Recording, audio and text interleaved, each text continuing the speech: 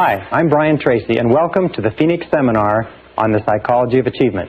Have you ever wondered why some people are more successful than others?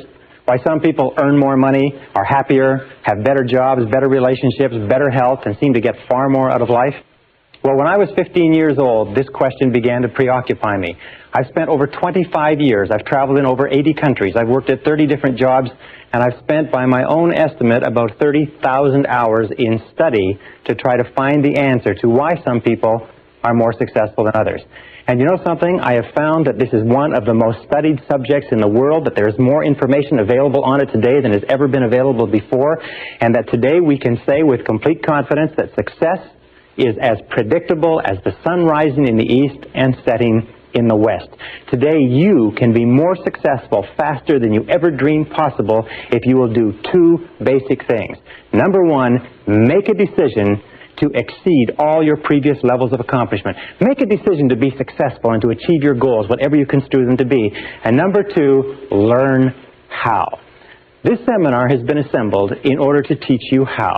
Since we put it together several years ago, over 150,000 men and women have been through this seminar in one form or another, and many of them have said it's like getting a brand new chance at life. One gentleman said to us it was like getting a blank check on the future.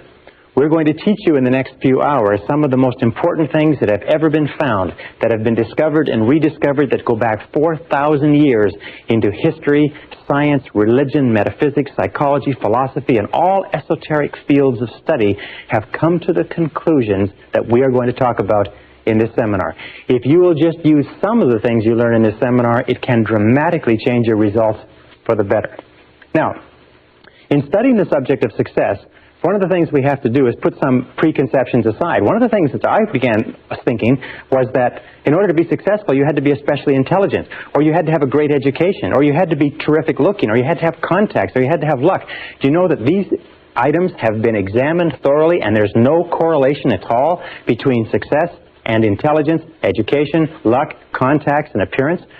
They are helpful in some cases, but there's no direct correlation. Success is based on other things. Now, before we go any further, let's talk about what we mean by success. When we look at the difference between animals and human beings, we find that animals have what is called a survival instinct. Animals work to get enough to eat, a place to sleep, to reproduce their species, and then they either hibernate and or die.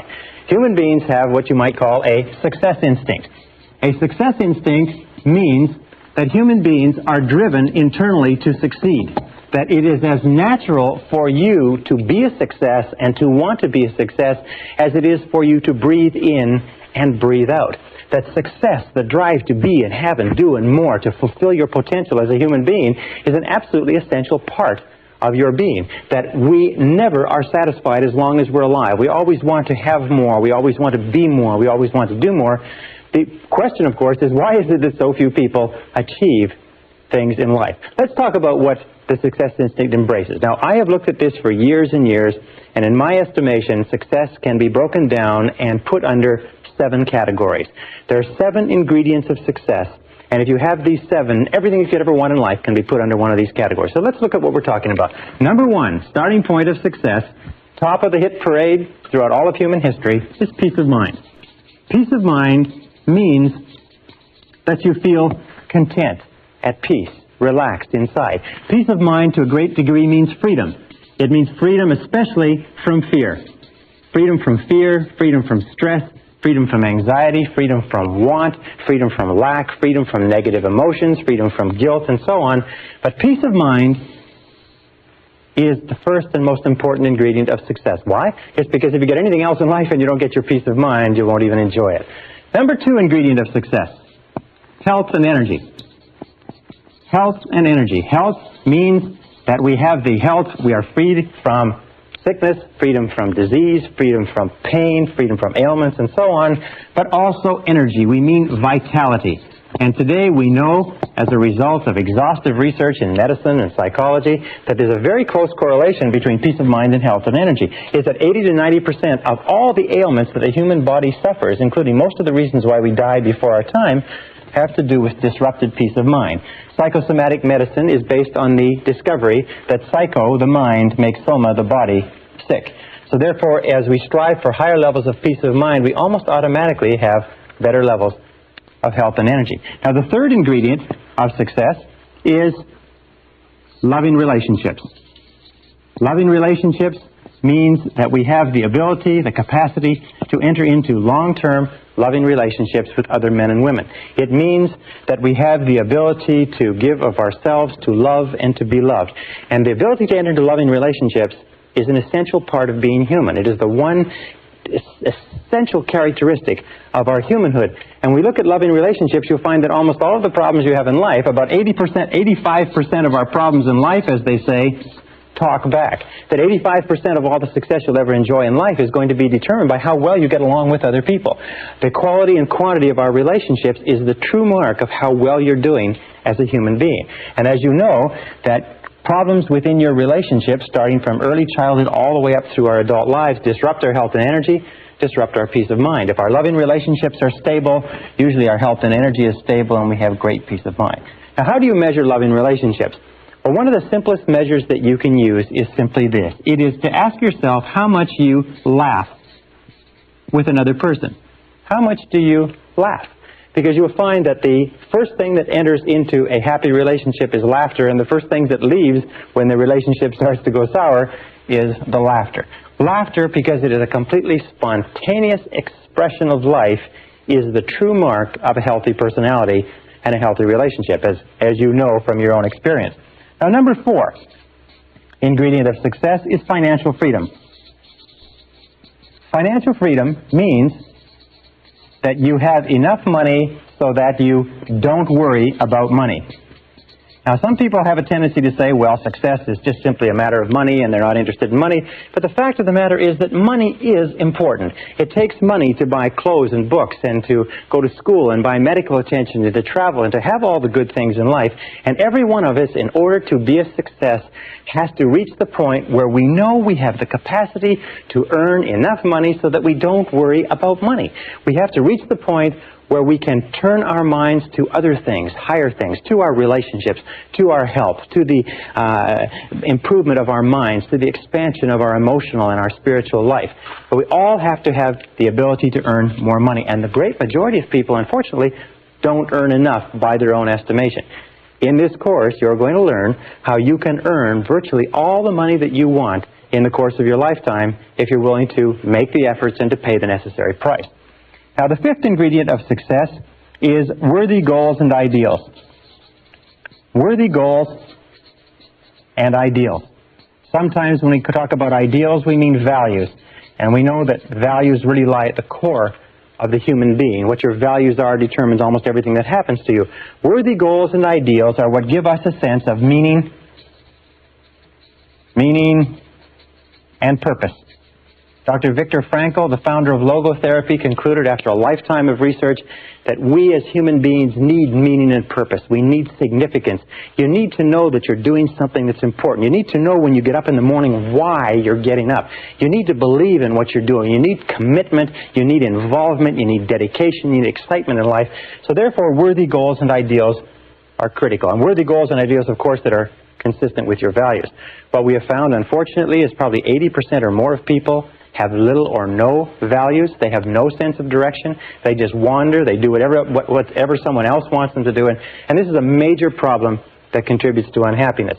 The 6th ingredient of success is self-knowledge, self-understanding. Self-knowledge, self-understanding. What does this mean? Well, it means that you know and understand who you are, why you do the things you do, what makes you tick. It also means that you have self-honesty. It also means that you have the character and the courage to face yourself honestly and squarely. As Shakespeare said, warts and all. You have the honesty to face your strengths and weaknesses. You have the honesty, if you like, and the integrity to look into yourself to fully understand why you do what you do. What makes you tick? And in this seminar, by the way, we're going to give you an enormous amount of information on why you are the way you are and how you can change it in a very positive way if you're not happy with it. Now, the 7th ingredient of success is really a result, and it is a sense of personal fulfillment. It is a sense of personal fulfillment, what Abraham Maslow called self-actualization. Self-actualization is the feeling that you are becoming everything that you're capable of becoming. Self-actualization means that you feel every single day that you're moving toward the fulfillment of your inherent possibilities. And self-actualization comes as a result of having worthy goals and ideals, having loving relationships, having a high degree of self-knowledge and self-understanding, which generates health and energy, peace of mind, loving relationships, and so on. Now, the interesting thing is, the tragedy is the great majority of men and women today achieve so little. On a score of 1 to 10 in terms of human potential, the average person is functioning at far, far below what they're capable of. On a score of 1 to 10, the average person is scoring perhaps 2 or 3 on most of these scales. 84% of people working today are underemployed in that their jobs do not fully tax their abilities and their potential. 80% would rather be doing something else. In a study of married couples, what we found was that 38% of married couples would rather be married to someone else. We've also found that the great majority of people in our society, after a lifetime of well-paid work, retire broke. They retire poor, they retire on pensions. Only 1% become wealthy, only 5% become financially independent, 15% have some savings, and 80% are dependent on others. The average savings, lifetime savings of a retired couple in America or Canada today is less than $60,000. That's after earning between $500,000 and $1 million in an average working lifetime. Well, why is this? The number one reason is that we come into this world without an instruction manual. You can go through your entire education and never be taught anything about success. I personally believe that there should be a course on success in every single grade level, in every single school, in every single college and university. We come into the world like a computer. If you can imagine a computer, imagine that you bought this beautiful, sophisticated computer and you took it home. And you took it out of the box and you set it up, but you had no instruction manual. That you had to figure out how to work out this computer all by yourself. Or imagine a combination lock, being given a beautiful combination lock that is on a box that contains everything that you'd ever want, but you don't know the combination. We come into the world with no instruction manual, and we spend our whole lives trying to figure out how to do things right. Well, the key to success is, first of all, what we call understanding, learning how to do things right. And this course is an instruction manual on success. You'll be able to get more out of yourself as a result of this course that you can possibly dream of today. The second ingredient is E, which requires effort. There are many people, as you know, lifelong students who study and study and study, but they never make the necessary or the correct efforts. The middle point is a multiplication sign, and understanding multiplied times effort equals results. In this course, what we're going to do is we're going to dramatically increase your understanding. We're going to give you the tools to dramatically increase the effectiveness of your efforts, so you're doing not only things right, but you are doing the right things, and you're going to dramatically increase your results. Many people have taken this course and been able to earn more in the following year than they earned in the previous 5. Many people have taken this course and been able to make more progress in 1 or 2 years than they've made in their lifetime to date. It is not unusual for a person to take this course and double or triple their income within a matter of a few weeks or a few months, simply by applying some of these principles. Now, do these principles work? These principles are the basis of all success and achievement in adult life. Every successful man or woman uses them to some degree. Every successful man or woman practices them consciously or unconsciously. What we've done is we've developed them together in this seminar program as a system, very much like a process of learning anything, that if you will take it, if you will use it, if you will apply it systematically, if you will put it into action and you'll work with it consistently for even a short period of time, you're going to start to see changes that are absolutely marvelous. It is my contention that you can be, have, or do anything that you want in life. You can grow and expand and fulfill your potential. You can earn more money. You can have greater peace of mind. You can have more health and energy. You can have better loving relationships. You can have financial security. You can have a sense of personal fulfillment. You can have a great feeling of peace inside simply by following what's in this course. So please, come with me. Let's go and let's begin to explore everything that you're capable of doing. Let us look at what you may be in terms of your future.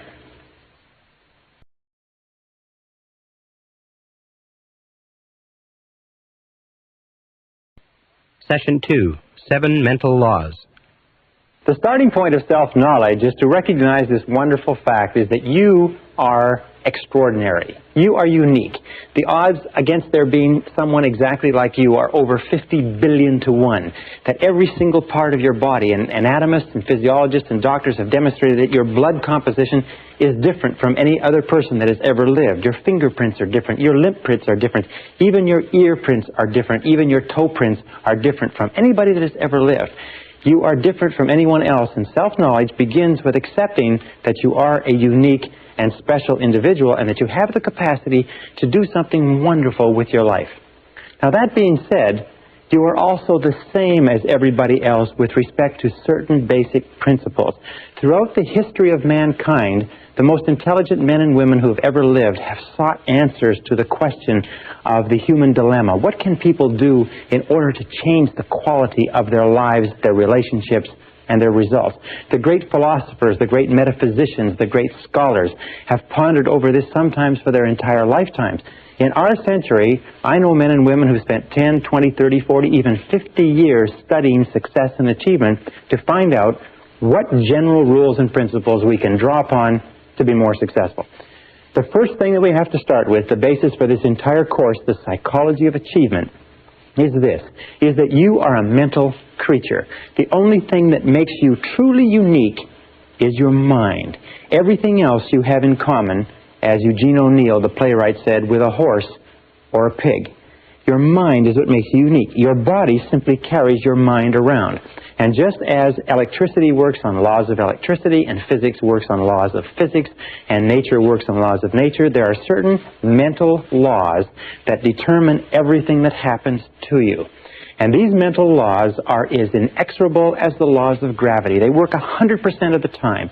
And every single success you have in life comes from living your life in harmony with basic mental laws. And every problem or difficulty you ever have in life comes from living your life out of harmony with those basic laws. Now, mental laws work 100% of the time, like gravity works 100% of the time.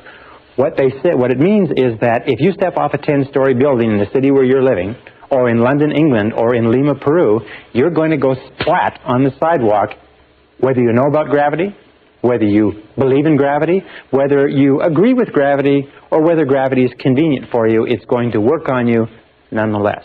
The mental laws are exactly the same, and in this course I'm going to introduce you to about 20 mental laws, some of which are more important than others, but all of which it is critical for you to understand. Now let's start with the first of the mental laws.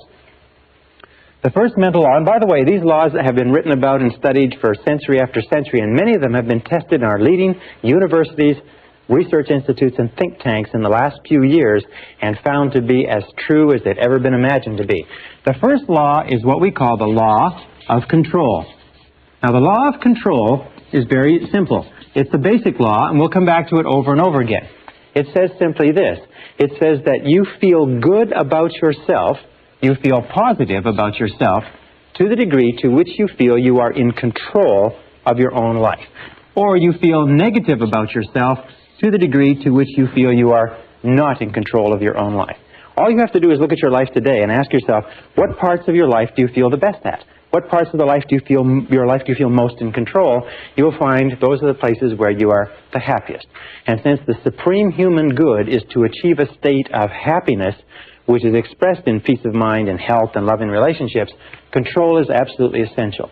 Psychologists today call this the difference between an internal locus of control, which is feeling that you're in charge of your own life, versus an external locus of control, which means the feeling that something outside of you, your bills, your relationships, your job, your health, are somehow controlling you. As a matter of fact, locus of control research, and there are many tests that you can take to determine where you are on this chart in terms of locus of control and what areas of your life you feel more in control and less in control. People with a very high internal locus of control are high achievers, they are more successful, they're more self-determined, they're happier. And many of the things we're trying to do in this course is to give you a far greater sense of control, of being in charge of every aspect of your life. Now, control begins with, first of all, your thoughts. Interestingly enough, your thoughts, what you think about things and how you think, determines your values. It determines what is going on inside you. Once they are stored away, your thoughts determine your feelings. It's how you think about something that determines your feelings, whether you are happy or unhappy, whether you are scared or confident. Your feelings then determine your actions. So we start off with the law of control, saying that the key to success is to feel that you are the master of your own destiny, that you're behind the steering wheel of your own life. You're in charge of your life by taking full and complete control over your thoughts. Your thoughts will control your feelings will control your actions, and your actions, remember, it's always your actions, will determine your success or your lack thereof. So the law of control is important. Now, as opposed to the law of control, we have what is called the law of accident. Now, the law of accident is really a metaphysical principle. It is only a law, like a traffic law or like a legal law, to the degree to which we live by it consistently. The law of accident is what about 80% of the population live by, plus or minus. The law of accident simply says that by failing to plan, you're planning to fail.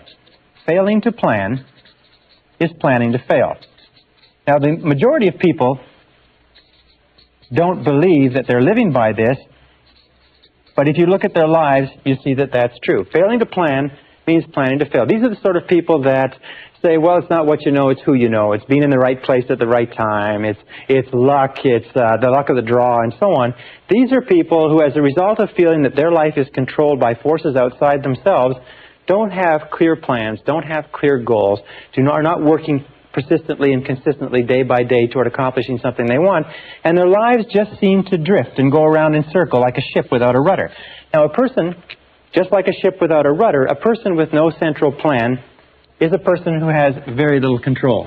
Is a person who feels that, in fact, they are out of control of their lives, like they're falling through space with no place to stop. And these people are invariably unhappy. The reason why people are negative today, the reason why people are unhappy, the reason why people are sick and frustrated, the reason why people underachieve in life is most of them are living by this law of accident.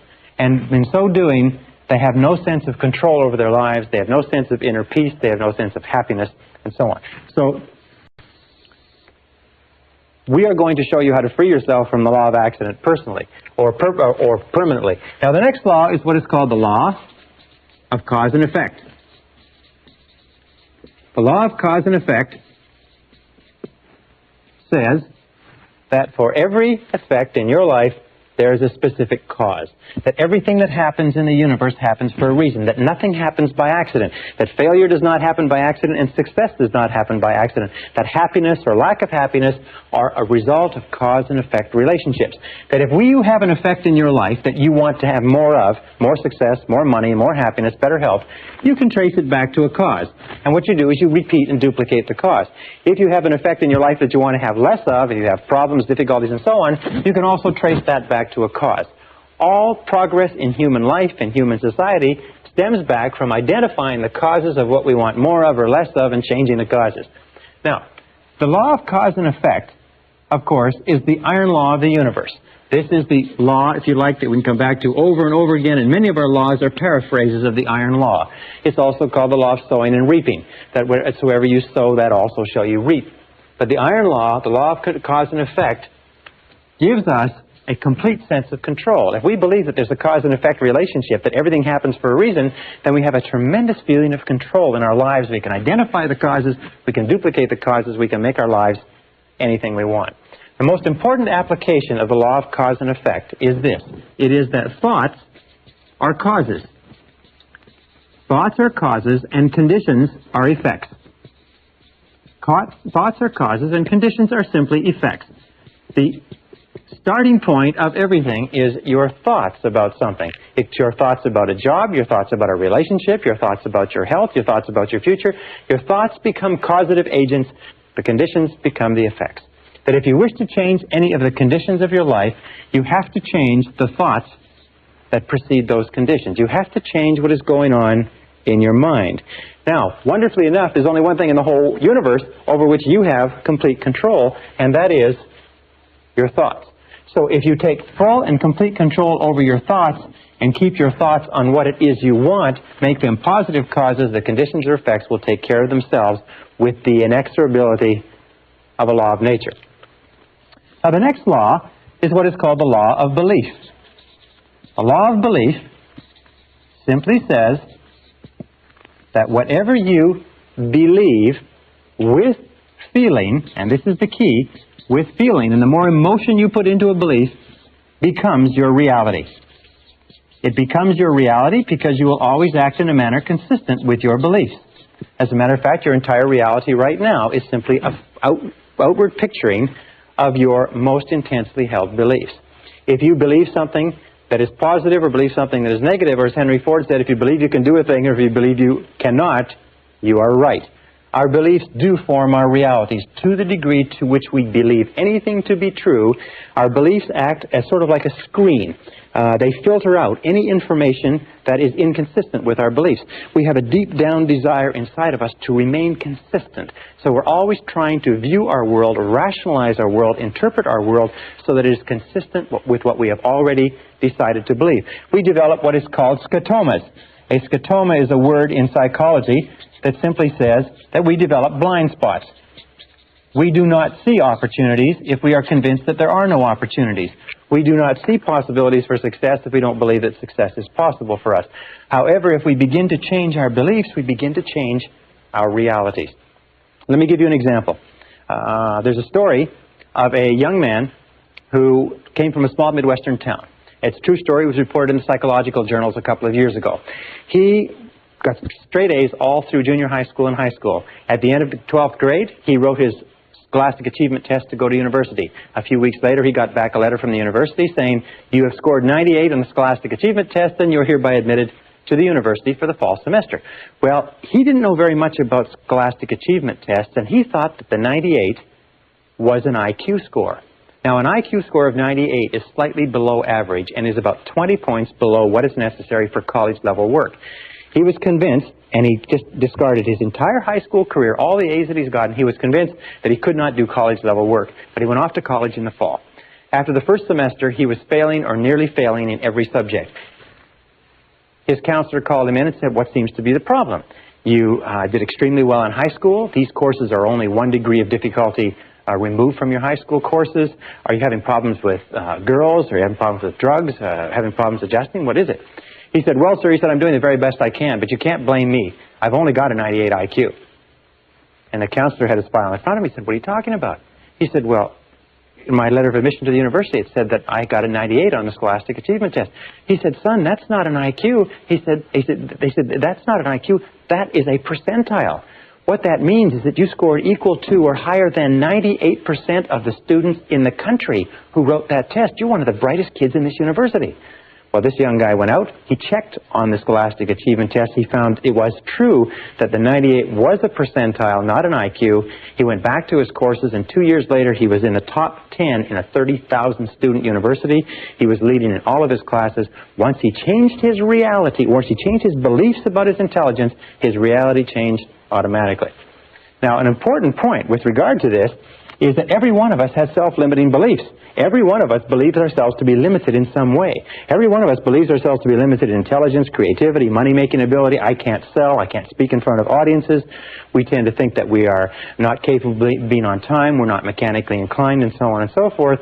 But exhaustive research demonstrates that talents are pretty evenly spread throughout the population.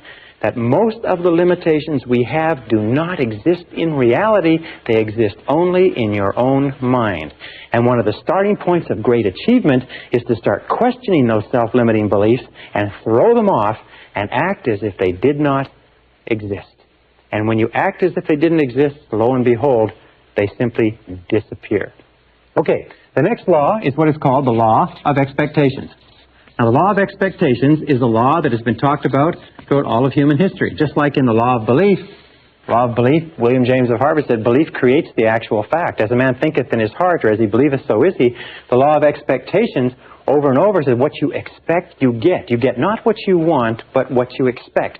That your expectations, especially your expectations about outcomes, how you think things are going to turn out, become your own self-fulfilling prophecies. And Dr. Robert Rosenthal of Harvard University has done something like 300 experiments on expectations theory, on what is called experimenter theory. And he finds that your expectations have an effect on other people and events and circumstances, even if your expectations are based on totally false information. whatever you expect with confidence. In other words, if you confidently expect good things to happen, surprise, surprise, good things happen to you.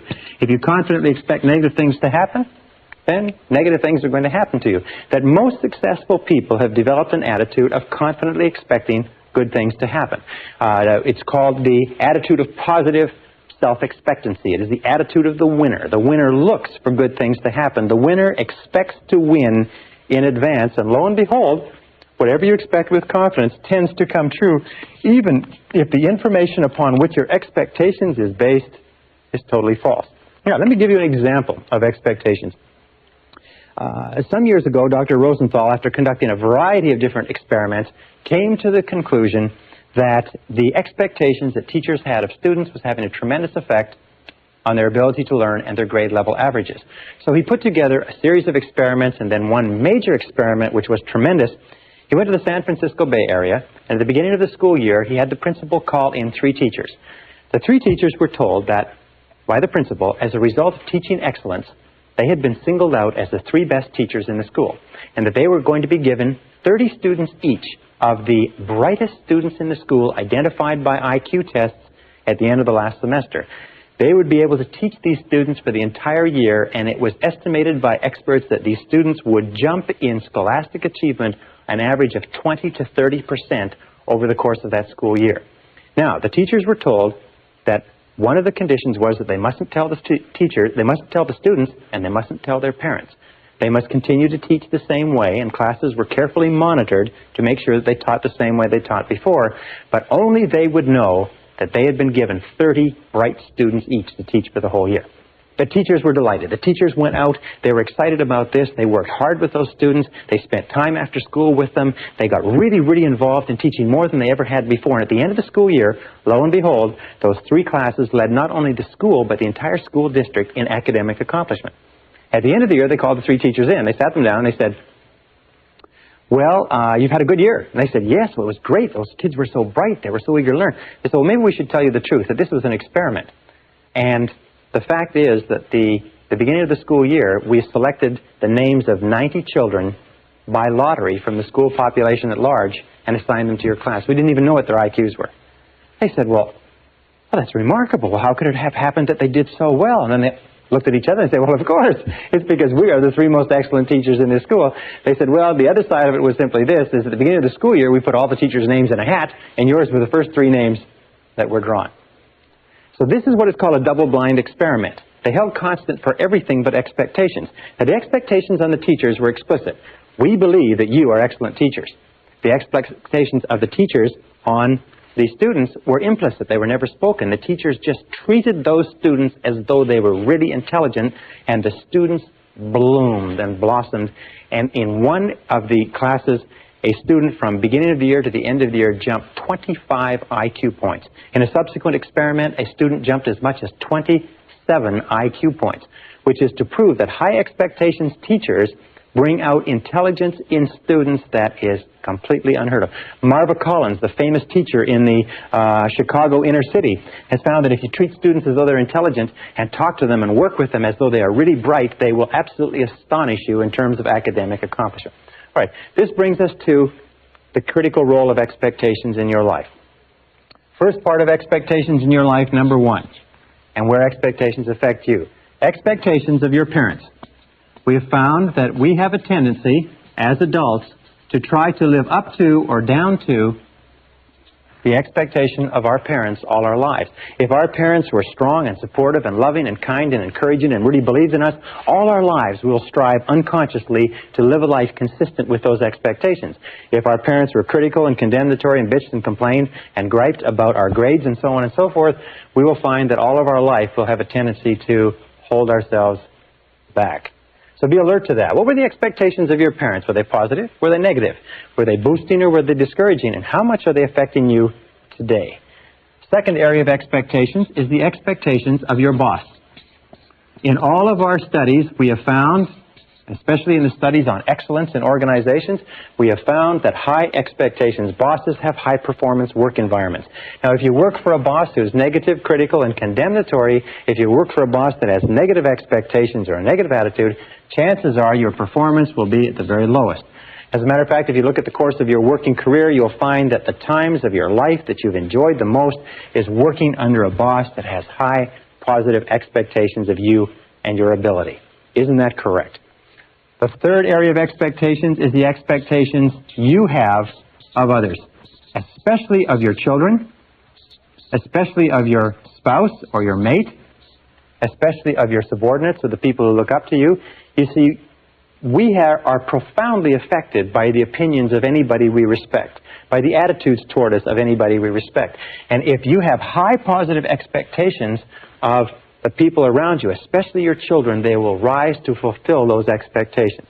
So the basic rule with regard to this is always expect good things of other people. In word and deed, tell them continually, I believe in you. And number 4 area of expectations is the expectations you have of yourself. In the final analysis, these are the most powerful. If you have high positive expectations of yourself, you'll be astonished at what it will mean to your life. Always expect the best. Always expect the best. And here's a little exercise which I learned from one of my graduates, one of our live seminars. He found that by starting off every day with this simple little exercise and saying to himself, I believe something wonderful is going to happen to me today. I believe something wonderful is going to happen to me today. I believe something wonderful is going to happen to me today. That this little exercise changed his whole attitude, that he went through the whole day with the attitude of somebody with a confident self-expectancy, that everything that happened during the course of the day, he thought, maybe this is something wonderful that's going to happen to me. And you know that if you will do this, if you will say before you go to sleep, I believe something wonderful is going to happen to me tomorrow. And if you'll say when you get up in the morning, I believe something wonderful is going to happen to me today. And if all day long you say, I believe something wonderful is going to happen to me, you'll find that as you go to sleep the next night, and try this today, it's a very powerful exercise. It sounds a little bit corny, but it's a very powerful exercise. If you'll try it, you'll find that when you go to sleep, you will not be able to think of all the wonderful things that happen to you. You'll just be surprised that your parking spaces will open up and friends will call and you'll get checks in the mail. Just your life will be a series of really positive, happy experiences. So always expect the best. I believe something wonderful is going to happen to me today, and by the inexorability of a law of nature, it's going to happen to you. I can assure you it's happened to thousands and thousands and thousands of our graduates who will literally astonish you, the effect of this corny little exercise. All right, the next law is what is called the law of attraction. Now, the law of attraction simply says that you are a living magnet. You are a living magnet. And that you inevitably attract into your life the people and circumstances that are in harmony with your dominant thoughts. In the universe, we know that all of energy is in a state of vibration. That everything is vibrating. Even this board is vibrating. Your skin is vibrating. Every substance is vibrating because of its molecular structure. And we also know there's a law of radiation, that everything is vibrating outward, the process of entropy. And we find that whatever you are thinking, your thoughts are also a form of energy that is vibrating and radiating out from you, and that travels at the speed of light so that you can affect people and circumstances at great distances. Have you ever had an experience where you're thinking about somebody and the telephone rings and it's them? Have you ever had an experience where you phone somebody else and they say, we were just talking about you? It just leaps into your mind? Have you ever had an experience when you're in tune with your husband or wife and you think, you know, I'd like to go out to dinner at such and such a place tonight, and you call home and they will say, why don't we go out to dinner at such and such a place? These are all examples of this law of attraction. The law of attraction is considered by many to be one of the most important laws of human existence. In this, you will always attract to yourself, positive or negative, people and circumstances that harmonize with your dominant thoughts. That whatever you're thinking on a continuing basis, you're attracting into your life. You're drawing it into your life like a magnet. That's why it's so important that you keep your thoughts on what you want, keep your thoughts on what you desire, and keep your thoughts off of what you don't want. And by the way, as you advance and develop and become more proficient and more sharp with these methods, the law of attraction will work faster for you and with greater accuracy. So be careful. Use it right. The last law we'll talk about in this session is called the law of correspondence. The law of correspondence is a law that says, and it's quoted by Jesus, as within, so without. As within, so without. And what it simply means is this. It means that your outer world is a mirror. And that's probably the best word. Your outer world is a mirror, and it simply reflects back to you what is going on in your inner world. That your outer world is the result of your inner world. That what is going on within determines what is going on without. That if you want to change your outer world, you have to change your inner world. Now that means that you can look at your words, you can look at your level of health. What is going on in terms of your physical health is largely determined by what is going on in your mind. What is going on in your relationships is the most perfect example, because you find that when you are feeling good inside, your relationships go smoothly. When you're feeling negative or stressed inside, your relationships go poorly. Your relationships are the mirror image reflection of the quality of your own personality. You can tell how healthy your personality is by looking at the relationships around you. Your wealth is a very important thing. The level of financial wealth, the level of comfort that you have, is a direct relationship of what you have put into your mind in terms of thought and preparation for achieving wealth and affluence. If you wish to be more successful on the outside, you have to be more successful on the inside. And the more you go to work on the inside, which is the only part of your whole life that you can control, the more you go to work on the inside, the more rapidly your external world changes. The big mistake in life, and the reason why most people are unhappy, is why? It's because most people try to change the external world, which they cannot control, and they leave the internal world messy. It would be the same as trying to make an automobile run better by washing the outside of it, polishing the outside of it, and changing the tires. No, you've got to go to work on the inside workings. As you change your mind, as you change what is going on inside, you change what is going on outside. Now, many years ago, Earl Nightingale, a great success philosopher, woke up in the middle of the night with a quotation which changed his life and changed the lives of millions of others, which is sort of tacks on to all of these laws that we're talking about. And it was simply this, is you become what you think about. You become what you think about. And since the only thing that you can control is your thinking, if you change what you are thinking about,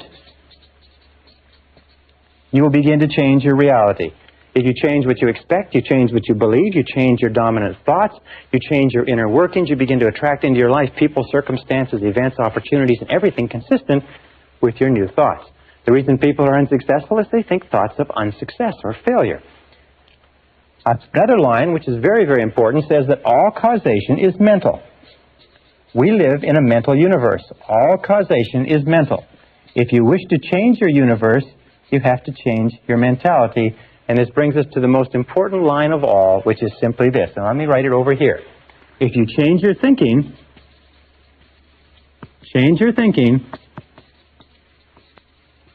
and you change your life.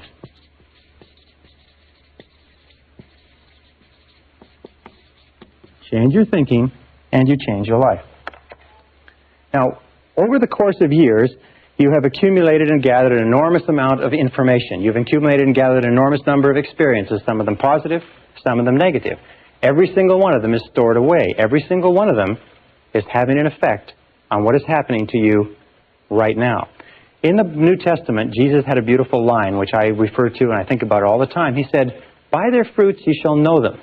And what it simply meant was that you can tell what is going on inside the person, what the fundamental character and thought life of a person is, by looking at the fruits of their external life, by looking at their health, looking at their relationships, looking at their levels of success. If you change your thinking, you change your life. And as we proceed through this course, we're going to show you systematically how you can change your thinking and bring it into perfect correlation inside with a type of successful, happy, dynamic, vital, living, successful life that you desire on the outside.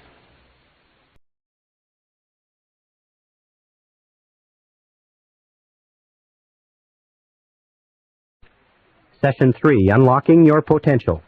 When we talk about human potential, have you ever wondered what accounts for the huge disparity in results and performance between one person and another? You know, a person who's making $250,000 a year is not 10 times smarter or better than a person who's making $25,000 a year. Why is there 10 times the difference in income? And you go all the way up the ladder to a person who's making $2.5 million a year. Is that person 100 times better, smarter than the person making $25,000 a year? Impossible. In a recent study of IQs, they picked 1,000 men and women out of the population and tested them for IQ. They found that the top person in that 1,000 selection was only 2.5 times smarter than the bottom person in that selection of IQs. Only 2.5 times the disparity, and that's probably true over the whole population. So what accounts for this great difference? Well, we talk about human potential. We come down to a very simple formula that I came up with some years ago that probably explains it a little bit. The formula starts off with what we call IA, which is inborn attributes. That's the qualities, the intelligence, the ability, the temperament, the things that you're born with that you can't really change very much, plus acquired attributes. Now, acquired attributes are very important. Those are your education, your training, your skill, your experience, knowledge, wisdom, and so on. Multiplied times A, which is your attitude, equals individual human potential, or individual human performance, or individual human results, if you like. Now, of these three, inborn attributes are largely fixed at birth. Acquired attributes can be changed, but it takes a while to change them, although sometimes they can be changed very rapidly. One valuable piece of information can dramatically change your effectiveness. But attitudes can be increased or decreased dramatically in seconds. That every single time we improve our attitude, we multiply all our capabilities. So that attitude has been rightly called the most important language in the human, or the most important word in the human language. Everything that we do in life, according to a Harvard study amongst executive recruiters, will be 85% attitudinal. 85% of your success will be determined by your attitude. That means determined by how positive or how much of a positive mental attitude you have. People with positive mental attitudes tend to advance more rapidly, move to the top of valuable organizations, earn more money, get more life satisfaction, and so on. Now, a positive mental attitude doesn't mean that you dance around in the street and throw flowers. It just means that you take a generally constructive attitude or approach towards your work, your life, your problems, your relationships, and so on. But according to the Cox Report on American Business, according to Success Magazine, 85% or more of everything that you accomplish will be attitudinal. So our question is, where do attitudes come from? And we found that attitudes come from expectations. Very, very simple. We talked about that before. And a very powerful way to instantaneously improve your attitude is to say to yourself, I believe something wonderful is going to happen to me today. As we said before, our expectations about outcomes determines our attitude. In other words, if you expect things to turn out well, you're going to have a positive attitude. If you expect things to turn out negatively, you're going to have a negative attitude. And the wonderful thing is you can manufacture your own expectations. I mean, you can expect whatever you want. You can expect good things, you can expect negative things, and chances are you won't be disappointed. Where do our expectations come from? Our expectations come from our beliefs, if you like, and our values. These are the core or the central motivating factors in our personality, our beliefs and values. And this brings us to an understanding of human potential. It means that basically our attitude is the outward expression of what is going on internally, consistent with the mental laws that we talked about. And with regard to beliefs, each of us has a bundle of beliefs way down deep inside, which psychologists call the self-concept. Now, the self-concept, or the discovery of it, has been considered by many to be the most important single breakthrough in understanding human performance in the 20th century, and I personally agree. The self-concept is like, if you wanted to use a military analogy, is the command center. Or if you wanted to use a technological analogy, it is the central program of your basic computer. It is a bundle of beliefs, values, attitudes, feelings, ideas, and so on, which are stored away down inside, which are a result of virtually every experience you've ever had in your life. And some researchers say that the self-concept begins to form even before birth. But this self-concept, once it is in place, precedes, predicts, and determines your levels of effectiveness and performance in every area of your life. Your self-concept becomes the command center or the master program. The self-concept, or this bundle of beliefs, then determines what you will say, what you will do, how you will act, how you feel and react, and so on. What does it mean? It means that all improvements in your external life, all changes in your reality begin with a change in the self-concept. Let me give you an understanding of how it means. Here's a very simple graph. We talk about human potential. We say the average person uses 10% or less of their potential. According to the research, it's probably much less. Stanford Brain Institute in Santa Clara, California, estimates that it's probably closer to 2%. But we'll be generous and we'll say the average person is using 10%. It means that in the best of cases, the average person, you and I, have 90% of our potential untapped. One of the great philosophers, Oliver Wendell Holmes, said the great tragedy of the average person is that they go to their grave with their music still in them. They're still functioning on far, far less of their potential. So this is human potential. We find there's a direct relationship between human potential and the self-concept. That since our self-concepts, or our estimates of ourselves, if you like, are usually far lower than they need to be, our level of performance and effectiveness is far lower too. And we know that our self-concept is largely subjective. What does that mean? It means that the self-concept, what we believe to be true about ourselves, is really not based in reality. It's based on information that we've taken in, we accept it as true, and to the degree to which you believe anything about yourself, it becomes true for you because you act in a manner consistent with it. You know, there's some people who read their horoscopes and believe that their horoscopes are predicting their future. There's some people who will take criticism and condemnation from other people that they don't even respect and believe that that is an adequate or accurate reflection of their own abilities. But whatever you believe, whatever you accept as true, becomes true for you. Now, we also know that as an adult, you have a variety of self-concepts. You have a self-concept for how you dress, how much you weigh, how much you eat, how well you speak in public, what kind of a parent you are, what kind of a child you are to your parents, what kind of a husband or wife you are, what kind of a lover, what kind of a driver. Interesting about driving, all men have a very positive self-concept with regard to driving. Women don't understand this, but all men are born with an inherent genius at driving. That men are all great drivers. And if you don't believe it, all you have to do, ladies who are watching this, all you have to do is think about the last time you tried to correct a man's driving. You'll find that it is not well responded to. How do we respond when somebody challenges our self-concept by suggesting that we are not the person we think we are? We become defensive, we become angry, we become irritable, we become difficult to get along with. We have a self-concept for how creative we are, how intelligent, how fast we read, how good we are at athletics. And if you practice a variety of different sports, you have a self-concept for every one of those sports. We have a self-concept for how well we cook, how well we raise our children, how well we clean our home, what kind of cars we drive, and so on. We also have a self-concept for what it's worth, for how much money we earn. Interestingly enough, you can never earn more than 10% above or below your self-concept level of income. That your self-concept determines your income level. This self-concept level is called your comfort zone. And even if you want more money, you will find that the natural human tendency of all action is to struggle and strive to get into a comfort zone and then to stay there. That if you earn 10% or more above your self-concept level of income, you will have an irresistible urge to get rid of the money. You'll give it away, you'll spend it, you'll blow it, you'll spend it extravagantly, you'll even lose it if you get enough. That's why people who win lotteries are often flat broke 2 or 3 years later. They just burn the money because the money is far beyond their self-concept. If you go 10% or more below your self-concept level of income, you find yourself scrambling. You work harder. You work longer. You think more creatively. You look at different ways to increase your income or second income opportunities. The only way to improve any part of your life, including your income, is to raise your self-concept level of income by beginning to think about yourself continually in terms of earning more money. If you want to lose weight, the only way you can lose weight is what? Is to think thin, by beginning to think of yourself as a thinner person.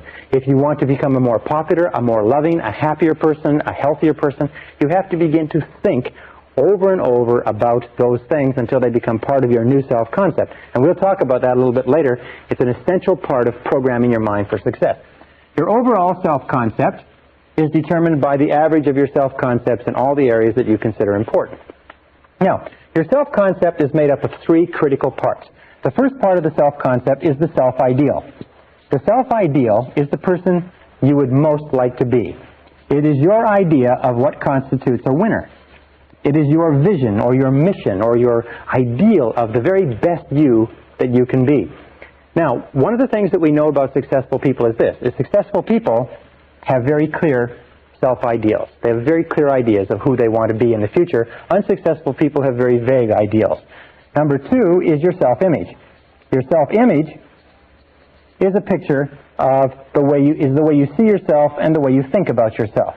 Your self-image, the inner mirror, is how you perceive yourself now and determines your current performance on a day-to-day basis. The third part is your self-esteem. Now, your self-esteem is how you feel about yourself. How you feel about yourself is the engine force, it's the motor, it's the power force within your subconscious. It's the power force within the self-concept, and it determines virtually everything that happens to you. The best definition of self-esteem is how much you like yourself. How much you like yourself as a parent, how much you like yourself as an employee, how much you like yourself as a boss, how much you like yourself as a money earner, a professional speaker, an athlete, and so on. How much you like yourself, your level of self-esteem, your overall emotional feeling about any area of your life determines your performance and effectiveness in that area. Wonderfully enough, since you become what you think about, your self-concept is malleable, your self-esteem can be built by repeating over and over again, I like myself. I like myself. I like myself. I like myself. I like myself. I like myself. The more you say, I like myself, I like myself, I like myself, the more you repeat that over and over again, the more your self-esteem goes up. The more your self-esteem goes up, the more your overall self-concept goes up. When your overall self-concept goes up, you perform better at everything else that you attempt. But every single time you say, I like myself, I like myself, I like myself, I like myself, I like myself, it's like pumping yourself up psychologically. Everything that happens that causes your self-esteem to go up causes you to perform better. Everything that happens that causes your self-esteem to go down causes you to perform worse, make more mistakes, be unhappier, and so on. Now, a critical point about liking yourself, about self-esteem and self-liking, is that number one is you can never like or love anybody else more than you like or love yourself. That your level of self-esteem is the determinant of the quality of the relationships you have with others. And number two is you can never expect anybody else to like or respect you more than you like or respect yourself. That how much you like and respect yourself determines their attitudes toward you. Every single school of psychology today is coming to agreement on the fact that how much you genuinely like and accept yourself as a valuable and worthwhile human being has an effect on everything that happens to you. How much you like yourself. And what you can do is you can improve your self-esteem by saying, I like myself, I like myself, I like myself, I like myself, I like myself. Well, this brings us to the question of where does self-esteem, where does the self-concept come from? And we found that self-concept, if anything, self-concept is malleable in that you are not born with a self-concept. Is that you're not born with any idea of yourself. You're not born with self-image or self-esteem, that you're born in a way as pure potential. It's probably the best way to put it. The average person comes into the world as pure potential and has no self-concept. That everything you are today, every feeling that you have, every attitude or value, you had to learn over the course of your lifetime. We also know that the child comes into the world with a very high need for love and touching. And a tremendous amount of research indicates that we need a lot of love and touching all of our lives, but especially in our formative years, because as a child, we learn who we are, how valuable we are, whether we're important, intelligent, attractive, lovable, funny. We learn all of these things by the way our parents treat us. If our parents, our siblings, our aunts and uncles, but especially our parents, treat us like we're really important kids, then we grow up thinking that we're really important. If our parents do not, then something else happens.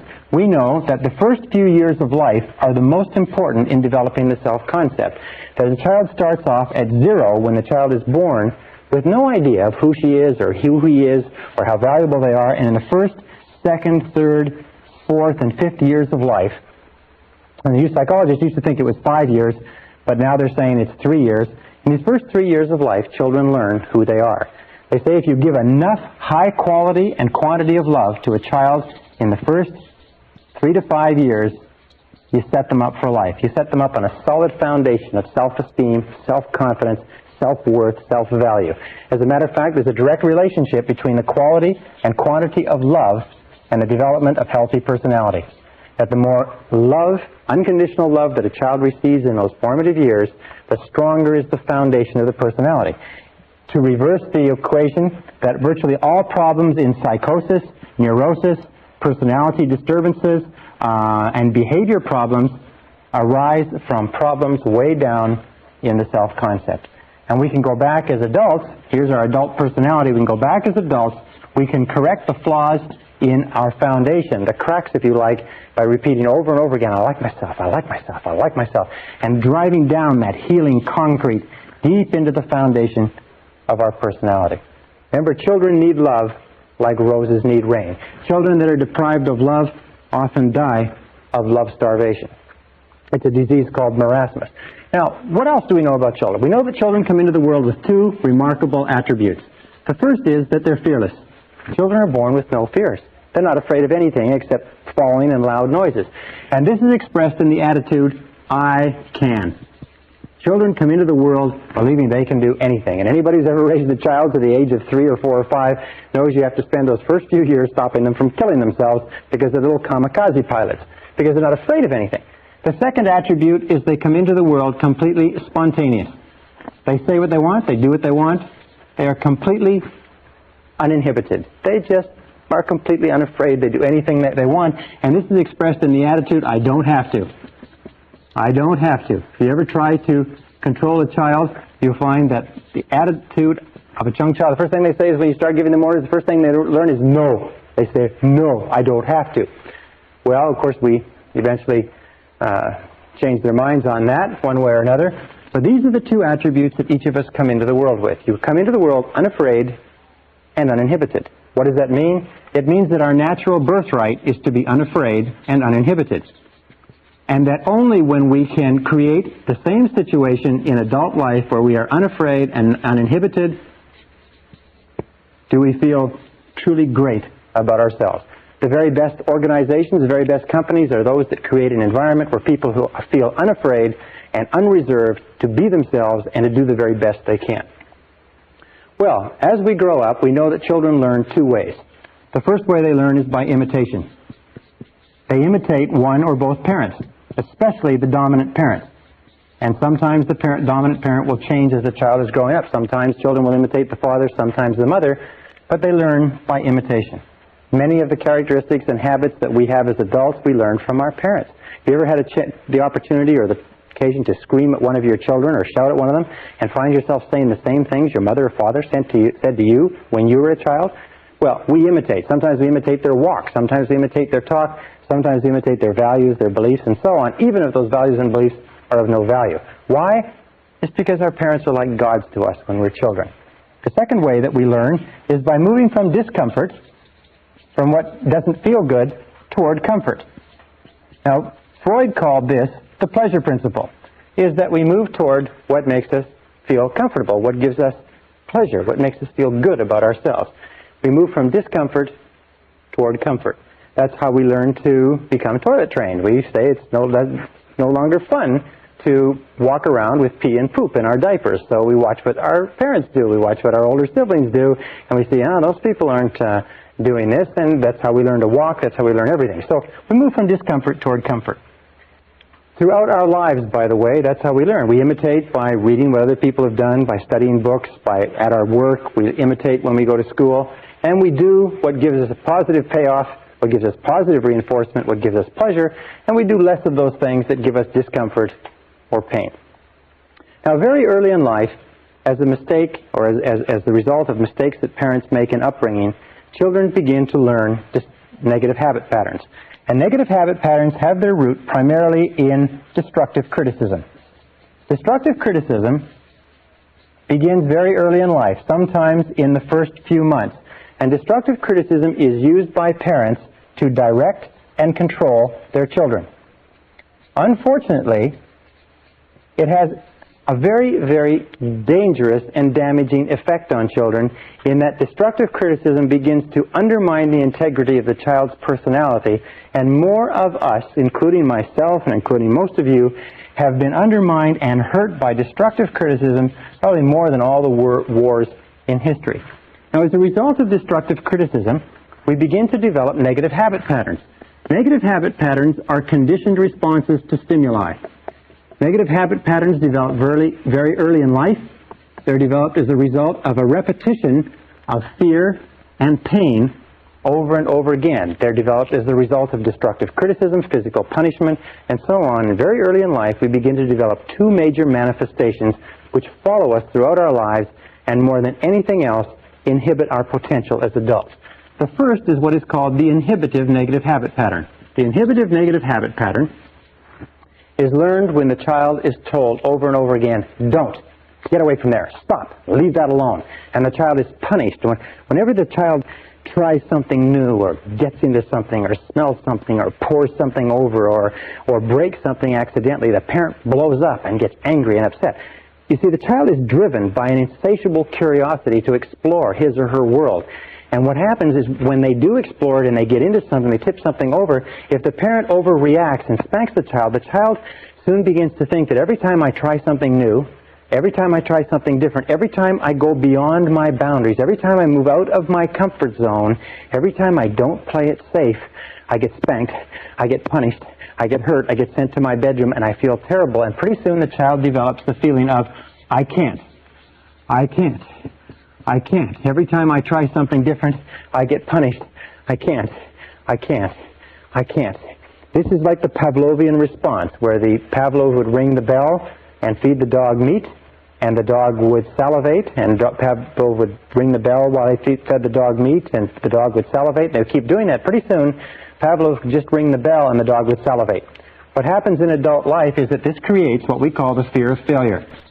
The fear of failure is a conditioned response to a process of destructive criticism that occurs in the first 5 or 6 years of life.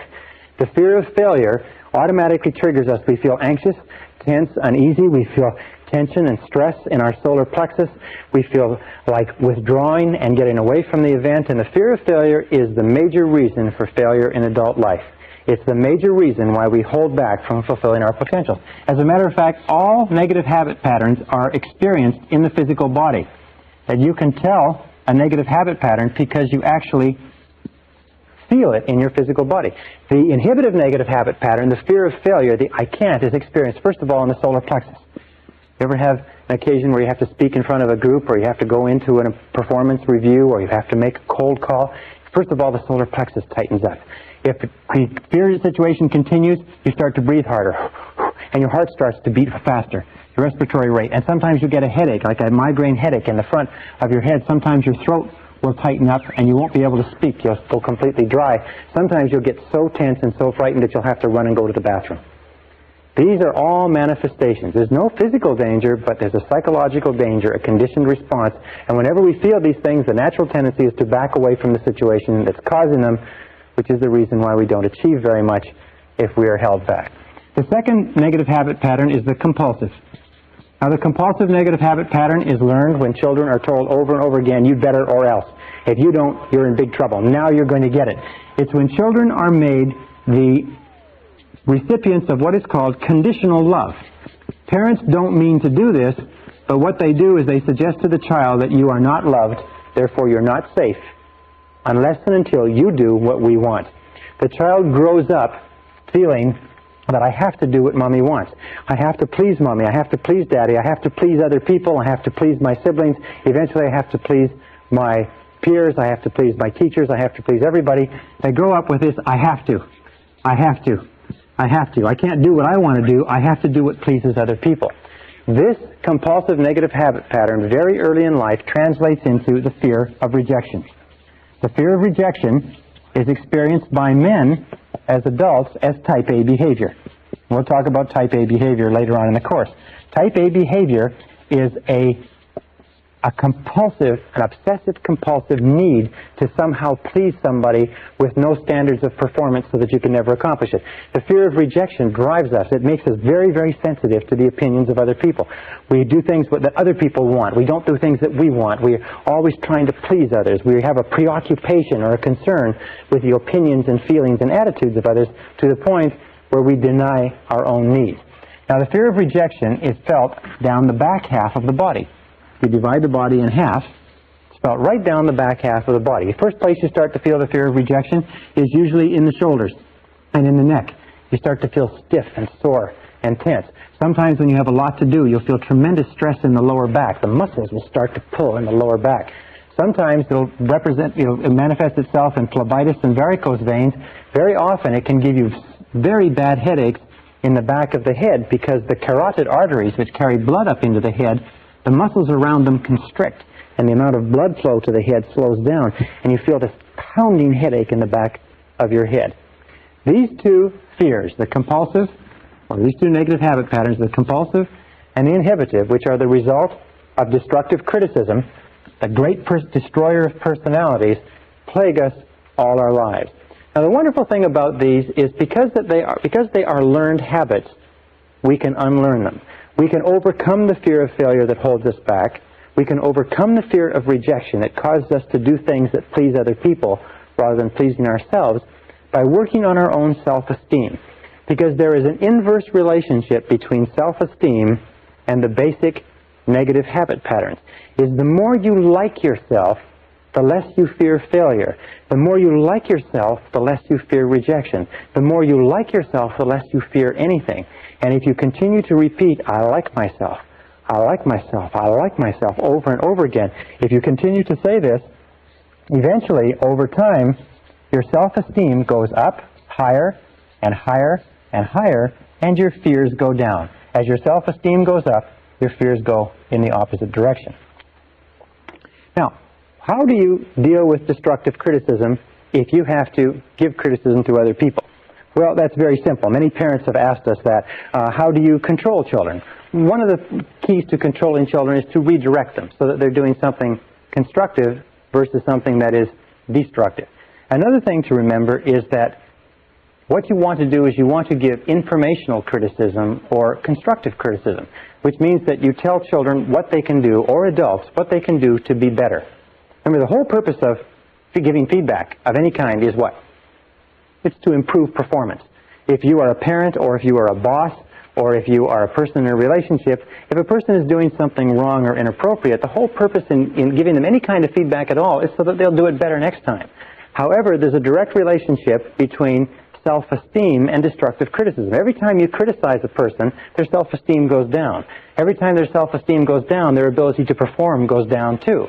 If you destructively criticize a person often enough, long enough, and hard enough, they reach the point where they won't try anything at all. They become what we call hypersensitive. And a hypersensitive adult is a person who cannot take criticism from anybody. A hypersensitive adult is a person who is very, very tense and anxious if you even suggest that they're not doing the right thing. If you have to deal with a hypersensitive adult, the key is to sit them down and remember four things.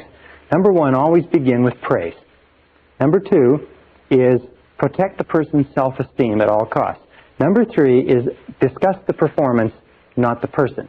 Talk about the behavior rather than the person.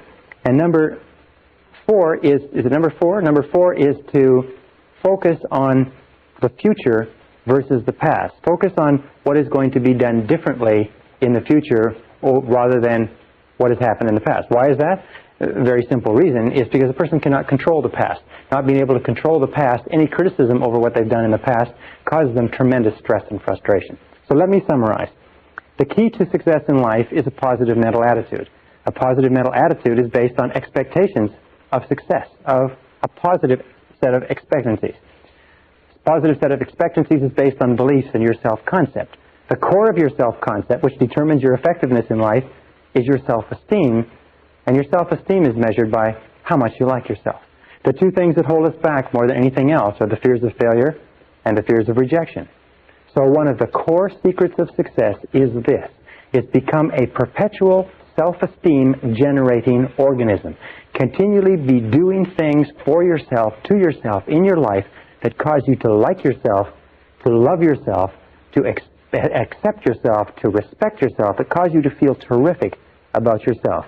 If you're a boss or a parent, remember that the key to peak performance in your home and in your workplace is to make people feel terrific about themselves. And the more terrific you feel about yourself, the more you like yourself, the more likely it is that you'll make the people around you like, love, accept, and respect themselves, and you'll create a peak performance environment. It is the starting point to great success and achievement in life. So say over and over to yourself, I like myself, I like myself, I like myself, I like myself.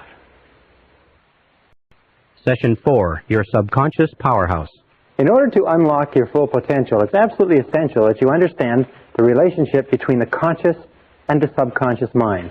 There are thousands of books have been written on this subject. There's tremendous complexities. There's references to the conscious and the subconscious, especially the subconscious, throughout all of human history. The subconscious is often called the powerhouse of your being. And we're going to talk about how you affect the subconscious more as we go through this program. But let's start off talking about the relationship between the two minds and what you can do to begin controlling and changing the programming within the subconscious. The conscious and the subconscious minds are very beautifully designed by a master designer, if you know what I mean, in that they have very separate functions and they work perfectly in tandem with each other. Probably a good way to illustrate it is to say this is the conscious mind and this is the subconscious mind. Actually, the conscious mind does about 10% of your thinking. It's responsible for about 10% of your conscious awareness, and the subconscious mind is at least 90% or more. When we talk about human potential and unlocking human potential, we mean unlocking the vast capacity or power of the subconscious. So what does the conscious mind do? Well, the conscious mind has certain specific functions. First of all, the conscious mind is objective. The conscious mind can look at the world clearly, if you like, with clarity, and think about it analytically, objective by meaning without emotion. Second of all, the objective mind, or the conscious mind, is rational, and it is also discriminating. These are three of the qualities. In other words, it can discern the differences between truth and falsehood. It can analyze. It is sort of like the mathematical or unemotional part of the brain. The conscious mind has four major functions. The first function is that the conscious mind identifies incoming data. Now, incoming data can come from a variety of different sources. It can be thoughts that you have, or it can be things that are happening to you in the external world. So let us say you're walking across the street. This is your mind.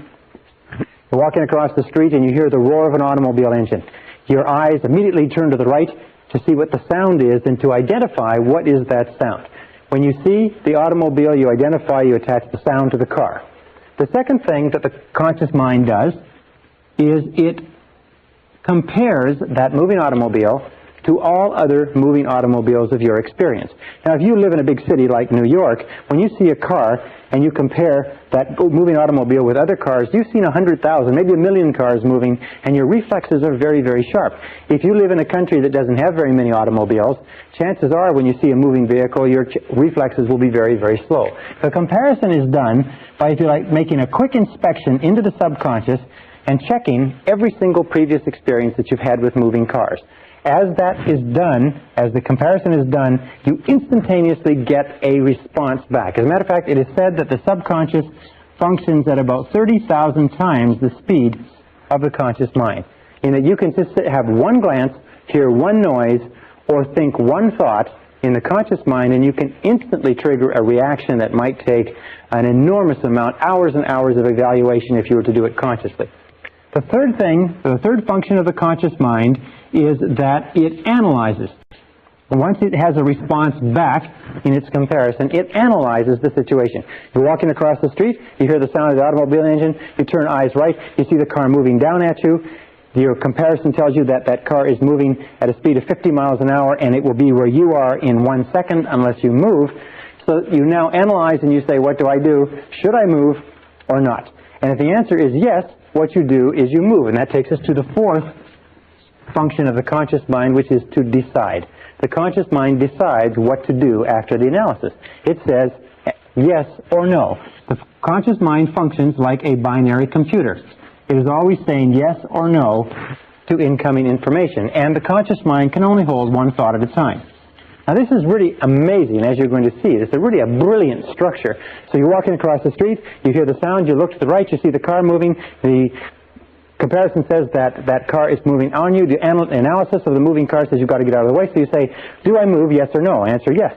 Do I move forward, yes or no? Answer, no. Do I move backward, yes or no? And as soon as you say, yes, I move backward, and you convey this word yes to the subconscious mind instantly triggers all the muscles, all the nerves, all the sinews, all the tissues to move yourself back out of the way.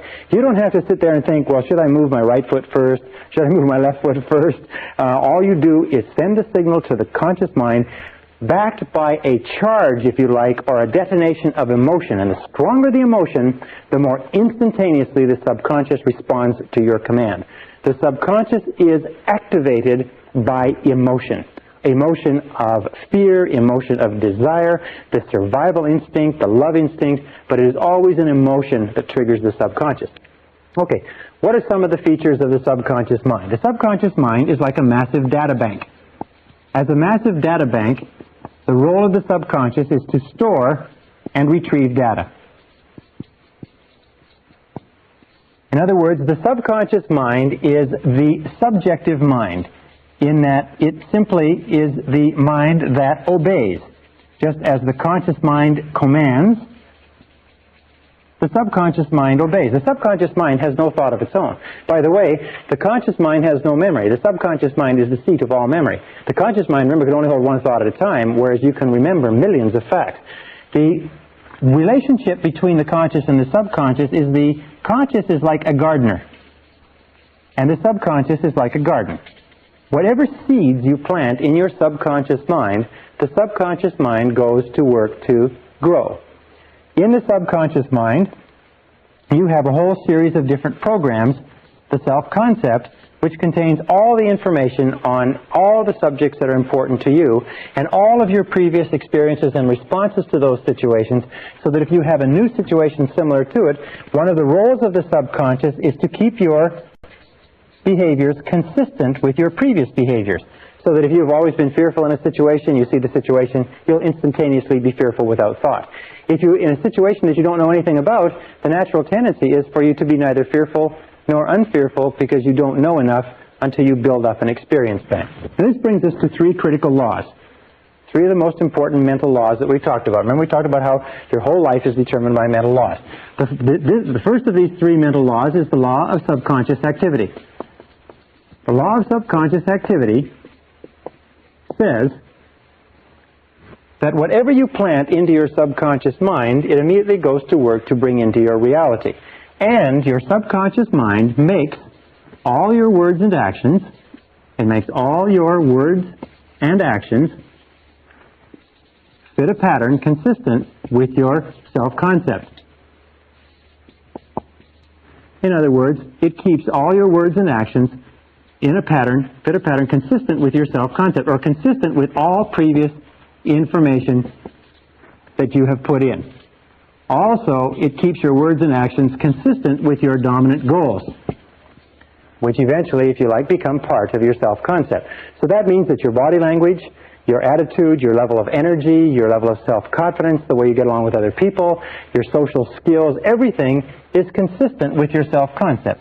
The subconscious, simply without you thinking about it at all, keeps everything consistent with it. So when you feel really good, when your self-concept is positive, you have a bounce in your step. Your body language is confident, it's courageous, it's outgoing, and so on. And when you feel negative, your self-concept is negative, and you will act in the same manner. Which brings us to our second law. The second law is the law of concentration. Actually, this is the ninth law that we've talked about since we began. The law of concentration is very, very, very important. It's so important, as a matter of fact, each of these laws is so important in their place as to be enough in themselves to control your destiny. The law of concentration simply says this. It says that whatever you dwell upon grows. Whatever you dwell upon grows. Whatever you think about over and over again grows in your reality. It's very simple. I used to do a course on creative thinking, and the way that you explain it is you imagine that this is the total mental capacity that you have. And when you send a thought into this, it takes up this amount of space, and all the rest of the mental capacity is used to, this is your thought, is used to think about all of the other things in your mind. But the more you think, from the conscious down to the subconscious, the more of your mental capacity is committed to thinking about this one idea, until you reach a point where if you dwell upon something consistently, you reach a point where you think of nothing else. And as you think of nothing else, you begin to set up this vibratory field. The subconscious mind is the core of the law of attraction and the law of vibration and the law of radiation. You begin to set up this vibratory field that sends out thought energy from you consistent with what you are thinking about, and draws back into your life people and circumstances in harmony with those thoughts. So you just have to look around you and you have to say, what are you thinking about all the time? What are you dwelling on all the time? And the basic rule with regard to the law of concentration is to dwell upon, think about what you want to happen, not about what you fear. And this brings us to the third law in this series, and that is the law of substitution. Now, the law of substitution, I've had many of my graduates tell me this has been the most important law they've ever learned. It's a very simple law, and it's based on a fact, that the conscious mind can only hold one thought at a time, positive or negative. If you want to get rid of a negative thought, The mind is not like a vacuum. It doesn't stay empty. If you want to get rid of a negative thought, you have to knock it out, if you like, with a positive thought. Is that you can replace one thought with another. You can replace one thought with another. And if you do that consistently, and if you replace any negative thought, any fear thought, any anxiety thought, any self-limiting thought, any negative expectations, anything that's holding you back, any fear of failure, lack, poverty, rejection, loss, or anything else, if you replace it with a desire thought, and this is the key, fear versus desire. If you keep your mind on what you want and keep it off of what you don't want, as you dwell on your desire, your fears diminish and get smaller. As you think about what you want, eventually, because of the law of substitution, you have less and less time, less and less emotion to think about what you don't want. Why is it that people are successful? It's simply this. In the Bible it says, to them that hath shall more be given, and from him who hath not, even that which he hath shall be taken away. What it means is simply this. The rich get richer, the poor get poorer. Why? It's because the rich think about wealth and affluence all the time. And what do the poor think about? The poor think about lack, loss, and limitation, risk, danger, fear, failure all the time. So if you want to unlock your potential, if you want to go straight to the stars, you have to use the law of substitution to keep your mind on what you want. Use the law of concentration to dwell continually on the results you desire. Be solution-centered rather than problem-centered. Be goal-centered rather than loss-centered. And the law of subconscious activity will begin to adjust your words, your actions, your feelings, your emotions, and everything to the point where you will draw into your life the people and circumstances that will harmonize with it. Now, what's the most powerful thing you can do? It's very simply this. Success begins with taking purposeful, systematic control of the content of your conscious mind. Purposeful, systematic control of the content of your conscious mind. Everything comes back to the law of control, as we talked about at the very beginning. Purposeful, systematic control is best taken by saying over and over again, I like myself. I like myself. I like myself. I like myself. When you repeat, I like myself, or better, I love myself over and over again, you drive this thought into the subconscious mind. More and more you think of yourself in positive terms. More and more you push out thoughts of inferiority, negativity, fear, failure, rejection, and so on. More and more you reprogram all previous data in your subconscious computer so that it is consistent with high self-esteem, personal effectiveness, and excellent personal performance. Is that the key to your success in life is to use the power of your subconscious mind to program it with thoughts, words, pictures, ideas, and feelings consistent with high performance, and keep your mind on what you desire and off of what you fear. Remember, the only thing in the world you can control is your thinking. The only thing in the world you can control are your conscious thoughts, and if you will do that, everything else will become possible for you.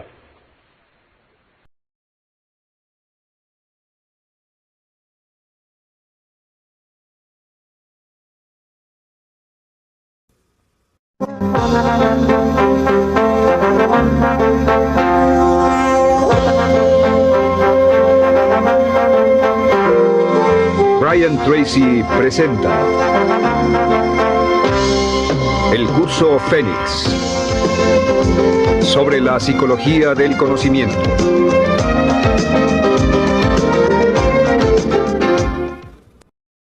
Session 5, Taking Charge of Your Life.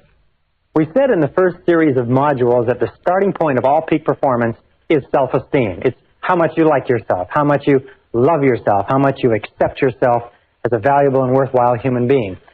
The second part of peak performance, I think the two key requirements, the second part is self-responsibility. Self-esteem plus self-responsibility, each reinforcing themselves. And what self-responsibility says simply is that you are the architect of your own destiny, that you are the master of your own fate, that you are totally self-responsible, that everything that you are or ever will be is up to you and you alone. Now, you can believe in a higher power, as I do, and you can say that the higher power is responsible, but God helps those who help themselves, and for this earthly life, you're in charge of your life. You're in charge of what happens to you. If you don't like the way things are going, it's up to you to change it, but there's no way that you can ever give away responsibility. And this whole subject of responsibility is one that is very controversial, and as you will see as we talk in this session, it's one that you have to understand with crystal clarity if you want to achieve your full potential as a human being. Now, we go over here. One of the things that we know is we start off as infants, if you like, when we're born. I'll just write I for infant. We start off as infants, and as we grow to become adults at the age of 18 years, we start off with zero responsibility. And as we grow toward becoming adults, we gain responsibility more and more, until by the time we become adults at the age of 18 years, if our parents have brought us up properly, if they have prepared us, if they've encouraged us to be self-reliant, if they've encouraged us to make our own decisions and think for ourselves and plan our own lives, at the age of 18 years, legally speaking, psychologically, morally, mentally, physically, and everything else, you are ready to take over your own life. Now, if your parents have not prepared you as an adult for total responsibility, it doesn't matter. At the age of 18, and from 18 onward, you are 100% responsible. For the rest of your life, you can never absolve yourself of responsibility. For the rest of your life, everything that happens to you is up to you, totally and without forgiveness. The slogan of the truly responsible person is, if it's to be, it's up to me. Which means, as Henry Ford said, never complain, never explain. Never complain, never explain. What that means is if you don't like the way things are, then it's up to you to change them.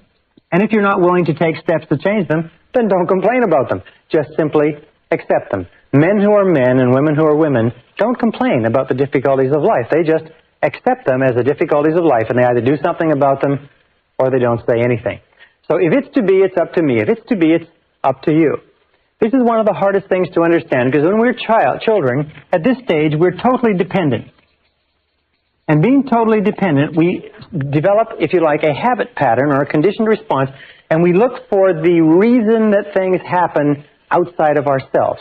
As we become adults, if we're not careful, we will still retain this dependency, and we will long for what is called the pseudo-security of childhood. That time in childhood when someone took care of us. That time in childhood when we were fed and clothed and our home was taken care of and our school and everything. We didn't have to worry about a thing because they took care of it. As we grow up, we go off to school, and the people at school, they take care of things. And if we're not careful, we get into the work world, and then again it's they. It's always someone else outside of ourselves who is ultimately responsible for ourselves. One of the things which I'll talk about later is the whole idea of self-development. Most people, because they've taken all their education in the public school system, think that it's up to them when they're adults to continue their education. If nobody comes along to continue it, they just simply don't do it. Now there's another point, and that's the difference between maturity and immaturity. And here's a very simple example. Imagine that this is the course of life, again from infancy to adulthood. And everybody reaches the stage, sooner or later, where they come to this great cliff and this great canyon. And this is the side of immaturity. This is the side of childhood. This is the side where we are dependent upon others and where we look to others for our answers and our solutions. We look outside of ourselves. At this point, we come to the edge of this canyon. At the edge of this canyon, we look across into the land of maturity, the land of adulthood. And each one of us has to make a decision to jump in one great leap from being a child to being an adult. Now, sometimes this is forced on us. Sometimes it happens in an evolutionary way. But sooner or later, we have to make the decision to accept the fact that we're in charge of our own lives, we're the architects of our own destinies, and then get on with it. What do most people do? Unfortunately, what most people do is they turn back at this point. They slip into marriages where somebody will take care of them. They take jobs where they expect their bosses to take care of them and so on. Or they just simply avoid responsibility by looking for the cause of everything that happens to them in other people and other circumstances. It's their bills, it's their health, it's the way their parents treated them and so on. They're not really responsible. On the other hand, sometimes they decide to take a little responsibility but not too much, which is the equivalent of trying to leap over a canyon in 2 jumps. And where the vast majority of people end up, unfortunately, is in the valley. And this is the valley of excuses. The great majority of people spend their whole life in the valley of excuses, making excuses rather than making progress. There's an old saying that says the disease of excusitis which is the habit of making excuses to excuse away our failures and our inadequacies, is fatal to success. The habit of making excuses is fatal to your success. So the question you have to ask yourself when we talk about responsibility is, what excuses do you use not to move ahead? There was a very famous story by Tolstoy, where Tolstoy and his brothers would play, and they had a game. And the game was that out in the garden there would be a box, and in the box was the answer to all the riddles of life. And you could find the box under a certain bush as long as you didn't think about a big white rabbit. As long as you kept your mind clear of that big white rabbit and you didn't think about the rabbit, you could find the answer to all the mysteries of life. Well, of course, nobody ever found the box, or nobody ever found the answer to the mysteries of life, because they couldn't stop thinking of the big white rabbit. The question you have to ask yourself is, what is your big white rabbit? What is it that you think of? What is the excuse that looms into your mind whenever you think of something that you could do or have or be? A new job, a new challenge, an opportunity, changing something in your life that you're not happy with. What is the white rabbit? What is the excuse that pops into your mind? You say, well, I can't do that because. Or another thing is, yes, but. I'd like to, but. There's always a reason. I'm too young, I'm too old. I'm too tall, I'm too short. I don't have enough education, I've got too much education. It's the wrong time, it's the wrong place, and so on. What is your white rabbit? What is it that sticks in the back of your mind that causes you to make excuses, that causes you to hang back from taking responsibility, that keeps you in the land of childhood, immaturity, and irresponsibility? Very, very important question to ask. Now, when we talk about responsibility, we talk about something else. It's simply this, is that the acceptance of responsibility is not optional. Many of us like to think that, well, I'll take a little responsibility here, I'll take a little responsibility there. No, the acceptance of responsibility is not optional. From the time you become 18 years old, you are 100% responsible. You have no choice in the matter. As a matter of fact, there are very few things in life over which you have no choice, but you have no choice in this. It is mandatory. It is mandatory if you wish to fulfill your potential, if you wish to become everything you're capable of becoming, you must take full responsibility for bringing about the circumstances, for making the changes, for making the hard decisions necessary. If you take the word responsibility, you can break it into two words, response and ability. And one of the things which I've learned as I've studied history is that all of life is a series of challenges, difficulties, problems, setbacks, obstacles to face. And the difference between the winners and losers in life is not the difference in problems, because everybody has problems. And most people, and many people, have more and bigger problems than you or I could ever dream of. The difference in life, the difference between winners and losers, is the responses to the problems. Many years ago, a man named Oswald Spengler wrote a book in which he talked about what he called the challenge-response theory. The challenge-response theory simply said that civilizations grow and decline to the degree to which they meet challenges effectively and respond effectively.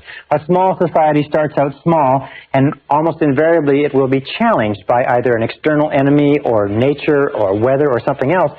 If the society responds in a positive and constructive way to the challenge, the society grows. As it grows, it triggers additional challenges, difficulties. If it responds to them effectively, it grows some more. Oswald Spengler studied the 21 great empires of human civilization and found that every single one followed this cycle. As long as the civilization continued to rise to the challenge, it continued to grow stronger and stronger.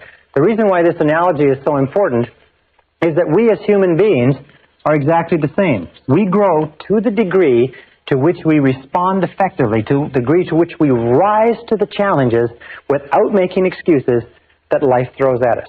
And when we look at the great men and women of history, whether it's Albert Schweitzer or Winston Churchill or George Washington or Abraham Lincoln or Franklin Delano Roosevelt, we look at those great people, we find that they were always people that rose to the challenges of the time.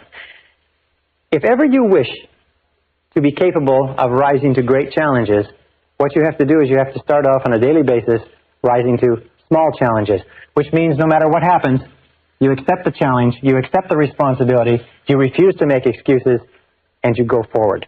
Now, there's three areas in life, in our modern life, which you must be very, very aware of. The first area is the political area. If you look around you, you will find that there is a great drive toward the government doing it, the government being responsible. Make the government responsible. What people are doing is they want the government to be their parent. They want the government to protect them and take care of them. But as the more you vote for politicians to do things for you, the more you give politicians control. You see, you can never give away responsibility. You can only give away control. How do you give away control? You give away control in terms of voting for them to spend more of your money, regulate more of your businesses, tax away more of your income, and so on. The second area, so let me just finish this. The merge towards statism, collectivism, socialism, large government, and so on is all aimed at somehow making the government, that faceless bunch of bureaucrats, responsible for the challenges of our own lives. Now, the second area where this is prevalent is in the criminal justice system. In the criminal justice system, you will find that the one characteristic of all criminals is that they refuse to accept responsibility for their crimes. It was always someone else or something else. It was always their childhood or the background or the other guys. That the way that people get out of the criminal justice system is they accept responsibility for the crimes they've committed. And they say, I did this. Nobody made me do it. I am responsible. And they stop going back to jail. The third area is in medicine. Today we know that almost all of our problems in medicine are psychological in origin, or we inflict things on ourselves. The average American or Canadian is about 10 to 20 pounds overweight. In medicine, we expect the doctor to be responsible. Just imagine how we would take, what kind of care you would take of yourself if you were on a desert island for life, with no doctors, no nurses, no hospitals, no medicine, no nothing, where you had nothing to fall back on. Very, very important point. So all around you in society, you're going to notice this clamor, this demand, I am not responsible. Make somebody else responsible. But this is the key. Remember, you are always free to choose. You are free to choose your responses. You are free to choose the quality of your emotional life. Do you know that you decide how you're going to feel by how you are going to respond? You decide when to get angry, when to be happy, when to be unhappy. You decide what your attitude is going to be when you get up in the morning. You decide the quality of your physical life. You're the one who decides what you eat, what you drink, what you don't eat and drink. You determine the quality of your financial life. You're the one who determines the quality and quantity of the work that you contribute. In every case, you're free to choose what you want. If you want things to be different, the starting point is to accept full, unqualified responsibility for your life. I first discovered this whole concept of responsibility when I was 21 years old. I was living in a little apartment. I was working on a construction job. It was 35 degrees below zero outside. I didn't have a car. I didn't have any money in the bank. My clothes were old. I had failed out of high school. And I looked around me in that cold winter in that little apartment with no future and not much of a past. And I said to myself, if ever I want anything to change, it's up to me. That's the time where I really got scared. It suddenly hit me right between the eyes that if I wanted my life to be different, it was up to me to make my life different. And if I can get only one point across to you in this simple segment, this little segment is this, is that the starting point of flying to the stars, the starting point of taking complete charge of your life, the starting point of great success and great achievement is to accept complete, unconditional responsibility. If it's to be, it's up to me. If it's to be, it's up to you.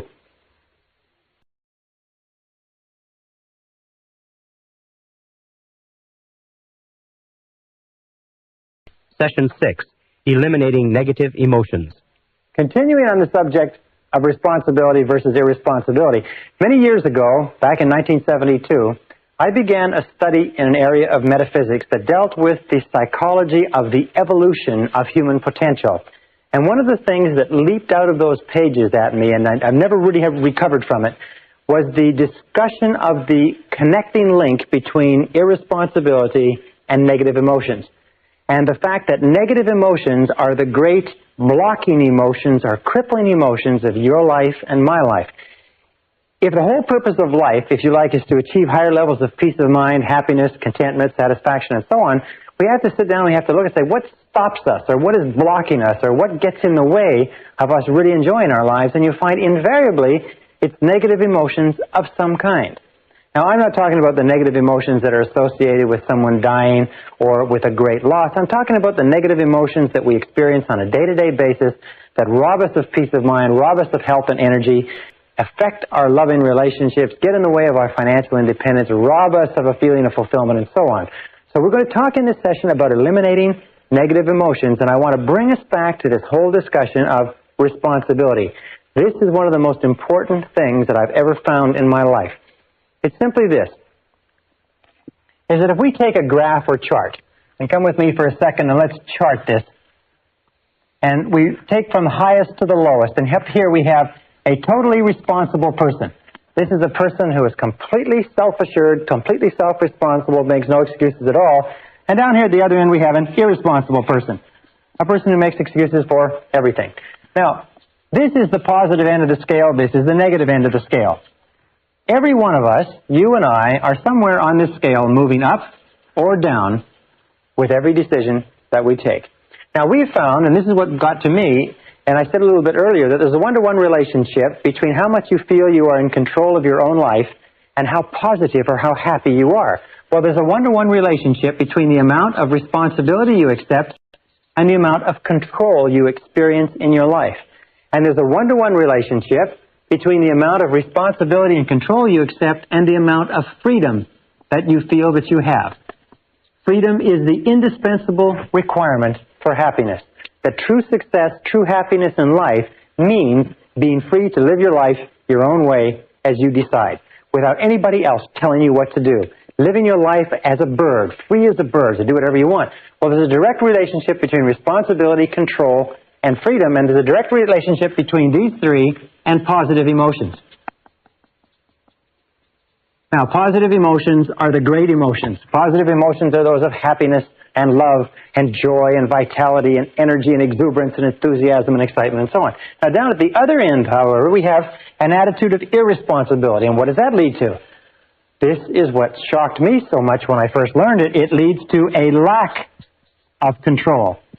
Is that to the degree to which we are irresponsible, we lose control. Our inner selves disintegrate and fragment. It also leads to a lack of freedom, because we no longer see ourselves as free agents choosing the direction of our own lives. We see ourselves as pawns, as victims, if you like, of external forces. And a lack of control and freedom leads to negative emotions. When I first began to understand this, I thought, well, yeah, but what about my parents, and what about my childhood, and what about my condition? I didn't have a very good job, and what about my friends? I had crummy friends, and what about my health, and what about the weather, and what about the economy? When I began to realize this, I began to realize that you put all that aside. If your highest aim, your highest goal is positive emotions of happiness, joy, freedom, enthusiasm, and so on, then you have to stop making excuses. Now, Carl Menninger, the great psychoanalyst, said a very interesting thing some years ago. He said that physical ailments are all different, caused by different bacteria, different viruses, and so on. He said, but mental illness is the same illness, simply spread along a spectrum from the least to the worst. And Thomas Szasz, the psychiatrist, said in his book, The Myth of Mental Illness, that there is no such thing as mental illness.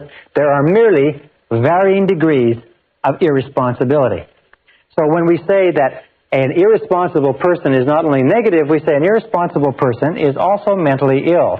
A totally responsible person is mentally healthy. How does this affect you?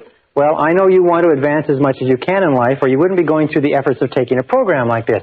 There is a direct relationship between the amount of responsibility you accept for the results of your organization and the amount of power, influence, position, prestige, and status you will have in your work now and in the future. At the top of the graph of responsibility, we have people who accept total responsibility, and power and opportunity gravitates toward them. Down at the other end, we have no power or powerlessness, until you reach the extreme example of a person who's totally irresponsible, completely out of control, who has to be constrained in a straitjacket and locked up in a padded room for their own safety and for the safety of others. Completely powerless, completely without control or freedom. Now, every time we make a decision to be self-responsible, we move up on this graph. Every time we make a decision to make excuses, we move down on this graph. So let's take it a little bit further, and let's talk about the relationship between negative emotions and irresponsibility so that you understand it perfectly clearly. And a perfect example is this. Imagine here is a tree. All right? Here's a tree, and here is the bushes. This is what is called the negative emotion tree. In the negative emotion tree grows the predominant negative emotions: fear, doubt. Many people have considered that self-doubt is the most destructive of all negative emotion, holds you back more than you can imagine. Also, hate is a negative emotion. Then there's envy. There's resentment. And then, of course, there's resentment's sister, guilt. These are all the big negative emotions. These are the ones that have led the hit parade for years. There's about 54 different negative emotions, but these are the top one. And if you take these negative emotions and you boil them all down, and you can put in your own favorite, by the way. Everybody has their own favorite negative emotion. Jealousy could be yours. Self-pity is a good, strong one. It's doing well. But if you boil it down, you find that all negative emotions eventually boil down to anger, either inwardly expressed, that is where you make yourself sick, or outwardly expressed, that is where you make other people sick. And this negative emotion tree, if we just take a look at its structure, we find the negative emotion tree has a root system. Now, the root system is where the nutrients come from that keep the negative emotion growing and keep the fruit of the negative emotion growing and blossoming. We look at the root system, we say, what are the nutrients? What keeps negative emotions going? What are the fertilizer? What is it that you heap on the fire, if you like, or put into the ground? And we find that there's two things essential to keep negative emotions alive. The first is justification. Justification.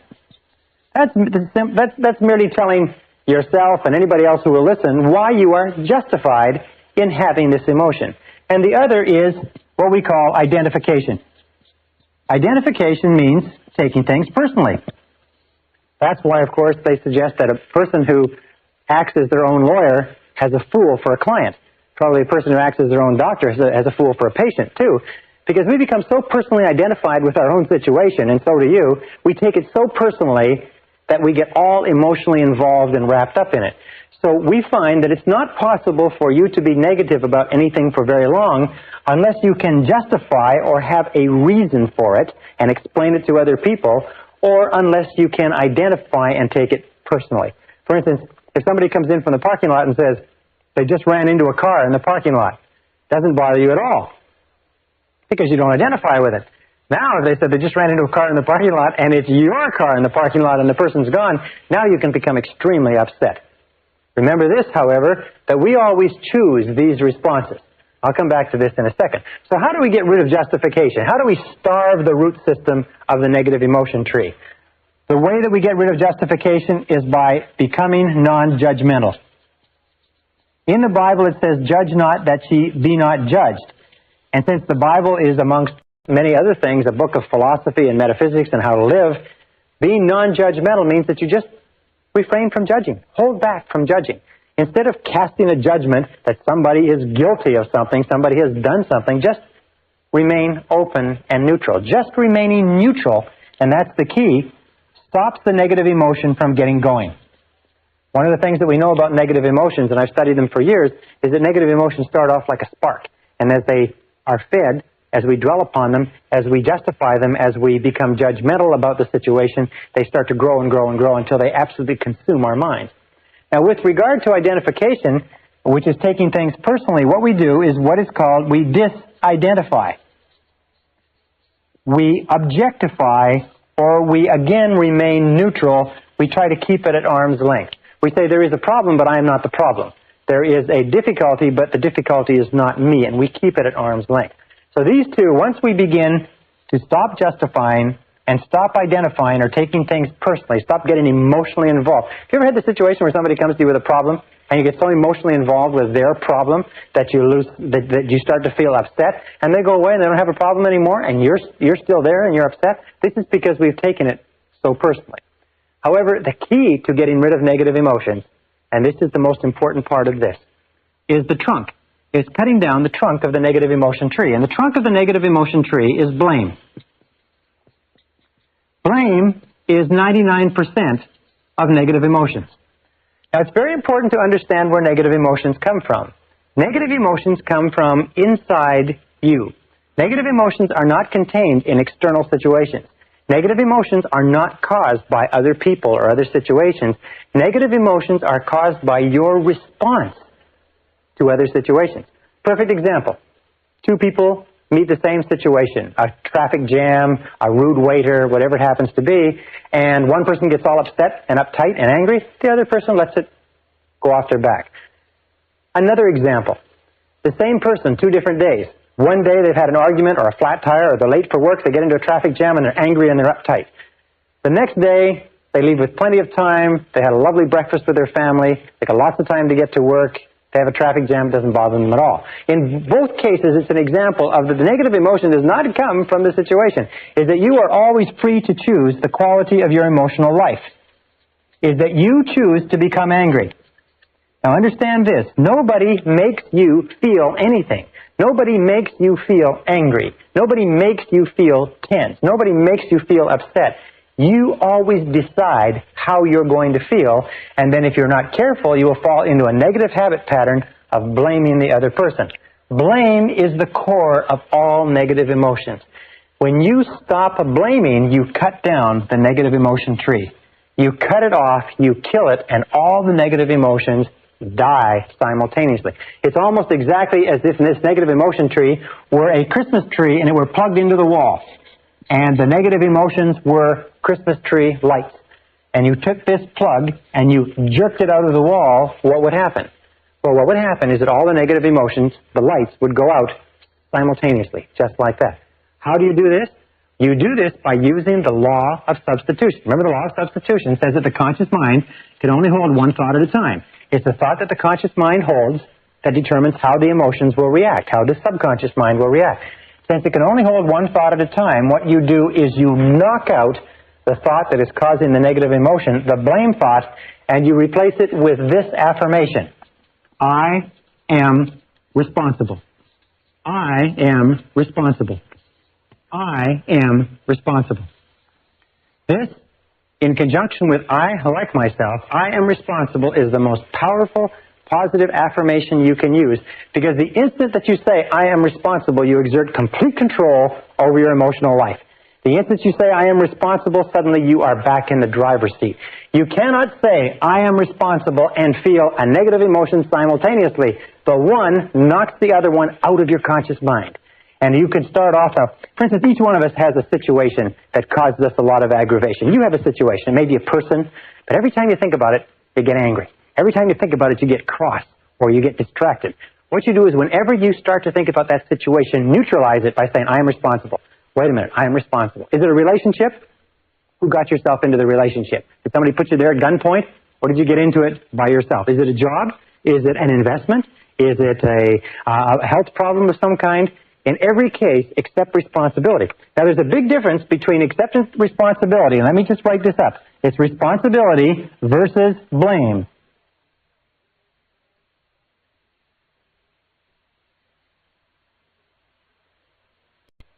Responsibility versus blame. What is blame? Blame always looks backward toward the past. Blame looks toward the past, toward what cannot be done, toward what can't be changed. Responsibility always looks to the future. So people say, well, when you accept responsibility, isn't it the same as saying you're to blame? No. It's the same as saying that you are in charge of the quality of your thinking from this moment onward. So let us say that you come out to the parking lot and somebody's run into your car. Now, you have two choices. You can become angry and upset and run around and scream and shout, or you can act in a responsible manner. You can do everything possible to trace the culprit, and other than that, you can live with it maturely. So responsibility always looks to the future. Responsibility always asks this question when faced with a problem. What can we do? Not who did it, but what can we do from here? Where do we go from here? What can we do? This is the question of the responsible person. We don't cry over spilt milk. We just say, all right, what's the solution? And we get on with the game. The irresponsible person always says, who did it? And is obsessed with finding out who did it and then taking whatever blame there is and apportioning it so that everybody gets their fair share of the blame, which of course does nothing to resolve the difficulty. So the key to cutting down the negative emotion tree is using the axe and eliminating blaming. The day that you begin to eliminate blaming from your life is the day that your life starts to take off. Because the day that you start to eliminate blaming and negative emotions, suddenly most of the problems, most of the things that stand between you and the happiness you desire vanish. Why am I making such an emphasis on negative emotions? Well, let me make that clear for just a second. What I found, and this is what was staggering to me, because I've always been committed to realizing my potential as a human being, is that you cannot advance in life except to the degree to which you get rid of your negative emotions. You cannot make any progress. You cannot go any further than where you are right this minute except to the degree to which you leave your negative emotions behind. Now, by the way, with regard to the negative emotion that you have that's associated with another person or situation, it's difficult to accept responsibility. It's difficult to say, I am responsible initially, because you've been blaming that person for so long. So sometimes you have to say it with gritted teeth. You have to say, wait a minute, I am responsible. I am responsible. But the more you repeat this, I am responsible, I am responsible, I am responsible, it comes easier and easier. Eventually it gets to the point where as soon as you think of that person or situation, you can neutralize the thought by the law of substitution by saying, wait a minute, I am responsible. I am responsible. There's a beautiful line that you can use also in dealing with difficult people. It goes back to self-esteem, and it also has to do with eliminating negative emotions. It says something like this: no matter what you say or do, I'm still a valuable and worthwhile person. Or, no matter what happens, I am still a valuable and worthwhile person. Or, no matter how this situation turns out, I am still a valuable and worthwhile person. The natural course of life is this. Here's the road of life. And when we're children, we start off with no negative emotions. All negative emotions, by the way, have to be taught to a child. They have to be taught, and the child has to learn them from their parents. Have you ever seen a negative baby? There's no such thing as a negative baby. Babies just laugh, and they're happy, and they cry when they have needs, but babies are not negative. But as we grow up, we watch the people around us, and we begin to develop our own negative emotions, which we carry in a sack on our back.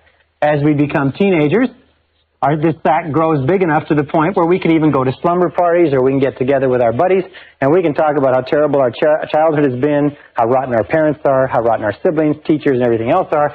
Now, when we become adults, what is the mark of adulthood in our society? The mark of adulthood is that you have a great gunny sack full of negative emotions because you have suffered. And what happens is you spend most of your time when you're with other people letting down your guards and telling them about how much you've suffered. What you do is you use exchanges of negative emotions as the basis for your relationships. You say, look, I'll show you my negative emotions if you'll show me yours. Remember, like we used to do as kids?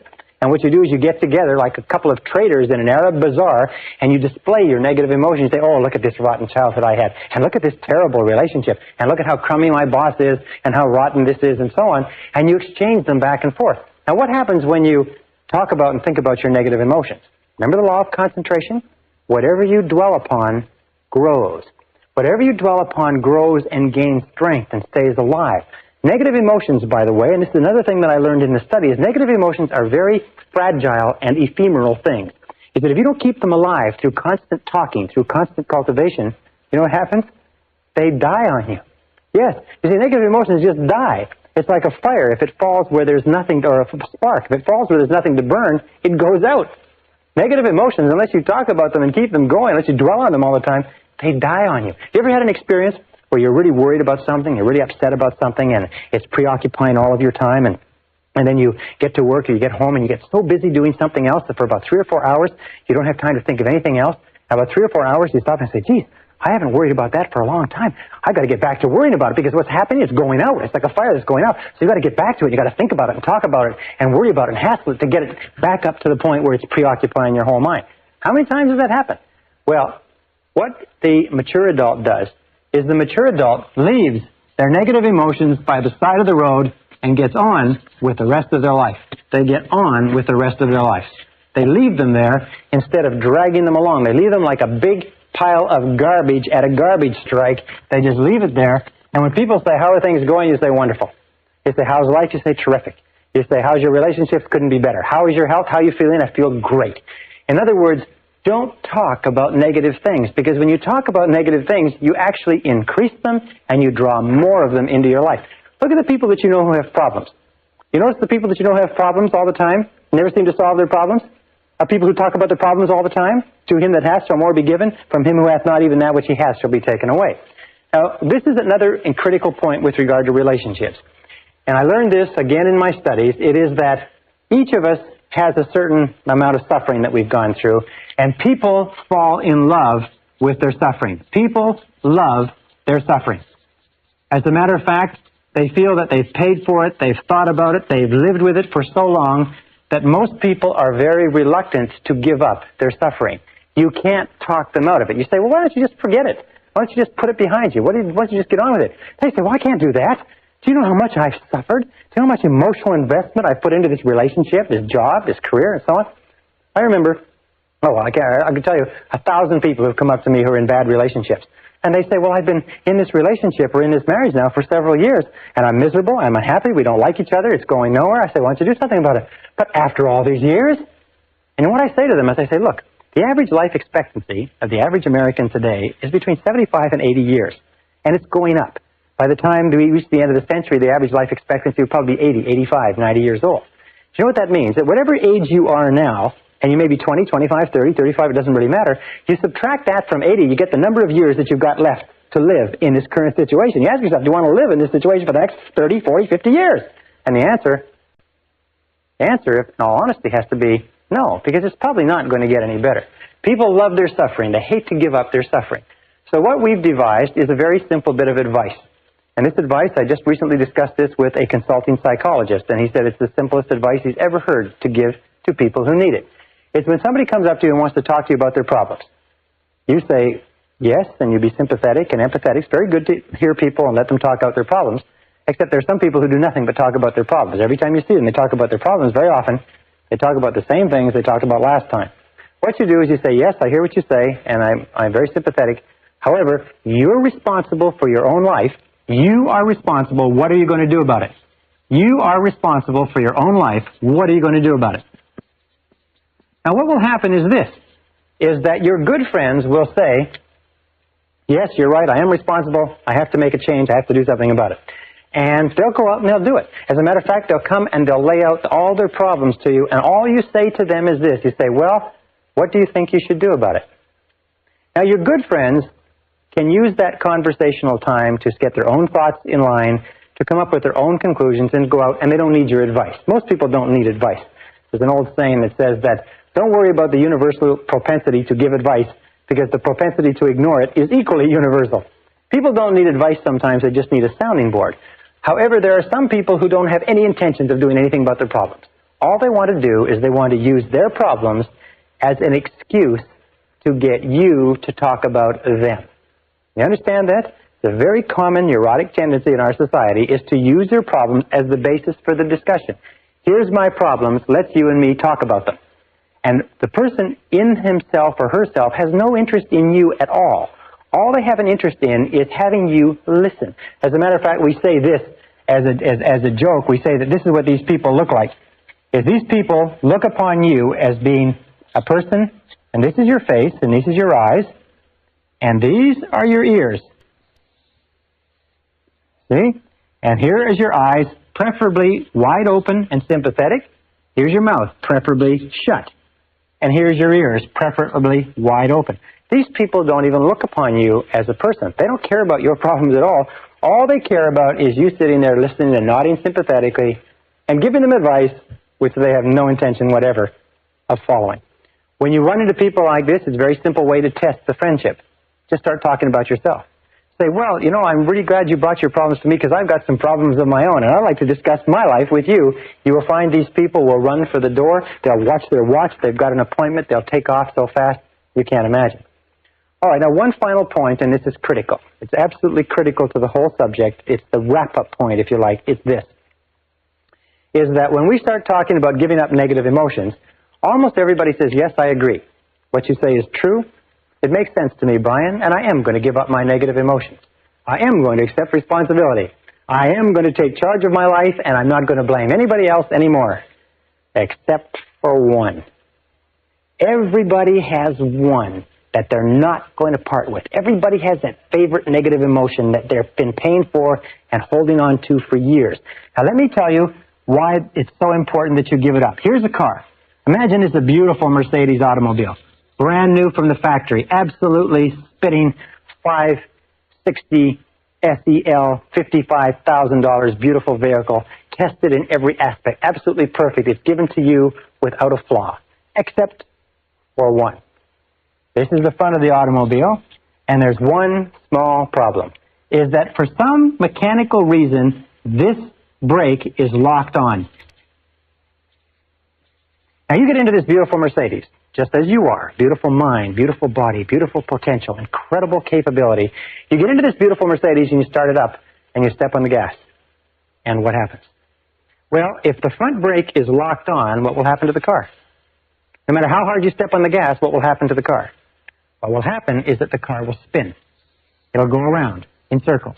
It'll spin and it will go around in circles until you stop stepping on the gas and you give up. As long as that front brake is locked on, you can't go anywhere. What I found was this, is that the existence of just one negative emotion that you will not let go of for whatever reason, and the reason is always an ego reason, the reason is always has to do with your own ego, will cause you to stay in the same place and spin your wheels and go in circles for the rest of your life. But you all know people who are talented, who have opportunities, good educations, and so on and so forth, and their life just goes around in circles. They just seem to be spinning. They've got everything going for them, and they just continually have problems. Why is it? Almost invariably, and this is what all psychoanalysis does, all psychotherapy, is they've got one negative emotion locked on, and the negative emotion they have locked on is blame. There is somebody that they are still blaming for something. There's somebody that they are not going to let off the hook because that son of a gun did something to them. You know what I'm talking about? You know what I'm talking about, because we're all in the same boat. We're all human beings. The reason this makes sense to you and I is because we do have a tendency to fall in love with our suffering. We do have a tendency to gunny sack and to think that part of our humanity is all these negative emotions. We do have a tendency to see that other people are responsible. Other people have hurt us. They did cost us money. They did hurt us in a relationship. But the key to peak performance, the key to happiness, the key to success is to use the law of substitution and knock those negative emotions out of the box. By the very first time you think of anything that causes you any stress, you say, I am responsible. Wait a minute, I am responsible. I am responsible. I am responsible. I like myself and I am responsible. I like myself and I am responsible. And nothing outside of me is going to disrupt my peace of mind. I am in charge of my emotional life. I am responsible. You are responsible.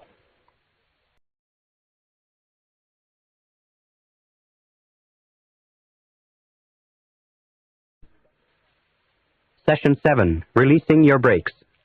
When I began studying negative emotions many years ago, the most critical point I discovered was that you cannot make any progress toward health, happiness, love, and fulfillment of your potential as long as you insist on keeping your negative emotions intact. Now, the only good thing about negative emotions, if there is any good thing at all, is that negative emotions are not permanent. Even according to Sigmund Freud, there is no permanent place for negative emotions in the subconscious. In other words, they are unwanted visitors. They are negative habits or negative response patterns that can be eliminated. And the starting point of eliminating them is understanding where they came from, understanding what were the causative factors going back to early childhood that have triggered the development of negative emotions and have given us as adults a propensity to be negative in one way or another. That takes us to early childhood conditioning. Remember we said before that the starting point of inhibitive and compulsive negative habit patterns was destructive criticism. Destructive criticism is the great destroyer. Destructive criticism destroys people on the inside and leaves them walking around on the outside. More personalities have been undermined and destroyed. More self-esteem has been cast aside as a result of destructive criticism than anything else that we can possibly imagine. So destructive criticism is the great killer. Now, why is it so bad? Well, we know that children as infants, children as they're growing up, have a tremendous need for love and approval from their parents. In fact, many psychiatrists and psychologists have said that the number one reason for mental illness in adulthood is withdrawal of love or love withheld. We know that any prestigious person, any person who is important to a child, has an inordinate impact on that child, and that children up to the age of 6 years have very little ability to discriminate between valid and invalid criticism. What this means is that anything that a parent or an older sibling or an older relative, anything that a prestigious person or important person says to a child is accepted as true. It's accepted as a valid representation of reality. If a mother says you're a bad boy, if daddy says you're lazy, if someone says that you're not dependable, if someone says you're stupid or you're clumsy or you're ugly, the child has no capacity whatever to discriminate between valid and invalid. The child accepts that as a true representation of reality. It bypasses the conscious mind, goes straight into the subconscious, and is stored. Many of us, as adults, are still living on the basis of negative information that was programmed into us when we were children. And then as adults, what do we say? We say, well, that's just the way I am. Or, I've always been that way. Or some people even say, well, it runs in the family. Your father was like that, children are like that. Or your mother was like that, and so on. But where did it come from? None of these things run in the family. For instance, when I was growing up, my parents had gone through the Depression. And the Depression had made an inordinate impact on them. So whenever we talked about buying anything, all the time I was growing up, my parents would become very, very tense, and they said, we can't afford it. We can't afford it. We can't afford it. We can't afford it. They had this lack mentality, this we can't afford it mentality all their lives. And I grew up, so even though I've never experienced the Depression, and you've never experienced the Depression in most cases, 10, 20, 30, 40 years later, we're still saying, I can't afford it. I can't afford it. I can't afford it. We're still going on the basis of those critical remarks, those emotionalized remarks that our parents said. Maybe your parents said, as my father told me over and over again, you never finish anything you start. You never finish anything you start. You never finish anything you start. Or you're lazy. You never finish anything you start. You know, when I was an adult, I had a terrible time finishing things that I started. As I would get close to the end of a task, I would actually begin to seize up and look for every single excuse to procrastinate and delay. Now, the second factor that predisposes us to negative emotions is lack of love. We know that children's personalities develop to the degree to which they receive a high quality and a high quantity of love from their parents. There's a one-to-one relationship between the amount of love, the quality and quantity of love, and healthy personality. That love withdrawn or deprivation of love is the key cause of unhappiness, negativity, and mental illness in adulthood. Now, in order for a child to feel truly loved, the child must have high self-concept parents, and most of us, unfortunately, had parents that were the victims of their parents, the victims of their parents. What one of the writers says, everybody is a victim of a victim. We are all victims of victims. In other words, parents meant to raise us the best way they could, but they were victims of victims themselves. Now, in order for a child to feel fully loved, three conditions have to exist. Number one condition is that parents must love themselves. Parents must love themselves. Remember, you can never give any more love to others than you have for yourself. If you don't love yourself, you can't love your children. If you have a little bit of love for yourself, you have to spread it over your children. If you have a little bit of love for yourself and that's all taken up by your husband or your wife, then sometimes, even though you want to love your children, you don't have the love. Even if your parents wanted to love you, in many cases, they didn't have the love to give. Why? It's because they never got it when they were growing up.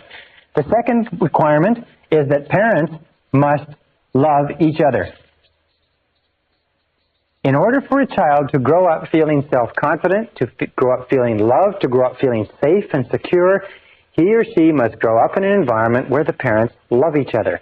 There is nothing that is more frightening to a child than to grow up in a household where the parents are fighting with each other, where the parents don't love each other, where there's difficulty, because the child always has a tendency, first of all, to be a victim, in that the child is shouted at and screamed at, and the child believes that the reason my mommy and daddy are fighting is it's my fault. Now, interesting research, since there are so many single-parent families today, interesting research shows that when one of the parents leaves as a result of a separation or a divorce, the remaining child or children are invariably convinced that the reason the other parent left was because of something they did. And it's critical, if a marriage or a relationship is going to end and one is going to leave, that the remaining parent tell the children over and over again that the reason the relationship didn't work out has nothing to do with you. It has only to do with me and daddy or me and mommy. It has nothing to do with the child. The child needs to hear it many, many times before the child feels confident and secure. And of course, it's always better that a child be raised in a home with one parent that loves them rather than two parents that don't love each other. Now, the third condition that must be fulfilled if lack of love is not to exist is that parents must love the child. Parents must love the child. Well, this seems pretty obvious. I mean, it's pretty logical. The fact of the matter is, though, and this is the hardest thing for you or I as adults even to think about, but it is possible that our parents didn't love us. Not that they didn't intend to. I mean, they meant to love us, and they wanted to love us, and they had us intending to love us, and so on, but simply because they had conflicts with each other, and they had unresolved problems with their parents, and they had the war and the depression, and they had their careers, and they had other responsibilities, they just never got around to it. See, that was the difficulty. They meant to, but they never got around to it. The only way that you can really love a child is by spending a high quantity and high quality of time with the child. High quantity, high quality with the child. 10 minutes a day doesn't do it. Children consider themselves valuable to the degree to which the most important people in their lives spend time with them. If the most important people in their lives, their parents, only spend a little time with them, the children conclude that the reason for that is because they are defective. There is something essentially wrong with them, and that's why their parents don't spend time with them. The children don't think rationally, they think purely emotionally. They only think if the parent is here, he loves me or she loves me. If the parent doesn't spend time with me, he or she doesn't love me. So if any one of those three conditions or more existed when you were growing up, the parents didn't love themselves, the parents didn't love each other, or maybe the parents didn't love you because they never got around to it, although they meant to, then you will have grown up in conjunction with destructive criticism with what is called guilt. Now, what is guilt? Well, guilt is a feeling of not being worth very much. Where do we get this feeling? Well, when we're continually criticized by the important people in our lives, and simultaneously we are not given the amount of love that we need, we feel that we're not worth very much. We feel that we are worth less. And a feeling of guilt leads to a feeling of worthlessness. Worthlessness. And guilt, the feeling of worthlessness, is the underlying fundamental problem of the 20th century. It is the main source of mental illness. It is the main source of problems in relationships. It's the main source of psychosomatic illness. It is the main source of most of the problems that beset our society, is this deep down feeling of guilt and worthlessness, which is expressed or unexpressed in the thought or the attitude, I'm not good enough. I'm not good enough. I'm not good enough. You know, we talked about self-esteem and how important it was. Self-esteem means I like myself. I like myself. I like myself. I like myself. People who've been raised with destructive criticism and lack of life not only don't like themselves, they don't feel that they're good enough for anybody or anything, and in many cases, they are plagued by self-hatred. They hate themselves. Self-hatred or self-condemnation. And you will see this will come out in their conversation, and it will come out in their relationships with other people. People who hate themselves, even though they want to have good relationships with other people, are simply not capable of it. People who don't feel that they're good enough for anything will always bring it to the surface. It will always be a problem. Now, what are the main reasons for guilt? Actually, where does guilt come from? Guilt comes from three negative sources. Negative parents, negative influences, or negative religion. One of the three. Any one of the three uses guilt, and guilt is used or practiced, especially by parents and by some religious denominations, for two reasons. One is punishment. Guilt is used to punish us. When we're growing up, it's the easiest way to punish a person is to make them feel bad. So our parents make us feel bad by physically punishing us or by verbally abusing us. And punishment is a very good way to gain conformance. Punishment is a very good way to get people to do what you want. The second reason why guilt is used when it's consciously practiced, and some organizations practice it consciously, is for control. Emotional control especially, because if you can emotionally control a person with guilt, you can manipulate their behavior. And there are many organizations that use guilt as a tool of control and manipulation. If you can control people strongly enough, especially emotionally, you can get their money, you can get their time, you can get their commitment, you can demand their resources, and so on.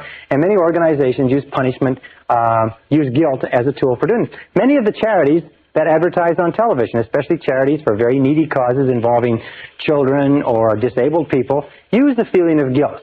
You're doing so well, you should feel guilty for these people who are suffering, therefore send us some money, and that will take care of your guilt for a little while, until we get you on our mailing list, and so on. So guilt is a standard. Why is it that guilt is so commonly used? Well, first of all, because almost all of us have it to a greater or lesser degree. And number two, it's easy. Guilt is the easiest. Why do our parents use guilt on us? Why do our mothers use guilt on us? Because a mother can control us with guilt across a crowded room. She can control us over 1,000 miles of telephone line. Parents can use guilt on their children because their parents use guilt on them, when their parents use guilt on them, because it's the easiest. There's no physical effort. You can do it with a look, a glance, and a word. And people always do the easiest thing, as you know. So be alert to it.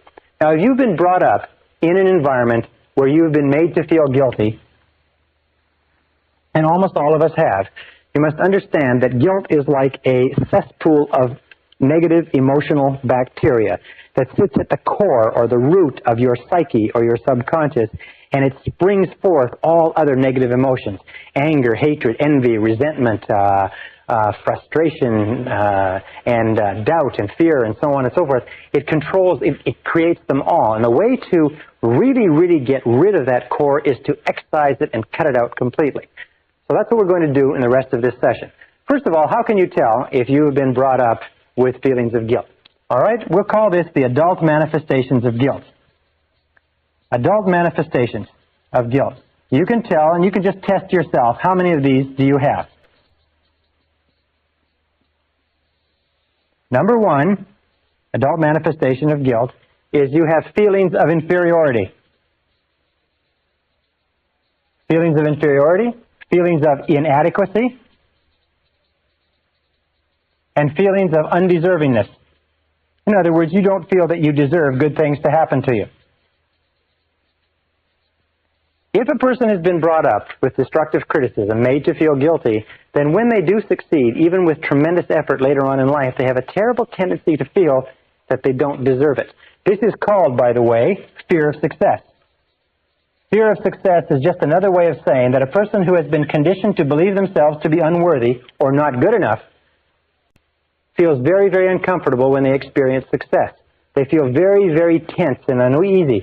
As a matter of fact, if they feel too much tension, they'll start snorting coke, drinking too much alcohol, they'll engage in self-destructive behaviors, they'll have a tremendous, overwhelming feeling of anxiety, like somebody's going to find them out. There's a book on the bookstand that says, if I'm doing so well, how come I feel like an imposter? They have what is called the imposter syndrome. Have you ever been successful at something and people come up to you and say, boy, you did a great job at that, or that's wonderful, even if you had worked hard at it, and you felt like they were going to find you out? You felt like, they would find out that you weren't really that good, that it was just a fluke, it was just an accident. And of course, that's what people say. They say it was just a fluke. It was just an accident. I don't know how it happened. I'll blow it next time. They do everything possible to get away from this feeling of inferiority and undeservingness. So be alert to that. Now, the second adult manifestation of guilt is destructive self-criticism. There is a line from one of the poets that says, those to whom evil is done do evil in return. Children at a very early age, sometimes at the age of 2 or 3, begin to run themselves down, tear themselves down, even to hit themselves and physically punish themselves if they're criticized enough. They're always saying the equivalent of, I'm not good enough, or I'm not very good, and they punish themselves. So destructive self-criticism is a real symptom of an underlying feeling of guilt and inadequacy. Number 3 is easily manipulated by guilt. People can pull your guilt strings. Very simple. As a matter of fact, we find that there are 2 types of people in the world. There's guilt throwers and there's guilt catchers. And these people are invariably attracted to each other. And of course, the guilt thrower is the person who identified with the parent who threw the guilt. The guilt catcher is the person who identified with the parent who caught the guilt. But the guilt throwers and the guilt catchers then get together. They balance nicely. They settle down. They raise new generations of little guilt throwers and guilt catchers. But you can tell that you're easily manipulated by guilt because you've been conditioned to be responded to. Your boss can pull your guilt string. A person on a bus can pull your guilt string. The airline flight attendant can pull your guilt string. Be very, very alert to this. The third manifestation, or the fourth manifestation of guilt, is that you use it. You use guilt and blame generously. Why? Well, it's been worked on you, you work it on them. I mean, if the exchange is a fair deal. You use guilt and blame generously. It becomes the basis of your relationships with other people. Because when something goes wrong, you pin the rap on them. Something goes wrong, you blame someone. Instantly there's a problem, you look around to see who's to blame. They did an interesting experiment in Candid Camera a few years ago where they took and they put a patch of ice on a sidewalk where it shouldn't be. It wasn't that cold, but they froze the ice. And then they watched how people would react as they walked along. And they'd be walking along, and they'd hit this patch of ice, and they'd grab their balance, and they'd turn around. The first thing they'd do is they'd look at the person closest to them, and they'd glare at them as if they're furious. In other words, they looked at somebody to blame. Now, if there wasn't anybody within 10 or 15 feet, they would get their balance back again. They'd look around. There'd be nobody around them, and they'd kick the ground and stomp on the ground and walk away. See, our natural tendency whenever anything goes wrong is to look for someone or something to blame, especially if we've been brought up being blamed continuously. And the fifth manifestation is what is called victim language. Now, remember we talked about the law of concentration. It says whatever you dwell upon grows. It also says that if you use victim language, you keep the guilt alive. You reinforce it, you build it, you grow it, you fertilize it. Victim language is language like I can't, I can't, I can't. Whenever you say I can't, I can't, I can't, you're sending a message to the subconscious mind. The subconscious mind picks up that you are helpless, that you're not in control, that you're a victim. And so when you actually come to want to do something, the subconscious mind just feeds back your own command and says, you can't, you can't. The second thing is you say, I have to, I have to. Again, I have no control, I'm not in charge. But here's two other expressions of victim language that you've got to be careful of. And it's this one, I'll try. I'll try. Whatever it is, I'll try. What does the words I'll try mean? Well, let me tell you what they mean. They mean I'm going to fail, and I'm telling you in advance so that you can't come back on me. In other words, you say, well, I'll try to be there on time, but what you're saying is I'll probably be late, and there's no point. You can't come back on me because I said I'd try. Whenever a person says I'll try, they are excusing failure in advance. If you went to the doctor and the doctor did an examination and checked you all over and looked at you and came back and said, well, geez, you're in terrible condition. We're going to have to do triple bypass surgery and get you over to the hospital right now. I'm surprised you even made it in. And you say, well, geez, doctor, I sure hope you'll do a good job. And he says, I'll try. And he says, I'll try. He said, wait a second. Maybe I got to get a second opinion. You go to a lawyer. You're charged with something. You go to a lawyer and you present your case to the lawyer and say, look, will you defend me? He says, I'll try. What is he saying? He's saying, look, I've looked at the case, and from what I see, there's not much hope, but I'll take it on anyway. I'll try. And they're the ones that try to get you to pay in advance, too. Another set of words that you mustn't use. By the way, with regard to I'll try, what you do is you say, I'll do it or I won't do it, not I'll try. If ever, in our business, we run a very, very active business. Whenever we call somebody up and we ask them, can we get this or that, and they say, well, I'll try to have it to you by Friday, or I'll try to get it done on time, we instantly know that they're telling us that they want off the hook, they're not going to do it. And so we never let anybody get away with I'll try. We say it has to be done or not, and we want a guarantee. And if necessary, we'll go and pick it up. So whenever they say I'll try, what they're doing is they're sloughing you off. So be alert to that. And the other words are I wish. A wish, as they say, is a desire or a goal with no energy behind it. I wish. What does I wish mean? I wish means that I would like to have something, but I know I never can. When you say, I wish I could lose weight, what does it mean? The unspoken words are, but I know I can't. Why can't you? Because of the excuses that you have and the metabolism that you have and the problems and so on. There's always reasons because you have to go out and so on. I wish I could quit smoking. I wish I could get fit. I wish, I wish, I wish. Whenever you use the words I wish, you signal to the subconscious that this is something that you do not believe it's possible for you to achieve or acquire. The subconscious then completely discards it as a goal and gives you no energy, no motivation, no drive, no desire to accomplish it. So be very, very alert to victim language. Be alert to the expression, yes, but. Oh, I do it, yes, but. Oh, someone says, why don't you do this? You say, yes, but. The word but, by the way, is the great eraser. When a person says, you know, you could certainly increase your income or increase your output or be a better person or happier or lose weight or whatever else it happens to be, and you say yes, but, what you're saying is you're erasing the whole statement that has gone before. You send a message to your subconscious that says, no possibility, make no effort, focus no energy, commit no capacity to the accomplishment of this goal. So people who've been brought up feeling guilty have 5 qualities or 5 adult manifestations. One is they feel inferior, they feel inadequate, they feel like they don't deserve good things to happen to them. You're very alert to that. Number two is they run themselves down continually. They use destructive self-criticism. Number three is they use guilt and blame on themselves and on others. Number four is they're easily manipulated by guilt. Number five, they use victim language. So let's go and say, how do we get rid of guilt? Isn't it amazing how this board just clears? Isn't that amazing? It's absolutely vanishing. We have a sort of a magic wand that we wave when I go over and sit on that desk. Okay, how do we rid ourselves of guilt? Ridding yourself of guilt. Here's the process.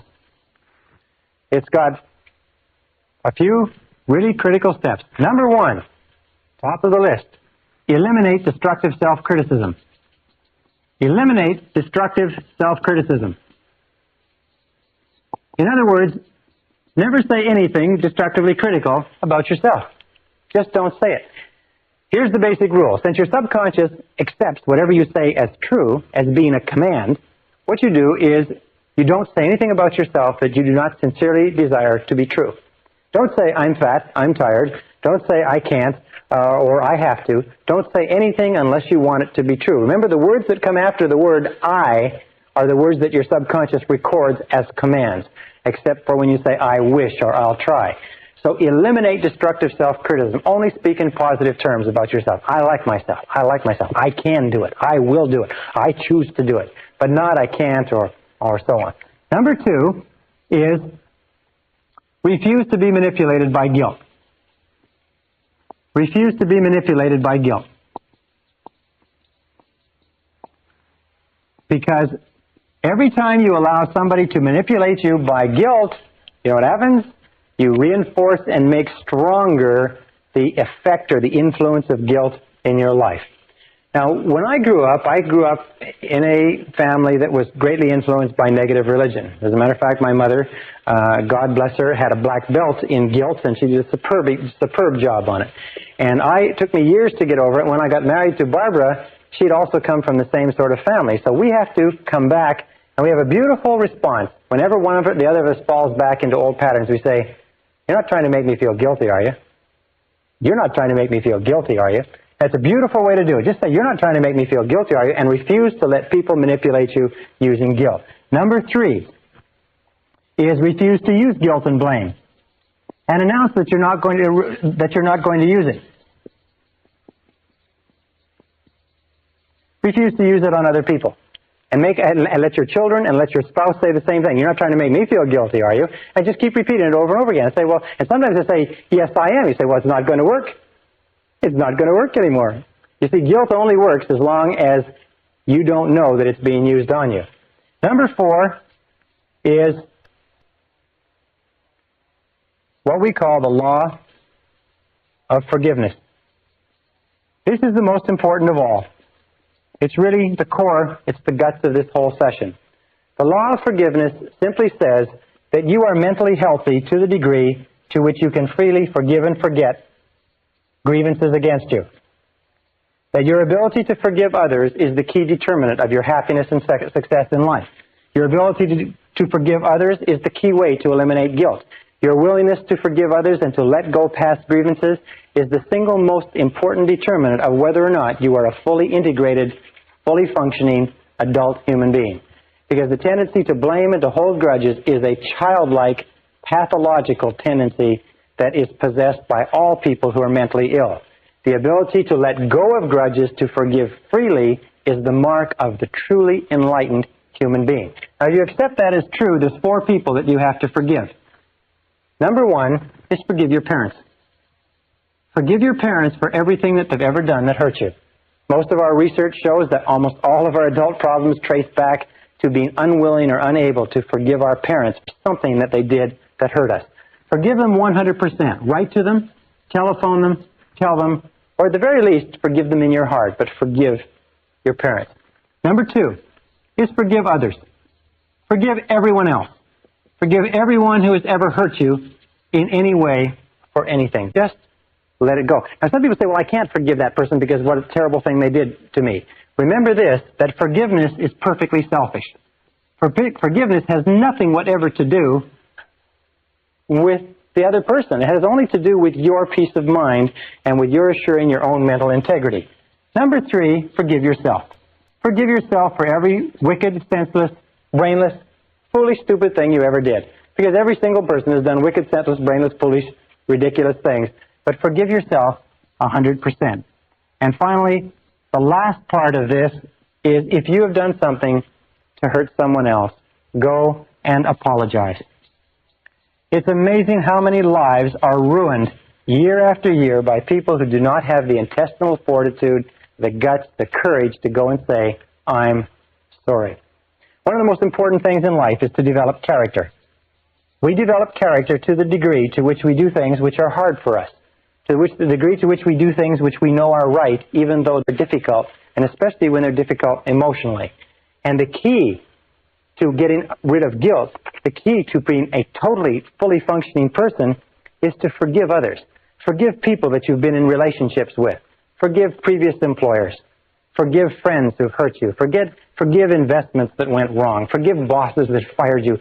Forgive your parents. Forgive everybody. Develop an attitude toward life that you refuse to hold a grudge against anybody. Just repeat over and over again, I forgive him or her for everything. I forgive him or her for everything. I forgive them for everything. And let it go. The key to freeing yourself from negative emotions is to absolutely refuse to carry any negativity forward. Remember, it's a perfectly selfish act. You can be as selfish as you want. The act of forgiveness frees you and liberates the other person and guarantees that you will move rapidly toward the fulfillment of your potential.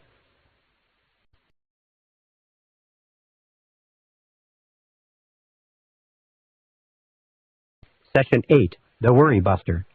One of the great aims of life is to achieve your own peace of mind. And the reason why so few people have peace of mind is because they don't set it as an important enough goal. And if they do, they don't take the time to understand what stands between them and peace of mind. Now, we talked earlier about one of the major obstacles or major pairs of obstacles are negative habit patterns, the fear of failure, the fear of rejection. Those rob us of an enormous amount of peace of mind. We also talked about feelings of guilt, feelings of inadequacy, feelings of worthlessness, feelings of undeservingness, and so on. They also rob us of peace of mind. And I want to talk in this session about the last, if you like, key to this discussion on negative emotions, what we call negative imagination. Now, the word negative imagination comes from an extensive body of literature that was written at the beginning of the century, but they found that negative imagination is something that we create in ourselves that causes us an enormous amount of stress and distress, if you like. Negative imagination creates fear. And one of the best definitions of fear that I've seen lately is what is called fantasized experiences appearing real. Fantasized experiences appearing real. In other words, these are experiences which we create in our minds and our imaginations, and we dwell upon them, and the more we dwell upon them, the more real they become to us. It's like I have 3 little children, and if I let them watch a scary movie, even if they insist upon it, they begin to feel that there are scary creatures under their beds and in their cupboards and so on. Is these fantasized experiences become real, and at one time, with little Michael, we couldn't get him to sleep in his bedroom at all because he was convinced that there were monsters in there. What do we call negative imagination? Well, another word for it is worry. Worry is a sustained form of fear caused by indecision. Worry is a sustained form of fear caused by indecision. Now, what does that mean? It means that when we make decisions, we do away with worry. A study was done some years ago where many thousands of people were surveyed and asked what were they worrying about at the current time. And they accumulated it all up and they found this is what people worry about.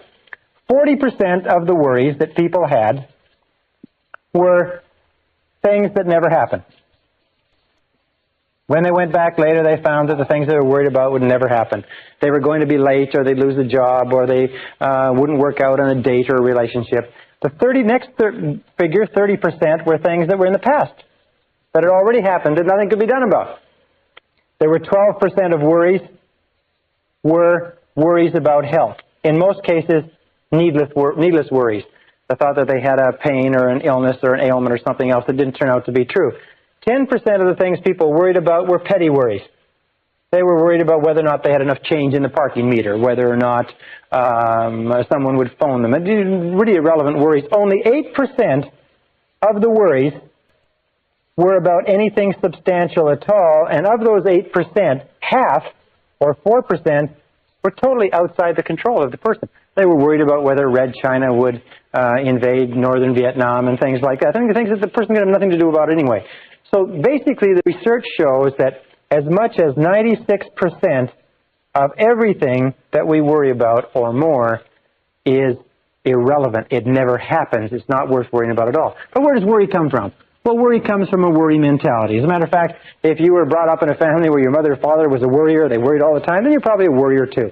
It's a conditioned response. You saw them worrying, you want to be like your mommy and daddy because they're the most important people in your world, so you worry too. And I've seen little kids 4 and 5 years old that are really good, accomplished worriers, and they and their parents will sit together and worry, even though there's nothing involved. But it's fantasized experiences appearing real. Our job is to eliminate worry, and I'd like to give you 2 or 3 simple ideas that you can use. Number 1, which is one of the most popular of all, is just simply this. It's live one day at a time. Live one day at a time. Just don't worry about what might happen tomorrow. Don't worry about what may happen a year from now or 6 months from now. Just do the very best you can right now. There's a beautiful line from Teddy Roosevelt. He said something to the effect that do what you can where you are with what you have, and don't worry about the rest. Do what you can where you are with what you have, and don't worry about the rest. Live one day at a time. Just worry about getting through today and taking care of today. And as the Bible says, let the morrow take care of itself. Sufficient unto the day are the cares thereof. Number 2 key to dealing with worry, and I have an enormous number of challenges that I face in my business life, is get the facts. This is so important. Get the facts. Not the apparent facts, not the quick facts, not the facts that seem obvious, but get the real facts. Take the time to look into a situation and find out what the real truth of the matter is. I have found that most worry situations evaporate if you get enough facts. You hear that somebody has done something or not done something. You hear about a change in your business or your personal life or change in one of your relationships. Find out. Call the person. Find from the right information source the answer, and you'll often find that the facts eliminate the worry. Most people who worry are people who would much rather worry than take the time to ask and find out what exactly is going on. Ask people, do your research, do your reading, do your homework, get the facts. One of the most important requirements, by the way, for your success in business or any other thing, any other field of endeavor, is to get the facts that you need so that your answers are accurate and up to date. Now, the third method is what I call the worry buster. The worry buster is a word or an expression that came from one of our graduates. He said this expression literally saved his business and saved his mental health. It's one of the simplest of all techniques, and it is just dynamite. It consists of 4 steps. All right, step number 1 is when you have something on your mind, define it clearly in writing. Define it clearly in writing. Sit down, take the time to write it out, and say, what exactly is it that I'm worried about? And sit down and write it out. I am worried about this, and describe the situation exactly the way you see it. In medicine, they say that accurate diagnosis is 50% of the cure. Accurate diagnosis, defining it clearly in writing, is 50% of the cure.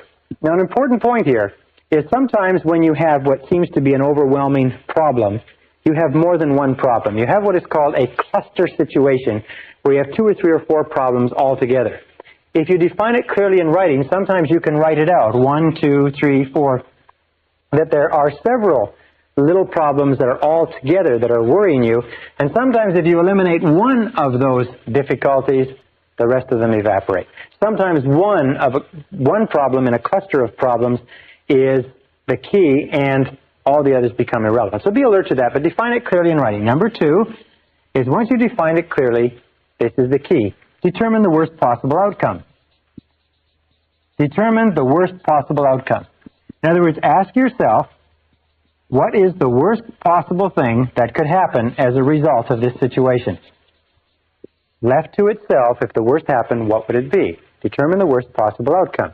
Now, an interesting thing happens here. We find that in worry, we are not worried or stressed by the event. An event does not trouble us.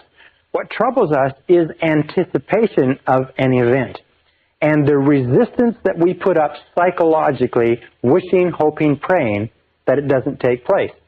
If psychologically we determine the worst possible outcome in writing, and you say the worst possible thing that can happen is this, and we make it concrete and we put it down on paper, you will find a remarkable thing. Your worries disappear.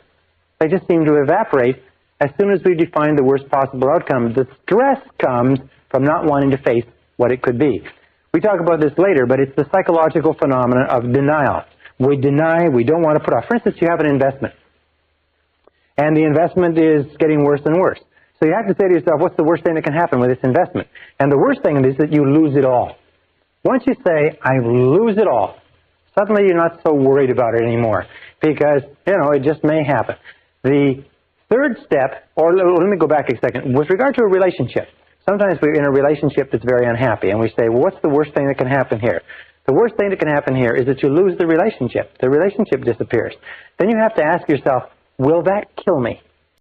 Will the loss of the investment kill me? Will the loss of the job kill me? Will the loss of the relationship kill me? And the answer, of course, is no. You will recover from the loss of almost anything.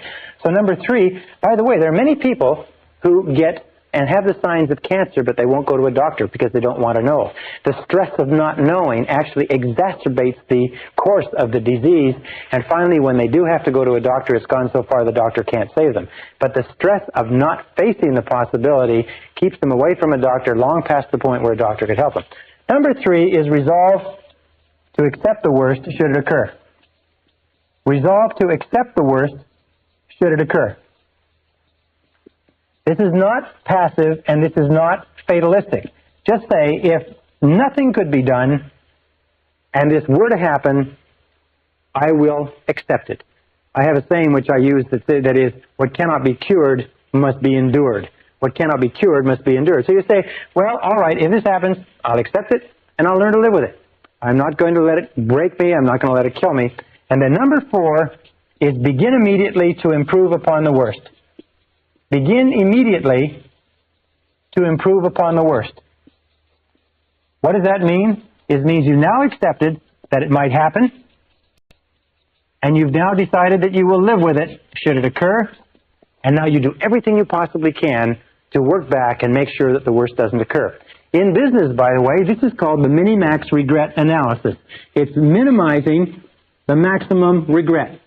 In other words, it's saying, what is the worst thing that can happen and how can I minimize that maximum regret? This minimax technique is a tremendous technique because it clears your mind considerably. And one of the best ways to use it is this really neat method. Take a piece of paper, draw a line down the center and a line across the top, and then work down the page. And right on this side, write WPO. Right on this page, a definition. In other words, this is a clear definition of what's bothering you. On the top of this page, you write WPO. Worst possible outcome. And then you write 1, and you say, I'm worried about this. And you write it out clearly, and then you write 1, you say the worst possible outcome is this. 2, I'm worried about this. 2, worst possible outcome is this. And so on. You'll find that every single time you do this, the problem just evaporates. And most, not all of course, but most of the stress or strain disappears. Your mind goes clear, and with a clear mind, you can then deal with it effectively. Now, the final point with regard to this whole idea of worry and negative imagination is, what is the antidote? What is the antidote to worry? What do you think it is? Well, it's simply this. It is purposeful action. The only real antidote to worry is purposeful action. Everything that gets you to the point where you can take purposeful action, where you can move, and as Shakespeare says, take arms against the sea of troubles, and by so doing end them, anything that gets you to the point where you can take purposeful action will eliminate the worry. Why? Because of what we call the law of substitution. You cannot be working on a problem or a situation and thinking and acting purposefully to resolve it and still worry about it simultaneously. Worry almost always comes when you have too much time on your hands. Worry is a form of negative goal setting. Remember we talked about the law of concentration? It says whatever you dwell upon grows. Well, whenever you have a worry situation, what do you find yourself doing? What you find yourself doing is thinking about, talking about, dwelling upon, vividly imagining exactly what you don't want. By the law of expectations, is whatever you expect will come into your life. That which I greatly feared has come upon me, is what it says in the book of Job. Or the law of attraction says, you will attract into your life the people and circumstances in harmony with your dominant thoughts. The reason why we're taking a whole module to talk about worry is this, is that there are some people who don't worry about anything. This method, by the way, of determining the worst possible outcome, the worry buster, is also a tremendous method for decision making. When you go into any situation where you have to make a decision one way or another, the first question you should sit and ask, once you've analyzed it, is what's the worst thing that can happen? I remember the great J. Paul Getty, who at one time was one of the richest men in the world, said that this method of determining the worst possible downside was used by him as a decision-making method into every business deal he went to. What he would do is he would say, no, what's the worst thing that can happen? And then he would make sure that the worst didn't happen.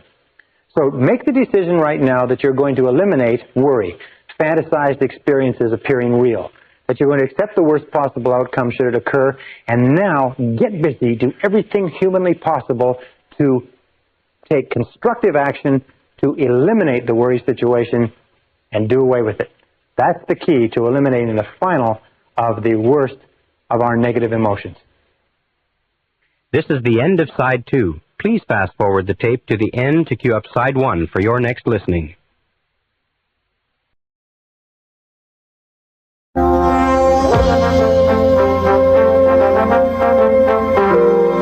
Brian Tracy presenta el programa Fénix. La psicología del logro.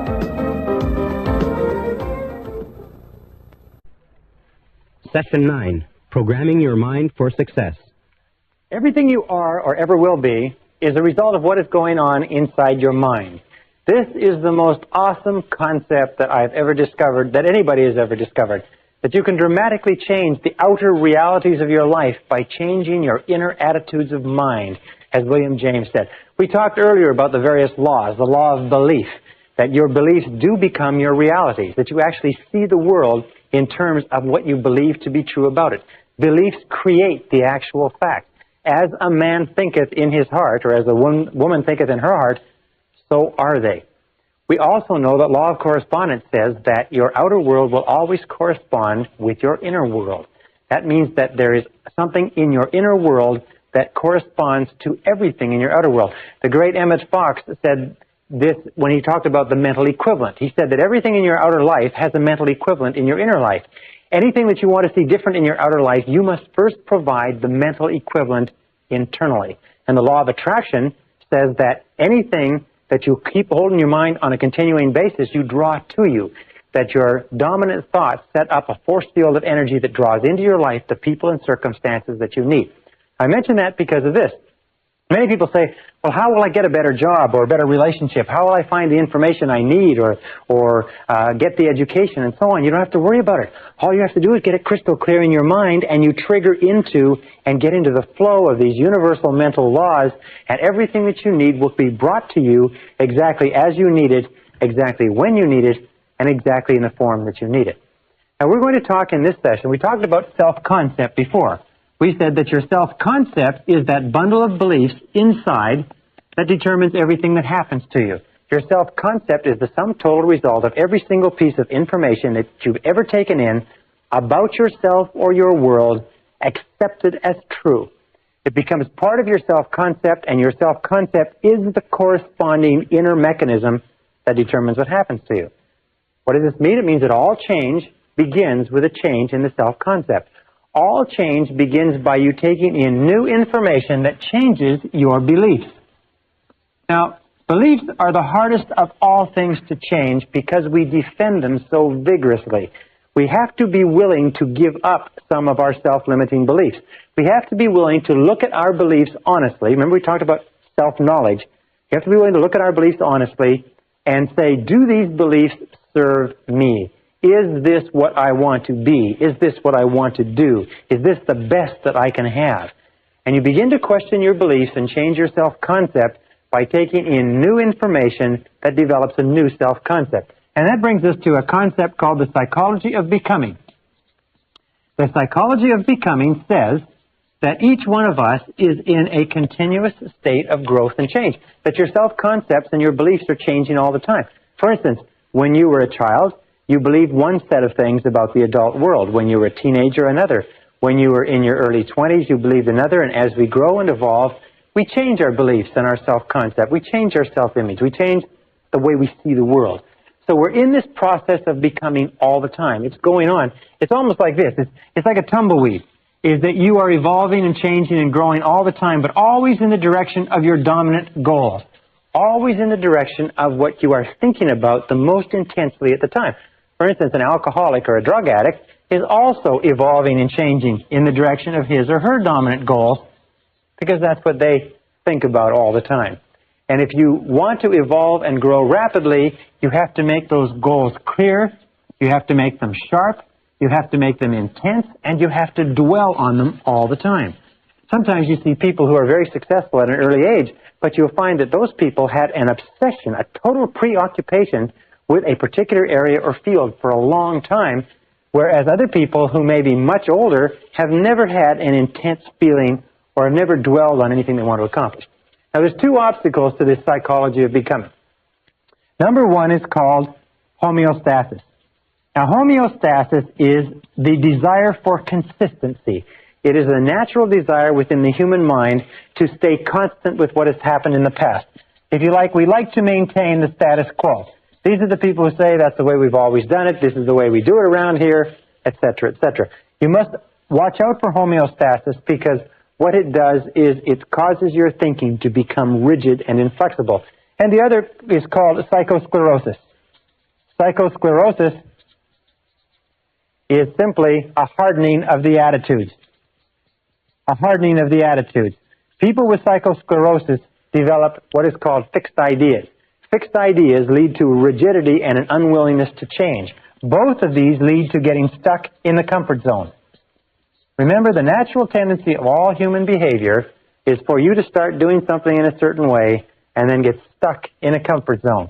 You get stuck in a comfort zone in a relationship, even if you're not happy, in a job, even if you're not satisfied, with a particular level of income, even if it's not enough.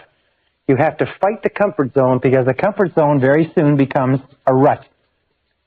And they say that a rut becomes a grave, and the only difference between a rut and a grave is the depth. Or another way that it's been put is that a grave is simply a rut, or a rut is simply a grave with the ends kicked out. So be very alert to that, because the great majority of people in our society tend and evolve naturally to get into a comfort zone, to become very rigid defenders of the status quo, to become very hardened in their attitudes. They get into this comfort zone, they fall into this rut, and even if it would be good for them, they don't change. Now, this leads us to the two great powers that control everything that happens to you.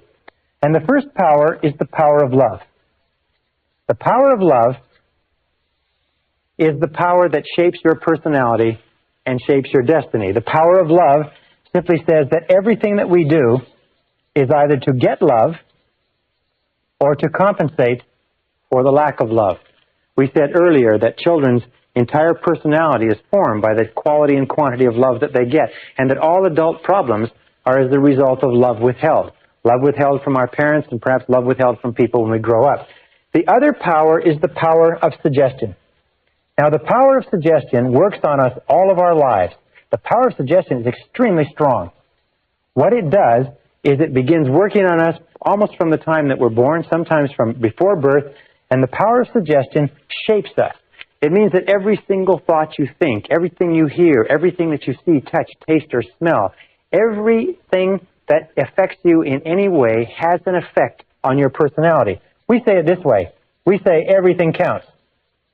Everything counts, and especially when you become an adult, remember that everything counts. Now, the average adult in America watches 20 to 25 hours of television every week. The average senior citizen watches about 7 hours of television. Average child watches 3 or 4 hours of television per day. You know that the average chief executive officer of major American corporations watches less than 5 hours per week? Now let me ask you a very simple question. Do you think there's a correlation between the number of hours that a person watches television and how successful they are in life? Do you think that the suggestive influences, books, magazines, tapes, courses, seminars, people, television programs, and so on, that you watch, listen to, read, associate with on an ongoing basis, do you think these suggestive influences are having any effect on your future? Let me just put it this way. Everything does count. And you have to ask yourself this question. I learned this many years ago. Is ask yourself this question: what is it that you want in life? Once you've asked yourself what it is you want in life, then you can look at around your world and you can determine what is right for you and what is wrong for you. What does that mean? It means that everything that moves you toward what you want is right, and everything that moves you away from what you want is wrong, but everything counts. I have a good friend who goes on a diet on a regular basis, and every so often I catch him eating cheesecake. And sometimes he's eating 2 pieces of cheesecake with lunch, and I say to him, I said, I thought you were on a diet. I said, I thought you only eat fresh fruits and vegetables and natural foods. And he said, sure. He said, well, I said, what about the cheesecake? He said, well, I don't count that. Do you know how many people sit at home and watch television 3 or 4 hours a night, who want to be successful, who read the comic strips and the sports pages, who read junky magazines or nothing at all, listen to the radio, don't do anything with their time or their minds? They say, but I want to be successful. I want to be more successful. I said, well, what about all these things that you're doing to waste your time? They said, well, I don't count that. But unfortunately, nature counts everything. So this brings us to some laws that I want to share with you. The first law is the law of habit. Now, these are also mental laws. The law of habit is very similar to the law of inertia. The law of inertia says that a body at rest tends to remain at rest unless acted upon by an outside force. It also says that a body in motion tends to remain in motion unless acted upon by an outside force. The law of habit says that in the absence of a specific decision on your part to change some aspect of your life, the natural tendency will be to go on the same way indefinitely. As a time management specialist once said, the more you do of what you're doing, the more you'll get of what you've got. So you have to look at what you've got and look at what you're doing and say, is this what you want? You will go on indefinitely in the same direction unless you make a very concrete, specific decision to change. Also, there's another law. It's called the law of emotion. And by the way, before I get into the law of emotion, let me say this. That about 95% of everything that we do is by habit. That the only major difference between successful people and failures is that successful people have success habits and failures have failure habits. You've heard, for example, you've heard the old saying, early to bed and early to rise? They say, makes a man healthy, wealthy, and wise. Well, why is that? Why is it that so many successful people get up early in the morning? It's because they get a jump on the day. It's also because it forces them to go to bed earlier at night so they don't waste the evenings when they're the tiredest and least productive. So you find that over and over again, successful men and women are early to bed and early to rise. They have a success habit. Why is it that people don't go to bed early or don't get up early? Because they're too lazy, they're too undisciplined, they don't have goals that they want badly enough, they do not have success habits. 95% of your success is going to be determined by the type of habits you develop. And if you have good habits, you're going to be successful in spite of anything else. The law of emotion says simply this. It says that every decision that you make is based on emotion. Is that we used to say over and over again that people are 90% emotional and 10% logical. Well, one of the great discoveries that I've made in the course of my research is the discovery that we are 100% emotional, that we're not even 99% emotional. Every single decision we make is an emotional decision. If somebody says, well, it's the logical thing to do, what it simply means is they have more emotion invested in that, even though it sounds logical. The law of emotion says that every decision that we make is emotional, and it says this. It says that stronger emotion will dominate a weaker emotion. Stronger emotion dominates a weaker emotion. So whichever emotion is stronger will be the dominant emotion and will determine what you do. All action is determined by the emotion that is predominant at the time. And with whatever is the stronger emotion, if it is fear, fear will determine what you do. If it is desire, desire will determine what you do. The two major emotions that wrestle within us all the time are fear versus desire. World championship goes on over and over again. Your fears that hold you back, your desires that propel you forward. Now, how do you turn this equation so that your desires win? Very simple. You use the law of concentration, and you think about what you want all the time. You dwell on what you want all the time. You keep your mind fixed on your desires. You become totally preoccupied with what you want, and as we said before, your fears have a tendency to dwindle. But whichever thing you think about, if you think about your fears or you think about your desires, whichever one you think about, by the law of emotion, is going to determine your actions, and your actions will determine your outcomes. This brings us to another law, which is called the law of expression. And this law of expression is very interesting. This law of expression goes back many, many years, and it predates even a quote from Aristotle, which says, whatever is impressed is expressed. Whatever is impressed is expressed.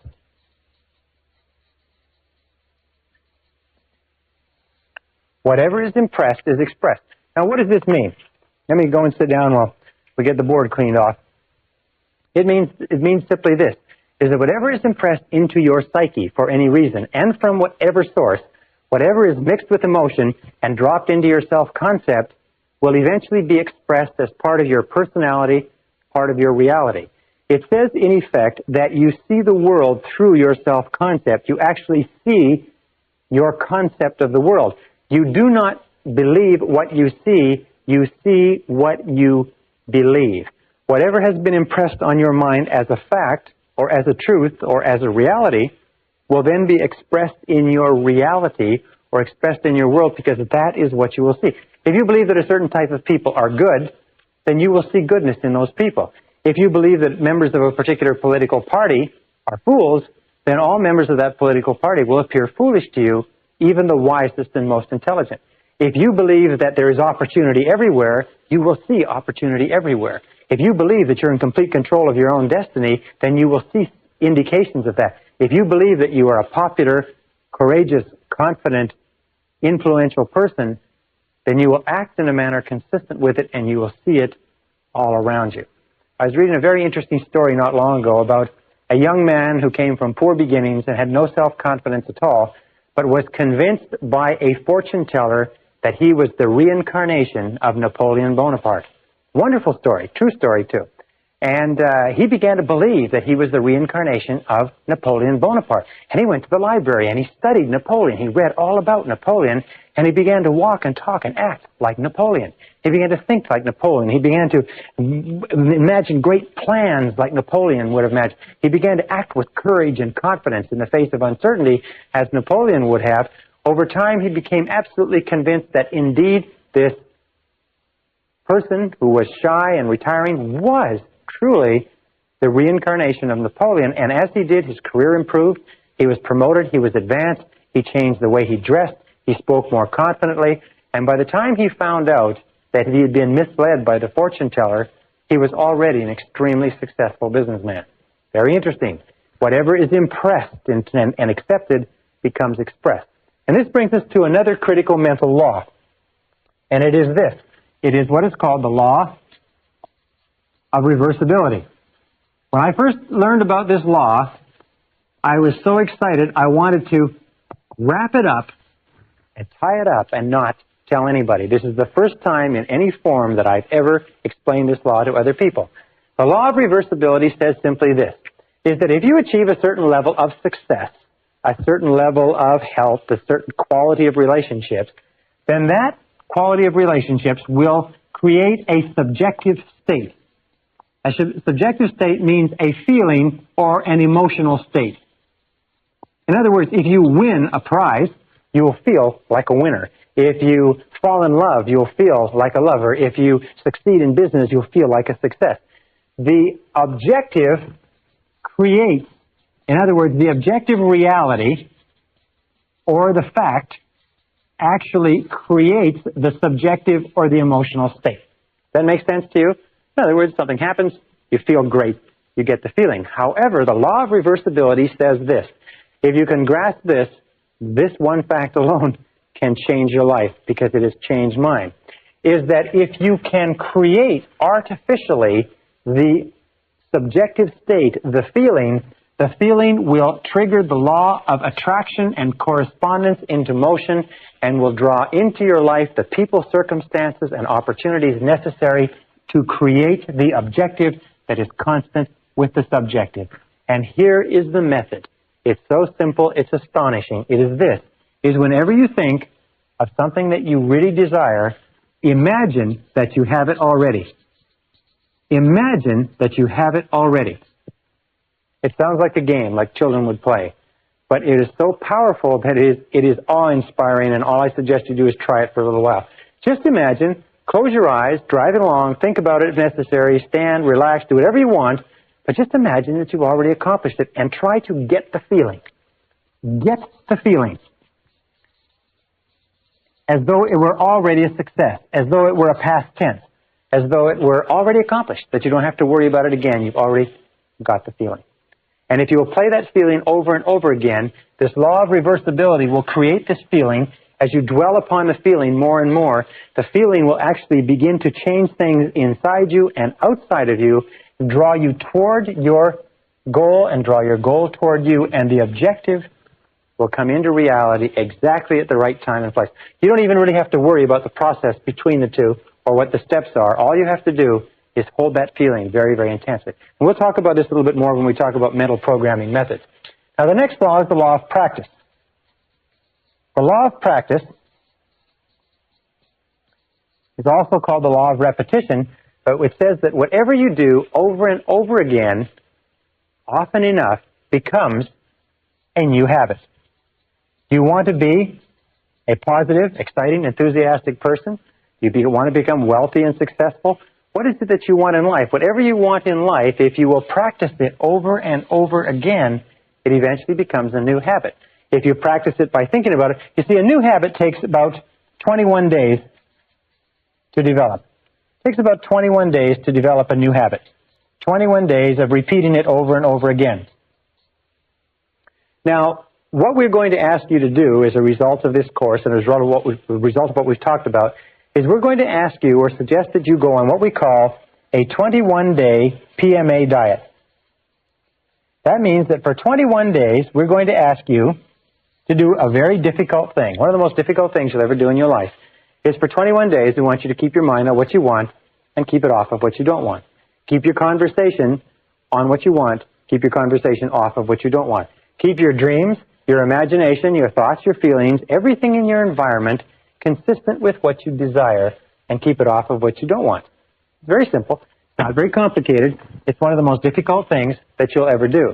Now, why do we pick 21 days? Well, a very good reason. You see, it takes 21 days for a chicken that has a brain the size of a pea to sit patiently, calmly, faithfully on an egg to hatch the egg. Now, we feel that if a chicken with a little brain like that can sit on an egg for 21 days without seeing any change, just in faith, for 21 days it can sit there on that egg, then we could probably ask adults who have brains that are the size of 3 pounds, that have 12 to 20 billion cells, and have the capacity to remember and retain all the knowledge known to man, if their brain could be tapped, we ask them to keep at it for 21 days. If you will go on a positive mental attitude diet for 21 days, keep your mind on it, the goal is to become what we call a purely positive person. A purely positive person. Because we know that if you're a purely positive person, if your conversations, your acts, and your relationships are purely positive, what we call a PPP person, and you practice that for 21 days, you will find that your life will change. That everything around you will change. Your health, your relationships, your work, your opportunities, and everything else. It's simple, but it's not easy. If you can do it, if you can practice it, it will become a new habit. The very law of reversibility, the very law of emotion, the very law of habit that we talked about will actually begin to be changed. Now, What are the 4 things you need in order to make this great change? Number 1 is you need desire. Desire is the starting point of all change. The most important question that you have to ask yourself in life is, how badly do you want what you want? How badly do you want it? Or do you want it at all? You see, there's an awful lot of people who want an awful lot of things. But how badly do they want it? If you want it so badly, if you want it with tremendous intensity of desire, there's really nothing in the world that can stop you from getting it. There's an interesting story was told about Socrates, and Socrates was talking to one of his students, and the student said, I am hungry for knowledge. What can I do to increase my knowledge? And Socrates said, knowledge is something that is readily available and easy to get if you want it bad enough. He said, I'm sure I want it badly enough. And Socrates said, come with me. And he walked him offshore into the ocean and walked him offshore into the Aegean Sea. And they got about 3 or 4 feet. And Socrates, a very, very strong man, grabbed the young man and put his head under the water. And the young man began to struggle and struggle and struggle and finally became incredibly frantic and finally brought him up. And he said, now what did you want while you were under the water? And he said, all I wanted was air. He said, all I could think of in the whole world was air. He said, when you want knowledge with the same intensity that you wanted that oxygen, you will get all the knowledge that you could desire. And when you want anything with great intensity, if you have the desire, you'll get it. Now, the second step is decision. Over and over again, where I travel, I find that the major change in a person's life begins when they make a decision. I also find that the great majority of people are incredibly indecisive, is that they're very reluctant to make decisions to cut off their options. They are very, very reluctant to make a commitment of any kind. And in not making a commitment, they just drift. They unfortunately condemn themselves to living by the law of accident. So the next step is to make a decision, a very clear, unequivocal decision, is that this is what you want and you are willing to pay the price to get it. There's a very interesting little book called The Ultimate Secret by Michael Hernacki, and he said that the key to success, after he studied many, many successful people, said the key to success is simply this, is be willing to do whatever is necessary. Be willing to do whatever is necessary. Be willing to do whatever is necessary. That means once you've made the decision, be willing to go the extra mile. Be willing to do whatever is necessary. And the interesting thing is that you won't ever have to do everything that's necessary, but you must be willing to do it. And it's that unequivocal decision, that do or die, that complete, total, 100% commitment that makes all the difference in your success. Most people are unwilling to make the commitment. And if they do make the commitment, they hold themselves back. They say, I want it, but I'm not willing to do this, or I won't do that, or I won't move, I won't go back to school, I can't sacrifice this, and so on. I've spoken to many parents, for instance, who have undergone great sacrifices so that the mother can stay home with the young children during their first 3 to 5 years. And people say, well, you're crazy, you need the money, you can't take trips, you don't have enough money to pay bills when you're not one or two people working. They say yes, but our decision is to give our children the finest grounding and the finest emotional basis possible. And we feel that the way to do it is for the mother to be home with the children. So they are willing to make the sacrifices. And of course, everybody has to make their decisions with regard to what sacrifices they want to make. The third is determination. Determination means to back your plan with, if you like, iron willpower. Again, every single study that I've looked at, and I've spent, in the course of my lifetime, I've spent almost 30,000 hours studying the subject of personal and corporate success, is that iron willpower is absolutely critical. Determination, the willingness to stick in when the going gets tough, the willingness to persist in the face of adversity. That kind of determination is absolutely critical to developing the new habit patterns of thought that will guarantee your success. And finally, discipline. This is my big favorite. It's usually the only place in this course where I mention this, but discipline is the master key to riches. Discipline is the master key to riches. Discipline, the willingness to do what you know you should do, when you should do it, whether you like it or not, is the critical key to your success. Why is it that people fail in life? It's no miracle. It's no mystery. The reason people fail in life is that they're not willing to do whatever is necessary. They're not willing to pay the price. Half the time, 3/4 of the time, they don't know what they want, and the ones that do know what they want are not capable of disciplining themselves. So the next time you sit there watching the television, next time you drive along listening to the radio instead of listening to an audio cassette program, you have to ask yourself quite honestly, in terms of the wonderful life that you are capable of enjoying, in terms of all the things that you want, is this moving you toward it, or is it moving you away from it? Because the truth of the matter is that everything that does not move you towards your goal moves you away from your goal. That nothing is neutral, that everything counts, that the sands of time are running, the clock, the meter is going right now. A very good friend of mine said, remember, this life is not a rehearsal for anything else. This is the real one. And the question you have to ask yourself is, are you serious about being and having and doing everything that's possible for you? If you're going a 21-day mental attitude diet, a PMA diet, if you will keep your thoughts on what you want for 21 days, if you will practice the law, develop new habits, practice repetition over and over again, practice the law of reversibility, and visualize and imagine yourself as the person you want to be, and practice the law of expression, that whatever is impressed on your mind will be expressed in your reality, you will see dramatic changes start to take place in your life, and sometimes far faster than you can currently imagine. Believe me, I know I have tried and practiced everything that I recommend to you. Thousands of my graduates have done it, and the results they have accomplished have been stupendous. They will be stupendous for you, too, and we'll talk about more of that in the next module.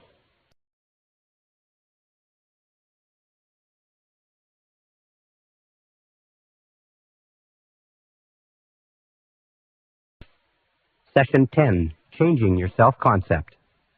To repeat, all change in your life begins with a change in your self-concept. And that brings us back to what we talked about when we talked about the three ingredients of self-concept at the very beginning. We said that there were three parts: the self-ideal, the self-image, and the self-esteem, or how much you like yourself. And what I'd like to do now is I'd like to talk a little bit about what we call the self-ideal, because the self-ideal is the person that you would most like to be. When you start thinking about changing your personality, improving the quality of your life, your inner and your outer life, you have to start off with a target. You have to start off with something to shoot for, something to aim at. So let's talk about this. The self-ideal is a fundamental part of your personality. The self-ideal is a combination of all of the qualities of men and women that you have read about, studied about, associated with, or admired throughout your entire life. Your self-ideal is sort of like a role model for you, an internal role model. And this internal role model acts as a directional mechanism within your psyche that determines your words, actions, thoughts, behaviors, and so on. As a matter of fact, you are today, in many respects, the sum total composite of all the different men and women whose qualities and characteristics that you've ever admired. If you read a biography, an autobiography, a story about a person who has done something that you think is admirable, displayed qualities of intelligence or character or compassion or perseverance or persistence or courage and so on, if someone has done those things and you have a tendency to admire them, if you admire them, what happens is you have a tendency unconsciously, even without your knowing it, to try to be more like them. Now, there is a difference between the self-image, which is where you see yourself now, and your self-esteem, which is how much you like yourself. And there's a difference between your self-image and your self-ideal. The distance between these two, the way you see yourself now and the way you would ideally like to be, has a major impact on your self-esteem. People who see themselves working progressively toward becoming more and more like the people they want to be have high self-esteem. People who see themselves as having an enormous, almost unbridgeable distance between the person they see themselves as now and the person they know they should or could be usually have low self-esteem. So the starting point of change in the self-concept, to repeat, comes with defining clearly what it is you want to look like. Now, when I was about 17, 18 years old, I sat down with a notebook and I wrote out a description of the person that I wanted to be when I grew up. I wrote several pages. I described my personality and my height and my weight and how I would get along with people and so on. And many years later, 10, 15, 20 years later, after I had traveled around the world twice, after I'd been in 80 countries, after I had done a great variety of things, I came across those notes in an old suitcase. And I looked and I read them. And you know, the surprising thing was, was that I had become, over the course of that time, the person that I had described in that notebook. So I suggest to you this, is you start off by saying, who is it and what is it that you would like to look like 1 year, 3 years, 5 years from now? Or let's put it this way, and here's a really good question. Name 3 men or women, living or dead, that you really admire, that you really feel are wonderful, fine, upstanding role models. And then ask yourself the question, why is it that you admire them? Why is it that you like them? What is it about them? What are their qualities, if you like, that you consider outstanding? Because those are the qualities, if you can identify them, that you'll begin moving toward accomplishing in your own life. Remember, we said that desire, discipline, determination, and decision are the keys to success, but also definition. You have to define clearly what you want to be. I remember a wonderful story of a young fellow who decided he wanted to improve his life, and he was working for an insurance company. And he sat and looked around him, and he was number 28 or 29 out of 30 people in an insurance company selling insurance, and he'd been there for several years, and his career was going nowhere. And he began looking about him, looking at this, and he said, now who do I admire? Who would I like to be like? Who would my ideal be? And he decided he wanted to be like the top salesman in the branch. And he started to look at the top salesmen and the top 1 or 2 salespeople in the branch, and he started to think about them and think about what they did. And he began to talk to them and get advice from them. And over the course of the next few years, by using this process, by patterning himself after the people he admired, he became more and more like them. He dressed like them. He walked like them. He talked like them. He worked the way they did. He studied the way they did. And in time, he became not only the top salesman in the branch, the top salesman in the region, the top salesman in the division, eventually the top salesman in the country, and he became a marketing vice president for one of the biggest insurance companies in the nation, simply by establishing a self-ideal and then working progressively toward it.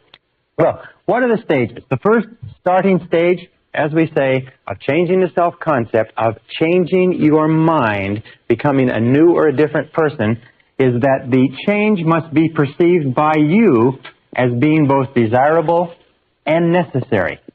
In other words, you must see that if you were to make this change, it would be a worthwhile change, and in terms of what you want to be, have, and do, in terms of the future of your life, it's necessary that you make this change if you want to get ahead. I'll give you another example of a famous gentleman from a Fortune 500 corporation, was promoted to president, came up through engineering, left brain, had no people skills at all, was very, very concerned about this part of his personality in that he didn't know how to get along with people. He preferred problems that didn't talk back. But he recognized that a change in his self-concept, a change in his ability to communicate effectively with others was essential to his success. So he began taking courses on interpersonal communications. He began taking courses on relationships. For 2 solid years, he read books, listened to tapes, took courses, and became an authority within the company on human relations, and then put together a course of his own and went throughout the company as the president of the company and taught this course within his company, becoming the things that he was teaching. In other words, he decided that to be very good with people was both desirable and necessary for himself, his company, and his future. And then he went about through the process of gradual defining the ideal and began working progressively toward it. In 2 years, he had rounded out his personality from being a lopsided, left-brain, linear, analytical person to being a totally rounded, fully functioning human being. One of the hallmarks of great leaders, one of the hallmarks of outstanding men and women, is that they're willing to make the efforts necessary to bring about the changes that are essential. Now, the second stage, or the second step in changing your self-concept, is to begin thinking about yourself as you would ideally be. Begin thinking about yourself as your ideal person.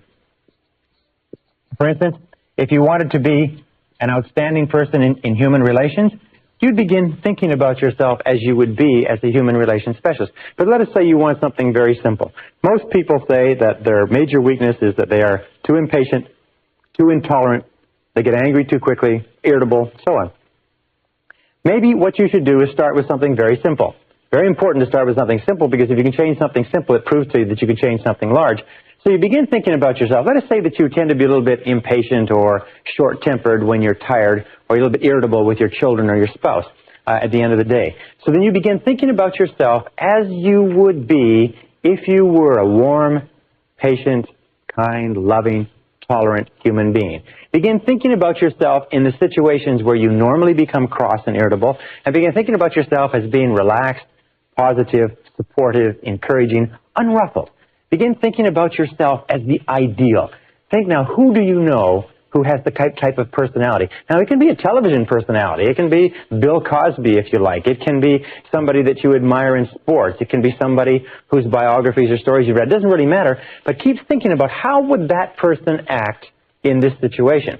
One thing that many people do, many Christians do, is whenever they get into a difficult or stressful situation, they say to themselves, I wonder how Jesus would act in this situation. I wonder how Jesus would act if they were dealing with a difficult person. Or I wonder how Jesus would act if he were put in the same position I'm in. And what it does is, irrespective of your belief, what it does is it gives you a role model to pattern yourself after. The great tragedy of many young people growing up in the inner cities today is that the role models that they have are not positive role models. The people who are the most successful sometimes in the ghettos in the inner cities are not admirable people who are working hard and building families and businesses. What they are is they're criminals who are engaging in criminal activities. So the role models that you choose have a critical effect on who you become. So begin thinking about yourself as you would like to be. As you would like to be. Now that's the starting point. Because of the law of expression, whatever is impressed is expressed. If you begin thinking about yourself, you begin finding it's almost like turning the wheel of your personality. You begin to become a different person. Now the third step is you begin to visualize. Now what does visualize mean? Well, there are thousands of books written on visualization. One of the most powerful of all human abilities is the ability to create clear mental pictures.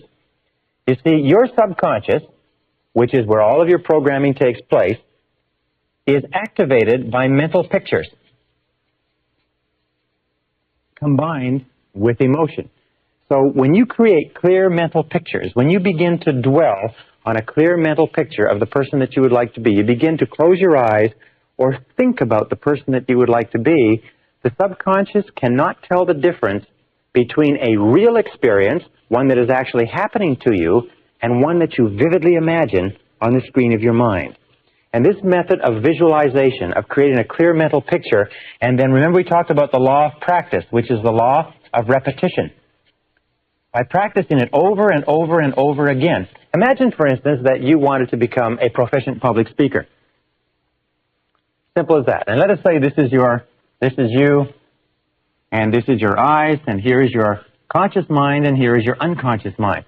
Let us say you wanted to become a proficient public speaker. Well, if you went out and you gave a whole series of talks, and you got positive response, and people applauded and told you that it was a good talk, and you did this over and over again, no matter how terrified you are of public speaking right now, if you did it often enough, gradually you would store up enough memories to the point where you would feel no uneasiness at all about speaking publicly. Now, the reason I mention speaking publicly is that something like 54% of the American public would rather die than give a talk in public. They put the fear of public speaking ahead of the fear of death.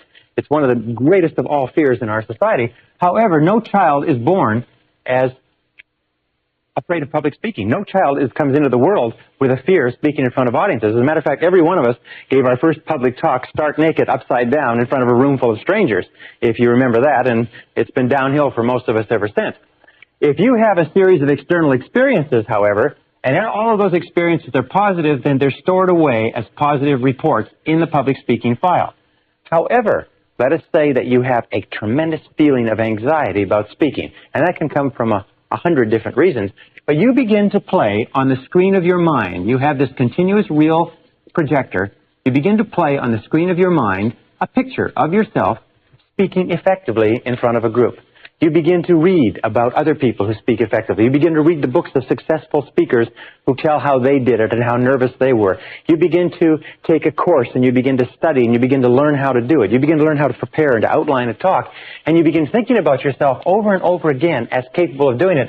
The picture that you play on the screen of your mind is accepted by the subconscious as a real experience as long as you vividly imagine it. And this is the key. It is the vividness of the picture. The more clearly you visualize it, the more frequently you visualize it, the more emotionally or intensely you visualize it, and the longer you visualize it, the more of an impact it has on the subconscious mind, so that you can, in many respects, actually become halfway or three-quarters of the way toward being a competent speaker or being competent in almost anything simply by visualizing and playing this picture over and over again. By the way, I use the example of speaking in public for a very specific reason. Most of us are afraid of it. And what I have found is that if you can use these methods of mental programming to eliminate one major fear that may be holding you back in life, you will prove to yourself forever that you can eliminate any self-limiting belief and overcome it and go on to accomplish what you want. I have given this advice to thousands of people. It's simply this: if you have an uneasiness with regard to public speaking or any other fear, but public speaking for this example, make the decision right now to get over it. Now here's two ways that you can get over it. Toastmasters. Does this method work? Well, I'll guarantee you that it works. Toastmasters was set up in 1923 as an organization, a voluntary organization. Groups of men and women come together, small groups. They meet once a week, and they have breakfast, lunch, and or dinner meetings. And at each meeting, each person has a chance to talk. People who are so terrified of public speaking they could not lead silent prayer in a phone booth, after 10 or 15 weeks in Toastmasters are capable of standing up with 1 minute's notice and giving an extemporaneous talk in front of an audience of strangers. Toastmasters works. Why? It's because every single time a person stands up, they get positive feedback, they get correction, they get advice, they get applause, they get support. Eventually, what you do is you build up a whole series of positive reports in your subconscious mind that says, when it comes to public speaking, it's easy. If you want to be effective at selling, if you want to be effective at leading, if you want to be effective as a parent, if you want to be effective with other human beings, all you have to do is practice over and over again, and practice in your mind over and over until eventually you will find that when you think about whatever it is, the fear level will go down, confidence level will go up. By the way, one other area that you can go to if you want to learn to be more capable speaking is Dale Carnegie. Dale Carnegie has a wonderful course, which is just called the Dale Carnegie course, which really helps people become proficient in public speaking. Over 10 to 14 weeks, you get an opportunity every single week to get up and speak in front of your peers. The next is affirmations. Now, with affirmations, your potential is unlimited. Affirmations are the most powerful words that you can possibly say. Affirmations are based on what we call the 3 Ps. In that with affirmations, we reprogram ourselves unconsciously. Affirmations are strong, positive, assertive statements that you say about yourself, to yourself, and believe. And they're based on the 3 Ps. And the Ps are, first of all, personal. All affirmations, all statements that you say to yourself have to be couched in the personal tense, the I. If you say, I like myself, I like myself, I like myself. When you say, I like myself, it accesses the subconscious directly. Every single command that begins with an I opens the subconscious mind and says, valuable information coming down. Prepare or get ready. And also, positive. All affirmative statements must be couched in the positive tense, because the subconscious mind filters out negatives and only takes the words that the positive expression. For example, if you wanted to quit smoking, you wouldn't say, I don't smoke anymore, I don't smoke anymore. You would say, I am a non-smoker. I am a non-smoker. The words I am are 2 of the most powerful words in mental programming. When you say I am, because only you can say I am about you. In the whole world, nobody else can use those 2 words with regard to you. And your subconscious recognizes it. When you say I am responsible, I am responsible, you can actually feel the impact of these words on your unconscious mind. You can feel the words I am responsible and feel their effect on your emotions. Now the third is that they must be in the present tense. Not I will lose weight, or I will quit smoking, or I will get a better job, but I have a better job. I weigh X number of pounds. I earn X number of dollars. I earn X number of dollars. Whatever it happens to be, you always place it in the present tense, because the subconscious mind can only take language that is couched in the now. This is very, very important, that when we are reprogramming the subconscious mind, When you visualize, it's in the now. When you affirm, it's in the now. When you think about yourself as you would like to be, it is always in the now. The subconscious mind is, by the way, it's very literal. So when you create affirmations, and you can recreate affirmations for every goal that you can imagine. I earn X number of dollars. I weigh X number of pounds. I am a kind, loving human being. I am disciplined and industrious and fastidious. I am a good driver. I am punctual. I like myself. I am responsible. I feel great. I feel happy. I have health. I have energy. Interesting affirmation. If you repeat the affirmation over and over again, I have health. I have energy. I have health. I have energy. You can actually build up your body's resistance to things like colds and flus. We'll talk about this a little bit later, but very often we get sick because we decide to get sick, or we get sick because we let our minds and bodies coast, and we can actually drive a cold out of our systems by repeating the affirmation over and over again. I have health. I am healthy. I am strong. I feel great. I feel wonderful. So couch your affirmations and your visualizations. When you close your eyes, see yourself as though you had the characteristic or quality right now. Speak in terms of having the characteristic or quality right now. And as we said before with regard to emotion, imagine the feeling that would accompany the mental picture. Imagine the feeling that would accompany the words. When you say, I like myself, you don't say, I like myself. You say, I like myself. I like myself. I like myself. Imagine when you say, I am responsible, you don't say, I am responsible. You say, I am responsible. I am responsible. In other words, emotionalize it. Wrap it up with emotion. Drive it into the subconscious mind like a detonator, and the effect that it will have on your personality and on your feelings will be tremendous. Now, again, with regard to affirmations, what I use is I use a series of index cards, and you can put your affirmations, your positive present tense personal statements on affirmations, and review those affirmations over and over again. Every time you review them, every time you think about them, every time you repeat them and drive them into the subconscious mind, every time you impress them, you increase the potential for them to be expressed externally. Now, one final thing is when you use affirmations, try to keep your daily words and actions consistent with your affirmations. Try to keep the things that you say when you're walking around and the things that you do consistent with the words that you say to yourself in private. All right, the next thing that we do is what is called verbalization. Verbalization is speaking aloud. Speaking your affirmations aloud. Now, there's two ways that you can do this.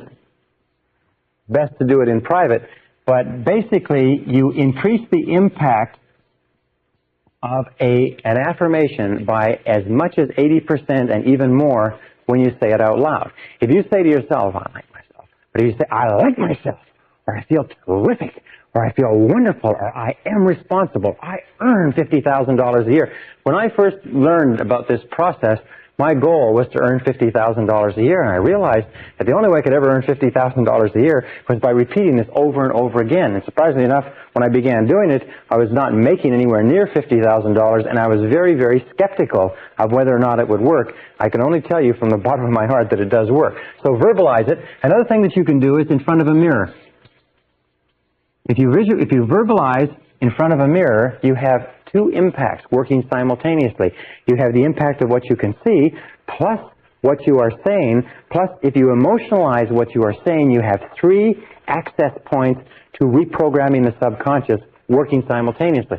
So you stand in front of a mirror, you can say, in front of the mirror, you can say, I feel terrific, or I look great, or I look great, or you can say, you look great.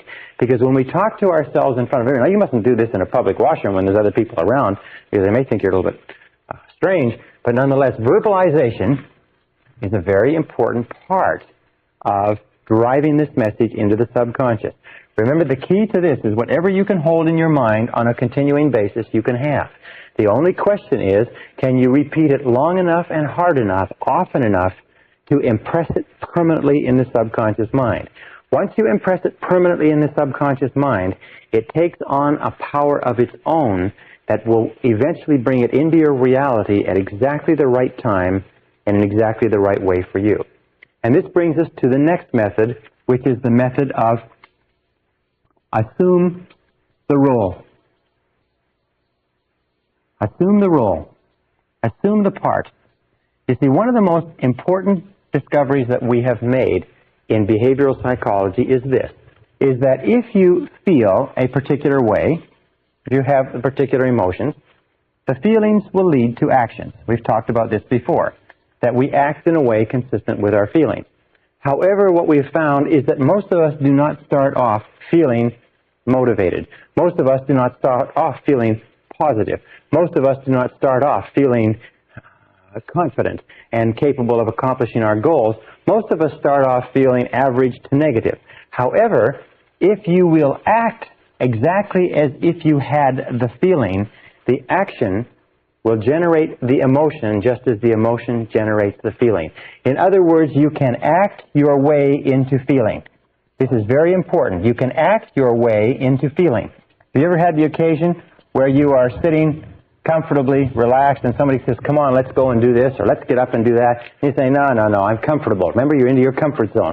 Comfort is a great killer of human potential. You say, no. They say, oh, come on, just get up and do a little bit. So you get up just a little bit, and you move just a little bit, and as you begin to move, you start to get into the swing of it, and pretty soon you get into it completely, and you totally forget about going back to the couch or the chair that you were in. Well, you can act your way into feeling. You can act your way into feeling almost anything. We call this, if you like, pretending. Pretend that you have the quality already. For instance, if you want to be courageous and unafraid, pretend that you're courageous and unafraid already. If you want to be confident, pretend that you have the confidence. There's an old saying that says, fake it until you make it. Fake it until you make it. Remember we talked about the gentleman who was told that he was the reincarnation of Napoleon? That all he had to do was he had to act like Napoleon and realize that he had this cultural history behind him, that he had the decisiveness, the power, the courage, the genius, the brilliance, the tenacity, the foresight of one of the world's great leaders. Well, this acting, this pretending, this assuming the role is a critical part of actually becoming that person. If you want to be the finest salesperson in your organization, if you want to be a superb executive, if you want to be a tremendous technician, if you want to be an excellent medical professional, if you want to be the best mother or the best father, if you want to be excellent in athletics, there's an entire body of work today in neurolinguistic programming and what is called the inner game of winning that says that if you want to be a better tennis player, for instance, what you do is you imagine that you were a championship tennis player. Imagine that you are Arthur Ashe or Jimmy Connors or Chris Everett Lloyd or Maria Navatra, whatever her name is, Navatra, or one of the great tennis players, and play tennis exactly as if you were one of those. Play tennis as though you were them and in their body and on the court.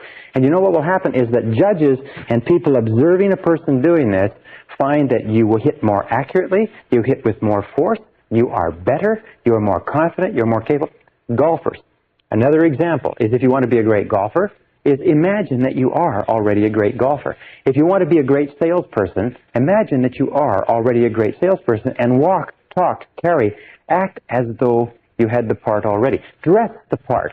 Look at yourself in the mirror and say, do I look the part of a great golfer? Do I look the part of the executive, the salesman, or the saleswoman, or whatever it happens to be that I would like to be? These four, we call this the VAVA. V-A-V-A. V-A-V-A. Actually, I should do it this way. V-A-V-A. These are the keys to rapid personality change. The V is for visualization. Visualize and play the picture of the desired person you would like to be over and over again until it is accepted by the subconscious as a reality. Remember, the subconscious obeys your conscious commands. If you command the subconscious, and you command the subconscious by the thoughts you hold in your conscious mind, by the thoughts that you dwell upon, the law of concentration. If you hold that thought in your mind on a continuing basis, eventually it clicks into the subconscious and it takes on a power of its own. The second is to affirm, and affirm over and over again. There are many people who say that they would rather go without breakfast than go without their affirmations each morning. Speak to yourself positively. Use positive self-talk all the time. Remember, you talk to yourself at the rate of almost 1,500 words a minute. Most people talk to themselves in terms of doubt and fear and worry and anxiety. Talk to yourself positively. I can do it. I can do it. I can do it. I can do it. Just repeating, I can do it, over and over again. Boost your self-confidence and boost your self-esteem. When you have nothing else to do, say, I like myself, I like myself, I like myself, I like myself. Because saying I like myself or I love myself expands your ability and your capacity in every area of your life. Also, verbalize. Speak out loud. Make sure the things that you say out loud are consistent with the person that you want to be and the things that you want to do. Verbalize and say, I like myself. Don't say aloud things that, like, I'm never on time, I can't lose weight, I can't quit smoking, I wish I could, and so on. But always speak in positive terms. Remember that you can almost double the force of an affirmation by speaking it aloud. And if you speak it really loud, I like myself, I like myself, I like myself. If you speak it really loud and really strong, it has double, triple, sometimes several times the impact. And finally, assume the role. Pretend as though you already had the part. Assume the role. Imagine that you have been hired to play the role of an extremely successful person in a Broadway play.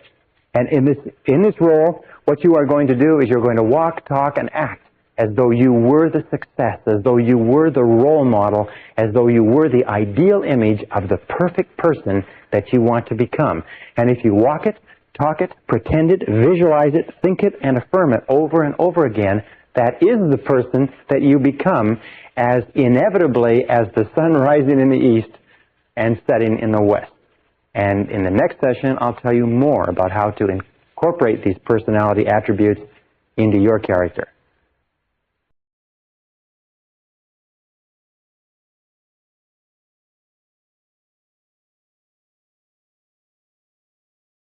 Section 11, the new mental diet. Back in the 1930s, a man named Gaylord Hauser shocked the medical world by coming out with a series of claims and statements that said that everything that we ate in some way affected our body. He said that everything that you eat is translated into something and has a positive or negative effect. And he wrote a book called The New Diet Does It. Now, in this session and in the previous sessions, we've been talking about the new mental diet. And just as everything that you eat has an effect on your physical body, everything that you take into your mind has an effect on your mental body, on what's going on inside you, which determines what happens around you. When we were talking a little bit earlier, we said that the power of suggestion is one of the most important powers in your life. The power of suggestion says that everything that you take in, everything that you think about, everything that you read, everything that you listen to, all of your conversations, radio, television, newspaper, books, papers, magazines, everything that you allow to influence your thinking affects your subconscious mind, affects your attitudes, your expectations, your values, your beliefs, and ultimately your potential as a human being. In fact, the great difference between human beings is not intelligence and not education and not opportunity. It is what they are feeding into their minds on a regular basis. Now, we also said, and it's the same thing. If you were to say, well, yes, I eat good food a lot of the time, but some of the time, or 50% of the time, I eat junk food. I eat food that's high in salt, high in sugar, low in nutrition, inert foods, dead foods, white flour, French fries, grease, and so on. But it doesn't bother me. It doesn't have any effect on my body. You would know that that is nonsense because everything counts. Everything counts. One of the marks of a truly honest person is that they accept reality, and reality is that everything that you do, mentally or physically, counts. And it's either positive, it's either helping you, moving you toward what you want to be and have and do, or it's negative, it's moving you away, but nothing is neutral. Everything counts. So with regard to the power of suggestion, let's go on and talk about how we complete this process of reprogramming ourselves so that inside we are totally successful human beings, so that outside we will be totally positive, enthusiastic, successful human beings. Feed your mind the same way you would feed your body. Feed your mind carefully. If you were concerned about physical health and longevity, you would measure and calculate and look into the foods you eat. Look carefully into the mental foods that you eat too. Because these mental foods, by a process that we call the law of accumulation. Now, the law of accumulation is both a mental law as well as a physical law, and what it says is that every single thing that you do, positive or negative, accumulates. That every single great achievement in life is the result of thousands of ordinary achievements, struggles, fallbacks, failures, minor disappointments. Every single big accomplishment is preceded by thousands of tiny little accomplishments. Every overnight success is preceded by years and years and years of working off-Broadway. Every single great fortune, by the way, in studying self-made millionaires in America, do you know what we found is the average time that it takes to become a millionaire in America is over 20 years of hard work. In other words, we see a person who is wealthy, got a beautiful home, beautiful car, financially independent, but we don't realize that there are years and years and years of hard work, struggle, and sacrifice that preceded it. We see the person, we see the end result, and we say, isn't that person lucky? Well, the fact of the matter is that there's no luck. There's just this long process of accumulation, and everything counts. Every single honest effort that you make toward becoming a better person accumulates like a snowball and has an effect. Every single time you do something that takes you away, that wastes your time, wastes your mind, wastes your thought, and so on, that has an effect too, and that accumulates. Now, the great mistake that many people make is they go a little bit forward and a little bit backward. They do a few things that are good for their mind and a few things that are crummy for their mind, and a few things that are good and a few things that are crummy. And you know where they end up? Exactly where they started. The good offsets the bad. What you have to do is you have to put yourself on the side of the angels so that your predominant intakes of mental food are positive and constructive and moving you in the direction that you want to go in. So, we say feed your mind. Number one is read. Only reading is reading. Many people today don't like to read, but all leaders are readers. All leaders are readers. Read, and try to read an average of 1 hour per day. We know that if you read 1 hour per day, over the course of the day, in something that builds your mind, something positive and constructive that builds your mind, not newspapers, not wasted things that just preoccupy your mind, but something that builds you and develops you. 1 hour per day can change your life. Research shows that 1 hour per day, in 2 to 3 years, you will be an authority on your subject, on studying any subject, from time management to nuclear physics. 1 hour per day will make you an authority. 3 to 5 years will make you an expert, and 5 to 7 years will make you an international authority, make you one of the most knowledgeable people in that field in the world, in just 1 hour a day in any subject. And you can pick anything from medicine to molecular biology. So read an hour per day. Recent study shows that the average adult in North America reads less than 1 book a year. That 58% of adults in the United States and Canada never finish a nonfiction book after they leave high school. When they leave high school, you know what they say? Or they leave university, they say, thank heavens this is over. I'll never read another book as long as I live. And they can't understand why they stop growing. It is only reading that causes your mind to stretch and grow. Conversation is good. Listening is good. Courses and classes are good. Watching videotape instruction is good, of course. But only reading is reading, and there's no substitute. People say, well, I'm not a good reader. I didn't learn to read well in school. Good. Then set that as one of your goals, to become an excellent reader. In 1 year of remedial reading at an evening course, you can be reading 300, 400, 500 words a minute, and it will change your life. In fact, according to the Gallup organization's poll on who's who in America, the Great American Success Story, they found that the top people, the top 1% in this country, read an average of 12 nonfiction books per year. That means that you can join the top 1% in the nation by simply reading 1 book per month. 1 nonfiction book that develops your mind and expands your ability to think in a subject that interests you. 1 book a month will put you in the top 1% in a very short period of time. If you were to read 30 to 60 minutes each day, as I'll recommend later, 30 to 60 minutes each day would translate into a book per week. A book per week would translate into over 50 books a year. Now just imagine if you were to read 50 books a year for the next 10 years. How many books would that be? That would be about 500 books, if you can work it out. Now let me ask you a very simple question. Do you think that if you read 1 book a week for the next 10 years, in a world where the average person reads less than 1 book a year, do you think that would give you the edge? Do you think that would affect your life in any way? Do you think that would change your career and your income? Do you think it would change your environment? Do you think it would change everything that goes on around you? You bet your bippy it would, because by the power of suggestion, by feeding your mind with new information, 500 books in 10 years will transform your life in such a way that you will never be able to recognize it. Right, the next thing with regard to feeding your mind is listen to tapes.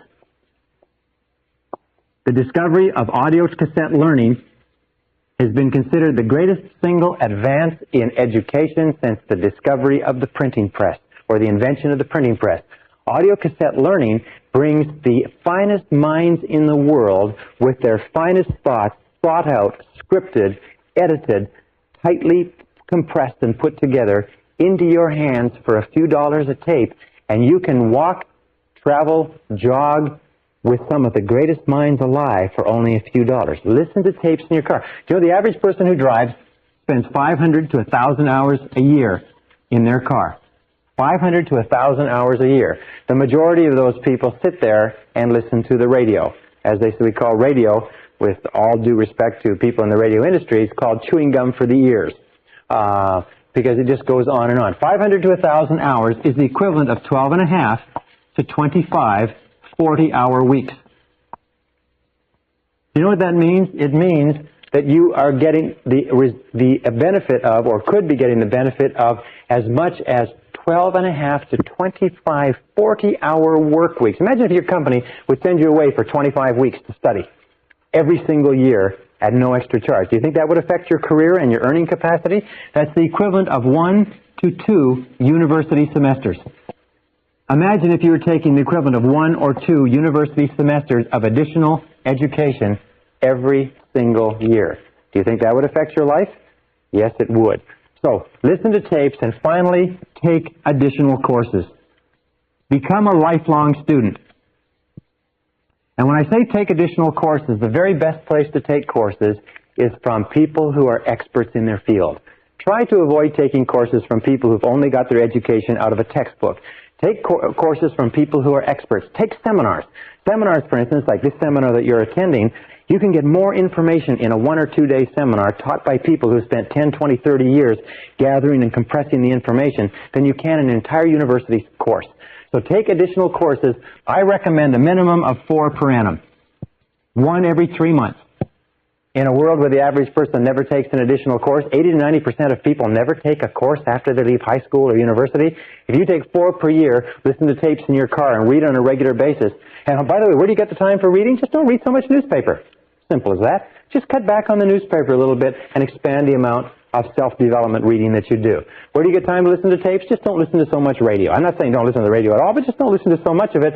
Where do you get time to take additional courses? Instead of sitting around on the weekends, take a course. Instead of watching television in the evenings, go and take a course. But remember, the clock is running.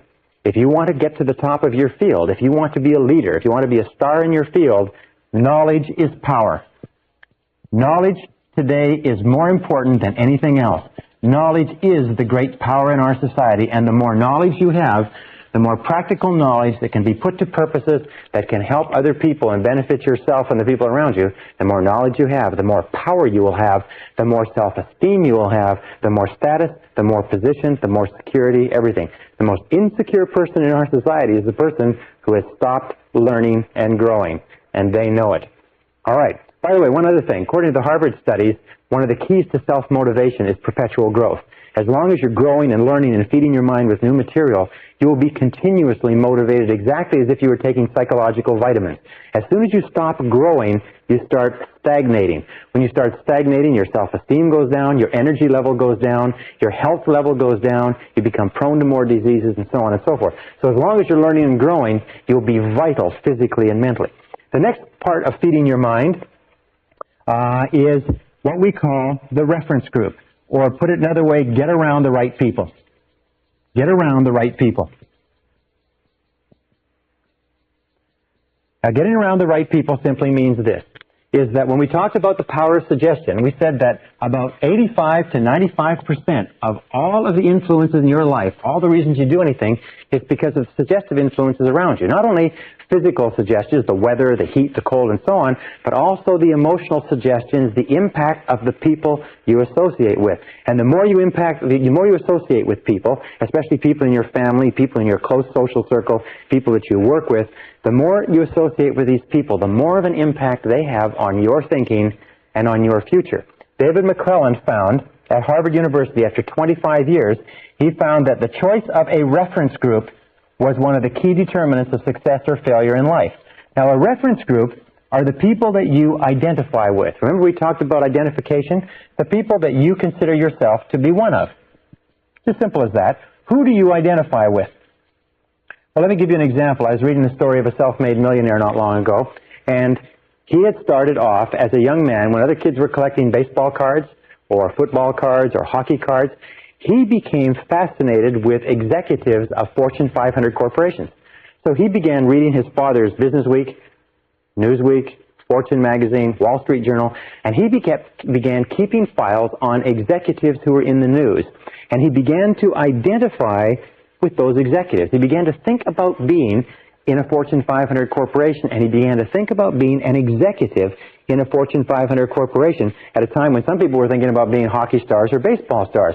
The interesting thing was that as he grew up, this directional mechanism, this role model, this reference group that he identified with began to affect what he read in school, what he studied, how much he applied himself, how hard he worked, what companies he went to work with, what company he went to work with when he came out of high school and university.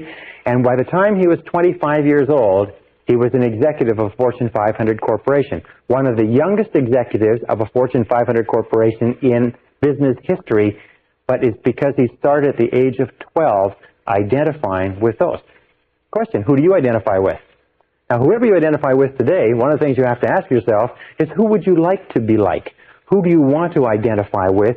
And then you start getting around the right people. The starting point of getting around the right people is to start to read the magazines that they read. If you want to be a successful person in business, read successful business magazines. If you want to be a top salesperson, read successful sales magazines, marketing magazines, books written by top salespeople. If you want to be a successful executive, if you want to be a successful marketer, if you want to be a successful parent, then begin getting around these people through their writings, through their tapes, and through their courses. The other thing is to seek them out and begin to associate with winners. As we say, fly with eagles. Now let me make one point here that's absolutely critical. It is simply this, is that if you scratch with the turkeys, you can't fly with the eagles. That if you spend time with losers, you will be a loser yourself. That David McClelland of Harvard found that 99% of the failure rate in life could be attributed to associating with people who were going nowhere. Because we're so strongly influenced by the people around us. We talk like them, we walk like them, we take on their attitudes, their values, their beliefs, their expectations, even their self-concepts. If we associate with negative people, critical people, cynical people, lazy people, people who waste their time, we will become exactly like them. Every one of us has the tendency to be like a chameleon. We take on the colorings and the behaviors of the people around us. So it's very important that you make a decision what you want to be like, and you begin to associate with people who are like that. And especially get away from the losers. Get away from the no-hopers. Get away from the negative people, because these people will drag you down as surely as an anchor would drag you down if it was tied to your leg. Many people come to me and say, well, I'm working for a negative boss, or I'm in a negative relationship. And I say this, if you're working for a negative boss, you'll never realize your potential working for that boss. You'll never be happy, and you'll never accomplish everything you're capable of accomplishing. They say, well, if I'm in a negative relationship, what do I do? I say, you have to ask yourself this question. Do you want to fulfill your potential as a human being or not? If you want to fulfill your potential as a human being, here's the facts. I'm not making the facts up. I'm just telling you, here's the facts. But if you associate with losers, you'll be a loser. And it's been worked on for 25 years, and they can't find any exceptions to it. And I've spoken to thousands of people who've told me that coming to terms with this is one of the hardest things that they ever did. Because sometimes it means that you have to say goodbye to family, say goodbye to friends, say goodbye to relatives, say goodbye to relationships. But if that is the fact, the sooner you do it, the better. It's almost like taking out a rotten tooth. The sooner you do it, the less pain you suffer. Now, with the next part with regard to reference group is this. It's what is called the Mastermind Alliance. And that is to pick one or two or more people in your environment whom you admire, who are positive, who are going places, who are ambitious, and start to get together with them at least once per week for breakfast or lunch just to talk. Get around them. Be something about the fertilization and the synergy of positive minds coming together, talking about your problems, talking about your challenges, talking about the future, talking about what's going on. Try to get together with a mastermind alliance once a week. We have found in the research that I've done, the research that Napoleon Hill has done, that associating with other positive people is one of the triggering influences to peak performance. It's one of the guarantors that you will become a great success. You can't do it by simply associating by yourself. All right, now another way to influence your mind, very, very important, is start each day right. Start each day right. Now this is based on the fact that there are 2 times of the day when you are most suggestive, when your subconscious mind is most open to new information. And that is nighttime before you go to sleep, just when you fall off to sleep, and morning. These are the 2 times when your conscious mind is most relaxed and your subconscious mind is most alert. So you must use these times as what we call key programming opportunities to put new information into your mind. And this is what I suggest you do, and it's very, very powerful. Before you go to sleep at night, feed your mind with a stream of messages consistent with what you want to be and have and do the next day. In other words, program yourself for the next day, the same way you'd program a computer. And what I do is I lie down and I close my eyes and I say, I wake up in the morning, present tense, and I feel terrific. I wake up in the morning and I feel terrific. I wake up in the morning, I feel wonderful. I feel full of energy. I believe tomorrow is going to be a great day. I wake up in the morning and I feel terrific. And then when you get up in the morning, the first thing that you say, the first thought that you program into your subconscious computer is, I feel terrific. I feel terrific. I feel terrific. I feel terrific. I feel terrific. What you do is you get up and you say it 1, 2, 3, 4, 5 times, and you repeat it over. I feel terrific. I feel terrific. You don't get up in the morning and say, geez, I'm tired. Geez, I'm tired. Geez, I'm tired. Oh, God, I'm tired. You get up in the morning and say, I feel terrific. Somebody says, how do you feel? You say, I feel terrific. Even when you feel terrible, say, I feel terrific. You see, your subconscious mind can't tell the difference between a real fact and one that you vividly imagine. And if you repeat, I feel terrific, very loud, I feel terrific, try it yourself. I feel terrific, I feel terrific, I feel terrific. What happens is the subconscious mind believes that maybe you do feel terrific, and it will actually give you a surge of energy that will wake you up and clear your mind even before you have coffee. Now, the second thing that you do in the morning, this is number 1. Second thing that you do to start your day off well is to read for 30 to 60 minutes. Get up early enough to read for 30 to 60 minutes in something that is motivational, something that is inspirational, something that is educational, something that uplifts your mind, what we call mental protein. Not newspapers, not magazine, not television, not radio. Get up in the morning, sit down, and read something really good for yourself. Read something that makes you feel really good about yourself and your day. I read spiritually oriented material every single morning. And this is called, by the way, the golden hour. If you will do this as a result of attending this seminar, if you will begin to read every morning for 30 to 60 minutes in something that uplifts your mind, this alone will be worth all the time you spend in the seminar. This habit of using the golden hour, the first hour in the morning when your mind is wide open to new information, using it constructively is one of the most powerful success techniques I've ever found in my entire life. I've had hundreds of people come back to me and say this has changed their life. Just getting up a little bit early so you can sit and read quietly. You will become so addicted to using that golden hour that you will not be able to do without it. Even if you have to get up tired, even if you have to get up long before you have to go to work, get up and milk that golden hour. Fill your mind full of rich mental protein, beautiful thoughts and ideas. Uplift your mind and you'll find that your whole day will go better. And the third step is review your goals every morning. Review your goals every morning. Every morning before you start out, review your goals. Just the same as if you were on a long motor trip, or if you were at sea, you'd look at the map. You'd shoot the stars and the moon. In other words, you'd take a look at where you are and you would plot your destination, and you would think about it, because when you review your goals, you program them into your subconscious mind. Well, programming them into your subconscious mind by repeating them every day and using that wonderful technique, that golden hour. I learned this many years ago, and I've been absolutely astonished. Those 3 points: wake up in the morning and say, I feel terrific. Read for 30 to 60 minutes, and write and review your goals every single morning. And the most remarkable thing that happens is you start off every day supercharged. You start off every day feeling positive. You start off every day feeling energetic. So let's just review for a second, and I'm going to wrap up with 2 really critical points. We talked about the power of suggestion. Remember that everything counts. Everything that you read, everything that you listen to, everything that you watch on television, every magazine that you pick up, every conversation that you have, positive or negative, is affecting your subconscious mind, which is programming your future. Remember, your external world is a reflection of your internal world. Your external world is a reflection of your internal world. If there is negativity, concern, anxiety, fear in your internal world, then it's going to be reflected in your external world. So be sure that what you're taking into your mental diet is just as pure as what you would take into a physical diet if you wanted to sustain high levels of physical health and energy. Absolutely important. Feed your mind with books. Feed your mind with tapes. Feed your mind with positive conversations. Feed your mind with courses. Go and attend them. Listen to experts. Feed your mind with positive people. If one of the recommendations that one of the business philosophers says is poor people should take rich people out to lunch. Why? Because taking a rich person out to lunch is an opportunity to learn from that rich person, to get information from that person that you could not buy at any price. Poor people should take rich people out to lunch. Get around the winners. Think about the winner that you want to be and look around you in your world and say, who is like the person that I want to be? Here's another very important point in terms of mental programming. It's simply this, is discard past labels. Discard past labels. Don't ever allow anybody to tag you with the way that you used to be. If you were late before, don't allow anybody to say, well, you're always late. You say no. You say, in the past, I was late, but now I am punctual.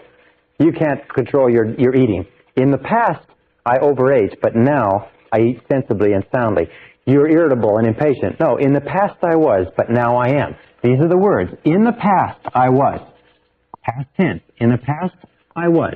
Remember, the subconscious is listening, but now I am. But now I am blank, blank, blank, whatever it happens to be. In the past, I didn't work very effectively, but now I am an effective worker. In the past, I didn't manage my time well, but now I manage my time well. Now, if you make a mistake and you fall back, then what you do is you just simply cancel the mistake by saying, well, next time, I'll. You show up late for an appointment, you say, well, next time, I'll be on time, etc. Next time, I'll. Those are the words. You cancel every mistake. You refuse to carry past labels forward. Underlining all this, teach others. Teach what you know to people who are interested. Teach what you know to people who are interested. Because remember, you become what you teach. You will find that the more you teach other people and share this information with other people, the more you internalize it yourself. You become what you teach. Does this material work? I can tell you, yes, it does work. Since I began to teach this material, since I began to lecture on it and tape on it, since I began to speak to hundreds and thousands of people, I have internalized all the things that we talk about in this course. And everything that I talk about here when I first began teaching, I hoped it worked, I thought it worked, I sort of believed it worked, but now I know it works. Having taught it, I've internalized it. Having internalized it, I have seen examples of every single bit of this. Back everything that you do with confident expectations. An attitude of confident expectations is the mark of the truly healthy personality. Remember we talked about the power of expectations? An attitude of confident expectations means that you confidently expect good things to happen. You have an attitude of positive self-expectancy. You become what W. Clement Stone calls an inverse paranoid. An inverse paranoid, as you know, a paranoid is a person who is convinced that the world is out to get him, that the whole world is conspiring to get him. An inverse paranoid is a person who is convinced that the world is conspiring to do him or her good. So become an inverse paranoid. Be absolutely convinced that the world has got a plot out there. It's plotting to do you good. It's plotting to somehow get good to you, whether you like it or not. That no matter what happens, look into it for the good. No matter what happens, this is the key to becoming an inverse paranoid. Look for the good. Expect the best and look for the good. Expect the best and look for the good. Ralph Waldo Emerson said that the measure of a healthy personality is your ability to look for the good in everything around you, your propensity to look for the good. You have to ask yourself, how much of the time do you look for the good? How much of the time do you expect the bad? The degree to which you look for the good is the degree to which you are healthy as a human being. And finally, remember this. The process of changing from where you are now, here's where you are, to here's your goal. This is where you want to go. The process of getting from here to here is progressive, but this is what happens. When you begin to visualize and affirm and imagine and write and plan your new self, that is, say you want to earn $50,000 a year, and you're currently earning $25,000 a year, and your goal is to earn $50,000 a year, what happens is this. You keep saying, you start to affirm and visualize over and over again, I earn $50,000 a year, I earn $50,000 a year, I earn $50,000 a year. Your subconscious mind disbelieves it. But as you say it over and over again, your subconscious mind still disbelieves it. But as you repeat it, I earn $50,000 a year, I earn $50,000 a year, I earn $50,000 a year, the disbelief shrinks, and your disbelief gets smaller and smaller. Eventually, you actually overcome your own skepticism, and finally you reach the position where you neither believe nor disbelieve. But as you keep repeating it and thinking about it and reading it and studying it and saying over and over again, I earn $50,000 a year, I earn $50,000 a year, I earn $50,000 a year, eventually you start to believe it just a little bit. Also, you start to get a slight increase in pay, and your salary goes to $26,000 a year. And then you get a bonus and you find yourself earning $27,000, and so on. You find that the more you repeat it and affirm it and visualize it and plan for it and prepare for it, the more it comes into your life, and you just keep saying, I earn $50,000 a year, and you begin to believe it more and more, and you believe it more and more. And as you repeat it and visualize it and affirm it and over again, your belief grows and grows and grows, and eventually it gets to the point where you absolutely believe that you earn $50,000 a year. And if somebody were to wake you up at 3 o'clock in the morning and give you a shake and say, how much do you earn? You say $50,000 a year, even though still at this point you've never earned more than $27,000 in your whole life. Now, this is the way all our beliefs change. We start off with where we are now. We look at where we want to be in the future, and we begin to feed our mind with new mental food consistent with where we want to be. As we feed our mind with that new mental food, we start off with a lot of disbelief and skepticism. As a matter of fact, your skepticism and disbelief is the biggest obstacle to your success. But as we repeat it over and over again, as we continue to work on ourselves and to work on the situation, we begin to believe more and more that it's possible. We begin to impress the possibility of it deeper and deeper into the subconscious. Now, in propaganda, this is called the big lie.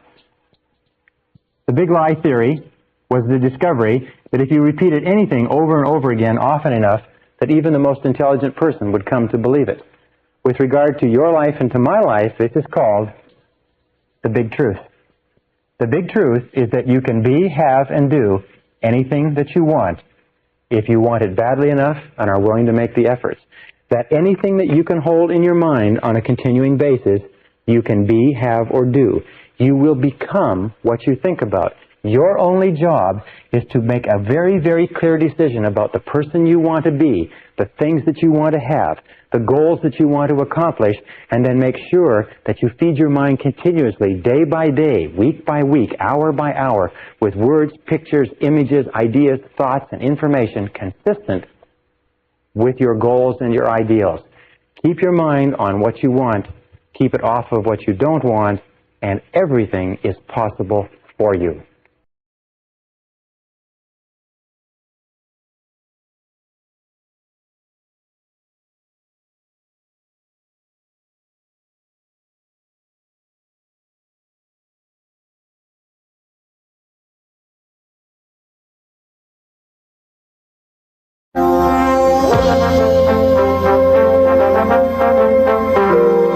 Brian Tracy presenta el programa Fénix. La psicología del logro.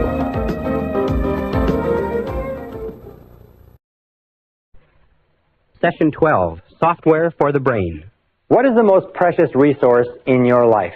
Well, if you're like I am, your most precious resource is time. And according to all the recent studies that have been done lately, adults in America and Canada and other countries value time ahead of money in almost every instance. Now, as a result of what we've talked about in our previous sessions, with the fact that if you change your internal world, you change your external world, one of the things that begins to well up inside of you is impatience. If you believe that if you do change your internal programming, your external world will change to conform with it, then you're probably in a hurry to change that internal programming. And in this session, we're going to talk about how you can bring about rapid and permanent internal programming change. We call this session Software for the Brain. Now, I don't know a lot about computers, but I do know this. I do know that a computer has a certain amount of utility as a piece of hardware, but what makes a computer work are the programs that you run in it. And the more sophisticated and complex and productive the programs, the more valuable is the computer. So what we're going to do today is we're going to take the things that we talked about in terms of mental programming, visualization, and affirmation, and so on, and we're going to combine them into a series of techniques that you can use to multiply or to speed up the process at which your new thoughts and ideas are accepted by your subconscious mind and then go to work and attract them into your reality. And the first technique we're going to talk about is what I call written programming technique. It's one of the simplest of all, and yet it is so powerful that it's almost scary. Again, I've said this to many audiences, but I'll say it to you, is that if you just practice this one technique, it will be worth 10 times the time and price of this program. If it's all you learn is this one technique, it will have an astonishing difference on your results. When I first learned about this and applied it some years ago, I couldn't believe how effective it was. And all it requires to use is discipline plus one of these. Now, this is what I use. It's a spiral notebook. It costs here $1.99, Walgreens Drugs. All it has is lined pages. And what you do is you use this to write and rewrite your goals. It's very simple. You buy one for $1.99, and you use this as the basis of written programming technique. Let me explain to you how it works. Written programming technique is based on the fact that we learn or take in information three ways. We take in information auditorily. In other words, we hear the information or we speak the information. We take it in visually. We see the information. And we take it in kinesthetically as we feel the information. Now, any one of these is a good way of learning, or if you like, bringing in information to the unconscious mind. However, the more of them you can combine simultaneously, along with some of the other mental principles and programming techniques that we've talked about, the more rapidly the information is accepted.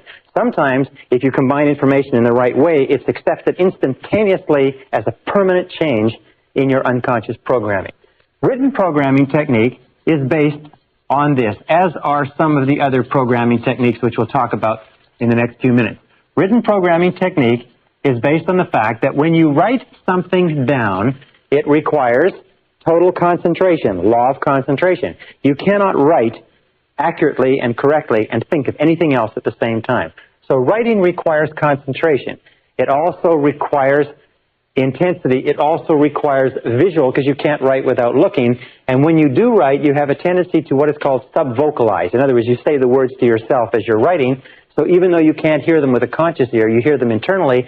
And kinesthetically, you move and you feel. It requires tremendous mental, emotional, and physical energy to write. So written programming technique simply says this, is that every single morning, without fail, you rewrite your major goals. After you've done your reading, you rewrite your major goals. Now, this whole process, by the way, can take about 2 minutes, maybe 5.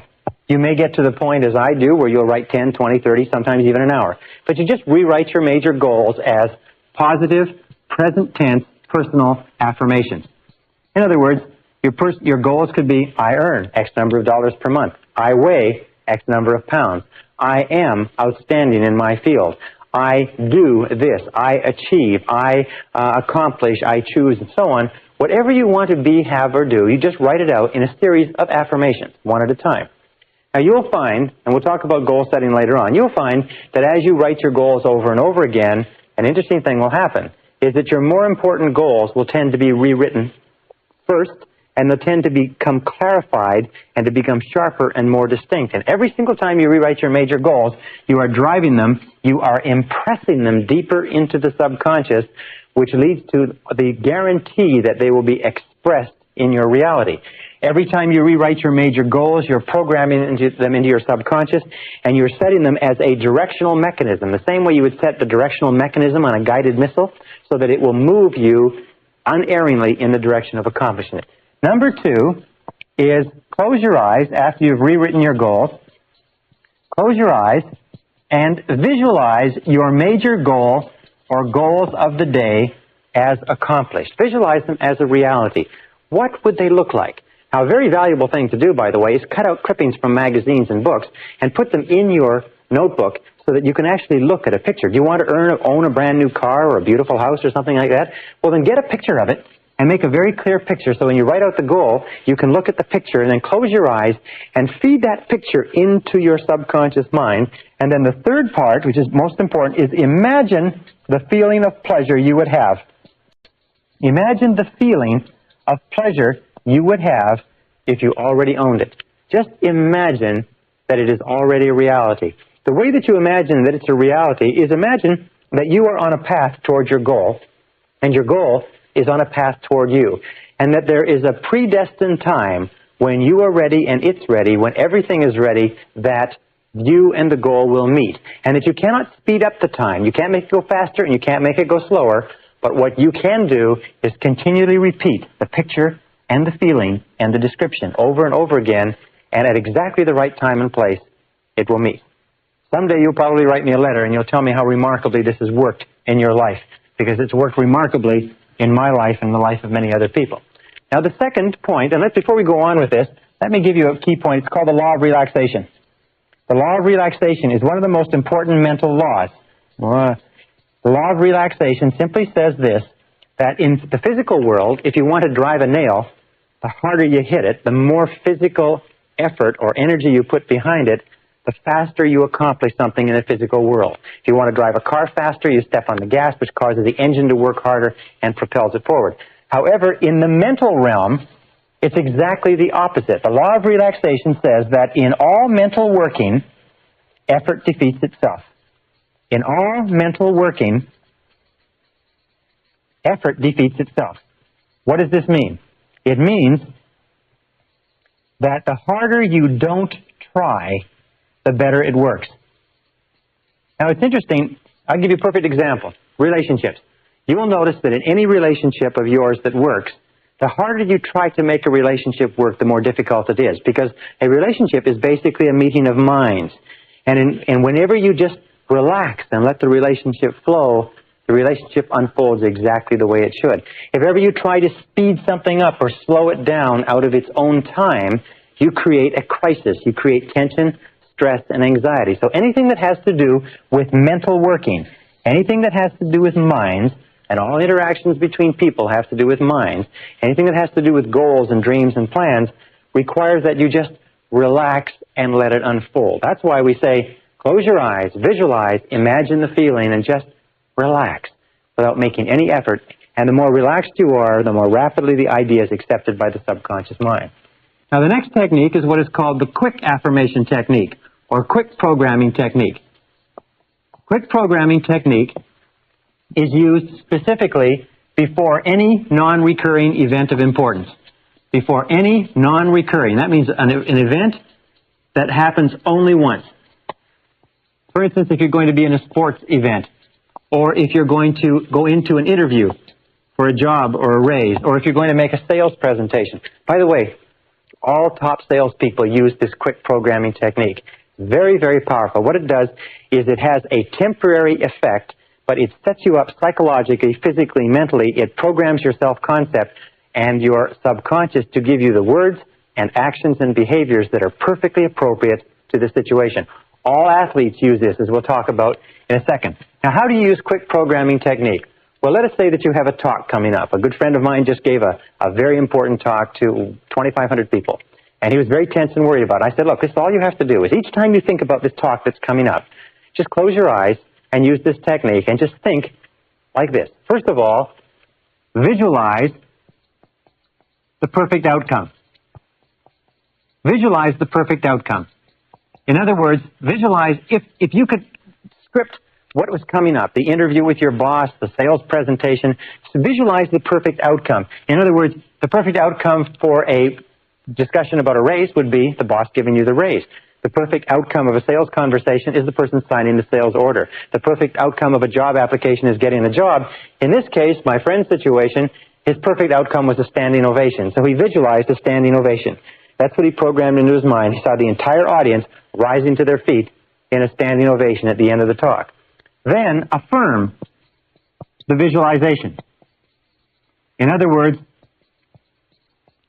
it could be as simple as, this talk goes beautifully, or this talk is extremely successful, or I feel absolutely perfect going into this talk, or this talk is a complete success. In other words, give an affirmation that is consistent with it, and affirm the visualization, and then emotionalize it, or imagine how you would feel if you experienced it and release. And this is the key word. And then just release it as though it had already happened. Just let it go. As though it had already happened, as though you were already past the event and the perfect outcome of the event has already occurred. As you release it and let it go, it drops like a computer card into the computer, and the subconscious computer goes to work on it. Powerful, powerful technique. And this technique is based on what is called mental rehearsal. Now, mental rehearsal is a technique that is used by all peak-performing men and women. It's used by all self-made millionaires, all outstanding salespeople, all top executives, all Olympic athletes, all world champions in any field use mental rehearsal. And mental rehearsal is the process of living the experience inside before you have it on the outside. That means before any event of importance, long, short-term, or short-term, what top performers do is they recall and relive excellence. They recall and relive excellence. In other words, they think of the last time that they engaged in a performance like this and the satisfaction that they had, the pleasure that they had, the feeling of an excellent performance, and they take that feeling. It's almost like we have a screen here, and here's the screen. You take a split screen, and on this side of the screen, you recall the last time you did this in an excellent fashion. And on this side of the screen, you imagine the upcoming event. And then when you get this perfectly clearly in your mind, and you can see it with perfect clarity, that last triumph, that last success, the last sale that you closed, the last interview that went well, the last successful party or meeting or social engagement, then you transfer this into the new situation that's upcoming, and you transfer the feeling and the experience, and you overlay the two so that as you anticipate the upcoming experience, you combine it with the feelings of success and pleasure and joy of the previous excellent experience. What that does is it programs the subconscious mind for you to go into that experience and engage in the same words, actions, and behaviors that got you the results of success and winning the last time. Now, what is the difference between winners and losers? Major difference between winners and losers. Can you imagine what it is? Winners versus losers. It's simply this, is that we all engage in mental rehearsal. You, me, everybody. The difference between winners and losers is this, is that prior to every event, upcoming event, losers think of the last time they went into an experience like this and it didn't work out. They think of their previous failures. They vividly imagine and think about how embarrassed, humiliated, unsuccessful, how badly they felt, and the losers relive and recall failure and poor performance. The winners insist upon reliving and recalling excellence and success. So you can tell if you're destined to be a winner or a loser simply by looking at what you think about in each upcoming event. And if you just make the decision right now to think about what you desire, ask yourself, am I thinking about what I want to happen, or am I thinking about what I'm afraid will happen? Remember, the natural tendency is to think about what you're afraid of, not what you desire. So force your mind, using the law of substitution, take your mind off of what you fear and refuse to entertain it. There's a beautiful technique that I learned many years ago. Whenever you start to think about something that's causing you to be upset or anxious or tense, just say this word very, very loud to yourself. Say, stop. Stop. It's very much the same as knocking the side of a record player and joking the needle off the record player, or slamming on a tape recorder, or shouting at a person who's saying something. Just say, stop. And what it will do is temporarily it will stop your mind. And as it stops your mind, then switch your attention onto what you desire. And insist upon thinking about what you desire. And every single time you find your thoughts drifting back to what you're afraid of, say stop and get your mind onto what you desire. Here's a very simple diagram or graph. And it's like this. This is what you desire. This is what you fear. Now, here are you on this slope between what you desire and what you fear, going up or going down. This, however, is easy. The natural tendency of human nature is to focus on what is negative and to slide back into what they fear, what is the worst possible outcome. This requires effort. It requires a consistent effort to keep your mind on what you want. Now, most people are lazy. Most people are undisciplined. Most people are not willing to make the effort. So what they do is they have a tendency to slide into thinking about what is the worst thing that can possibly happen. They slide into negativity. That's why the great majority of people today are negative, and very few people are positive. So be alert to that, is that whenever you find yourself thinking about something that's coming up in advance, it's natural to be filled with doubt and fear. Are natural human tendencies for a variety of reasons that we've talked about before. But the superior human being keeps their mind on what they want. The superior human being stops the negative thoughts. The superior human being concentrates on excellent performance. Now, somebody will say, well, I've never done it before. How can I concentrate, or how can I recall and relive excellence? Easy, in your imagination. You can pretend and imagine that you've done this before. Pretend that you've already succeeded at this. Think about how you would act if you were a superb success in this area. Walk as though you were a success. In neurolinguistic programming, they find that there is a physiological state or way of walking, talking, and acting that is consistent with every emotional state. And that if you walk and talk and act the same way you would if you felt confident, as we said earlier, you'll actually feel the feelings of confidence that go with the behavior. Very important. Now, here's another technique. It's called standard programming technique or standard affirmation technique. And this technique is done with cards, index cards. Or you can use just a series of goals on a piece of paper. Very powerful technique. What you do with this is that, and here's the steps to standard affirmation techniques. You set your goals. You can set 10 to 15 goals. Your subconscious mind can work on 10 to 15 goals at a time. Of course, you have to have your goals in priority, but you don't have to worry about that. About 10 to 15 goals. Number 2 is you take twice daily, morning and evening. Twice daily, morning and evening, you take some time off where, number 3, you can be with no interruptions. And then you write out your goals, again in the form of positive present tense personal affirmations. Okay? Goals as positive present tense personal affirmations on cards. Now, many people advise that you use index cards so that you can slide the cards back and forth like this, and just put one on top of the other and write your goal in very, very large, clear letters so that the subconscious mind can see the goal with crystal clarity. And then you sit down with the goals and you read the goal to yourself. You read the goal or the affirmation to yourself. Read, repeat, and then close your eyes. So let us say the goal is I earn $50,000 a year. So we'll say on the card, I earn $50,000. I earn $50,000 a year. You read it, you repeat it, I earn $50,000 a year. Close your eyes and repeat it 3 to 5 times.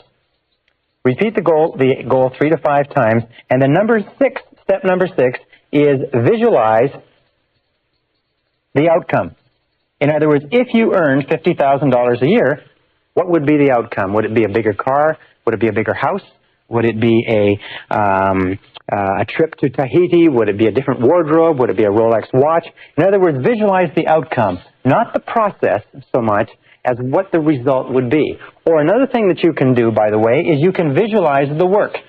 Let us say that you are going to earn $50,000 a year and you imagine you will earn it in your existing profession. Then visualize yourself doing the work in such an excellent fashion that it will actually generate the income. And then step number 7 is imagine the feeling. Imagine the feeling that would accompany the accomplishment of your goal. Imagine the feeling.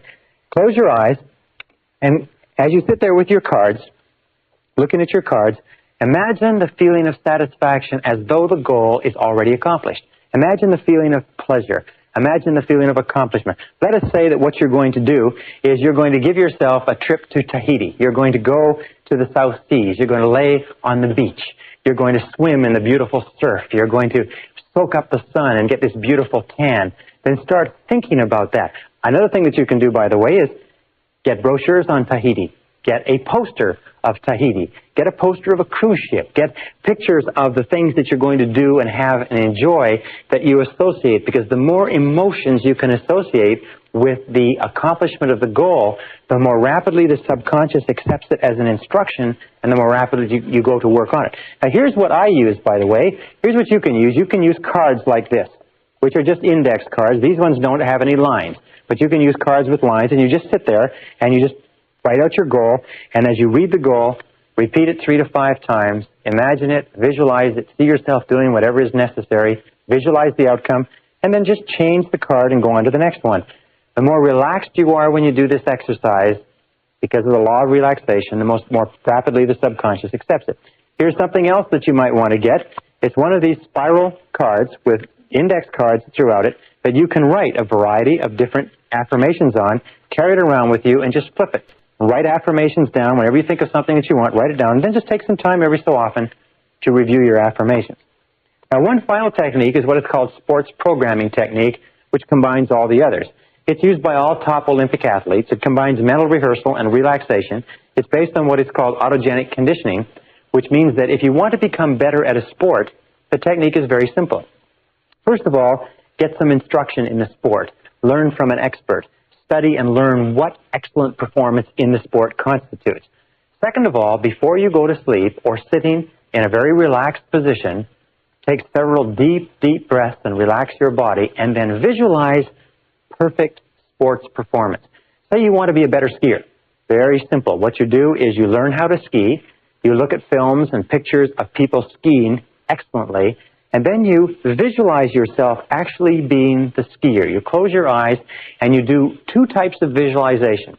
The first type of visualization is where you look at yourself actually skiing. You look at yourself and you look at your performance. Look at yourself going down the slope. Look at yourself turning, putting in the poles, twisting, and so on. You look at yourself skiing beautifully and watch yourself going almost as though you were a spectator.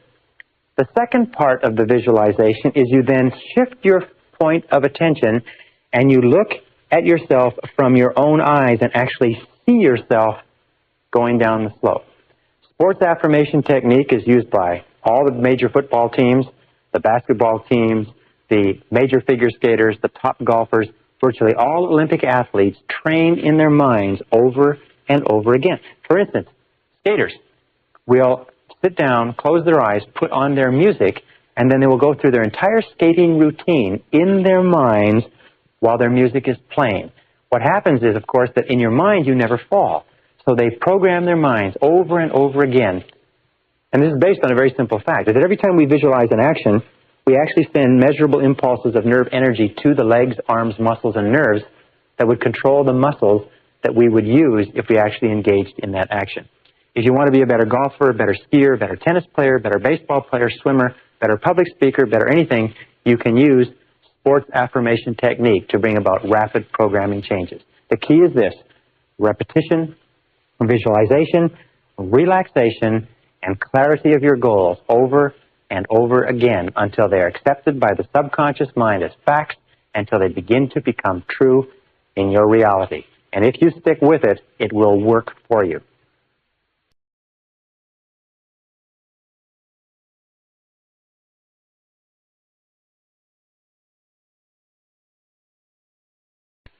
Session 13, Rapid Learning Techniques.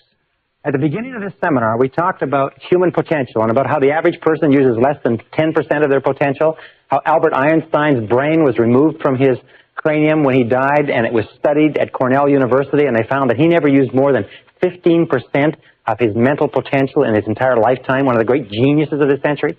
What does this mean, mental potential? Well, it means the ability to use our thinking capacity. It means the ability to activate the brain cells in what is called the neocortex, or the thinking brain of mankind. And one of the things we're going to talk about in this session is how you can use your brain more effectively, and some of the things that have been done to help people develop and learn rapid learning techniques, or what we call whole brain learning, accelerated learning, or even super learning. One of the things that we know is that the average person really uses not much more than 1 or 2% of their thinking capacity.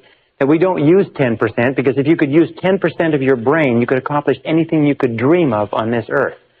Our role in this session is to show you how to use more of it. We know some things about the brain. We know one thing with regard to intelligence, is that intelligence is not a matter of IQ. Intelligence is a way of acting and a way of thinking. When we look at people who are apparently extremely intelligent, we find one thing. We find that they are not much more intelligent than you or I, but they have developed their intelligence. So let's put it this way. Intelligence is developed through effort. Intelligence is developed the same way that muscles are developed. A person who has an intelligence with regard to a business or a profession, a lawyer or a doctor or a business person, is not necessarily a person who was born with that genius. It's a person who has developed it as a result of years and years of study and practice. So look upon intelligence like a muscle. IQ is malleable. IQ, or percentage points, or mental ability, is malleable over a broad range. Remember we talked about the case of positive expectations where one student's IQ jumped 25 points in the course of one school year. This is very common. We've had many cases on record where IQ points, in other words, the total thinking ability of an individual has jumped 10, 20, 30 points as a result of a particular way of learning or a particular way of studying. And we'll talk about some of these ideas. So IQ is malleable over a broad range. What I'm saying is that you are far smarter than you know.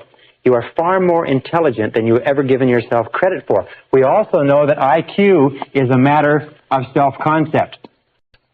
There are many people who have been found to be extremely intelligent, but because they've been brought up in negative environments, had been convinced at an early age that they weren't particularly bright. One gentleman who was encouraged to leave school in the 10th grade because they felt he was a complete academic failure was turned out later to have an IQ of 175 when he tried to enlist in the Army. After he got out of the Army, he started 6 businesses and became a multimillionaire by the age of 28 because they proved to him that he was brilliant. The reason he didn't pay attention in school was not because he didn't have the intelligence, but because he learned everything the first time it was mentioned, and he was totally bored. You find that many people are far smarter than they realize but as a result of previous experiences, their self-concept has them functioning at levels far below their intelligence, and that is true for you in almost every single case. Now, another important point is learning ability is malleable. Learning ability is malleable. What does that mean? Well, malleable means it can be shaped. It can be bent. It's like a metal that can be bent and pounded. Learning ability is malleable in that you can learn to learn. Wonderful thing is that human beings are learning creatures. You can learn to learn whatever you want. And the more you learn, the more we have found, the greater capacity you have to learn. Is that learning ability is like a muscle. The more you stretch it, the more you use it, the greater its capacity becomes. The more you learn math, the more capable you are of learning history. The more you study philosophy, the more capable you are of learning psychology. That your capacity to learn expands as you learn any subject. Now, there's another important point, too, with regard to learning, is that if you want to earn more, you have to learn more. If you want to earn more, you have to learn more. This is one of the most important, simple, trite little expressions that you'll ever hear, is that we live in a knowledge-based world, and your external world of earnings will be a direct reflection of the amount of useful knowledge that you take in. So if you're like me, you're probably impatient, and you probably would like to know how to learn more faster so that you can earn more faster, and that's what we're going to talk about. Our third point, by the way, is a direct relationship between longevity and learning. Is that we find that the more active your mind is, the longer you live. That whenever you see cases of people beginning to develop senility in their early 60s, you see an example of a person who stopped reading a long time ago and started watching a lot of television. Senior citizens in America watch an average of 7 hours of television per day. And what it does is it makes their mind very, very passive. Their brain begins to atrophy, their reflexes, their intelligence, their ability to respond and to be alert to their environment begins to deteriorate. The longer you learn, the longer you study, the more active you keep mentally, the more energy you have, the more vitality, the healthier you are. In fact, if you look at the lives of the great creative men and women like Goethe, began the composition of the second part of Faust when he was 85. Grandma Moses started painting at the age of 75 and was still painting at the age of 100.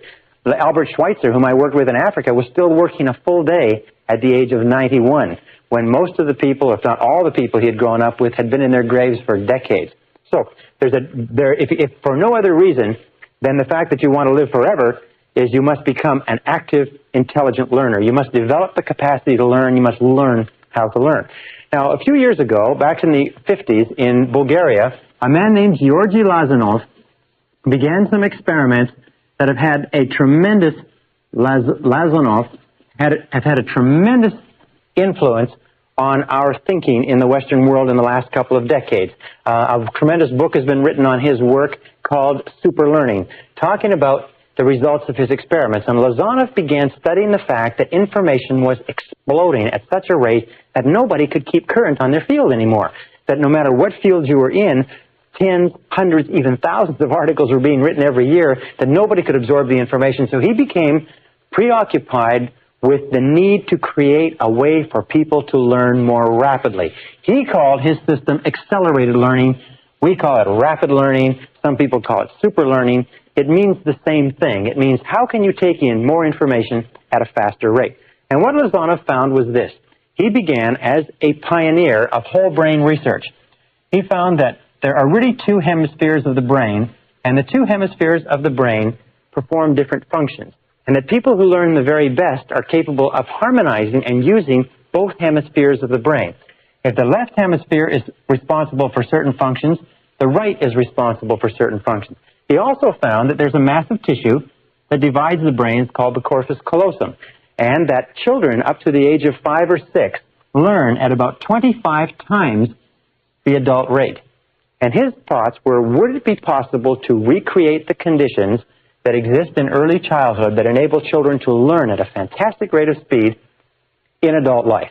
And so he found that in looking at the functions of the brains, he found that the left hemisphere and the right hemisphere were responsible for very different ways of thinking. Let me give you some examples. For instance, the left hemisphere is verbal. It thinks in terms of words. The right hemisphere is pictorial or artistic. It thinks in terms of pictures. The left hemisphere is analytical, whereas the right hemisphere is holistic. It sees all the facts and information. It sees the big picture, if you like. The left hemisphere is pragmatic.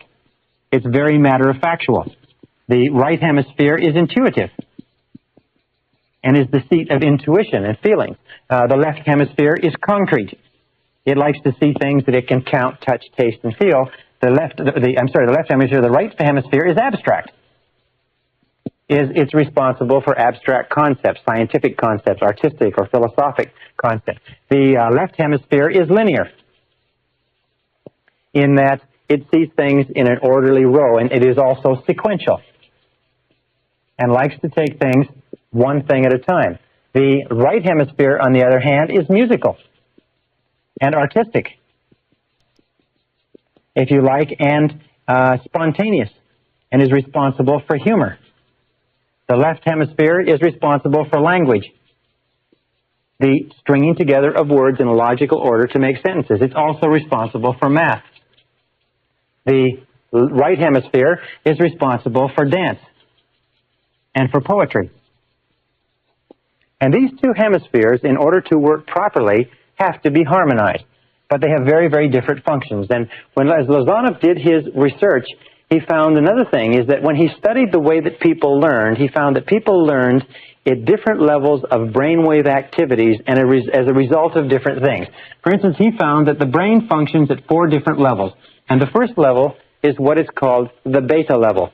The beta level is 14 waves per second or above. The beta level is normal waking. This is where you and I are. Whenever our mind is very active, very intense, our brainwave activity, or what is called cycles, our brainwave activity is very frantic. This is where most of us spend most of our time. It's also the time where we learn the least efficiently. He said he found that below that beta was the alpha level. The alpha level was 8 to 13 waves or cycles per second. And this was a more, if you like, modulated wave level, and he found that we have a tendency to learn in this stage. This is the deep relaxation stage. This is the stage that we're in when we're sitting deeply relaxed, when we're daydreaming, if you like, or prior to going to sleep, we drop into this level. Just below the alpha level is what is called the theta level. The theta level is 5 to 7 waves per second. The theta level has, again, bigger waves, and this theta level is where we just are starting to drop into dreaming. It's called the hallucinatory or illusionary area, where we're starting to have dreams just before we fall asleep. Have you ever had the experience of being woken up just as you're falling asleep and being jerked out suddenly from this theta level? You weren't into delta, you weren't sound asleep, and you notice how jarring it is.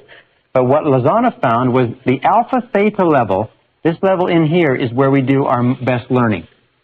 And that when we are learning at this level, our ability to learn is dramatically increased. And just below theta is delta, and delta is 1/2 to 4 waves per second.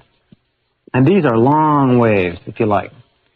Now, of course, below half a wave per second, you are no longer working. As a matter of fact, the cessation of brainwave activity on electroencephalogram is one of the clinical definitions of death. Now, what Lozano tried to do was he said, would it be possible to bring people down from beta, where they're awake, into this alpha theta level and somehow activate the right and the left brains so that they work simultaneously? And he came up with a method using music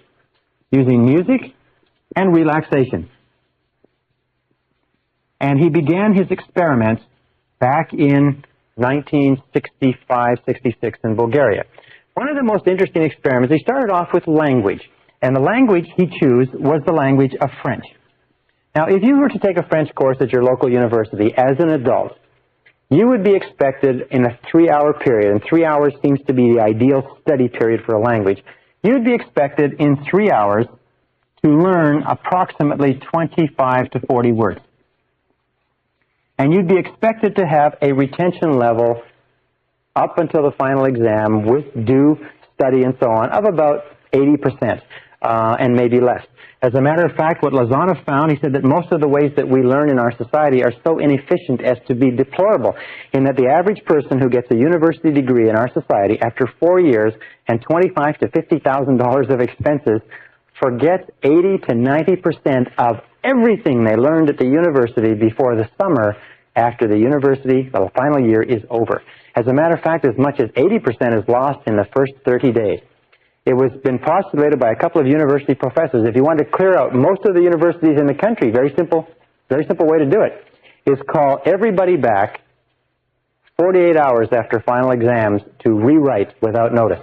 And you would find that the traditional way of learning, which is to cram the brain with as much information as possible and to rush into the exam room and regurgitate the information onto the exam and then go back and recover and do it over again, this way of learning is so inefficient that almost all the information we take in that way is lost completely. That's why if you took a language course in school and then you ever went to one of the countries where they spoke the language, you found that you probably couldn't remember more than 3 or 4 words and even those you had wrong. Well, so Lozano decided to use music and relaxation, and this is what he did. Under very closely controlled conditions, he brought in 60 students. These 60 students were drawn from a variety of occupations. None of them had any knowledge of French at all. They were very closely monitored and screened by people who were not favorable toward this experiment. So it was very rigorously controlled. In 1966, he brought in these 60 people, and he felt that he would have to greatly increase the average level of learning in order to get approval for the establishment of his Institute of Suggestology. The Institute of Suggestology and Suggestopedia was subsequently set up in Sofia, Bulgaria. What he did is he took these people, and we had 60 people, and his goal was to get them to 150 words per session, 100 to 150 words per session with higher levels of retention. What they did is they brought them in, they played gentle, relaxing music, they turned down the lights, and they read them the words on cards with the French on one side, the Bulgarian on the other. And as they read them the words, the students repeated the words in a deeply relaxed state, and they brought them up to a state of full awareness and reviewed the words and then tested them on it. They found from the very beginning 3 sessions. First of all, review in aware state. Second of all, listening to the words in deep relaxation. Third of all, review in an aware state again. They found that from the very first session, they were getting 98% retention.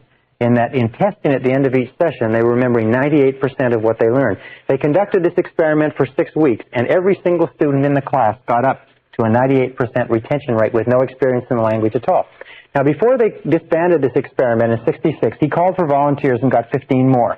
15 of these students volunteered, and they said, would it be possible to learn 500 words in one day?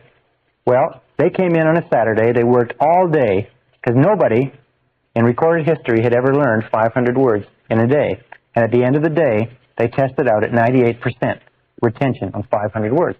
Now, an interesting point is that many of these people were suffering nervous disorders. As a matter of fact, 40% of them were drawn from the registers of psychologists and psychiatrists. And after this 6-week learning period, learning 150 words a day, almost every one of them was completely better. That there was no stress in this type of learning, that it was very, very relaxing, that they found that it cleared their minds and they felt wonderful afterwards, as opposed to our current way of learning, which is so stressful and so tense and so competitive. They found that after this 500 words, at the end of the day, everybody felt great. There was no stress, no fatigue, nothing. Well, he said, let's see if it's possible to increase this before we disband the experiment, and he called back 12 of the students, the best learners. 2 weeks later, they got together to see if they could learn 1,000 words in one day. 1,000 brand new words in one day. The result of it was that at the end of the day, they were able to learn the 1,000 words and test out at 98%. Interesting, later on, about 6 months later, they brought these students all back to see how much of the language they had retained with no opportunity to read in it, no opportunity to speak it. They found that they tested out at 69%. Recall without any review, and with one review, the entire class was back up to 98%. In other words, this method of music with deep relaxation, dropping into alpha theta and activating both brains had led to a dramatic increase in learning ability. Now, in 1974, Lazanov, under a controlled experiment, got the rate up to 1,800 words in one day with 98% retention. In 1979, in a special experiment with selected students, Lazanov got the rate up to 3,000 words in one day. In other words, by activating the brain and with still 98% retention. Now, this is a phenomenal thing. It's almost an unheard of thing to believe. But what Lazanov has found is that the learning capacity of the brain is infinite. That the capacity of your brain to learn and to take in information. For example, if you speak English well, you probably speak and use about 1,200 to 2,000 words in the course of your day-to-day life. All you need is 2,000 words to be functionally fluent in any language. The average English-speaking person uses less than 1,200 words. As a matter of fact, some people, and especially as you go down the educational ladder, use sometimes less than 500 words in their entire language. But 2,000 words will enable you to read any newspaper, any magazine, watch any program, radio, television, except something of a technical nature. What Lazanov proved was that it's possible for a person to learn one language per day, permanently. Now, this learning technology is beginning to change the way that we learn. It's beginning to revolutionize all of our understandings about language. Lazanov has also developed many other techniques and understandings. He found that gentle classical music is a critical part of this learning. That Baroque music, the 60-beat Baroque that slows down the heart rate and slows down the brainwave activity rate so that the body and the mind get into sync with the music and the incoming information, is critical. That you can learn technical subjects, you can learn medicine, philosophy, psychology. I have taken extended courses now in accelerated or optimal learning to learn these methodologies, and what I have found is that you can learn, even without any of the science or technology, you can learn things very, very rapidly if you'll do 2 or 3 things. Here are the keys to speeding up the way that you learn. Number 1 is define what it is you want to learn and need to learn in order to be more successful and more effective. You cannot learn something that you're not interested in. You cannot learn something that does not hold your attention. You cannot learn something that is boring. So make sure that what you're studying is important to you. So number 1 is to define it. And when you begin to study, define your purpose. Why are you learning this subject? Think it through, read it through, study it, and only study things with an aim in mind. Remember, you have to have a goal. Number 2 is you must have an intense desire to learn. You must have a desire. In other words, you cannot learn because somebody else wants you to learn. Number 3 is always study, when you can, with classical music. Gentle classical music with no words. Gentle classical music of any kind, especially music from the classical period of Mozart, Bach, Brahms, Dvorak, Beethoven, and Stravinsky, for instance. These composers have a classical 60-beat Baroque backbeat within their music. And if you play with classical music or even environmental sounds like the sounds of waves or the oceans, white music as it's called, if you have that in the background, it relaxes the brain, it opens the left and the right hemisphere, and it allows information to come in through the left brain and be internalized into the right brain where it is stored in the seat of memory. So what you want to do is through music, you want to relax the corpus callosum, relax the brain so that information can flow in through the left brain and into the right. A fourth key point is spaced repetition.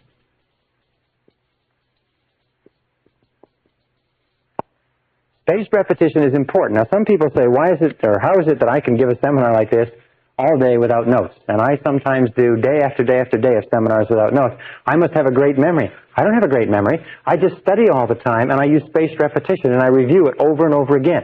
There's another thing, too, by the way, is that the more you learn, the more you learn. When you start to study, remember that it takes practice to learn how to learn. It takes practice, practice, practice. Is that the more you practice learning how to learn, the more likely it is that you'll learn. The first few days when you're studying a new subject, you'll find it takes tremendous effort. Now, here's another important point, and that is variety. Variety of stimulation is critical. The number of different ways that you stimulate your mind, different books, different magazines, plays, different exposures to different conversations, different subjects, and so on. If you bombard your mind continuously with stimuli that challenges your mind, you will find that you'll develop the capacity to learn and remember more. And number 7 is, remember this, it's called attention span, is the time when you learn the most is at the beginning of a period of study and at the end of a period of study. What does this tell you? It tells you that instead of studying or reading for a long period of time like this, say 2 or 3 hours, what you do is break it up and take several breaks so that you have a series of breaks. And you always remember what you learn at the beginning of the break, at the beginning of the period, at the end of the period, the beginning and end. So the more breaks that you can take, the more variety that you can put into your studying, the faster you'll learn. The key to remember this is that everything that you are or ever will become is going to be as a result of the information you take into your mind, the practical, usable information that you can take and use to bring about some kind of improvement in the world around you. If you want to earn more, you have to learn more. If you want to be happier, you have to learn more. If you want to realize your full potential as a human being, you have to learn more, which means read, study, and learn how to learn. And if you'll do that, you'll be amazed at how much of your mental potential you can release.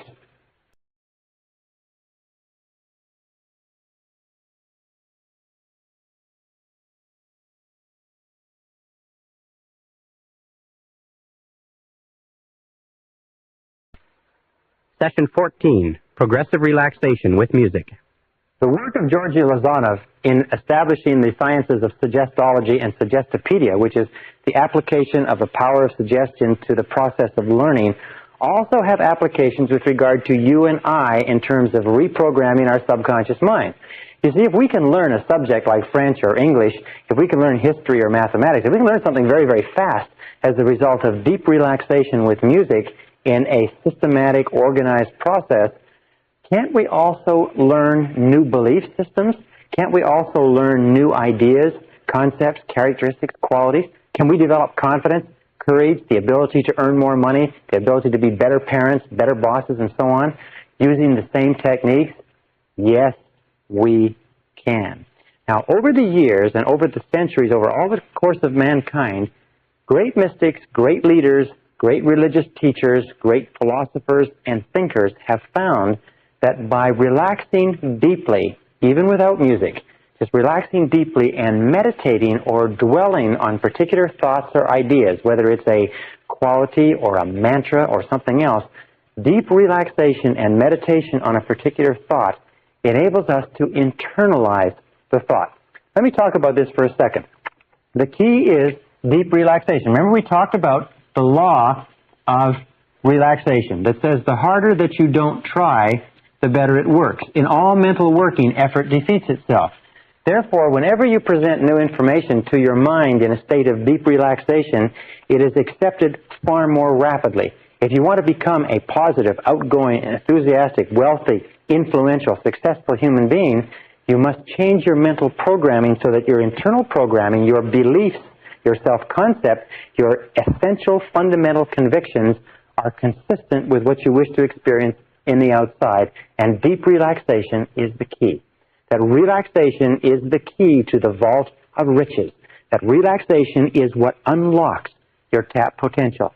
And most of our modern times have been spent on finding ways to do things harder, to force things, to drive things, but we're finding more and more as we study the history of man and the Eastern religions and the research that's been done in this field that deep relaxation is the key. Even Harvard University has done experiments on relaxation and found that even one process of deep relaxation changes brainwave activity over that of people who don't. Now, there's several ways. One is meditation. Well, what is meditation? Meditation is simply closing your eyes, taking a deep breath, dropping into alpha. It's as simple as that. As you take a deep breath and close your eyes, you drop into alpha, and your brainwave activity from here just goes here. When you sit on a park bench and daydream, you're in a form of meditation with your eyes closed. Meditation is very, very healthy, restful, very refreshing, and many people have gotten into what is called transcendental meditation, which is really a systematization of the process of meditation, where you take a mantra and you sit down, close your eyes, relax, and you repeat the mantra. Now, what is a mantra? A mantra is merely a meaningless word. Dr. Herbert Benson at Harvard University found that if you just repeat the word one over and over again, that'll be good enough. In terms of closing your eyes, repeating the word one each time you exhale, you'll drop into a state of meditation in a matter of a few seconds, even if you've never done it before. Now, meditation is very healthy. What does it do? It relaxes the whole body. It relaxes the mind. It integrates the personality. It causes you to feel more calm and more assured. It lowers your flash point in that it causes you to be more self-assured and less likely to get angry, to get tense. It causes you to sleep better at night. It causes you to digest better. It causes you to achieve your goals better, and so on. So meditation or deep relaxation is an essential part of you achieving your potential. Sometimes people say, I don't have the time to do this. Whenever you don't have the time, that's the time when you have to do it the most. Anything that takes you into a state of deep relaxation brings you down to the point where your mind can function in the levels of alpha and can integrate your personality. There's a whole science called the science of psychosynthesis that says that meditation on any subject actually synthesizes and integrates and brings together the mind. Well, what Lazanov also found that if you combine relaxation with music, and this is the second part, you can accelerate the process. That when you play gentle music, when you are in a state of deep relaxation, you actually go deeper into relaxation, your mind relaxes even deeper, and as a result, you function better.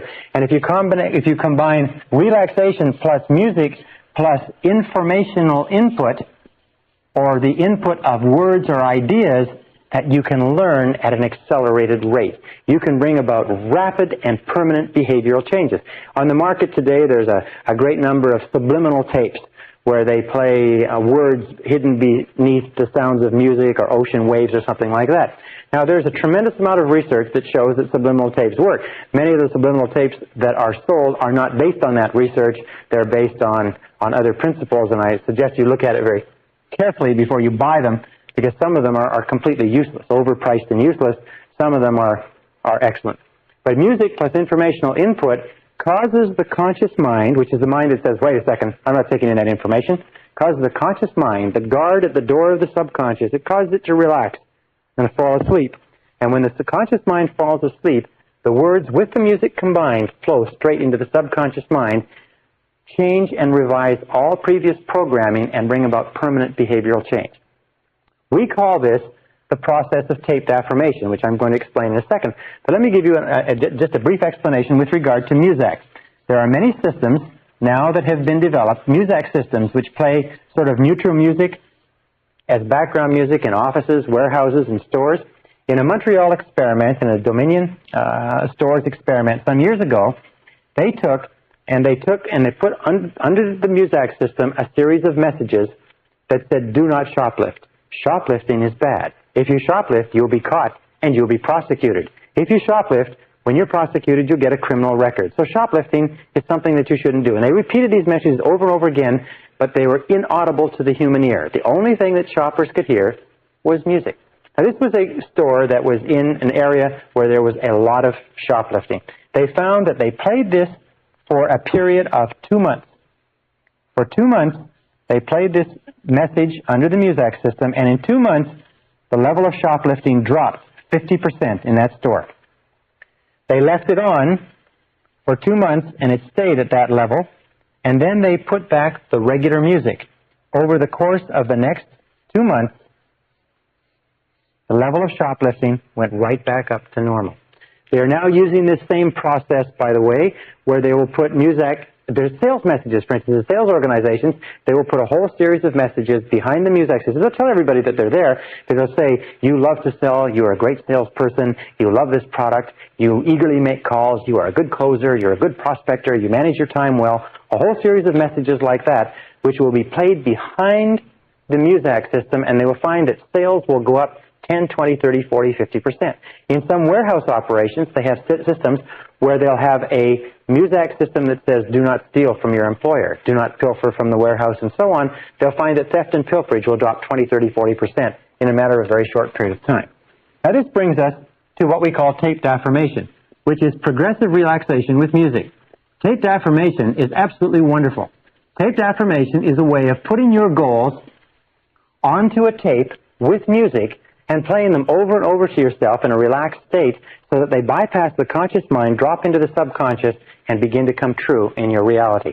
I began using taped affirmation several years ago. I have now thousands of graduates who use taped affirmation. I'll just tell you this, is that every single goal I have ever put on a musical tape and played to myself over and over again has materialized in my reality. Every single one of them has come true, and some of them in a surprisingly short period of time. This is one of the most astonishing discoveries. Like taped learning is one of the most astonishing discoveries in education. Taped affirmation is one of the most astonishing discoveries in the whole process of goal setting and goal achieving. You can change your personality, achieve goals, increase your income, lose weight, quit smoking. You can do remarkable things with your life, and you can do it rapidly and permanently using this method. Now, here's some of the keys to taped affirmation that you should understand. Number one is a form of progressive relaxation with music. Progressive relaxation is a method of going through the body with words and relaxing each muscle group. So when you play the tape, you'll hear a voice that will count you down and be more and more relaxed, and each part of your body relaxes deeper and deeper and deeper, and you get more and more and more deeply relaxed. You'll find that all the tension is let out of your whole body. And as your body completely relaxes, you'll find your conscious mind relaxes and you drop into alpha. Now, a second is that this is a form of what is called heterogenic conditioning. Now, heterogenic conditioning means, hetero means other, and genic means mind. So in this, we use the word you. It's a conditioning process so that when you listen to the tape, it always says you. You like yourself very much. You really like yourself. Or you accept complete responsibility for your life.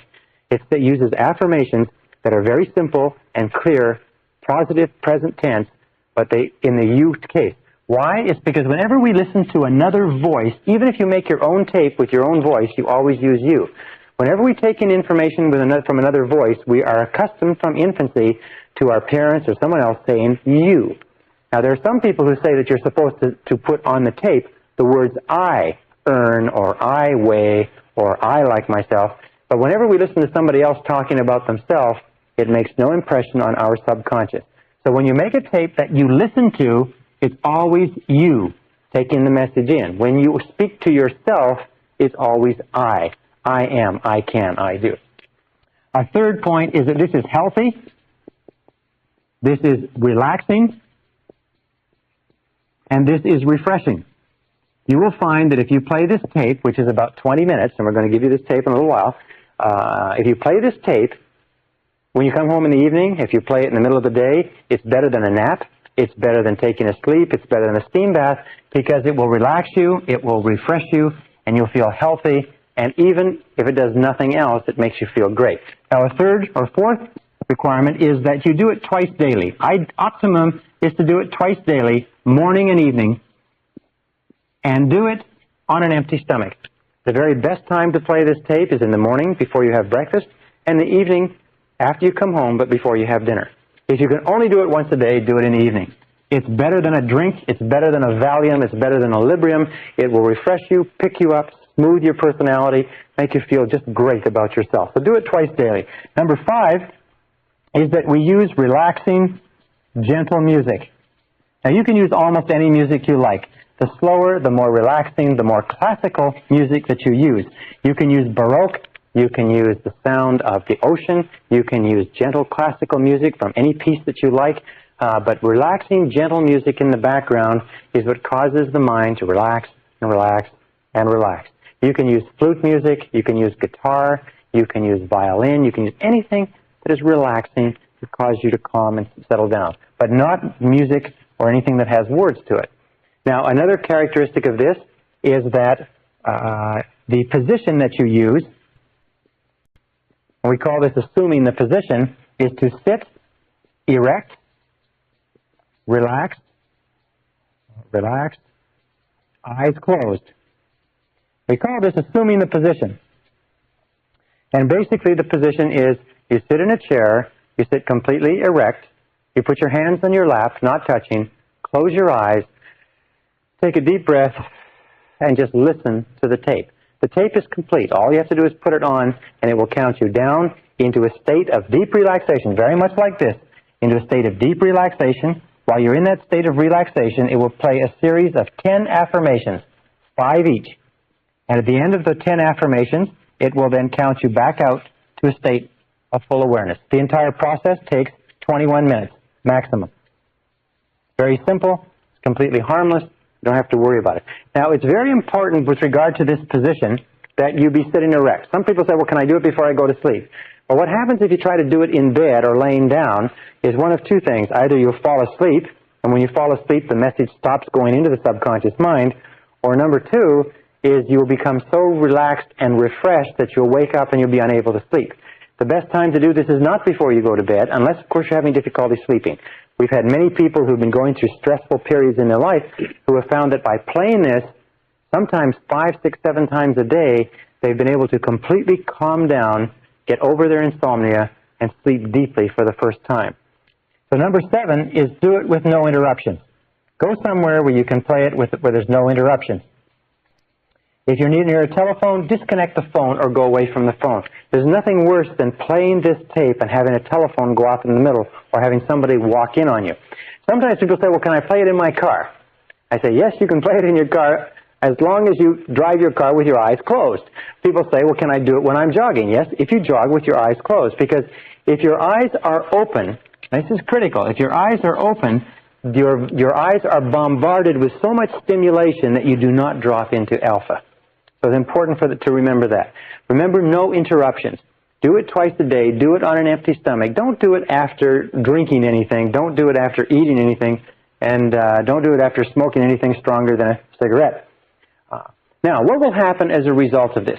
This process takes just 2 things. It takes discipline, which is what most people lack, which is why most people fail, and it takes repetition. It's very simple. Repetition. What will happen? Well, the first time that you use this, you will notice a deep relaxation. As a matter of fact, many people have said they've relaxed more deeply with this tape than with any other process they've ever tried. And these are people who've tried meditation and tried a lot of other things. Second of all, you will find that in a very short period of time, about 2 or 3 days, you will find yourself feeling far calmer. You feel far more relaxed. You feel sort of good about yourself. And you find that your flash point, your levels of tension have dropped. Within a week, the people around you will know the difference. They'll say, you're doing something different. Within a month, people who only know you marginally will notice that there is a difference in your personality. A good friend of mine who's a psychologist pointed out to me that the way that he first noticed the effect of this tape was that he used to get very, very tense in traffic. He'd be driving along in traffic and somebody would cut him off, or he'd be stuck in traffic. He'd get very, very angry. What he would do is, he found when he played the tape, is that he didn't get tense anymore. He would just relax and found that he might get angry, but he would be only angry for a few seconds, then he'd be calm again. So it's very, very healthy. By the way, you cannot play this tape and be a stressful type of person. Now, how many goals can you work on? Well, you make your own tape. And you can work on 10 to 15 goals on your tape. When you write out the goals, what you do is you repeat at the beginning of each goal, which is a positive present tense affirmation, you repeat, yes, I agree, or yes, that's true. What this does is it reinforces the affirmation and drives it deeper into the subconscious. For instance, you're listening to the tape, you close your eyes, the tape says, you like yourself unconditionally, you really like yourself, and you say, yes, that's true. Yes, I agree. So when you say that to your mind, you're acknowledging to your subconscious that this is a true statement. Remember, in affirmations, the most powerful effect on your subconscious is what you say to yourself and believe. If a person were to say to you, you sure look good today, and you say, yes, I do. Notice how much better you would feel about that than if you say, no, I don't. I look a little bit ragged. So always agree and accept it. Repeat it. The number 11, important point on this, is to do it over and over again until it becomes a habit. Put your own affirmations. Take your own affirmations with regard to your goals. For instance, if you want to lose weight, put your ideal weight on there. If you want to increase your income, put your ideal income on there. If you want to change your temperament, put your temperament. If you want to be a better time manager, put better time management. If you want to be more creative, then put creativity on there. Do you want to have more energy? Then put energy on there. Do you want to sleep at night? Then put sleep at night on there. Anything that you desire in life, you can accomplish using this method and using the instructions that we've given you. If you want to make your own tape, it's very simple. Pick a piece of relaxing music, play it on your record player, put a cassette on a separate cassette recorder, and with the music in the background, read the script onto the cassette program, and then read your own affirmations and repeat each of them 5 times. If you'll do that and then read the whole script, then you have your own tape, and as you achieve your goals, what you can do is make a new tape and make a 2 tape. The tape that we supply you with this program is good enough to last you for a long time because it's been developed over years of experimenting with other people, and we find that the 10 goals on this tape are the 10 most important. If you use this method of taped affirmation in a very short period of time, you'll notice changes in your life, changes in your results, changes in your health, changes in your temperament, changes in your personality. And I will repeat what I said before, I have never set a goal on taped affirmation that I have not accomplished exactly at the right time, exactly in the right way, and it will work for you as it has worked for me. Good luck.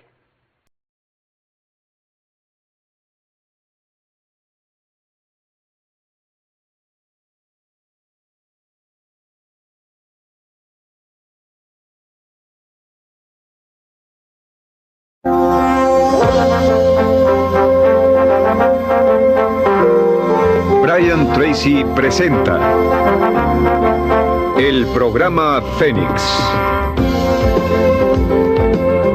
La psicología del logro. Session 15, 5 Keys to Goal Setting. We started this seminar asking the question, why is it that some people are more successful than others? And a friend of mine who's been working in this industry for many years told me a story that I think you'll enjoy and which I found very relevant. He said that he invited, as the deacon of his church, he invited a Jewish gentleman to come to his church, a Christian church, and speak to the congregation on comparative religion, how the Jewish religion compared with the Christian religion. Well, the Jewish gentleman came after several weeks, and he stood up, and he began his talk. And he said, ladies and gentlemen, he said, I've examined your books, and I've examined our books. He said, I've examined your basic teachings, and I've examined our basic teachings, and I've come to this conclusion. He said, the Bible and the Talmud and all of our books say that the 2 great rules of life are to love God and to love your neighbor as yourself. He said, ladies and gentlemen, all else is commentary. All else is commentary. He said, we've been working in the field of success for 25 years, and we sat down around the table not too long ago, and we said, what is success? What are the determinants of success? And the unanimous conclusion was simply this. Ladies and gentlemen, success is goals, and all else is commentary. Success is goals, and all else is commentary. And I don't think there's anything that you'll ever learn that is truer than that. During the course of this seminar, we've talked about many different laws, the law of attraction, law of correspondence, law of belief, expectation, and so on. But you find that the only way to utilize all of those laws, or the easiest way to utilize all of those laws, is just to simply set a goal. When you set a goal, what do you believe in? A goal. What do you expect to happen? A goal. What do you attract into your life? People and circumstances in harmony with your goal. What does the law of correspondence affect? That your outer world will harmonize with your inner world with your goal. What do you concentrate on? Your goal. What do you plant in your subconscious? Your goal. What do you use for the law of substitution? A goal.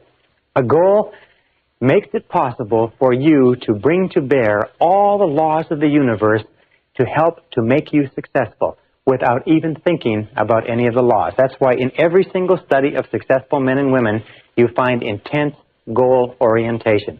And yet even knowing that success is dependent upon goals, crucially dependent upon goals, we find that less than 5% of the population have goals at all.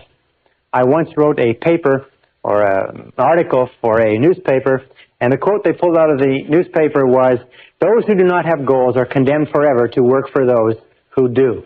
If you don't have goals for your life, you're condemned forever to help other people achieve their goals. In fact, in 1953, one of the famous studies, in 1953 at Yale University, they did a survey amongst the graduating class of seniors, and they asked them, amongst other questions, do you have goals and have you made plans for their accomplishment? They found that only 3% of the graduating seniors of one of the most favored classes that ever graduated from an Ivy League college in America had goals. Well, they went back in 1973, 20 years later, and they asked them, amongst other things, how much money are you worth today versus how much you were worth in 1953? And they found that the 3% who had set goals at the beginning of their careers were worth more in financial terms than the entire other 97% put together. Now, this is a phenomenal accomplishment, but it is not unusual. As a matter of fact, every statistic that I've looked at in studying goal setting, and I have been a fanatic on the subject of goal setting for years, shows that only 3%, 1 in 30, has clear, specific, written goals with action plans for their accomplishment. Now, let me say this, is that the ability to set goals and the ability to make action plans for their accomplishment is the master skill of success. It is the master skill.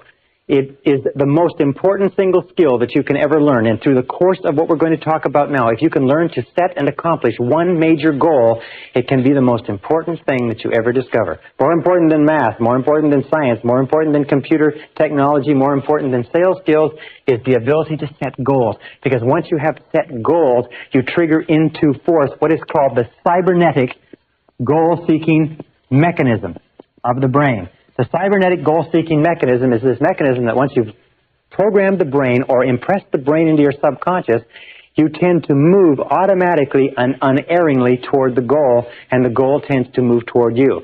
It's almost as if you set into motion a whole series of cosmic forces that cause you to move unerringly even though you do not know where the goal is. And we'll talk about that and why that works a little bit later. It is to say that within you is a mechanism that will lead you unerringly toward what you want to accomplish as long as you know what it is. The great H.L. Hunt, the oil billionaire, was asked his secrets of success on a television program some years ago, and he said there's only 2 things you need to know to be successful. He said, number 1, he said, decide exactly what you want. He said, number 2, determine the price you're going to have to pay, and then resolve to pay that price. But the big problem is that most people don't know what they want. In our civilization, in our society, you can have anything that you want in life, but 95% of the population has either a vague idea of what they want or no idea at all. And by the time this session is over, I'm sure that will be changed a little bit for you. Setting goals is the master skill of success. I think that goal setting should be taught in kindergarten and first grade and second grade, right up to every single year of school. There should be some module and some process of teaching young people to set goals. It would guarantee greater success, faster and easier in life than any other single skill that a person can develop. No matter how old you are, no matter where you are today, the sooner you learn to develop the master skill of success by practice and repetition over and over again until you become completely focused as a goal-achieving human being, the sooner you learn it, the faster you will accomplish great things in your life. Now, an interesting point. Each of us has what we call a failure mechanism in life. The failure mechanism goes off automatically. The vast majority of people fail to live up to their potential. They fail to become everything they're capable of becoming, over 80%. And the failure mechanism is what we call the comfort zone. It's the tendency to fall into a comfort zone, to do what is easy, not to avoid making the efforts necessary to succeed. Now, this failure mechanism goes off automatically. From the time we are infants, we talked earlier about the pleasure principle. We always move toward what is pleasurable, what is easy, what is fun, what is enjoyable, and we move away from what is uncomfortable, what is difficult, what requires discipline, what requires effort, and so on. However, the only way to override this failure mechanism is by activating your success mechanism. And your success mechanism is triggered by a goal. Whenever you write out a goal, you override the failure mechanism. Whenever you think about a goal, you override the failure mechanism. You see, when you set a goal, it releases positive energy.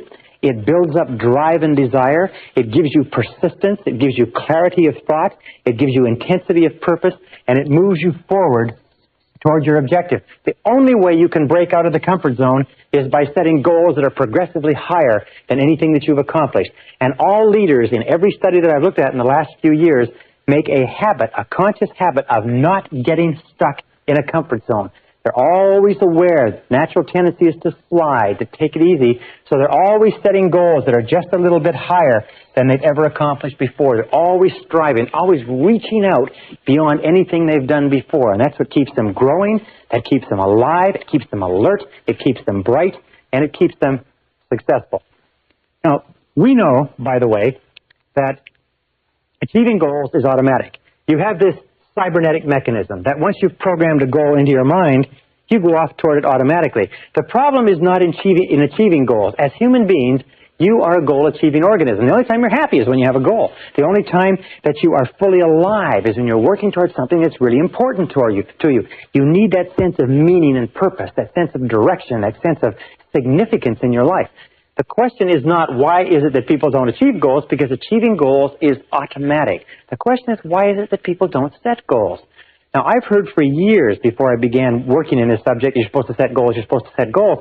And yet I talk to people who've read the books and taken the course. I say, do you have written goals? They don't have any written goals. So I began to look into the psychology of goal setting, and I found that there are 4 major reasons why people don't set goals. Even though they know they should, they know they're important, they've been told over and over again, 4 major reasons. And until you understand these 4 reasons and how they work on you unconsciously, we can't go on to the next step. So let's talk about them. Why don't people set goals? Number 1 reason why people don't set goals is they don't realize the importance of goals. They don't realize the importance of goals. Now, what does this mean? Well, it means that you and I are the products of our upbringing. You and I are the products of our parental influences, our brothers, our sisters, our friends, our family, and so on. If you grew up in a home where your parents did not emphasize goals, did not talk about goals, did not encourage you to set goals at an early age, do you know what happens? Is that you can grow up and you can become an adult and you can not even be aware that there's such a thing as goals out there. In the studies on who gets ahead in America, they found an interesting thing. They found that the conversation around the family dinner table is a major determinant of the character of the children who grow and come out of that home. That if the conversation around the dinner table is achievement-oriented, success-oriented, goal-oriented, then young people will grow up believing and working toward goals as naturally as they eat with a knife and fork or wash their hands after dinner. So, people don't realize the importance of goal setting. Please understand that goal setting is critical. It is the vital skill of success, and the kindest thing that a person could ever do for their children is to help them set worthwhile and realistic goals from an early age and then give them all the encouragement possible to accomplish those goals. Second reason why people don't set goals, see if this applies to you, is they don't know how. Surprisingly enough, and when I started studying this subject, I found that everybody said to set goals. Very important to set goals. Got to set goals, got to have goals, got to put a timeline on goals. But the fact is that there were no really good goal-setting methodologies. And in this course, I'm going to teach you a goal-setting methodology that is absolute dynamite, considered one of the best goal-setting methodologies that anybody's ever seen. But if you don't know how to set goals, I could tell you how to set goals, to tell you to set goals all day, and it wouldn't do you any good. You can go through 12 to 15 years of school in our society and never get 1 hour on goal setting.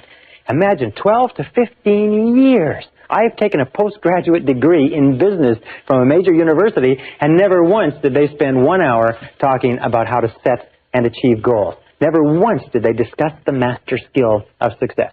Well, after this course, you're going to know how to set goals. So that won't be a problem. Now, the third reason why people don't set goals and this is in order of increasing importance, is fear of rejection. The fear of rejection, as we talked about before. One of the most profound and powerful fears in our life is the fear of being criticized or ridiculed by other people. And every one of us, as children, when we were young, we said, I want to do this, I want to be a fireman, I want to go here, I want to go there. And we had somebody saying, that's stupid, or you can't accomplish that, or don't be silly, or you're too small, and so on. And what we learned at a very early age is that if we talked about a goal or something that we wanted that was bigger than we were, the most important people in our lives would ridicule us and would criticize us and make us feel bad and small. So unconsciously, we made a decision, if you want to get along, you've got to go along, so we don't talk about our goals. That way nobody criticizes us. Now, as adults, we fall into the trap, an unconscious habit, we fall into the trap of not setting goals at all, and not talking about goals and not thinking about goals, then nobody can criticize you. And I will tell you this, that 80-90% of the people around you, if you decide you're going to do anything from finding a new parking spot to finding a new job or a new marriage, they will tell you that it can't be done. They'll tell you all the reasons, and they'll line them up, and they'll try to discourage you from doing anything different than you're doing. So here's the key. Keep your goals confidential. Keep goals confidential. Don't discuss your goals with anybody, except that the great majority of people are threatened by anybody who has a goal. They're worried. It makes them feel inferior and inadequate because they don't have goals of their own. So only discuss your goals with people who also have goals of their own. Discuss them with the people close to you whose help you need to accomplish them, but just don't discuss your goals with people at random, and don't give them a chance to shoot the goals down. Now, the fourth reason why people don't set goals. This is the top of the list. This is the worst of all. It's our old friend, our old enemy, if you like, fear of failure. The fear of failure is the number one reason why people fail in adult life. The fear of failure, the fear that I can't. I might lose my money. I might lose my time. I might lose my investment. I can't. It causes us to become tense and stressed. It causes our heart to pound and our stomach to churn. This fear of failure is the number one reason why people underachieve and fail in life. It's because the fear of failure holds them back from ever trying. The reason why people fear failure is they don't understand failure.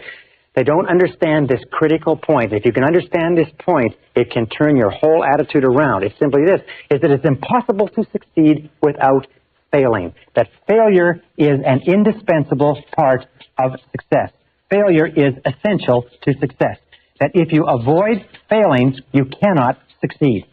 That every single great success in human history has been a failure up until the moment of their success.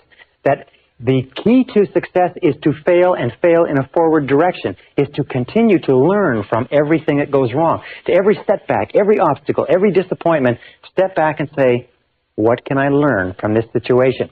Use the law of substitution and derive a valuable lesson from every single failure. Remember we talked about becoming an inverse paranoid, confident expectations?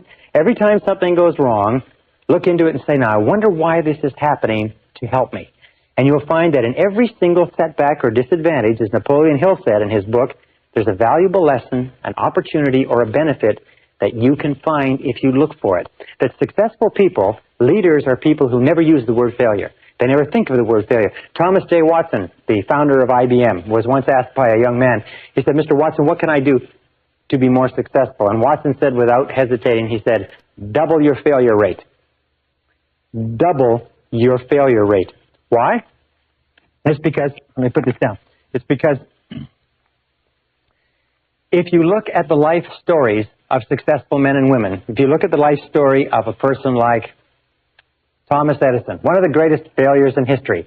Thomas Edison, in the course of his lifetime, patented 1,052 devices at the U.S. Patent Office. Over 1,000 of those devices were actually turned into commercial products that made enormous amounts of money. Edison was also the greatest failure in the history of invention. He failed 17,000 times to come up with a plant from which natural latex could be drawn.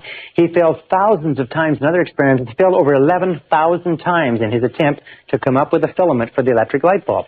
after he had failed 5,000 times, and it was in the newspaper. It was called Edison's Folly, this attempt to somehow light the world with an incandescent light bulb. Everybody knew the world. People were supposed to light their way through the world with a kerosene lantern.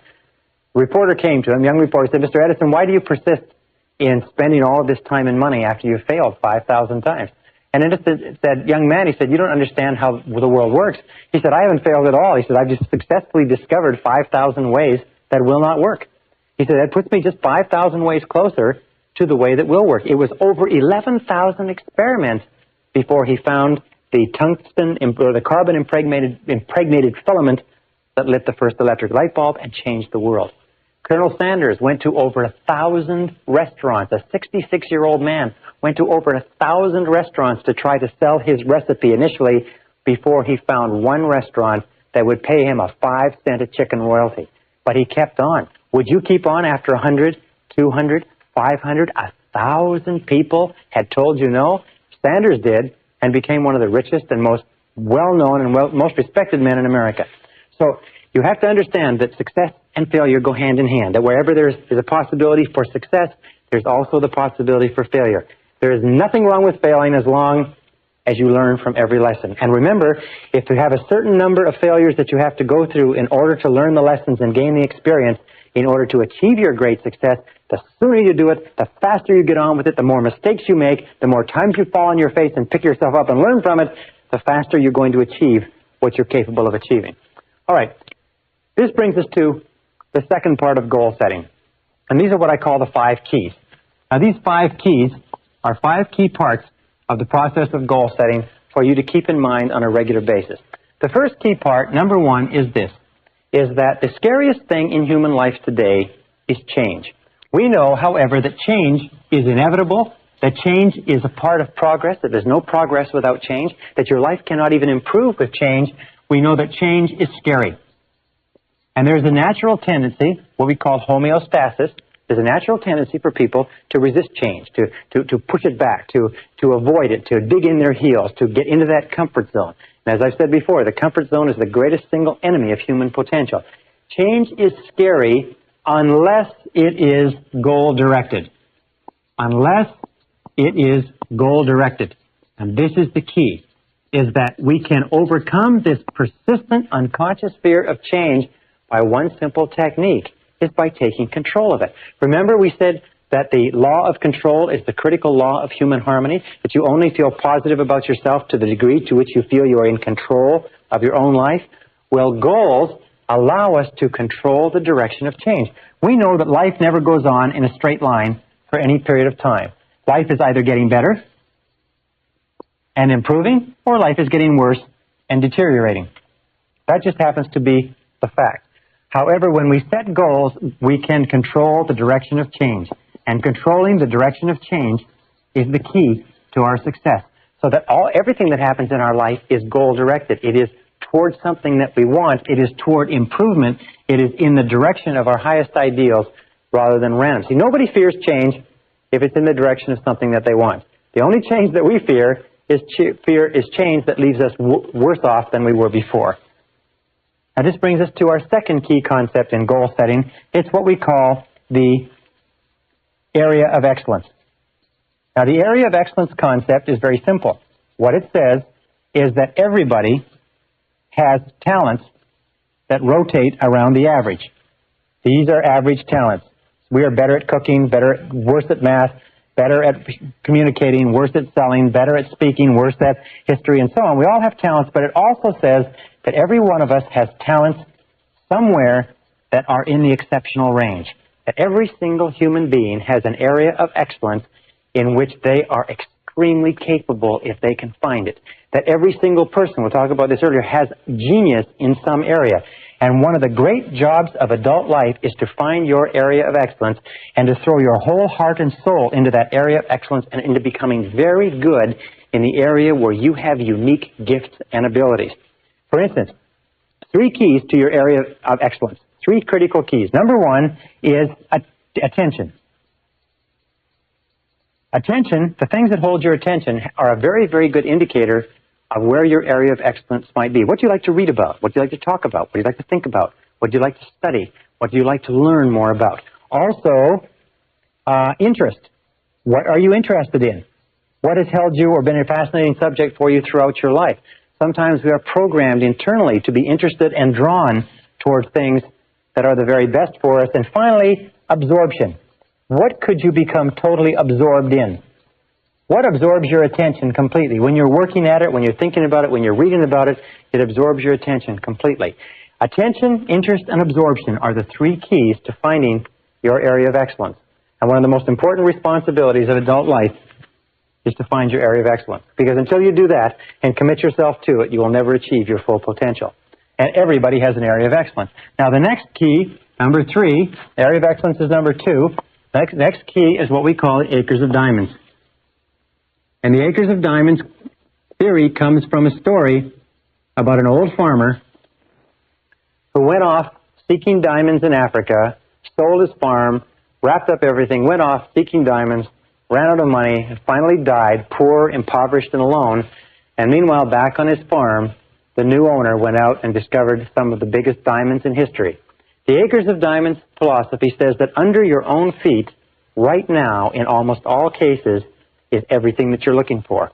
Right now, contained within your own talents, your own abilities, your own experience, your own wisdom, your own knowledge, your industry, your family, your contacts, that somewhere right now under your own feet is the opportunity that you're looking for. You don't have to go across the world. You don't have to move to another city. You don't have to change. All you have to do is mine your own acres of diamonds. But the interesting thing is that diamonds don't look like diamonds in their rough form. Diamonds or opportunities always come disguised as hard work. The reason why people are always looking somewhere else is because they don't recognize that your great opportunities always come disguised as hard work, and they take a tremendous amount of work and effort to develop and to realize. So look under your own feet for your acres of diamonds. Look into your own unique talents for your area of excellence. Absolutely critical to goal setting. Now the fourth is the importance of balance. In life, in order to be truly successful, you must have balanced goals. You can't have just goals that are all money. You can't have goals that are all in any one direction. You need a balance of goals, and here are the 3 key areas. Number 1 is you need personal and family goals. Now, your personal and family goals are the goals that, more than anything else, determine the quality of your emotional life, determine how good you feel about yourself and life. And your personal and family goals, you need about 3 to 5. These are the reasons why. These are the why of your life. This is why you're alive in the first place, which is to achieve a life that is significant and important and pleasurable to you. And you must never sacrifice these for anything else. The second set of goals are business and career goals. Now, your business and career goals are the way that you earn the wherewithal. They're the way that you fulfill your potential as a productive member of society. They're the way you make a contribution. These are the what goals. But remember, these are not as important as the why. The natural tendency for us, if we're not careful, is we get so caught up in the what, the business and career goals, that we forget the personal and family, which are the reasons why we started in the first place. And you need 3 to 5 goals in the business and career area. And number 3 is the self-improvement goals. Now, self-improvement goals means that you look upon yourself as a do-it-to-yourself project. It means that you look into yourself as a person who has infinite capacity, but it has to be developed. And you need 3 to 5 self-improvement goals, too. Now, your self-improvement goals are what we call the means. Self-improvement are the means to get the what, which is what you need in order to accomplish your why. One more point, and that's this. And it's point number 5, and that is the need for a major definite purpose. A major definite purpose is the number 1 goal in life. And every single study that we have looked at, every single study I've looked at in peak performance, high achievement, and so on, comes back to this very simple equation, this very simple factor, is that your life only begins to become great when you fix upon a major definite purpose.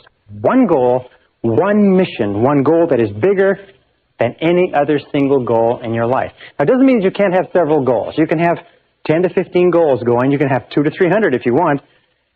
But you have to have one. If somebody were to wake you up in the middle of the night and give you a shake and say, what is your major definite purpose? You should be able to open your eyes and be able to tell them just like that. Your major definite purpose must be measurable. In other words, you can't have a major definite purpose to be happy. I had one woman come up to me and she said her major definite purpose was world peace. And I said, well, your major definite purpose, in order for it to have any meaning for you, in order for it to give purpose and direction to your life, has to be under your own control. It has to be measurable. It has to be specific. It has to be tangible. It has to be something that you can do or have or be. It has to be something that when you've accomplished it, you can look at it and say, here it is, it's achieved. It can't be something nebulous, because setting a big, broad, unbounded goal is a way that we trick ourselves into setting no goals at all. Now, with regard to your major definite purpose and your other goals, 2 points. You can have tangible and intangible goals. In other words, you can have qualitative goals that have to do with the quality of your life, and you can have quantitative goals or tangible goals that have to do with your income, weight loss, bigger car, bigger house, and so on. And you need a balance of those. And finally, you need short-term and long-term goals. Now, your short-term goals, ideally, are about 90 days for maximum motivation. Your long-term goals should be about 2 to 3 years for maximum motivation, and your major definite purpose or your major goals should be 2 to 3 year goals, maybe shorter, maybe longer, broken down into 90-day periods. That having been said, I'm going to give you a brief goal-setting exercise. I'm going to ask you 7 quick questions. I'm going to give you between 30 and 60 seconds to answer these questions. And what I want you to do is write as quickly as you possibly can the very first things that come to your mind. Now, the first question is this. Are you ready? Get out a pencil of paper, pencil, clean sheet of paper, goal-setting exercise. Here it is. Question number 1 is, what are your 5 basic values in life? What 5 things do you value most in life? Number 1 question. You have 60 seconds to answer this question. Counting right now. What things do you value most in life? Your home, your car, your family, your income, your job, your career, your spiritual development, your health, your wealth, your stereo set, your new hubcaps, your intelligence, your intellectual growth. What 5 things do you value most in life? 30 seconds. Write the first 5 things that come to mind. And once you've written the answer to this question, your 5 basic values, organize them in order of priority. What is the first one? What would be number 1 if you had to throw away the other 4? What would be number 2 if you had to throw away the other 3? What would be number 3, and so on? Organize them in order of priority, number 1 through number 5. All right? 5 seconds, 4, 3, 2, 1. Question number 2 is, write your 3 most important goals in life right now. You have 30 seconds. What's your 3 most important goals in life right now? Counting. 25 seconds left. Write the first 3 goals that pop into your mind. If you can't think of anything else, write money, money, money. But write the first 3 goals that pop into mind, quickly. Okay, 10 seconds. This is an easy question. 5, 4, 3, 2, 1. Question number 3. You have 1 minute. What would you do, how would you spend your time if you found today that you only had 6 months to live? How would you spend the last 6 months of your life if you only had 6 months to live? Write everything that you do in the last 6 months. Time is counting now. Write it as though everything you put on this list you can do in that last 6 months, but if you don't write it down, you can't do it. How would you spend your time? Who would you spend your time with? Where would you go? What would you do? What would you want to finish up? What would you want to start? Who would you want to see? What phone calls would you make? What bills would you run up on your charge cards? Okay. In other words, what would you do if you had 6 months to live?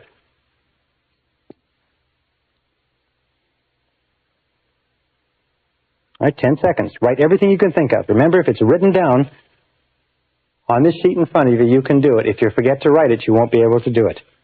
5 seconds. 4, 3, 2, 1. Question number 4.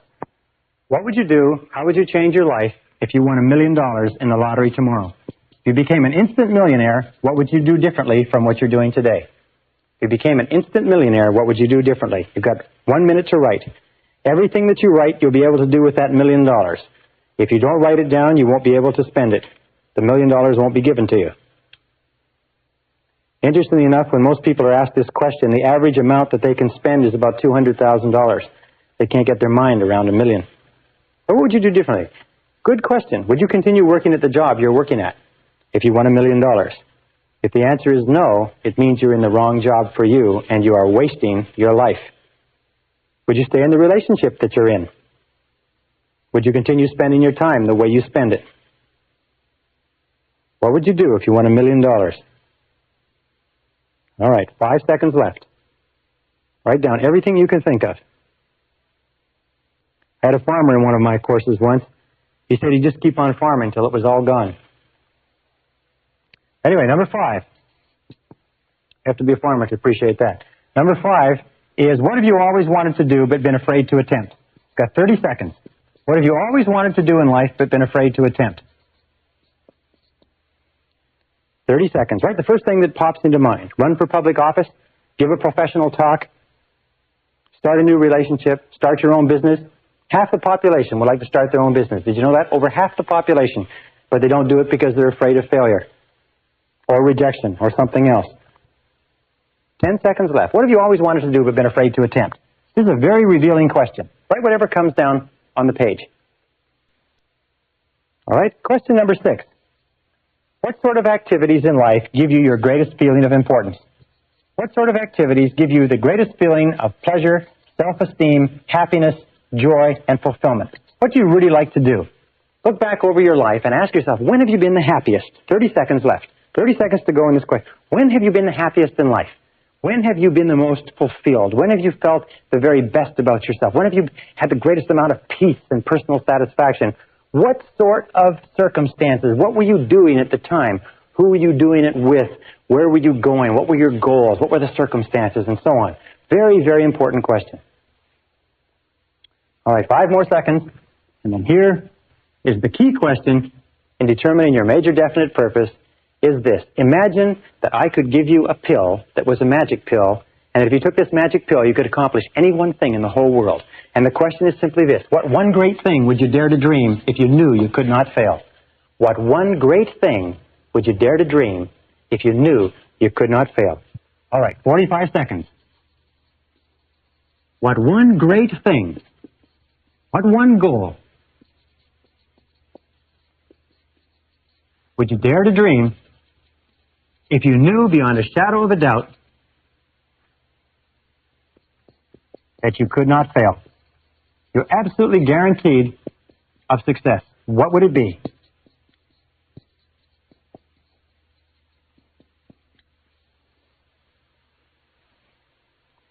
Five seconds. Now, in almost every case, by the way, the answers to these questions will spring to your lips. Some people, however, have been able to go through this whole exercise and not been able to answer a single question. And there's nothing wrong with that. The whole purpose of this exercise is to help you begin crystallizing your goals and especially your major definite purpose. Let's look at these goals. Let's look at these questions, and I suggest that you take this exercise every single month until you can pop out the answers to every one of these questions and they begin to improve and crystallize.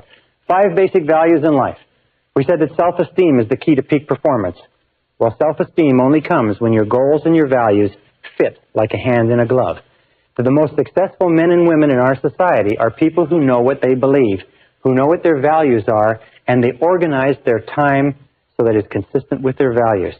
And you'll find that most stress, most unhappiness, most irritability, most health problems, most burnout comes from living a life that is inconsistent with your basic values. So always be asking yourself, what are my values? What do I believe in? And make sure that your outer life is consistent with your inner life. It's the key to peak performance, the key to self-esteem, the key to happiness. Number 2, what are your 3 most important goals in life? Whenever you're given only 30 seconds to answer that question, the 3 goals that the subconscious pops to your mind will almost invariably be the 3 most important concerns or goals that you have right now. This is a very revealing question, and you can give it to yourself and give it to other people. What would you do if you had 6 months to live? If you only have 6 months to live, it refers you back to your basic values. It tells you what you really value in life. And an important question is this. is that how much of your current life is consistent with what you would do if you only had 6 months to live? Would you spend more time with your family? If you would, are you spending more time with your family now? Remember, you never know when you only have 6 months to live. What would you do if you became an instant millionaire?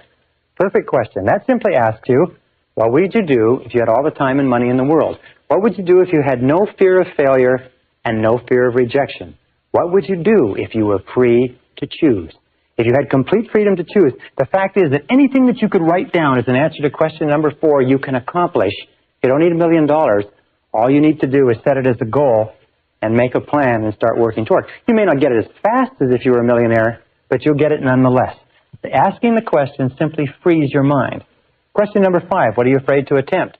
That may tell you what the self-limiting belief or block is that's holding you back from achieving your full potential. Question number 6, what gives you your greatest feeling of importance? This is simply asks you, what gives you a feeling of self-esteem? And this will lead you unerringly to your area of excellence, because you will always and only become excellence doing what gives you a tremendous feeling of importance. And question number 7, what one great thing would you dare to dream if you knew you could not fail? Let me just say this as we close, that whatever you wrote as an answer to that question, whatever you wrote as an answer to the question, what one great thing would you dare to dream if you knew you could not fail, you can be, have, or do. The only question is, how badly do you want it, and are you willing to pay the price? Because if you are, and you're willing to pay the price and work toward it, you can accomplish everything on that list, and sometimes far faster than you can possibly imagine. The question is, how badly do you want it?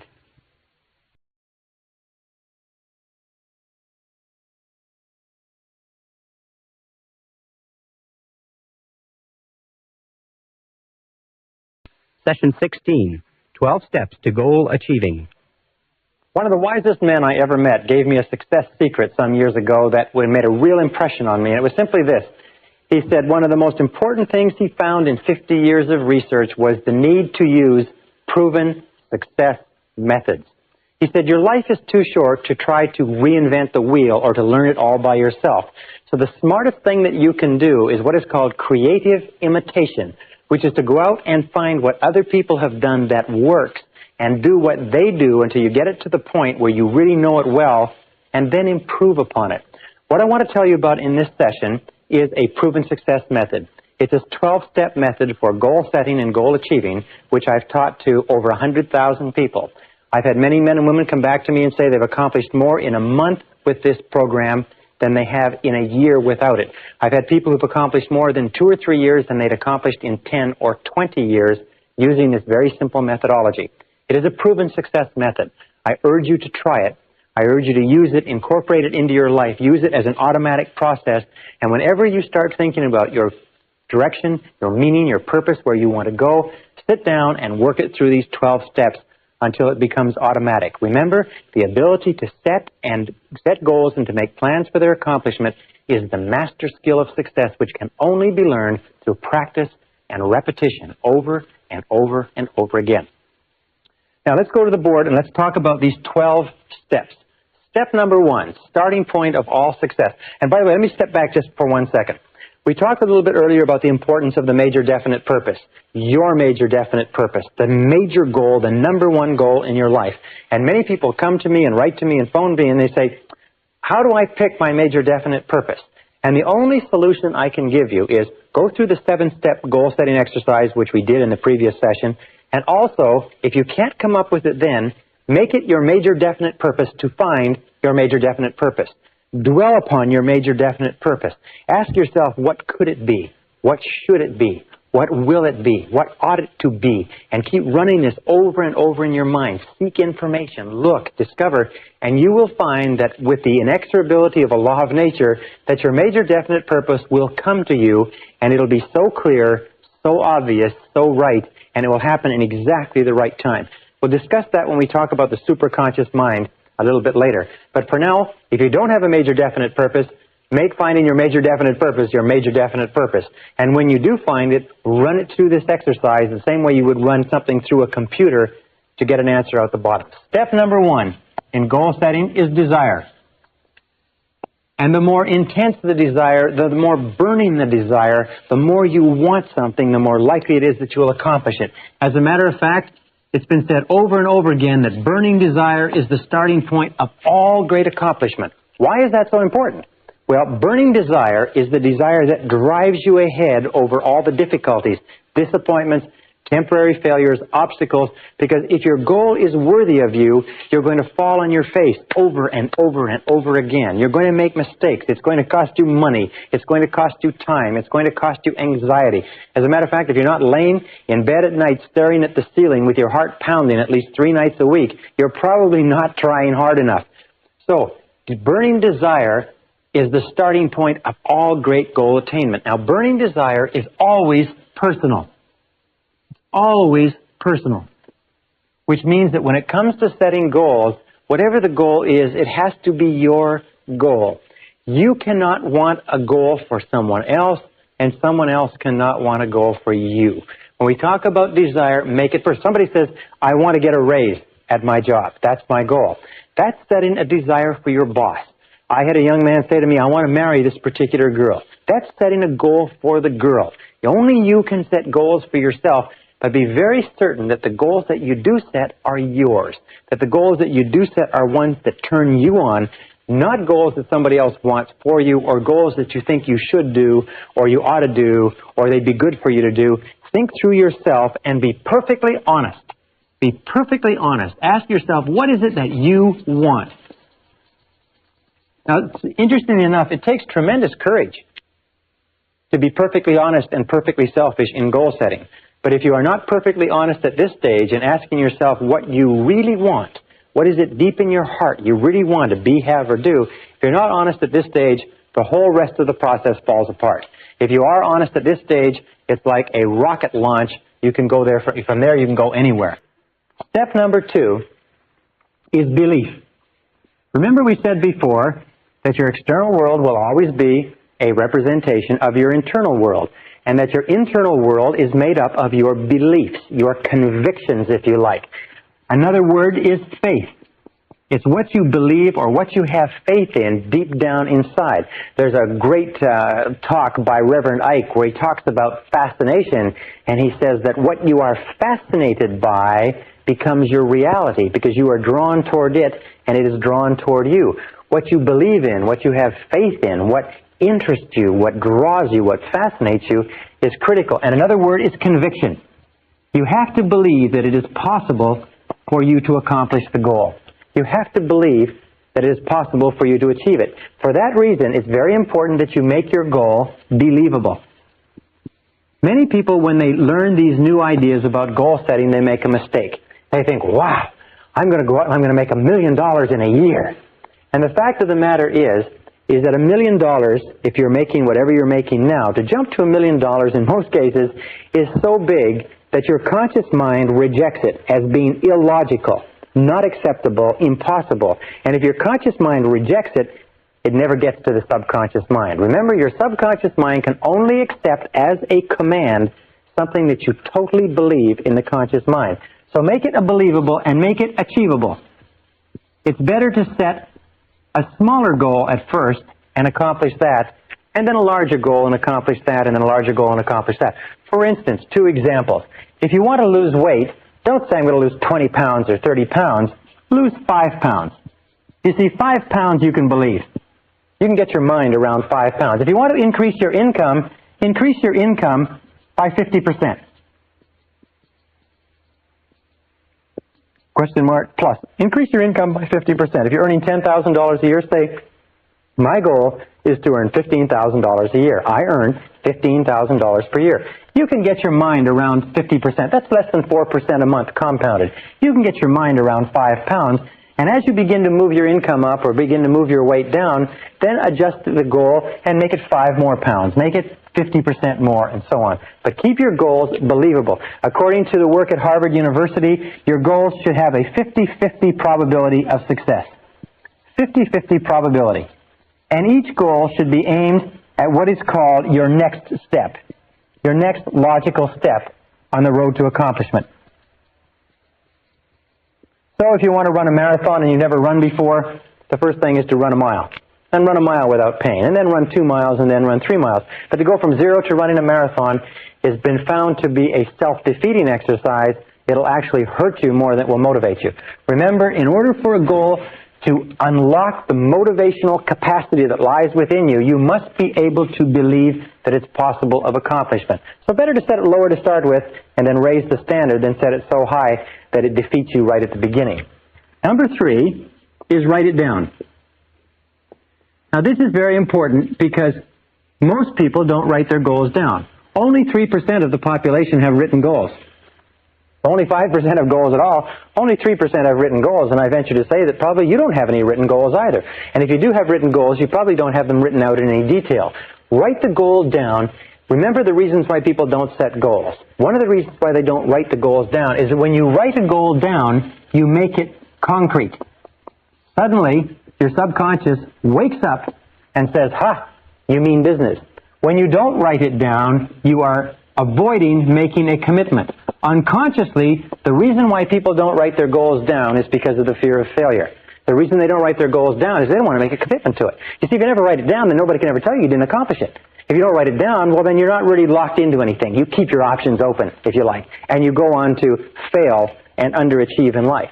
All the successful people have written goals. And if you want to be successful, you really have no choice. So write the goals down, make it concrete, make a commitment. A 100% commitment to accomplishing your goal will do more to drive you towards your goal than you can possibly imagine. Now, when you write it down, make it clear. Don't make it fuzzy. Don't say, "I want to be happy" or "I want to be rich." Make it clear. Make it specific.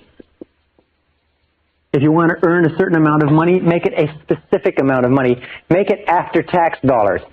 If you want to start a business, make it a profitable business. If you want to get into a relationship, make it a happy relationship. But make it clear, specific, and use vivid words or vivid language. Because the more vivid the language is, the more rapidly the subconscious accepts it. Emotional words like warm, exciting, powerful, loving, happy, dynamic. These are the kind of words that drive the goal into the subconscious mind. It's absolutely essential that it be a written goal. This is, by the way, where the winners part from the losers, because the losers always have a reason not to write out their goals. Number 4 is ask yourself this critical question. Why do you want it? Why do you want it? This is one of the most important of all questions because it will answer 3 things. First of all, it will make sure that it's your goal and not somebody else's. Second of all, it will intensify your desire. Because the more reasons that you have, these are what is called your reasons why. Your reasons why, in most cases, are more important than the goal itself. The goals can change. The reasons why stay the same. Do you want it because it will make you happier, healthier, more popular? Do you want it because it will fulfill your deepest needs? It will give you a sense of meaning and purpose in life? Why do you want it? You see, the more reasons you have to want something, and if you make a list of them, list the reasons. The more reasons you have, the more desire you'll have, because reasons are the fuel in the furnace of achievement. Reasons are the fuel in the furnace of achievement. The more reasons you have for accomplishing something, the more likely it is you'll accomplish it. For instance, if you say, "Well, I'd like to earn $50,000 a year," or $30,000 or $100,000, doesn't matter. The person says, "Why?" And if you just say, "Well, just so that I can earn that kind of money," it has almost no motivating power. But if you say, "So I could get a car, so I could take care of my family, so I could take my wife or my husband on a trip, so I could buy things for my children, so I could change my wardrobe, get a different house, buy a different car," the more things that you list under there, the more likely it is that you're going to accomplish it. Because when you list your reasons, you intensify your belief, your faith, and your conviction that it's possible. Number 5 step in goal setting is to analyze your position. Analyze your starting point. Now this is important because in analyzing your starting point, you know what your next step is. When we say analyzing our starting point, what do we mean? Well, let me give you a couple of examples. In analyzing your starting point, you have to ask yourself, what are your strengths? What are your basic strengths and what are your basic weaknesses?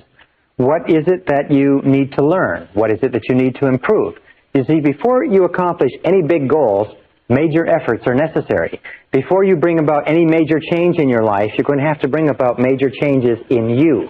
Before you accomplish anything extraordinary, you're going to have to do a lot of ordinary things. So you have to ask this question. If you want to lose weight, what's the first thing you do? Is you weigh yourself. If you want to increase your income, the first thing you do is you figure out how much did you make last year? How much are you making right now? And then if you want to increase your income and you're in the business of sales, then you say, how many calls am I making on a daily basis? How many closes am I making? What is my average sales volume? What is my average sale? How many of those do I have to have? How much do I have to increase it, and so on? If you want to build a bigger business, you analyze your starting point and you say, where am I in the marketplace? How am I fixed with regard to capital resources? How am I fixed with regard to manpower? How am I fixed with regard to market opportunities and credit? And you sit down and you do a very, very clear analysis, exactly the way a military commander would do a strategic analysis of his or her position before launching a major battle campaign. One of the big mistakes that people make in goal setting is they launch without taking the time to think through what their launching pad is. And when they find themselves driven back, if you like, or falling on their face, they don't have a foundation underneath them. So those are the 6 starting points. Determine what it is that you desire. The 5 starting points. Determine what it is that you desire. Believe that you can accomplish it.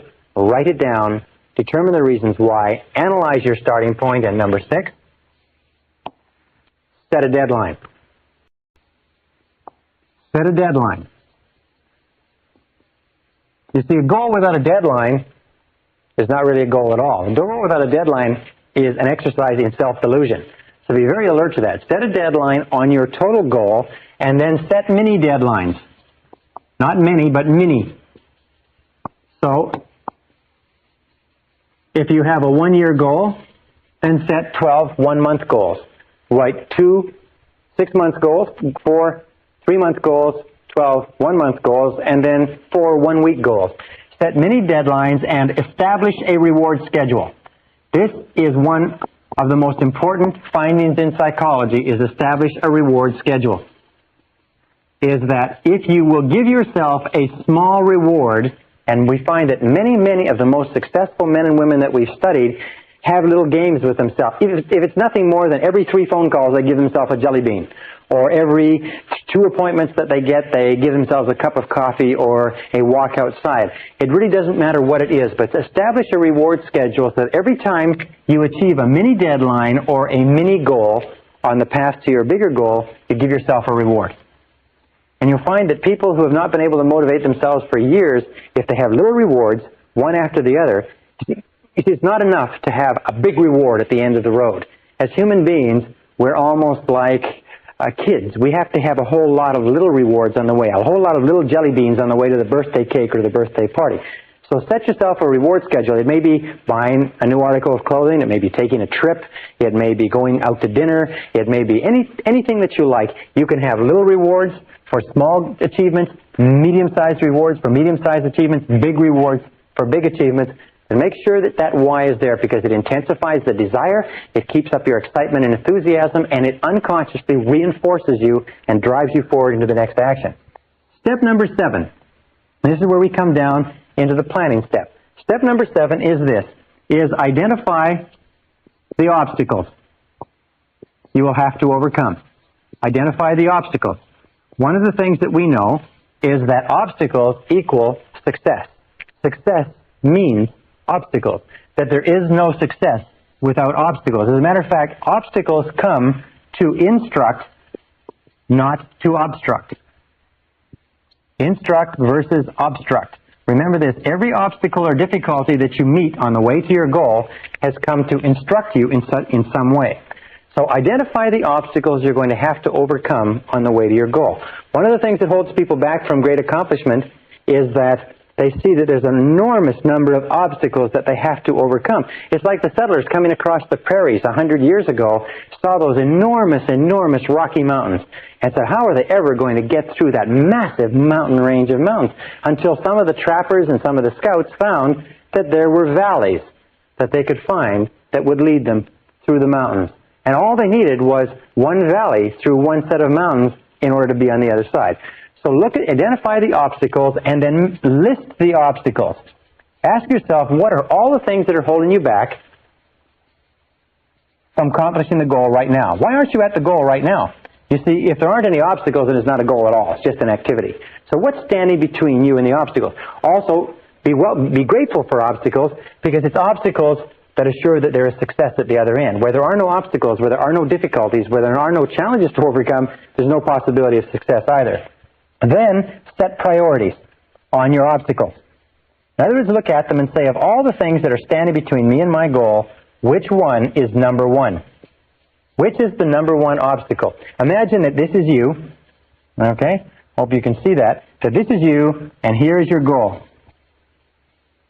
Well, now, on the way to your goal, there's a road, and the road twists and turns, and on the way to the goal, there's a few obstacles, and there's pitfalls, and there's deadfalls, and so on, but somewhere on the way to this goal, there's also what we call the rock. Now, your rock is your major obstacle. The rock is the major thing that is stopping you from achieving your goal in the quality and the quantity that you desire. One of the most important things that you can do is ask yourself, what is your rock? What is the major boulder? What is the big obstruction that stops you from getting from here to there? Identifying the rock is one of the marks of the strategic thinker, and identifying the rock is one of the key things you do. Why? Because if you get rid of all of these other little obstacles on the way to the goal, the rock is still going to be there, and you're still not going to accomplish the goal. If you're not very careful, if you don't set priorities on your obstacles, you'll tend to work on a whole lot of irrelevant things and leave this rock undisturbed. However, the intelligent person focuses on the rock. The intelligent person says, this is the major obstacle, and they go to work on that rock. And they work day and night. They work as long as is necessary. There's a beautiful expression that says, swarm all over it. When you have a major problem, a major obstacle, a major difficulty that's in your way, swarm all over it. Concentrate all of your effort and attention. Work at it day and night, week in and week out to get rid of it, because getting rid of that one obstacle will get you further towards your goal than getting rid of all of the other obstacles put together. So, in terms of your major definite purpose, what is your rock? What is your major obstacle? What's stopping you from going ahead? It could be internal. It could be lack of self-confidence. Or it could be self-doubt. It could be fear of loss. It could be a lot of things. That's quite normal. Or it could be external. It could be lack of money. It could be lack of information or knowledge. It could be lack of support from other people. It could be health. It could be a variety of things, but whatever it is, if you're determined to accomplish your goal, find out what it is and go to work to remove it. Now, number 8 is identify the knowledge you're going to require. Identify the knowledge that you're going to require. You see, we live in a knowledge-based society. There's no question about that, is that no matter what it is that you want to accomplish, you're going to need more knowledge than you have now. The basic rule of life is that to a greater or lesser extent, you have gone as far as you can go in your life at this moment with what you now know. That's why I've emphasized so strongly the need for continuous self-development, reading, learning, taking in new information, because you need more knowledge. Now, there's 2 ways that you can get knowledge. You can go out and get original knowledge, which is to read, research, and find it yourself, or you can get knowledge from other people. But in any case, identify the knowledge you require. What do you need to know? For instance, if you want to be successful in business, one of the things that you have to know is marketing and sales. If you want to be successful in your own business, the critical skill in entrepreneurial success is salesmanship. The critical skill in executive success is the ability to sell your ideas to others and to persuade others. So maybe what you need, maybe the critical knowledge you need is persuasion skills. Or it could be the knowledge that you need has to do with the law, has to do with accounting, has to do with technology. 2 points is set priorities on your knowledge. You see, when you set priorities and you determine what's the number 1 piece of knowledge that you need, what's the number 1 piece of knowledge that more than anything else can hold you back from accomplishing your goal? And you'll find that if you concentrate on the number 1 piece of knowledge, it's like the rock in terms of obstacles. The number 1 piece of knowledge, once acquired, will catapult you toward your goal. Whereas if you accomplish a whole lot of other knowledge, it won't help you at all. Now, finally, and this is the last part with regard to knowledge, is ask your way to success. Ask your way to success. This is one of the pieces of advice by a great success counselor, is ask, ask, ask. What he said, and what every person who's ever studied this has said, is that this three-letter word, ASK, is the key to your success in life. Ask the people who have the knowledge. If you need, hire the lawyers, hire the consultants, hire the specialists, hire the accountants. Ask your way to success. Find other people who are in your field. Find people who have the success. Find people who are experienced and go to them and ask. Why is it that people don't ask? Very simple reason. Most people are afraid of rejection. But the key to getting the things that you want in life is, first of all, you're going to have to learn it all yourself. Or second, is you can ask other people. And surprisingly enough, if you ask other people, they'll tell you. If you ask successful people what they did right, they'll tell you. If you ask successful people for their advice, they'll tell you. As a matter of fact, I was studying the life of a self-made millionaire, and he said, one of the keys to success in business is to become a negative thinker. And I thought that was astonishing, because I teach that you should be a positive thinker. And as I read on, what he said is, by that I mean is that once you come up with a great idea, take it to experts who can tear your idea apart, who can point out holes and weaknesses and flaws. Now, if you cannot plug the holes, weaknesses, and flaws, it probably means the idea isn't good enough. But if you are not willing to subject your idea to the scrutiny of critical people whose job is to find fatal flaws in something, then the idea is probably not good enough. So seeking out negative people, asking people their opinion, ask your way to success. Remember, in order to succeed, you need knowledge. You need more knowledge than you've got. You don't have very much time. You've got to get the knowledge the fastest, cheapest way possible. If necessary, buy the knowledge you require. Don't be cheap when it comes to knowledge. Number 9. Step in goal setting is identify and ask yourself, who is your customer? Who is your customer? This means that you have to identify the people, the groups, and the organizations whose cooperation you require in order to be successful. Who are the people? Who are the groups? Who are the organizations? You see, in life we have a very simple equation. Is that everybody makes their living by satisfying or serving somebody. That you and me have a customer. And that we move ahead in life to the degree to which we satisfy our customers. So we are all in the business of customer satisfaction. Now, if you work for a company, your customer may be your boss. If you're a salesperson, your customer may be your boss on the inside and the person who buys your product or service on the outside. If you're a nurse, your customer is the head nurse. Whoever you are, there is somebody in your environment. If you have a business person and you have to expand, one of your customers is your banker. Another one of your customers is your staff, your employees. Another customer may be your family. But there are always people that you have to work with in order to accomplish your goals. Now, why should people work with you in order to help you accomplish your goals? There's only one way, and that is what we call the law of compensation. The law of compensation, which comes from Ralph Waldo Emerson's wonderful essay called Compensation, simply says that for every force in life, there's an equal and opposite force. We call it the law of sowing and reaping. But it says this. It says that you are always compensated in equal measure for what you do. In fact, it always says that you are compensated in more than equal measure.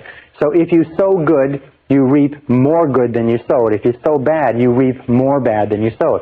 The law of compensation says that as long as you are doing good things for other people will do good things for you. So you ask this question, and this is everybody's favorite radio station. It's called WIIFM. What's in it for me? WIIFM. What's in it for me? If you want to be successful in life, the most successful people are what are called go-givers, as opposed to go-getters. Go-givers are people who are always asking, what can I do to please my customers? What can I do to give value? What can I do to earn their cooperation and their help to accomplish my goals? They're always trying to put themselves on the side of this law of compensation, knowing that if they put in, they'll get out.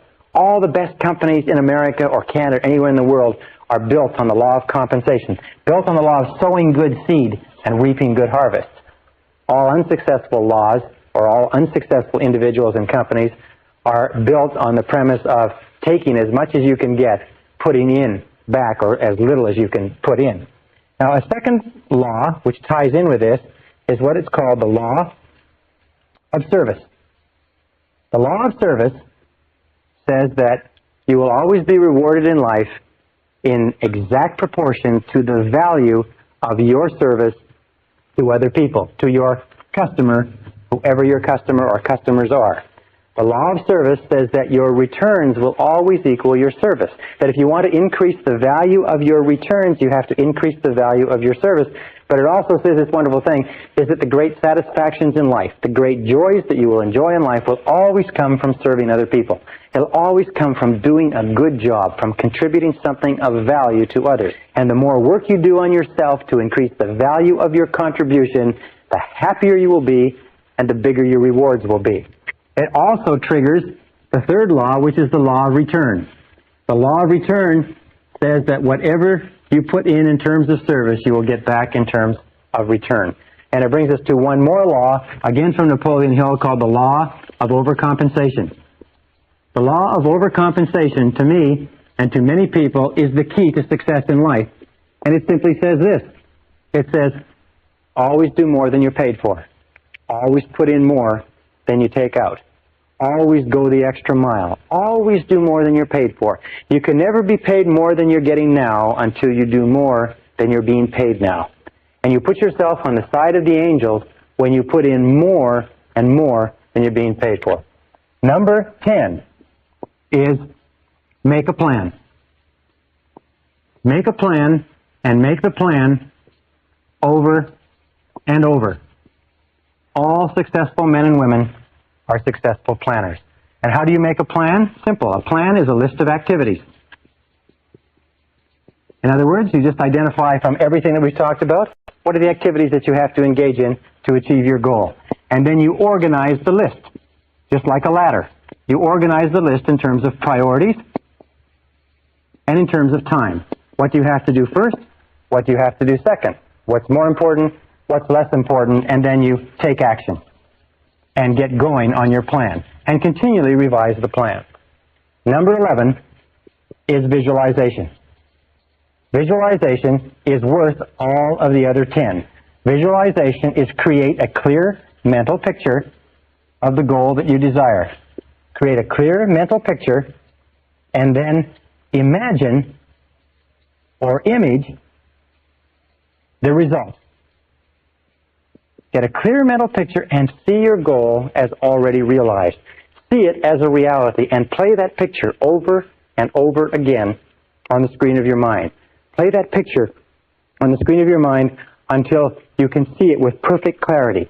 Design it, draw it out, do whatever is necessary in order to create that mental picture, and then think about that mental picture. Think about your goal as a reality over and over again. Repeat it until you impress it deeper and deeper and deeper into your subconscious.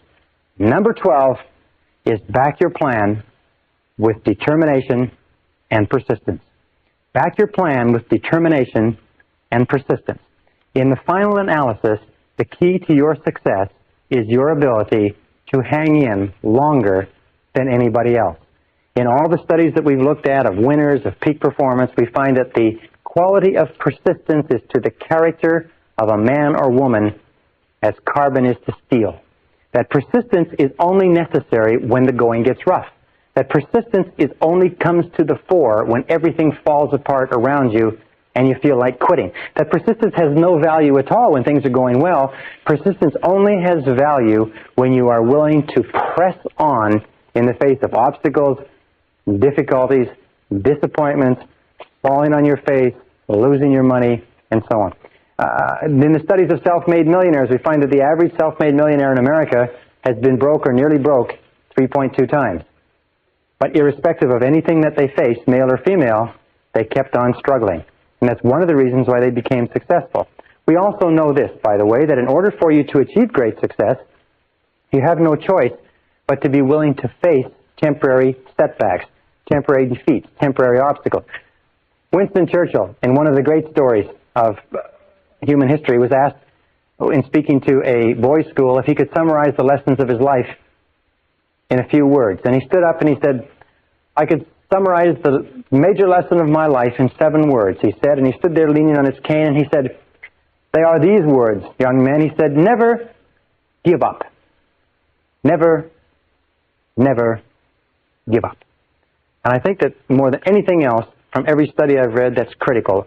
If you resolve in advance that once you have set off to achieve your goal, that you will never give up, that you will never quit, that nothing can stop you, that every single difficulty will just be a spur to drive you on, that you will become an inverse paranoid and you'll look into every problem and you look for the good in the problem, you look for the lesson that you can learn, you look for the way you can turn the situation to your advantage. If you keep on doing that, if you keep optimistic, if you keep this attitude of confident expectation going, you will be successful. And finally, with regard to persistence, the iron quality that determines all your success, let me just say this, is that your persistence is your measure of your belief in yourself. Your persistence is your measure of your belief in yourself. And every time you persist in the face of adversity, your belief in yourself increases until it reaches the point where you become unstoppable on the road and on the pathway to your goals.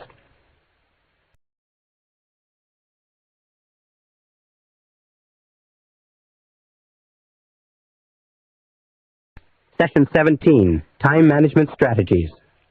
At the beginning of the seminar, we talked about mental laws, and we talked about the law of control. We said that you feel positive about yourself to the degree to which you feel you are in control of your life, and you feel negative about yourself to the degree to which you feel you are not in control, or the degree to which you feel you are controlled by external events.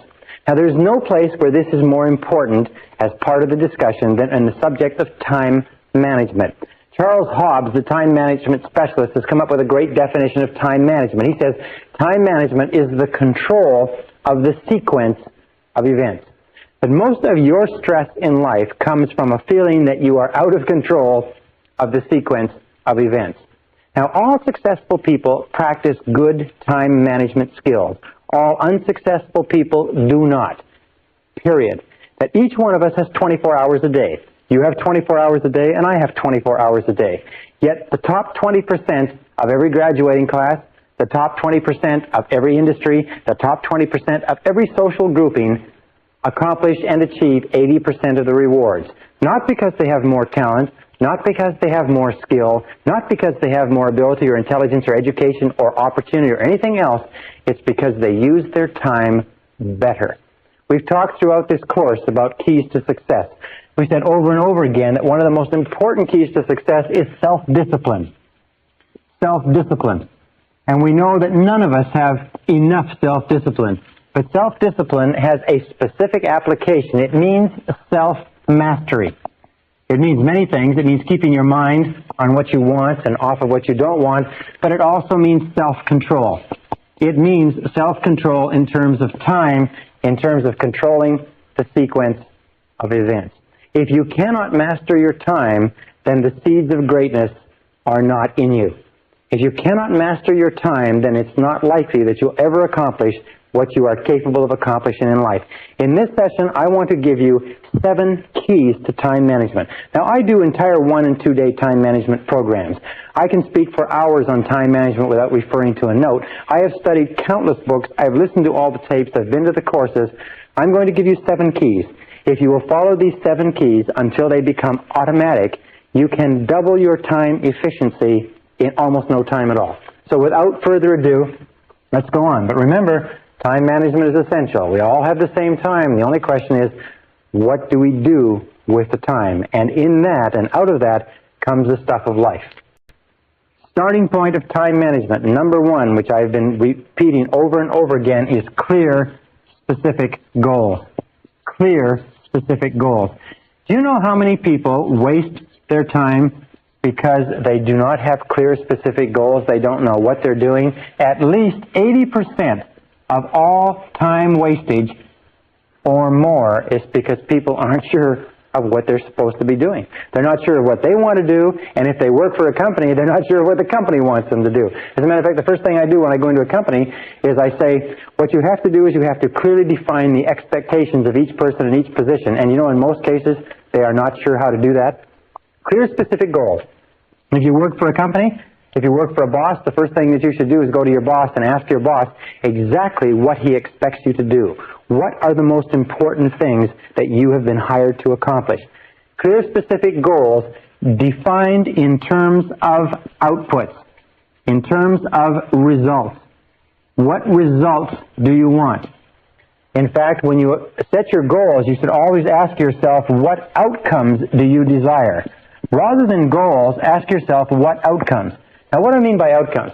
Well, here's a perfect example. A person says, I want to be successful in my job. What does that mean? Well, what it means, the outcome that they desire is they want interesting, challenging work that pays well. And sometimes we find ourselves working at a job where it's not interesting or challenging, and we can't understand why we can't get any satisfaction out of it. Or a person says, I want my relationship to work. However, what are they saying? What they're saying is, the outcome I desire is I want to be happy in my relationship. And it doesn't matter who you're happy with, if the outcome is clear that you want to be happy in a relationship, that's very different from insisting upon being happy in this relationship. Another thing, a person says, I want to be rich. Well, you say, what does rich mean? What would rich look like? What would your outcome be if you were rich? How much would it take to accomplish that outcome? And then you start looking, you say, well, if I had a certain amount of money, I'd be able to do this, I'd be able to do this, I'd be able to do this.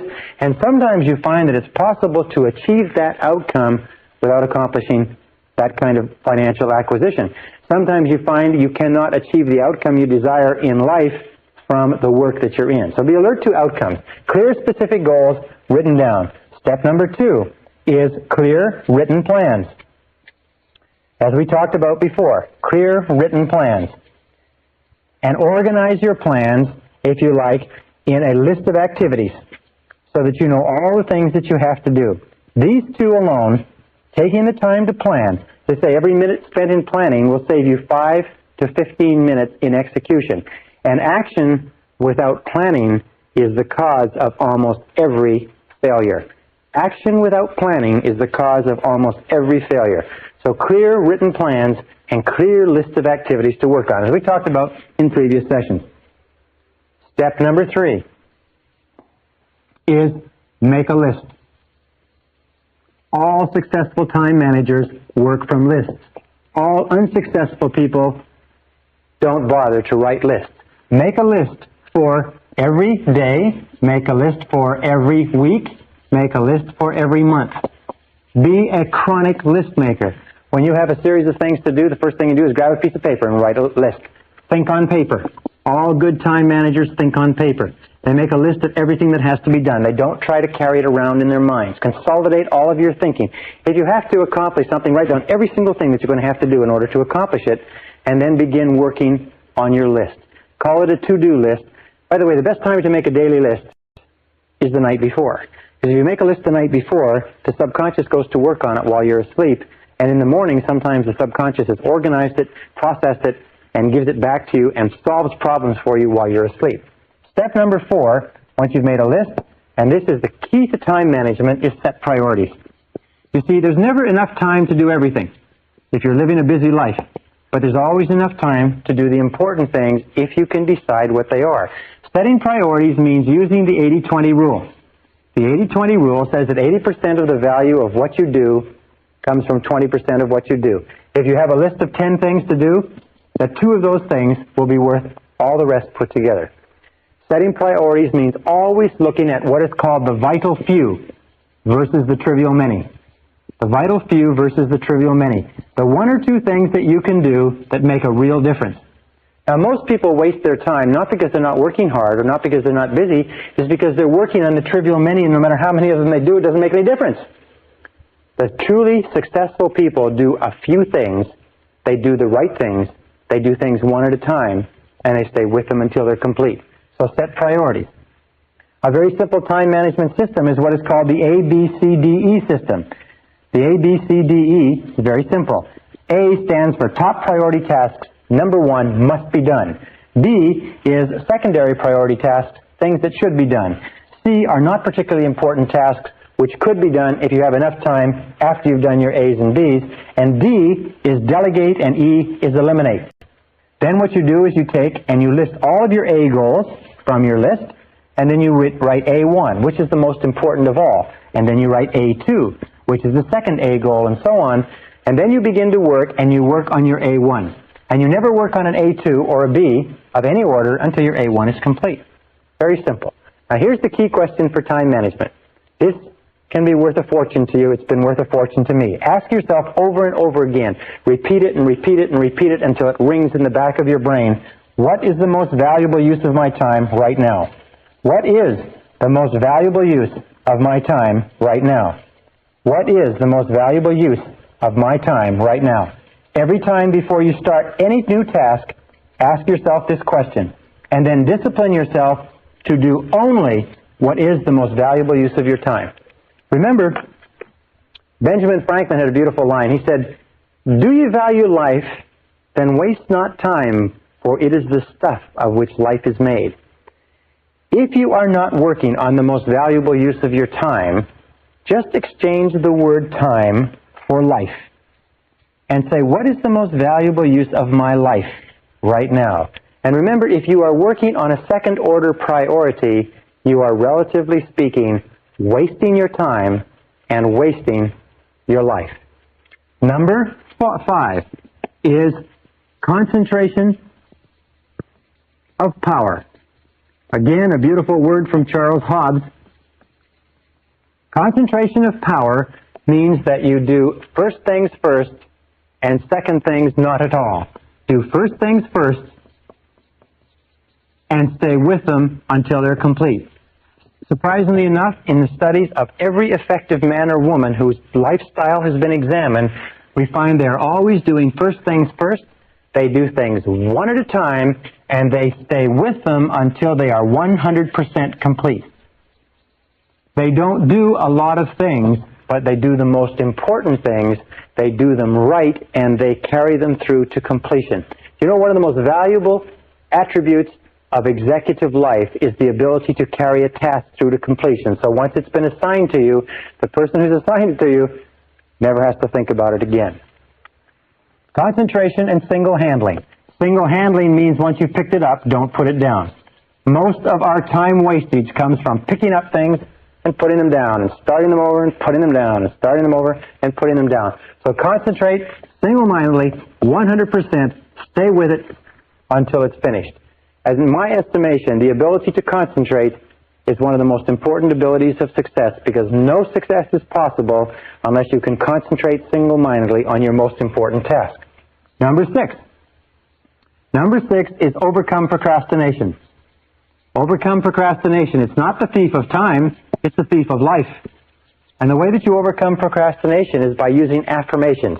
And the most powerful affirmation of all is do it now. Do it now. W. Clement Stone built $1 billion fortune by rehearsing and then getting everybody in his company to say 50 times every morning, do it now, do it now, do it now, do it now, do it now. Drive that, impress that into your mind. When I first learned this simple technique, I used to find myself procrastinating just like we all do. But the more I repeated this, do it now, do it now, do it now, do it now, do it now, do it now, the more you repeat it, the more you find that eventually it works automatically. And it has a tendency to drive you to start a task when your natural tendency is to put it off or procrastinate. The most important quality that you can develop with regard to this is what is called a sense of urgency. A sense of urgency means that you get on with it and you do the job fast. We said earlier that time is your most precious resource. Time is the scarcest and most precious resource of accomplishment in our civilization. And that people who have a sense of urgency are always the most valued people in our society. Develop what is called fast tempo. Fast tempo is essential to success. Fast tempo is essential to success. What that means is that the harder and the faster you work, the more energy you have. The harder and the faster you work, the more drive you have, the more you get accomplished. The more you get accomplished, by the way, the more tasks you conclude, the more energy and self-esteem you have, because every time you finish a task, you get a jolt of positive energy. Every time you procrastinate on a task, it tires you out and makes you depressed. So whenever you find yourself procrastinating, say to yourself, I have to develop a sense of urgency. I have to develop a sense of urgency. Do it now. Do it now. Do it now. And then work fast. Work fast. Work quick. You will find that if you will just pick up your tempo, you can get to a tempo that will enable you to go through more in 2 hours than the average person goes through in an entire day. In a study done by a business journal amongst 104 chief executive officers of major American corporations not long ago, they found a very interesting thing. They asked them what qualities would put a person most rapidly onto the fast track in their corporations.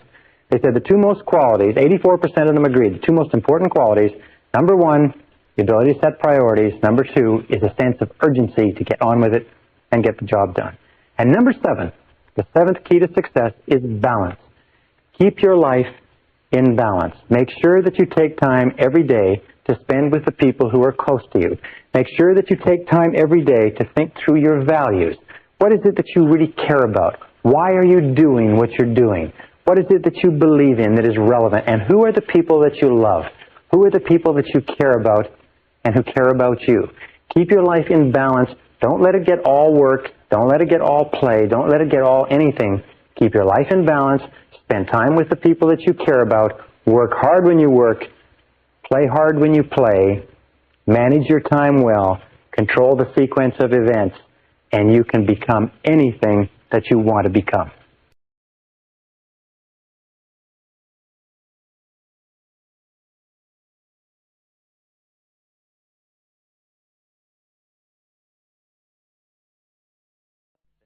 Session 18, Doubling Your Brain Power.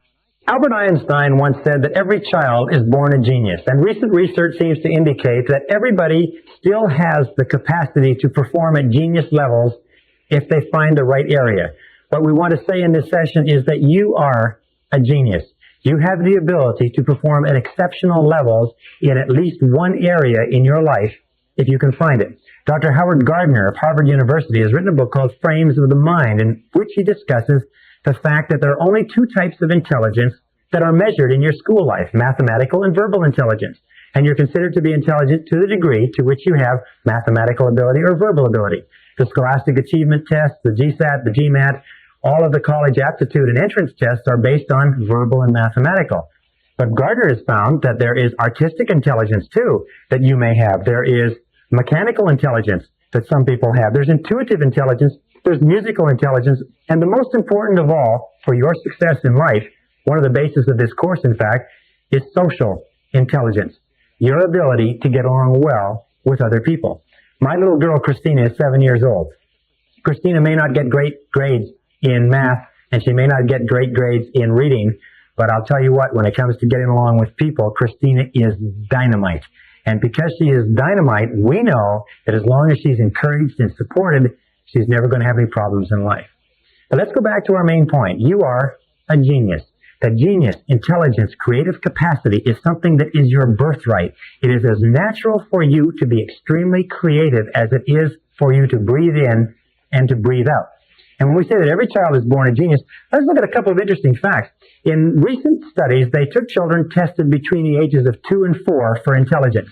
Between the ages of 2 and 4 is the first time that they can actually do intelligence tests, and they found that 94% of them tested out at highly intelligent and highly creative. Then they went back and they tested these same children at the age of 7 years, and they found that only 4% tested out as highly creative or highly intelligent. Now, why did this happen? Why this dramatic decline in creativity?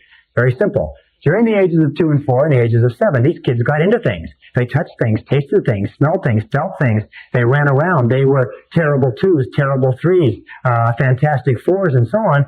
What they did is they found that when they did these things, their parents got irritated. Their teachers got irritated. Their siblings got irritated. They got shouted at and spanked and discouraged from getting into things, from exploring their world with the kind of excitement that children do. And they learned if you want to get along, you better go along. So eventually they became passive. They started off in school. They sat in neat little rows. They spoke when they raised their hand. They were told when to go to the bathroom and so on. But the wonderful thing is that even if this has happened, the creativity goes underground, like an underground river. And we're going to talk in this session about how you can bring it back to the surface. By the way, an interesting study was done at the University of Minnesota some years ago called Operation Baby Snatch.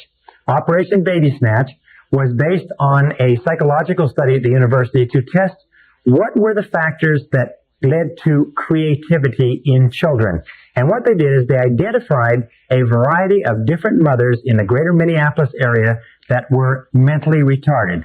That is, that they had IQs of 80 IQ or below.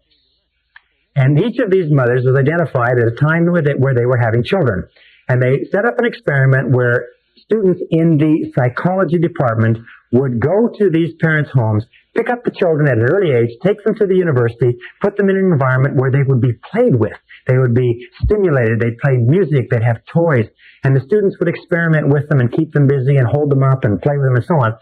At the end of this experiment, as the experiment went on, when they reached the first age that they could test them for IQ, which was at about 5 or 6, they found that these children tested out at IQs of 130, which, as you know, is moving into the exceptional range. An IQ of 140 is considered to be genius. An IQ of 130 is just a few points below what it takes to get into Mensa. When they tested them again a couple of years later, they tested at 132 IQ average. What was the key? What was the key to this incredible development of their mentality? They found the key was stimulation. The key was stimulation. They found that they could take a child and in its early formative years, the level of intelligence and creativity that develops is in direct proportion to the quality and quantity of stimulation that a child receives. Now, what does this mean to you and I? Well, it means if you have children, the kindest thing that you can do for your children is to provide them with a stimulating environment. It means that if you wish to be a highly creative person, the kindest thing that you can do for yourself is to provide yourself with a stimulating diet of different books, tapes, ideas, people, situations, environments. Even driving different routes to work has a tendency to break us out of our rut and out of our comfort zone and get us to think differently. Now, there's a thing called the law of use, or a principle called the law of use. The law of use, as it applies to a muscle, a physical muscle, is that if you don't use it, you lose it. If you don't use a physical muscle for any period of time, it atrophies and it becomes incapable of being used. The law of use also applies mentally to your level of creativity. It says that if you don't use your creativity, it atrophies, just the same as a muscle will. But the wonderful thing that we have found out in case after case is that if you begin to tax your creativity, if you begin to place demands on it, the same as you would with a muscle if you began lifting weights, if you begin to place demands on it, you begin to bring it into action. You begin to make it move and to, if you like, stimulate new ideas and new thoughts. So the key is to begin to stimulate your mind by feeding your mind with all kinds of things that cause you to break out of your standard rut. Now, there's another interesting part of creativity that's important, and that is language. One of the things that we have found is one of the closest correlations in our society, direct correlations between success and anything, is success and word knowledge. Is that the average English-speaking person uses less than 1,200 words in their vocabulary, in their day-to-day vocabulary, out of a vocabulary of 500,000 or more possible English words. We find that your level of creativity and your level of intelligence is directly proportionate to the number of words that you know the meaning of and that you can use in conversation. Now, there's two types of words, by the way. There's words that we never use in conversation, we only read, but there are words that we use in conversation all the time. The average person uses only 1,200 words. The average child, up to the age of 5, learns to identify and know the meanings of 5,000 words in the first 5 years. The average adult learns 5 words per annum. So the more words you learn, the more creative you become, which leads us to another law, which is called the law of creativity. And the law of creativity says that everything in life today begins with ideas. That everything begins with ideas. That your success, your progress, your happiness, all your wealth, the development of your life depends proportionately on the quality and the quantity of ideas that you develop. And surprisingly enough, if you concentrate on the quantity of ideas, and I've done an enormous amount of work in creative thinking, if you concentrate on the quantity of ideas, you'll find that the quality of ideas is a function of the quantity. Some people say, well, they're only going to come up with a few ideas. It's people who are afraid of failure and afraid of rejection. But if you concentrate on generating a high quantity of new ideas, that will somehow improve things. What is creativity? Creativity is the ability to bring about improvement. Creativity is simply the ability to bring about improvement. Anybody who can bring about improvements is a creative person.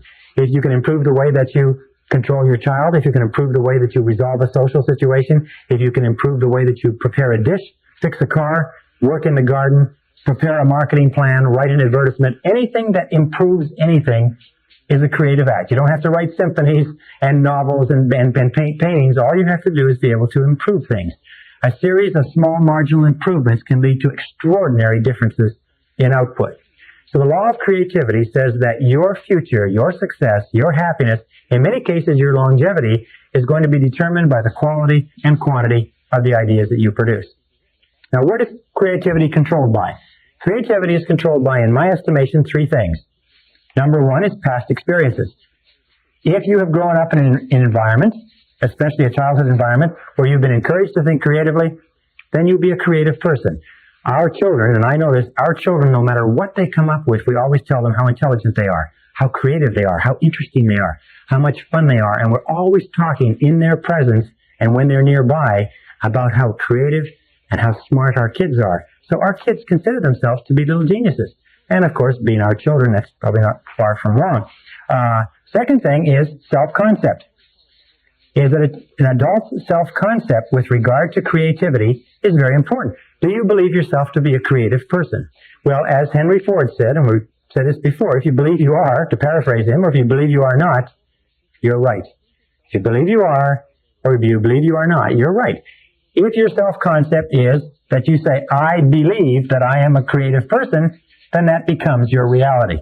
Most people believe that they're not particularly creative simply because they haven't taxed their creative juices or their creative abilities for a long time. And the third area that determines your creativity is your current environment. If you're in an environment that encourages creativity, that encourages innovation, that encourages new ideas, you will find that you will come out with ideas. Tom Peters has a beautiful line in his book, In Search of Excellence. He said that people will drown you with ideas if you allow them to. He says the most successful companies are those that are continuously generating an enormous quality and enormous quantity of good ideas. He says business success is proportionate to the quantity of good ideas, or new ideas, or new ideas for improvement. So, if you look at these three things, what were your past experiences with your parents? With my parents discouraged any thought that I ever had of doing anything that was not exactly the status quo, because my parents were very fearful people. They'd come up through the Depression and World War II and so on. My self-concept was that I had no creativity at all. And my current environment, in many situations, was one where if you wanted to get along, you go along. But if you begin to shake these off, and you begin to realize that you are creative, then you start to actually make it your reality. Now, there's two types of personality. There's what we call the mechanical personality, and there's what is called the adaptive personality. The major difference between these two types of personality is the mechanical personality is rigid, and the adaptive personality is flexible. The mechanical personality tends to be dogmatic. In other words, they say this is the way it is. And they make statements that are what you might call black-white. Everything is yes, no, up, down, black, white. Almost what is called absolutist. An absolutist statement is, this is the way it is. Absolutely, as Rocky would say. The adaptive person is open-minded. They're always willing to look at different approaches. They realize that no question is settled, so they're always questioning. They're always asking additional questions. Well, they say things like, what about this? Or what if we do that? Or why don't we try this? Or that's a different idea. And they tend to be, if you like, fluid. If a new idea comes along, if they've just made a decision and a new idea comes along, they drop the one decision, they pick up the other. They're very, very flexible and flowing. And you'll find that the adaptive personalities are the most successful and the happiest personalities. In fact, there's a direct relationship between low self-esteem and insecurity on this side, people falling back on being insecure, and high self-esteem and security. People who feel good about themselves are willing to question ideas. So you have to ask yourself, where are you on this graph in terms of being mechanical or being adaptive? And here's 4 easy questions that you can ask yourself. The 4 easy ways that you can analyze yourself. Ask yourself this: how easily can you say one of these 4 statements on a scale of 1 to 10? Statement number 1, how easily can you say, I was wrong. I made a mistake. I was wrong. I made a mistake. You see, people who are adaptive, people who are flexible and fluid, are quite willing to admit, I made a mistake, I was wrong, and change their mind and change it and do it better. Another statement, and people who are mechanical, if you like, or rigid, are people who cannot admit that they made a mistake. So what they do is they work very, very hard to cover up. They work very, very hard to defend themselves and protect their mistakes, rather than saying, I made a mistake. Once you say I made a mistake, there's no more discussion. Then you get on with the solution. Here's another thing, another statement. How easily can you say, on a scale of 1 to 10, I changed my mind? I changed my mind. Yes, I thought it was a good idea at the time, but I changed my mind. The ability to change your mind is a mark of the flexible person. How easily can you say, I don't know? Got a scale of 1 to 10. If somebody says, a child, a parent, a boss, how easily can you say, I don't know? Or the final statement, how easily can you say, I need help? I can't do it by myself. I don't have the capabilities. I need somebody else to help me. I need help. I changed my mind. I don't know. These are the statements of the flexible person. All right, so let's look at a couple of other aspects of creativity. We have the law of use. We have the law of creativity. We have the fact that language and vocabulary are directly connected to it. We have the fact that self-concept is a critical part of creativity, that the more you like yourself, the more you believe in yourself, the more creative you're likely to be. And so we ask, the next point is questioning. Just simply the ability to ask questions. The more willing you are to ask questions over and over again, the more willing you are to say, well, what if we do it a different way? What if we change? What if we do exactly the opposite of what we're doing? What if we do more of it? What if we do less of it? What if we discontinue it altogether? These are the questions of the creative person. Now, as I said before, you are a genius. The only question is, are you going to develop your genius to its full capacity? The only way that you can develop your genius to its full capacity is to begin to use some of the techniques that we've talked about in this seminar. One of them is to have very clear goals. If you have very clear goals that you wish to accomplish, clear goals will stimulate your creativity, as we'll talk about in the next module. The second part is to begin to use affirmations, and the best affirmation is, I am a genius. I am a genius. I am a genius. And repeat that over and over again. An astonishing thing will happen if you repeat this over and over again. If you take your conscious and your subconscious mind, when you begin to state over and over again in your conscious mind, I am a genius, I am a genius, I am a genius, you drive the message into the subconscious. You know what the subconscious does? The subconscious says, oh, no, you're not, you turkey. You haven't come up with a good idea in 10 years. You say, but I'm a genius, I'm a genius, I'm a genius. You drive the message down. You impress the message in your subconscious. Now, the subconscious knows you. It's been with you for a long time. It knows that you don't ever come up with any worthwhile ideas.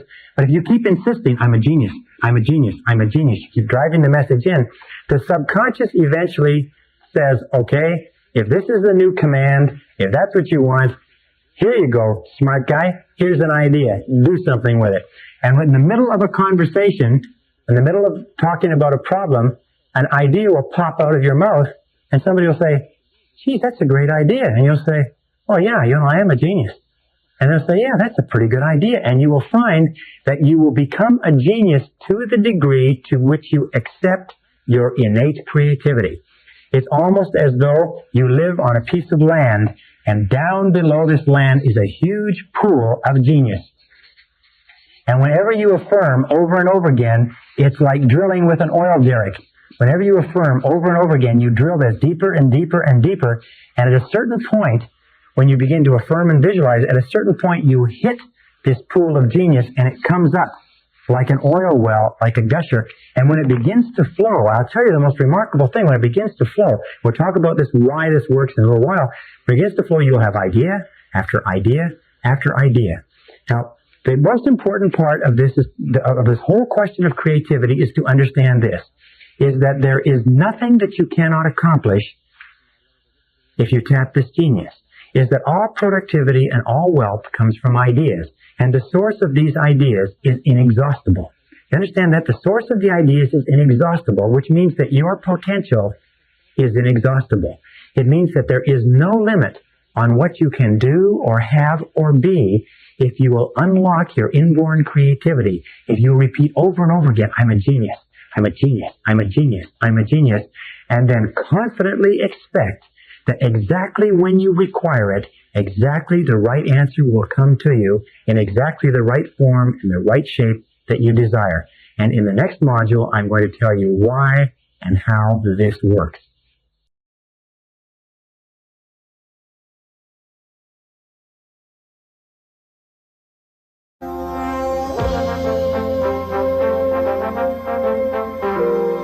Brian Tracy presenta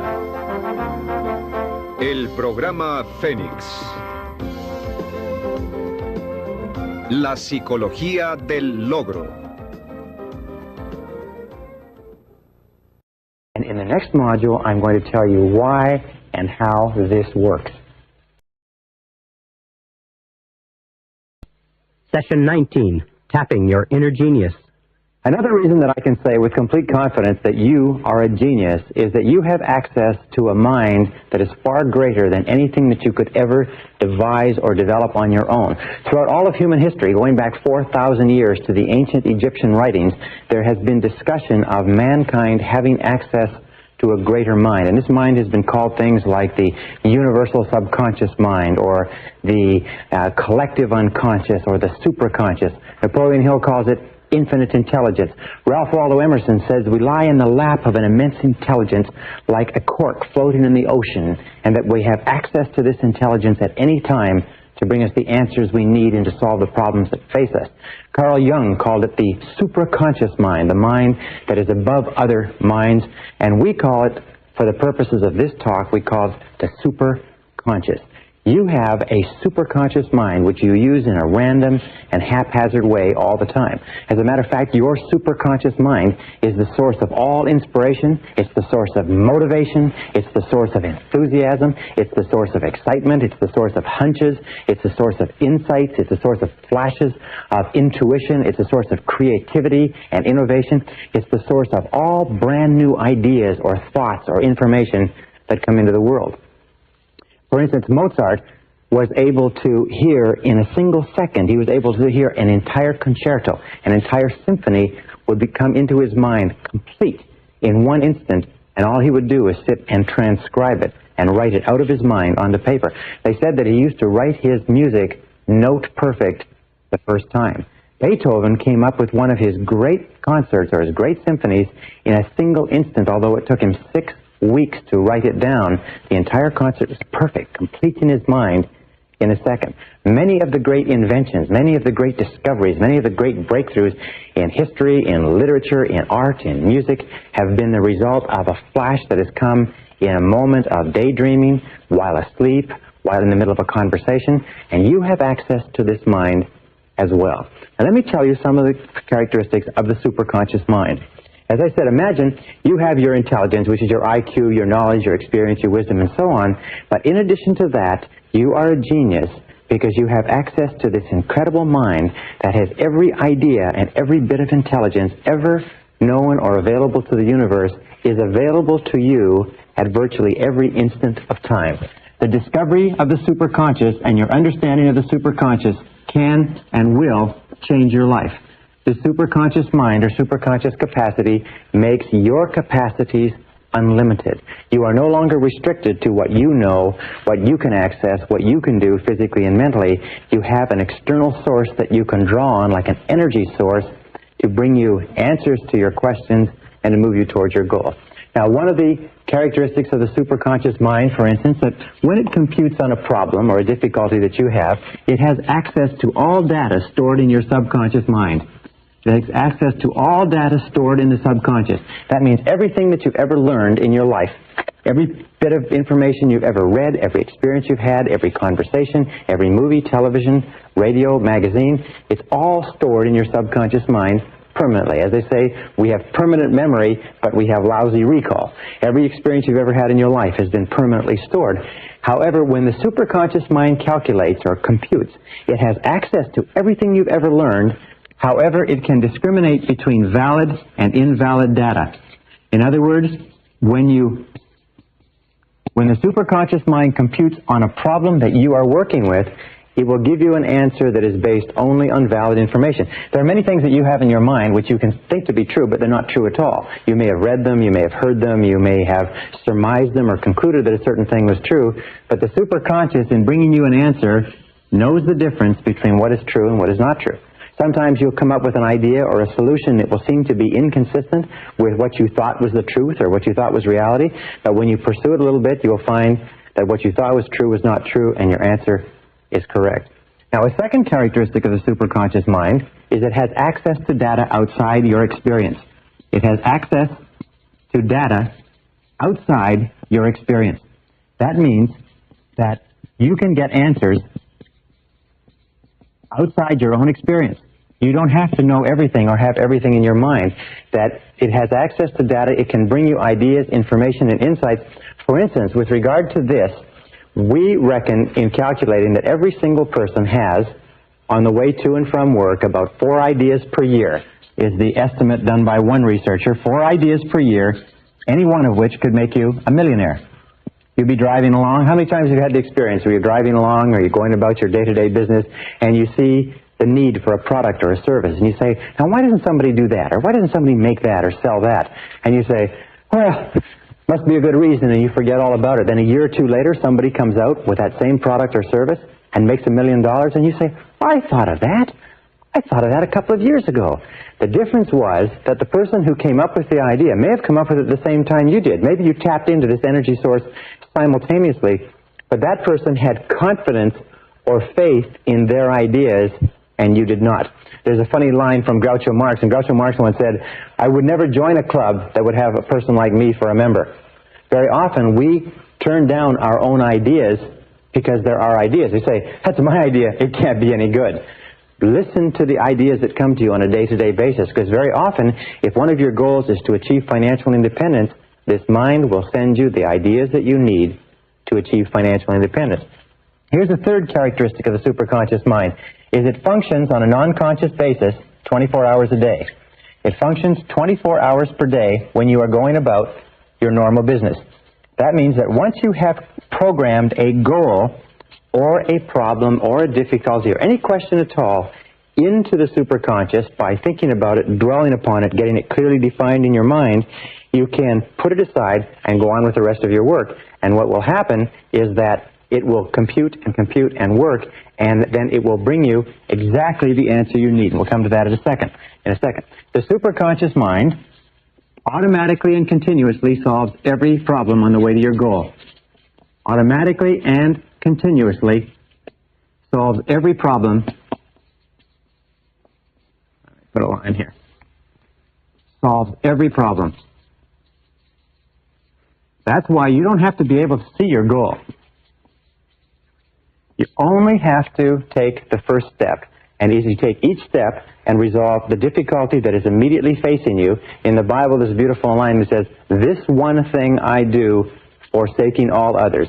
If you just do one thing, the superconscious will resolve the next and the next and the next. You take them one step at a time, like a hurdler takes one hurdle at a time, like a journey is one step at a time. The superconscious mind will automatically and continuously solve every problem on the path to your goal exactly as you meet it and exactly in the way you require. Now, a fifth quality of the superconscious mind is that it is capable of goal-oriented motivation. Sometimes people say, well, I'm not motivated. And invariably, when you talk to a person who is not motivated, you find that there's nothing that they want very badly.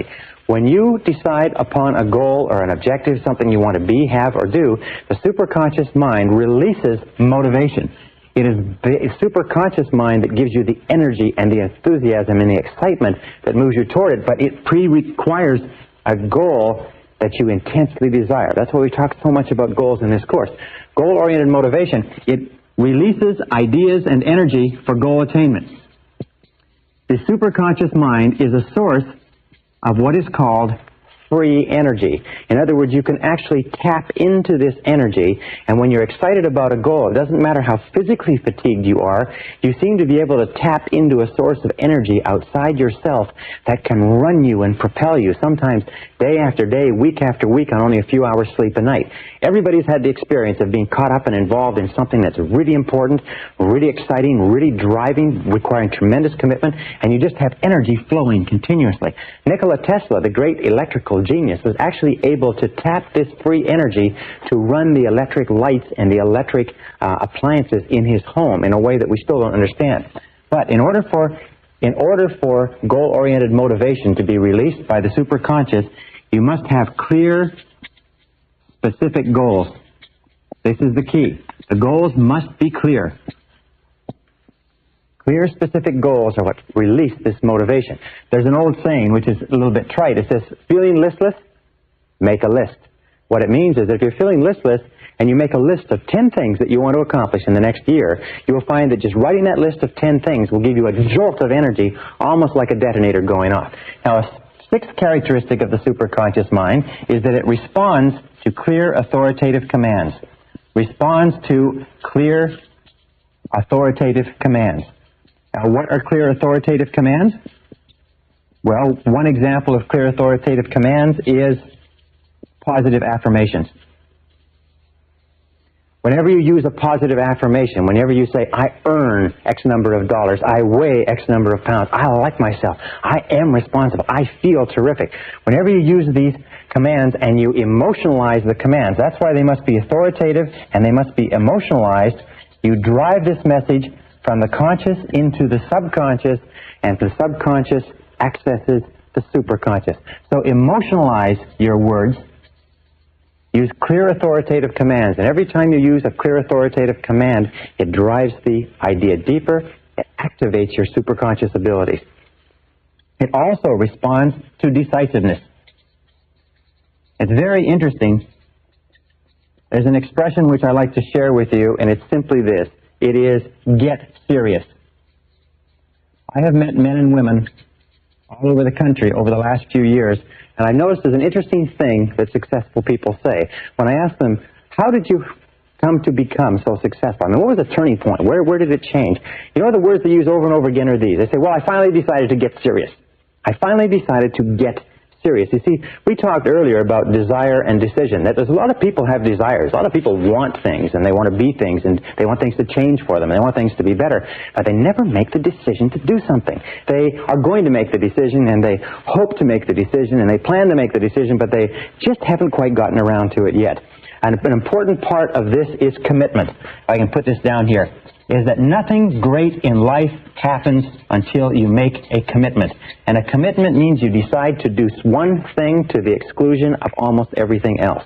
You get serious. You make a total commitment, and when you make that total commitment, when you become decisive, when you start using clear, positive words, I will do it, I do it, I can, I shall, I choose, I want, I earn, I am, when you start using commands like this, you trigger the superconscious mind, and sometimes more can happen for you in a matter of a few weeks than it's happened for you in a few years. And many of you know exactly what I'm talking about. Number 7.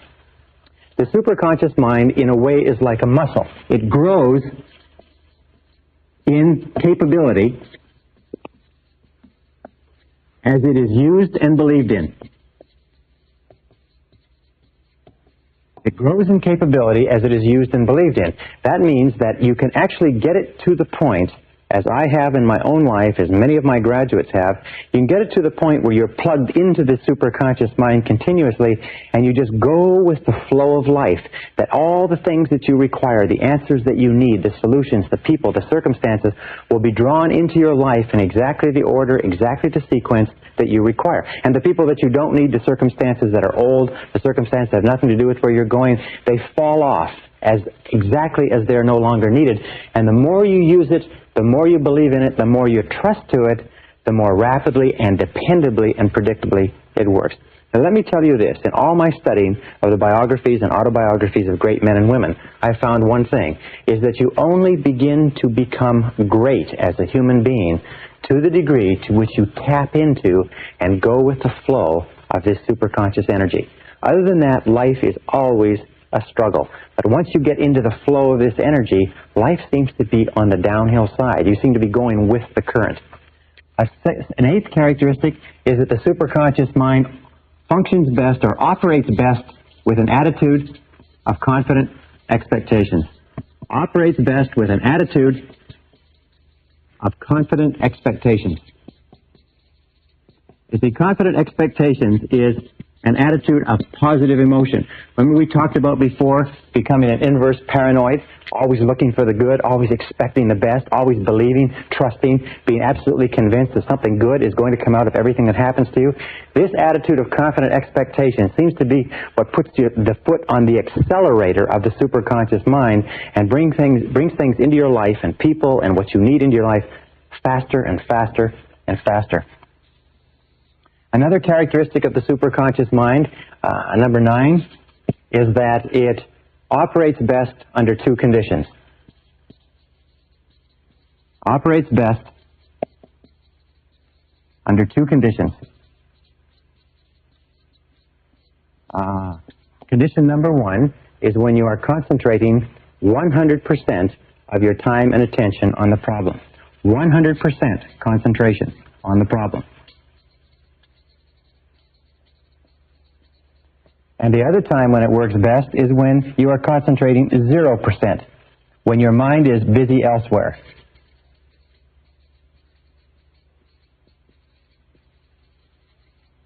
Those are the 2 things, but somehow the superconscious mind does not function in between. So the key, or the solution to activating the superconscious mind, is to try consciously to solve the problem. Now here is a very simple way to do it. You start to solve the problem by, number 1, defining clearly what it is. Define your problem or define your goal. Write it down, discuss it, get it very clear in your mind. What is it that you're trying to achieve, avoid, or preserve? Number 2 is do some research. Gather information. Look around, read, talk to people, go to the library, call people who know, call experts or authorities on the subject. Get as much information as you possibly can. Almost all good decision-making comes from getting information.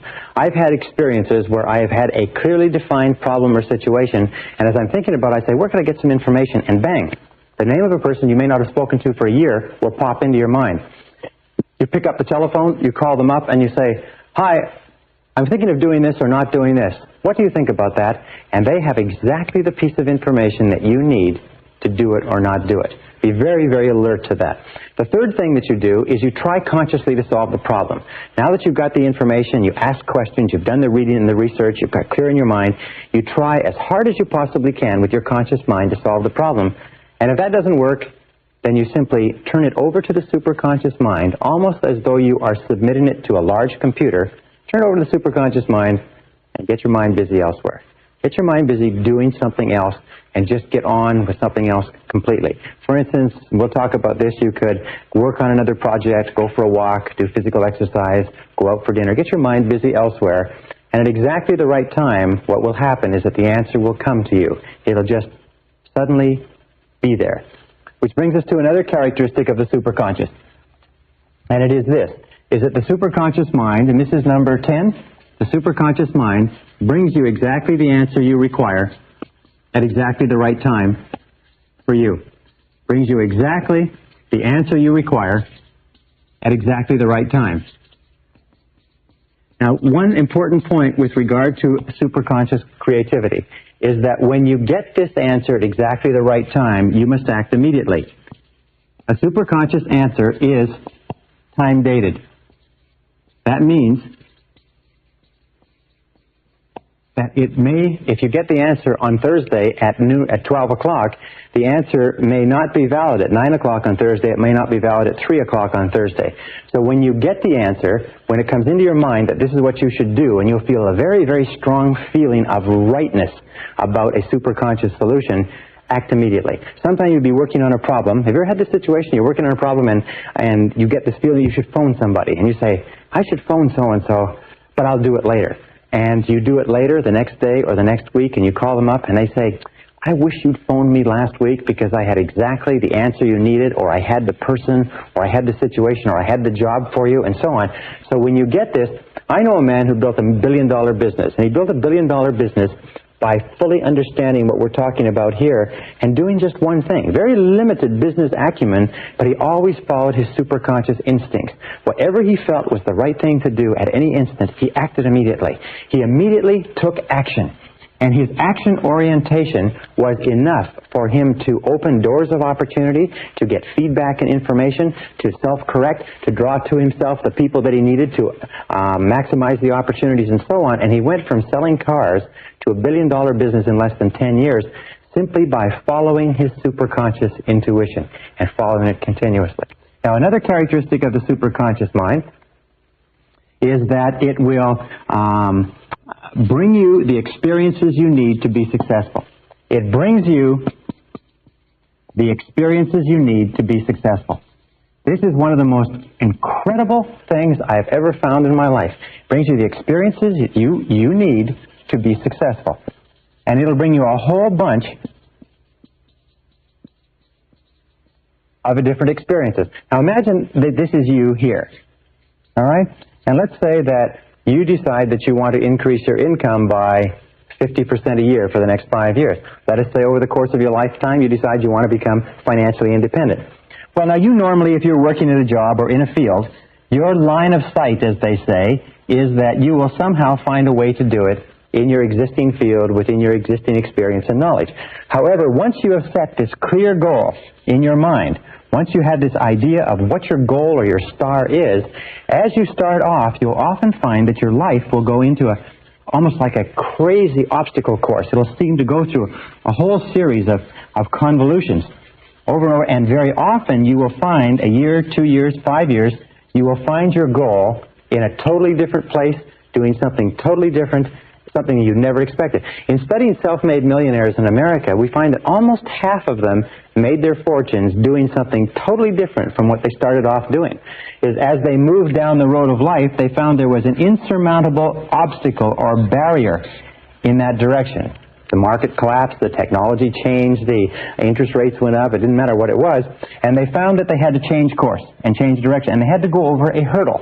Now imagine that you're running a race and you have to go over a hurdle, and each one of these hurdles, big hurdles and small hurdles, when you look back on it, and look back on anything that you've ever accomplished that's required a tremendous amount of time and effort, and as you look back, you will see that a whole series of different things happened to you that looked like setbacks at the time, but in retrospect you say, wasn't it good that that happened? Because if that hadn't happened, then this wouldn't have happened, and this wouldn't have happened, that wouldn't have happened, and so on. And you'll find that your whole life is a series of remarkable coincidences that initially look like difficulties or setbacks, but in retrospect they contained within them valuable lessons that you needed to learn in order to achieve the goals that you've achieved. Perfect example. In relationships, when we start going out with members of the opposite sex when we're growing up, we have a lot of relationships that don't work out. Trial and error, we experiment, we learn what it's like to get along with other people and not to get along. And we think at the time that the relationships are not working out that this is a terrible situation. It's very emotionally stressful. But then when we finally find a relationship that's right for us, we look back and we say, boy, wasn't it good that we had all those difficult problems, because if we hadn't, we'd have never reached the point where I am now, which is being in the relationship that you wanted. I think the way they say it is you have to kiss a lot of horny toads before you meet the handsome prince or princess. So each time we go over one of these lessons, we learn a valuable, each time we go over one of these hurdles, we learn a valuable lesson. Now let me tell you this too, is that very often your greatest success comes just before, or just after, your greatest failure. In Napoleon Hill's study of over 500 successful men and women, he found that almost every one of them had faced their greatest failure, the point where they felt they should have quit, there was no point in going on, everybody else told them it was ridiculous. At that point, they persisted a little bit further, and wham, they made their greatest success. You notice Thomas Edison, one of the greatest inventors of the century, was broke or nearly broke many times. Henry Ford went bankrupt almost 3 times in the course of building his fortune. Many of the most successful men and women have fallen on their faces over and over and over again until they have finally arrived where they wanted to arrive. Now what does this mean? It means that you have to adopt the attitude that every single time you run into a roadblock, Every single time you fall down, single time you lose some money, you lose some emotion, you lose some time as a result of a temporary setback, you have to believe that this has been sent to you as a valuable experience that is moving you toward accomplishing your good. And here is a very simple technique that you can use. And I call it the movie technique. All right? Now imagine that you go to the movie. And you get there and it's very, very late. All right? And you get in, and they let you get in even though it's toward the end of the picture, and the new picture is going to be starting in a little while. And you go in and you watch the last 10 minutes. So we call this the last 10-minute technique. All right? You watch the last 10 minutes. You see how the movie ends. You see how everything comes together. You see how the hero advances. You see how everybody achieves. You see how it all falls together and everybody ends up happy and so on. Now, having seen the last 10 minutes, you then sit through the whole movie. However, now you sit through the whole movie and you see the danger, the drama, the tragedy, the unhappiness, you see the misunderstandings and so on. However, you see, as you watch the movie, you know how it ends. You know that there's a happy ending because you've seen the last 10 minutes. Now, this is the critical attitude. As you look at the difficulties that you face on a day-to-day basis, have this attitude that these are just what happens, but in the last 10 minutes, everything comes out right and you achieve your goal. So take a look and take this philosophic attitude toward every difficulty as this is part of the movie, but I know that in the last 10 minutes, it's all resolved. Just pretend that you already know the end of the picture, and that pretending will make the movie come out exactly as you desire, and probably better for you. Number 12, the superconscious mind makes all your words and actions, makes your words, what you say, and your actions, and their effects. And this is the critical word, and their effects. In other words, the result of your words and actions fit a pattern consistent with your self-concept and your dominant goals. Fit a pattern consistent with your self-concept and your dominant goals. What does that mean? That means that the subconscious mind, which is a mechanical part of your thinking, makes your words and actions fit a pattern consistent with your self-concept. If you feel good about yourself, your words and actions will be consistent with that. If you feel negative or tired or fatigued, your words and actions will be consistent with that. However, the superconscious mind, once you have planted it with a very clear goal or set of instructions, will make your words and actions and the effect of those words and actions conspire together to bring you towards your goal. You've all had experiences where in the middle of a conversation something will just pop out of your mouth and you'll just say it and you never thought to say it, and it will turn out to be exactly the right thing to say in that situation. It may be in a date with a member of the opposite sex. It may be in a business meeting. It may be on a sales call. But you'll find that you'll just naturally say exactly the thing or the words that are appropriate for the situation. And you'll find that if you just trust to this and you have this feeling that you should say something, or let me tell you this also, every so often you'll be in a conversation where you're planning to say something. You're planning to bring out a particular point, you're planning to make a particular presentation, but something inside you will be saying no, it'll be blocking it. Or the other person will keep saying things that stop you from making this. What you do then is the superconscious mind is telling you don't say this because it's not consistent with your ultimate aims and desires. So whenever you feel that you're not sure whether or not you should say something or bring something up, the best rule is don't do it at all. Just hold off and you'll find out it was the best thing to do. Now, there's two words, by the way, which are very popular today. One is called serendipity. Serendipity is the process of making happy discoveries. It's found that there are certain people who have the capacity to always find the things they need, the people they need. They find the book they need, the particular spice they need, the particular piece of cloth or furniture, and so on. But they're always stumbling across the things that they need. And this is called serendipity or serendipitous behavior. The interesting point is when we've discovered when we've studied people who have this serendipitous capacity, we find that the discoveries that they make are all consistent with goals that they have set. In other words, you only find things when you're looking for things. The people don't make happy discoveries unless they are looking for something to contribute toward their goals. And there's another word called synchronicity. And synchronicity is the process or the coincidence of events where 2 or 3 things that are totally unrelated happen simultaneously, and we call this synchronicity or synchronizing of events. And the interesting and only factor in synchronicity is that all 3 of the events conspire together to help you achieve your goal. Now, there's some interesting work done on synchronicity. It says that there is a higher order or a higher organization of events where events are organized on the basis of meaning.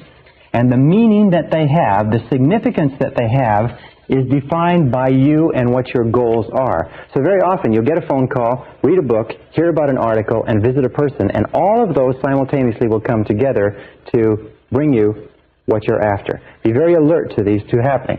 Now, number 13 is the superconscious mind contains all monitor circuits.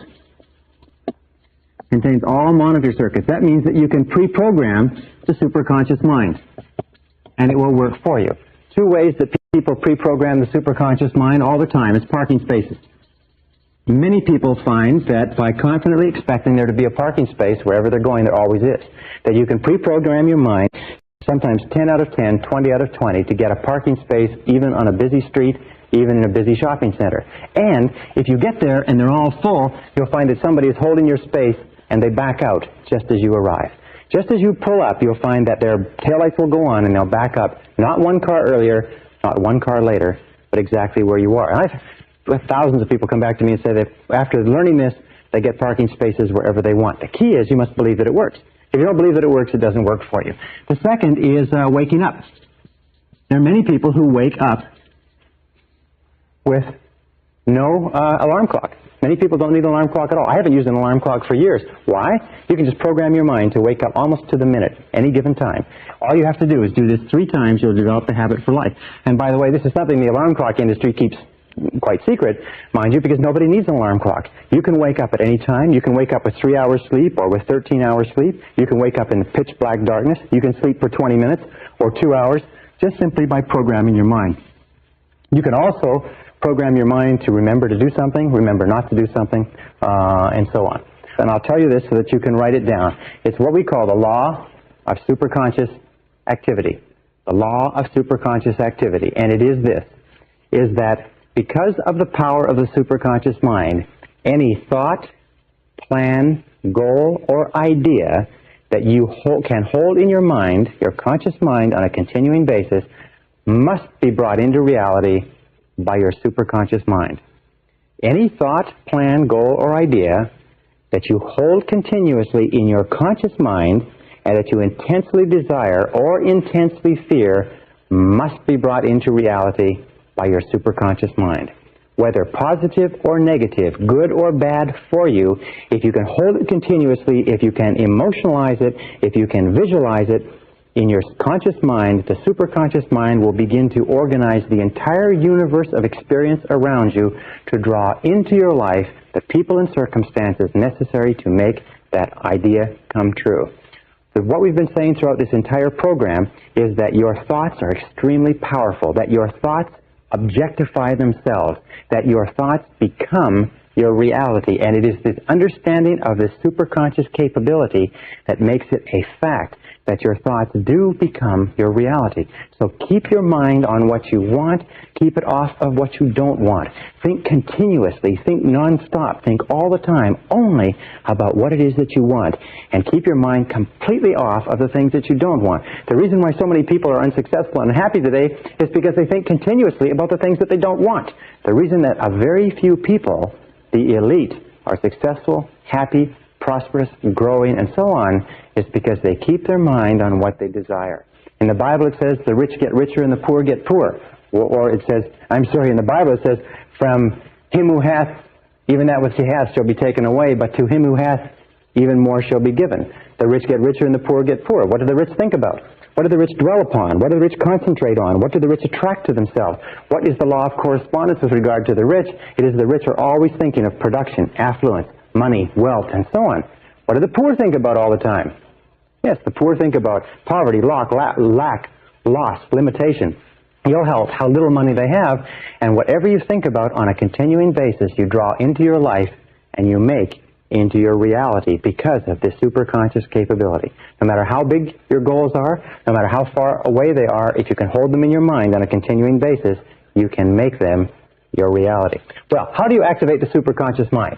Here is the most powerful of all. We call this the master method of activation. It is called solitude. You activate the superconscious mind with solitude. How do you use solitude? We call this go into the silence. Go and sit down quietly by yourself for 30 to 60 minutes. 30 to 60 minutes. Most people in our society have never sat quietly for 30 to 60 minutes in their entire lives. Yet I will tell you this method works 100% of the time. That any problem that you have, any difficulty, any challenge, any goal that you want to accomplish, if you'll go into the silence and sit quietly and then listen to the still small voice within. Listen to the still small voice within. The still small voice within. This is the key. You will find that at a certain point, probably at about 25 to 30 minutes, your mind will go completely clear, and then a flow of ideas will start to flow into your mind. You'll feel energy welling up inside you, and at a precise moment as you sit there in complete silence, no cigarettes, no coffee, no music, nothing, just complete silence, at a particular moment, your mind will go clear, and wham, exactly the answer you need will come at exactly the right time. And if you will get up and go and carry out that answer, it will turn out to be exactly perfect. There's a lot of things that you can do to stimulate the superconscious mind aside from solitude.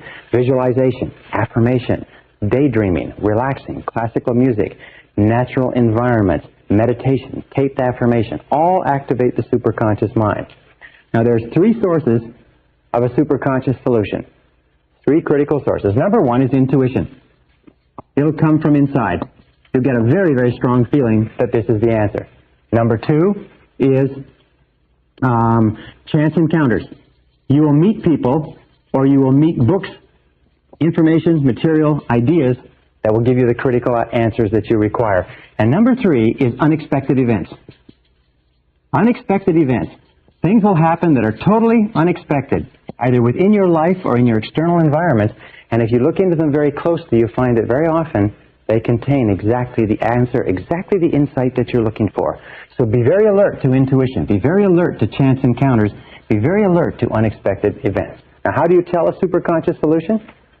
This is how you tell it. Number one is that when the answer comes, it will be 100% complete. It will answer every aspect of the problem. It will be, that's it. That's the answer. It will be so clear, and it will be simple. This is a wonderful thing. It'll be very, very simple. Number two, it'll be a blinding flash of the obvious. You will say to yourself, why didn't I think of that? Why didn't I think of that? That's so obvious. It's so logical. A blinding flash of the obvious. Now, one other key is the emotional component. Is that when you get a superconscious solution, that means exactly the right answer for you, it is always accompanied by a burst of joy and energy. Your self-esteem goes up, you feel positive, you feel happy, you have what is called a feeling of elation. You feel great, that you say, wow, this is perfect, this is the answer. You get so excited sometimes you have to run and go to the bathroom, but you want to call and tell somebody, you want to do something. A superconscious solution always comes with the energy necessary to implement it. For instance, if you get a superconscious solution, just as you're going to sleep or in the middle of the night, you will wake up with your heart pounding and your mind racing and your blood streaming, and you won't be able to get back to sleep again. So let me conclude by saying this. Again, the law of superconscious activity, the most important single law that determines your destiny and everything that you do and everything that you'll ever accomplish, is that any thought, any plan, any goal, any idea that you can hold continuously in your mind must be brought into reality by the superconscious. This is the reason for the greatness of every man and woman who ever lived, every great leader, writer, author, poet, or business person, and you can tap into this at will simply by defining with crystal clarity exactly what it is you want, and then thinking only about what you want, keeping your mind only on what you desire, and keep it off of everything else until it comes into your reality.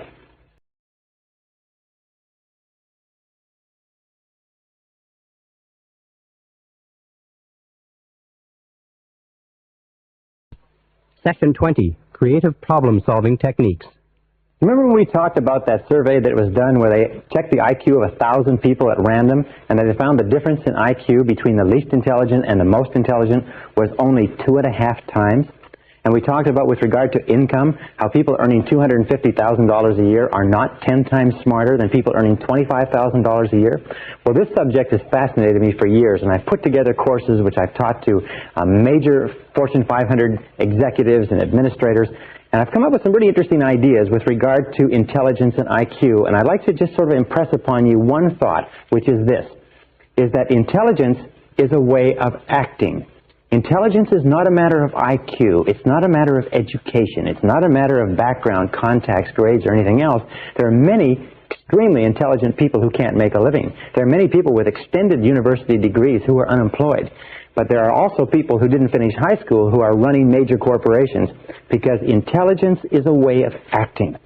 What I found was that if you study the way intelligent people, by which I mean people who can get the results they want, act, and you act or you use your mind the way they use their mind, you will actually start to function with the same level of intelligence that they function at, irrespective of your IQ or anything else. So let's start off with this basic sentence. Intelligence is a way of acting. In other words, if you act intelligently, then you are intelligent. If you do not act intelligently, then you are not intelligent, irrespective of how smart you are or how well educated you are. With regard to this, one of the studies that I conducted a couple of years ago was looking at some research on geniuses. What are the characteristics of geniuses? People who perform by the judgment of their peers at exceptional levels of intelligence. People who are over 140 IQ and going up right to 150, 160, 170, 180, and so on. And I found that there are 4 keys to genius. And all 4 of these keys are learnable behaviors. If you learn the 4 keys, you can function at a level of intelligence that is double your level today. So what are the 4 keys? Number 1 key to genius is clarity. Clarity is absolutely essential. As a matter of fact, I find over and over again the reason people fail in life is because they don't know what they want. They're unclear about where they're going. Their goals are vague. Their values are vague. Their alternatives and their options are kind of fuzzy, whereas all successful people have tremendous clarity. Imagine that you have a camera, and every single time you bring your camera into focus so that the subject is perfectly clear, you're on the beam. That means every single time somebody asks you or you think about your goals should be particularly clear. That's what we've talked about. Write them down, clearly describe them, make them time-bounded, make them measurable, make them specific. Use vivid language to accomplish them. Because the more clear your goals are, the sharper your mind is in accomplishing or achieving those goals. Another thing that you have to be clear about is, what are your problems? Remember I said identifying the obstacles that stand between you and your goals, and finding out what are the big obstacles, what are the small obstacles, and being crystal clear. In medicine, what do you do in medicine? In medicine, you just simply go through a process of diagnosis until you find specifically the problem that's causing the ailment. And the more clear you are about the problem, the easier the solution is. The people who are unhappy and unsuccessful today are not people who are not intelligent or not capable, but they're very fuzzy about their goals, and they're equally fuzzy about their problems. And finally, more important than anything else is your outcomes. This requires more thought than either of the other 2. What is the outcome you desire? Where do you want to be at the end of this process? In other words, what will it look like? What will it feel like? Not the process of getting there, but what is the outcome that you're after? And the focus on outcomes is often a superior focus than that of focusing on goals. Because believe it or not, sometimes your goals may be wrong. Sometimes the problems may not be the right problems, but if you know what the outcome is, if you know what you want it to look like, if you know that you want a 3,500 square foot home that's modern, has all the amenities, and has a study for yourself and a family room for the children and a double garage and so on, if that's the outcome you desire, then the neighborhood that you live in, the terms upon which you get the house, rental, lease, purchase, and so on, those can take care of themselves as long as you're clear about the outcome. So the second key to functioning as a genius is concentration. Concentration. All geniuses, all highly intelligent people, are people who have the ability to concentrate 100% on one thing at a time and concentrate on the most important thing. All non-geniuses, all people of limited intelligence, are people who try to do a whole lot of different things. They're all focused on a whole lot of different things, and because they can't bring their intelligence to bear like a fist on a single problem, they never seem to get anything really resolved. So the ability to concentrate, and we talked about that in time management, making a list of all your goals or all the problems standing in your way, picking the one or two that are the most important, picking number one, and then going to work on number one and staying with it single-mindedly till it's finished. Absolute key to genius, because the more you concentrate, like a laser beam, the more you concentrate, the more of your intelligence is directed, like that beam, that particle beam, more of your intelligence is directed on blasting the problem out of the way or moving you towards your goal. Now, the third quality of genius, which you can develop, is the ability to keep an open mind. You see, we find that people who are very intelligent tend to be open-minded in that they are willing to look at a variety of different approaches. They're willing to stand back from the situation. They're willing to ask a lot of questions. They're willing to ask questions like why, and questions like why not, and questions like what are our assumptions? We're having this problem. What are our assumptions? Could it be that our assumptions are wrong? What if our assumptions were wrong? You know that errant assumptions lie at the root of most failures. Assumptions. What are your assumptions? We find when I go in and do research or consulting for large companies or even small companies, you find that wherever they're having a problem in the market, there's an assumption is wrong. Assumption is wrong with regard to the product, with regard to the service, with regard to the competition, with regard to the customer, and so on. So what are your assumptions? Keep an open mind and look at a whole variety of different ways of approaching whatever problem it is. Another good question to ask is, what else might be the problem? We think this is a problem. What if something else is the problem completely different from what we're looking at? So keep an open mind, be flexible, be fluid, be willing to look at a variety of different approaches. And then the fourth characteristic of all geniuses, surprisingly enough, is that they have a systematic method. They have systematic methodology, if you like, or systematic methods of problem solving.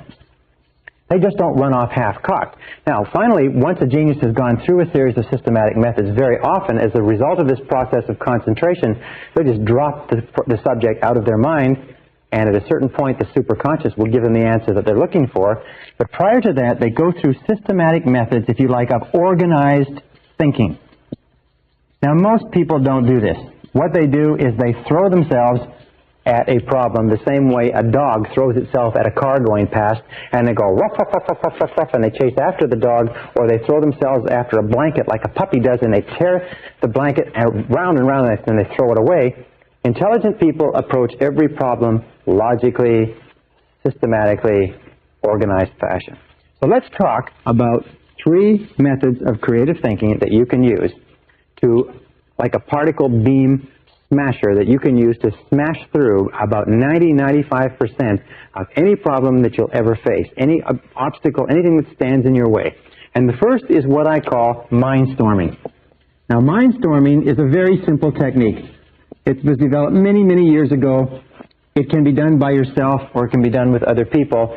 More people have become wealthy and successful using this technique than any other technique I've ever seen. I've used this myself for years, and it is absolutely devastating in how rapidly you can come up with great solutions to even the most complex problems. Mindstorming is often called the 20-idea method. The only thing that's necessary to use this 20-idea method is a piece of paper, a pen, and discipline. Why is it that people don't use this method more often? A, they don't know it. B, they're not disciplined enough to use it. But if you will use this on a systematic basis, you will be astonished at the results from the very first time. Well, the 20-idea method simply says this. Take a sheet of paper. Best time to do this is first thing in the morning. And write your major goal or objective at the top of the page in the form of a question. Let us say that you want to increase your income from $30,000 to $45,000 over the next 12 months. So what you do is you might write at the top of the page, what can I do to earn $45,000 over the next 12 months? That would be the question. Or let us say it's a time management question. What can I do to get 2 more hours of productive time every day? Or let's say it's a health question. What can I do to lose 5 pounds a month until I get down to my ideal weight? You put that at the top of the page in the form of a question, and then you force yourself to write 20 different answers. You just keep forcing yourself to write 20 different answers. Now, the first 3 to 5 answers that you'll come up with are pretty easy. The next 3 to 5 are more difficult. The last 10 will be like squeezing blood from a stone, because your mind, if you haven't been using it on a regular basis, will be very slow to respond to this demand. Just like a muscle, if you went into a weight room and began to pump iron, your muscles would respond very, very slowly, but after a week, a month, 2 or 3 months, you could go in and you could work out all afternoon. So put it at the top of the page and generate 20 answers. And then at the end of this, pick one answer and implement it immediately. It's as simple as that. If you'll do this, this technique is so astonishingly powerful. It's amazing. You will come up with ideas out of your mind that will absolutely astonish you. Things will come out on the paper underneath your pen that you never believed were in your brain. I have given this exercise to many groups of executives, and I have found they've come up to me and said, you know, sometimes it's the 20th answer that's worth all the other 19 put together. People have come up to me and said that 20th answer, by forcing yourself to write 20 answers, that 20th answer sometimes is the answer they've been looking for 6 months. So using this exercise, then take one and apply it immediately. Why? It's because that locks into the subconscious and the superconscious that you are serious about this process. Well, if you were to do this 5 days a week, every morning before you start off, and you were to generate 20 ideas every single morning before you started off, and you were to do this times 50 weeks a year, taking 2 weeks off for holidays and taking weekends off where you don't have to think at all, you would end up with about 5,000 ideas per year. If you were to take one idea per year, or one idea per day, times 5 days per week, times 50 weeks per year, it would equal 250 ideas per annum that you would be applying in your life in a world where the average person doesn't use one. Do you think if you used this method on a systematic basis, it would change your results? Do you think if you used this method of creative thinking on a regular basis, you would start to see some progress or some changes? The interesting thing is that if you use this method every day, now I must tell you quite honestly, personally, I cannot use this method for more than 3 days in a row. And the reason is that by the third day, I am coming up with so many ideas that I do not have enough time in the day to implement all the ideas. And they are good ideas, they are sound ideas, they are practical ideas. In many cases, they are superconscious solutions that pour out onto the page. They are insights that are worth sometimes hundreds, sometimes thousands, and I've had ideas that have been worth tens of thousands, even hundreds of thousands of dollars. I do consulting for corporations. Occasionally, I'll come up with an idea when I'm doing a consulting assignment for corporations with this exercise that will be worth hundreds of thousands of dollars to them because it will be a unique distillation of a series of factors that suddenly crystallize like a flash bulb catches the photograph with all the details. It'll suddenly crystallize in a superconscious way, and bang, there will be the idea. So I strongly urge you to use this method starting today. Take any goal, any problem, any difficulty, write it as a form of a question and try it once, and you will be astonished at how effectively it works. As a matter of fact, I've had many people come back, hundreds of people come back from my seminars and say that idea changed their whole career, changed their whole business, changed their whole family life, changed many, many aspects of their life. All right, now the second method that I want to teach you is a method that you can use by yourself, but you can also use it with groups. You can also use it as a sort of a form of group problem solving, and it's a systematic method, part of which was developed at Harvard University, and part of which was developed by a series of other creative thinkers and in think tanks, and which I've combined into one method. This method is absolutely amazing. It's like firing a cannon at tissue paper. I have never seen a problem that cannot be dealt with this simple method. All right, it's got about 9 steps. Step number 1, starting point, is confident expectations.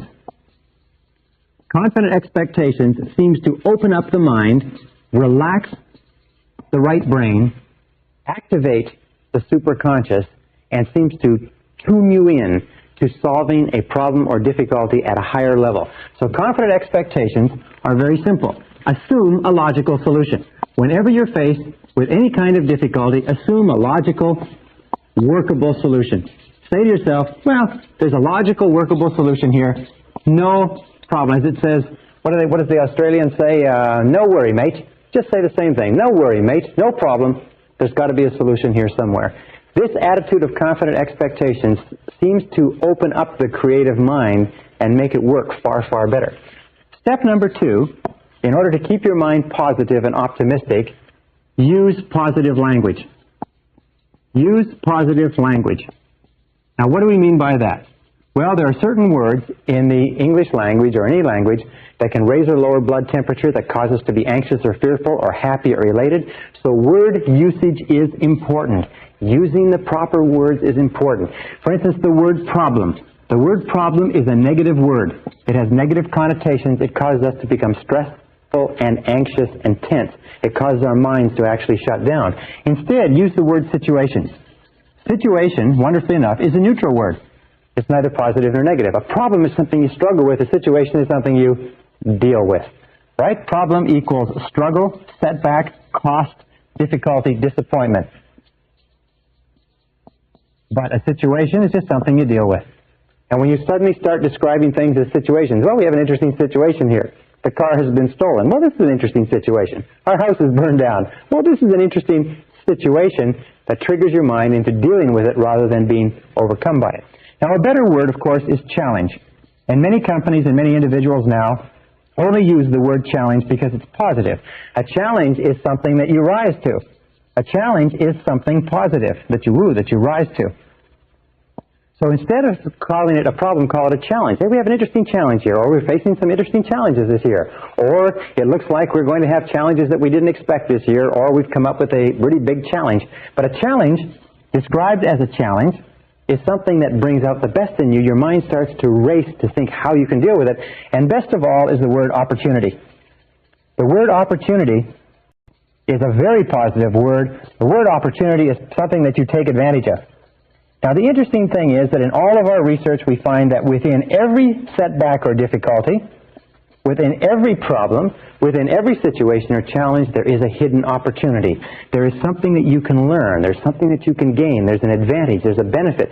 There is something, and we know because of the law of substitution that if we are looking for the opportunity in any situation, we cannot at the same time think about what would cause us to become stressed and anxious. You cannot think of it as a problem and as an opportunity at the same time. The one thought, the positive thought, knocks out the negative thought. So when we look at successful people, we find that successful people are those who keep their minds on what they want, and they look for the opportunity, they look for the challenge, they look for the positive part of any setback or difficulty. Remember, we talked about the superconscious mind, is that setbacks and difficulties very often come to us to tell us to change course or direction, to get onto the right track, to get to where we're going. So instead of becoming frustrated or upset, let's look upon it as a great possibility and look into it for the advantage or benefit. Now, the third step in dealing with any situation or challenge is to define it clearly. Define it clearly. Now, I use this method, by the way, all the time. I just simply take any goal or difficulty that I have, and I run it through this whole thing. And I run it down, and I just go through the analysis, and I always come out at the end with a solution. Define it clearly. Think on paper. Do it in writing. Think on paper. All successful people think on paper. Unsuccessful people don't think on paper. Why don't unsuccessful people think on paper? Because they're too lazy to think on paper. Think on paper. Write it down. Say, what is it that I'm worried about? What is the difficulty? What is the situation? And define it clearly. Remember we said before, a hallmark of genius is clarity. A hallmark of failure is fuzziness. Number 4 is ask yourself, what are all the possible causes? What are all the possible causes?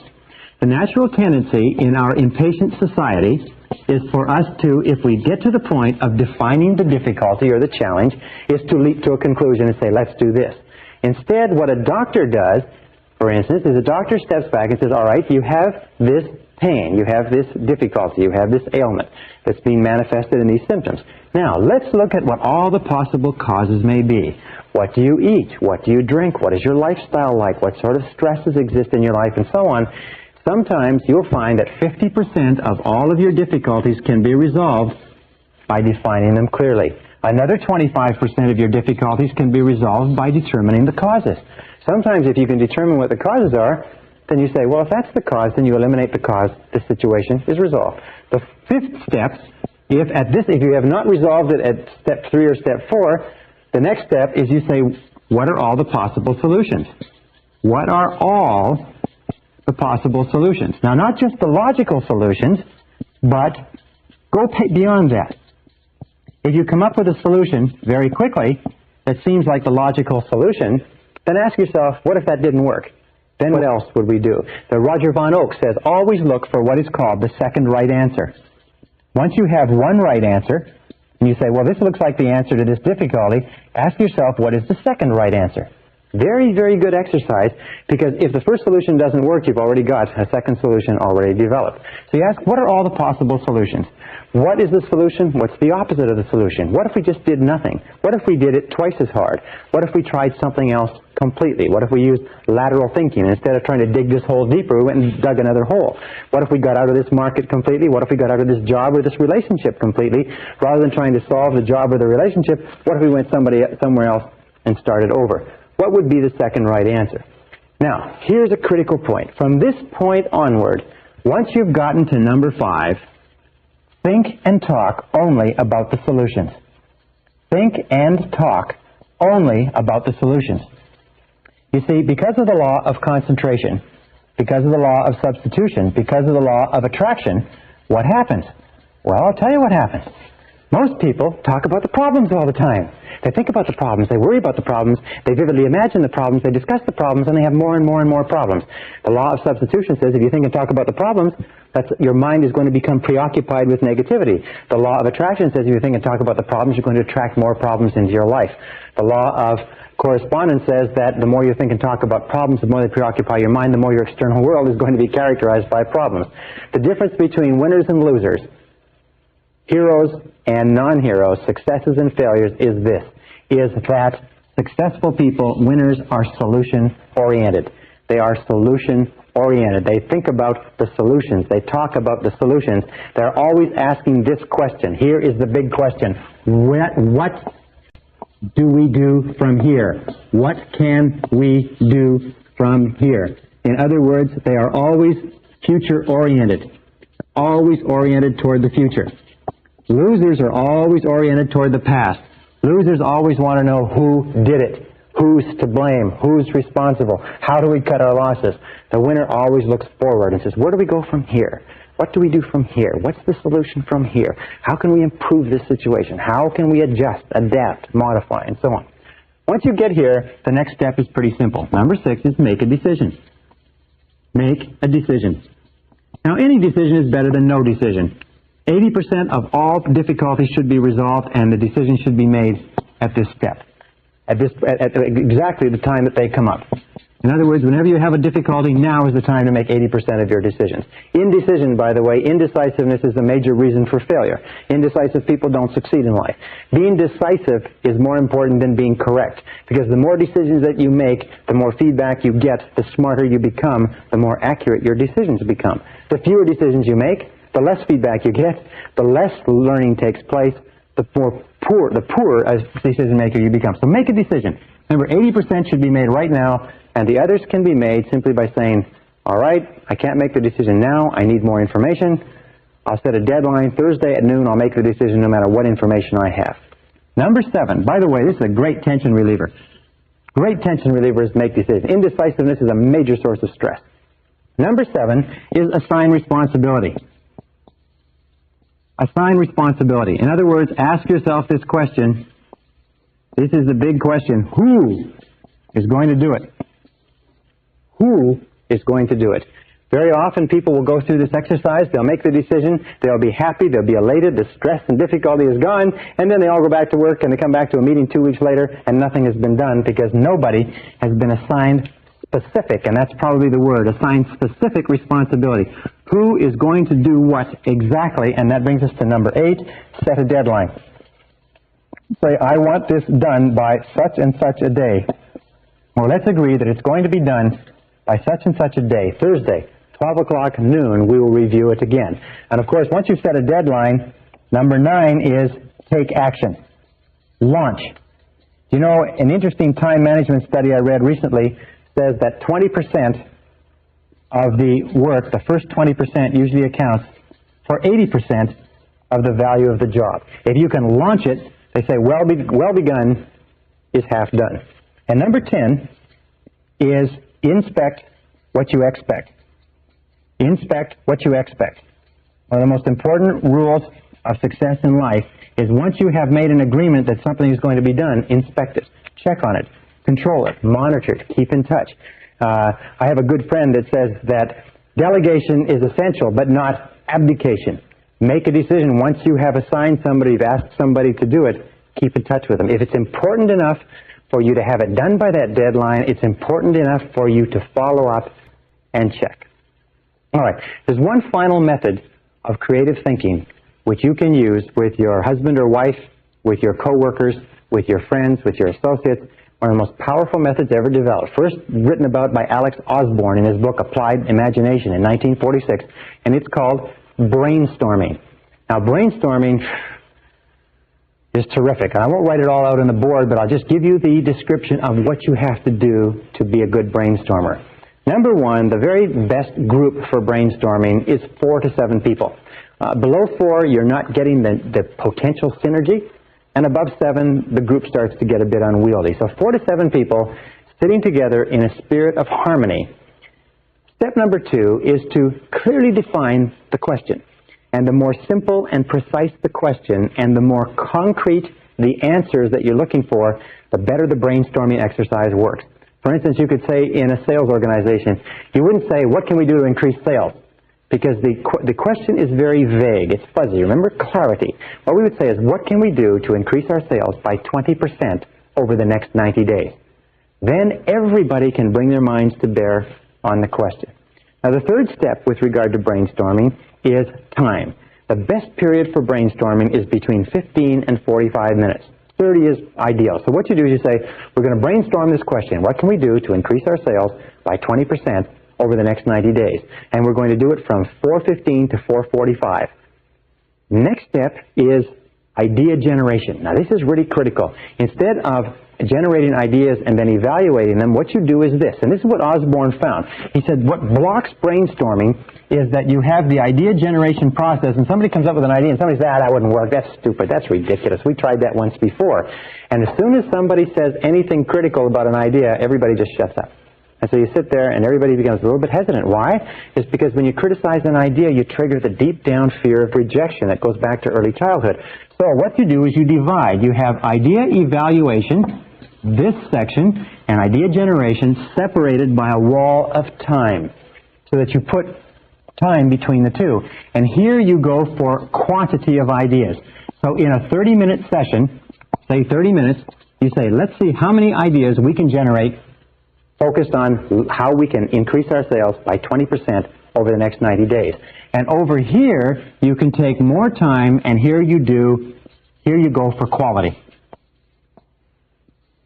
Now, what is the role of the leader? In a brainstorming session, the leader is not to dominate. The leader is to stimulate. A good business person, by the way, will bring their staff or their associates in on a regular basis to stimulate them into brainstorming, at least once per week. But don't dominate the conversation. Record all answers. Record all answers. Very often, somebody will come up with an answer in a brainstorming session which will be a superconscious solution.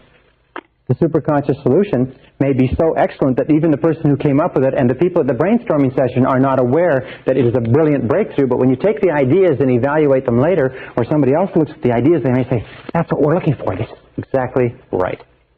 So with regard to creative thinking, remember this. Let me repeat. That intelligence is a way of acting. That you can function at least twice the intelligence you're currently using by doing what geniuses do. Be clear about what you want.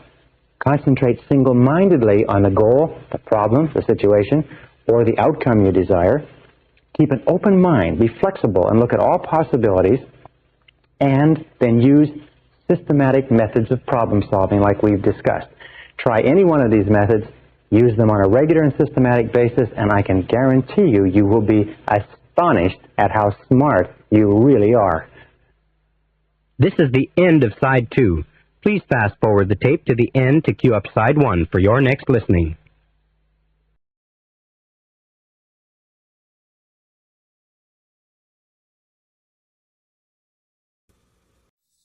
Session 21, Increasing Your Energy Level.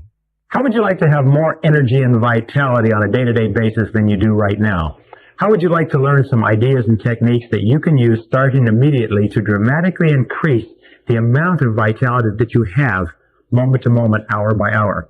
Well, I've been studying health and energy for many years now, and in this session, I'm going to give you 7 keys to having far more health, having far more vitality. And all it requires from you are the 5 Ds. Number 1 is desire. Number 2 is definition. Define clearly what you want. Number 3 is decision. Make a decision that you're going to engage in the health habits necessary to raise your energy levels. Number 4 is determination, the ability to stick at it long enough. And number 5 is discipline, the ability to discipline yourself to do what you know you should do to improve your health, whether you feel like it or not, until it becomes a new habit.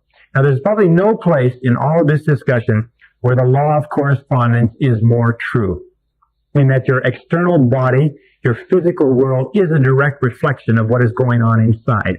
The law of cause and effect says that the cause of the effects you experience in your life are what you put into your body, and of course what you put into your mind, and of course the law of habit. People are healthy because they develop health habits. People are unhealthy primarily because they have unhealthy habits, especially with regard to their physical behaviors and their ways of thinking. The human body is created and built to last 100 to 120 years. A good lot of research that's coming out now shows that it's possible to expand the lifespan to as much as 130 years, looking at experiments that have been done in longevity. We'll talk about these in just a second.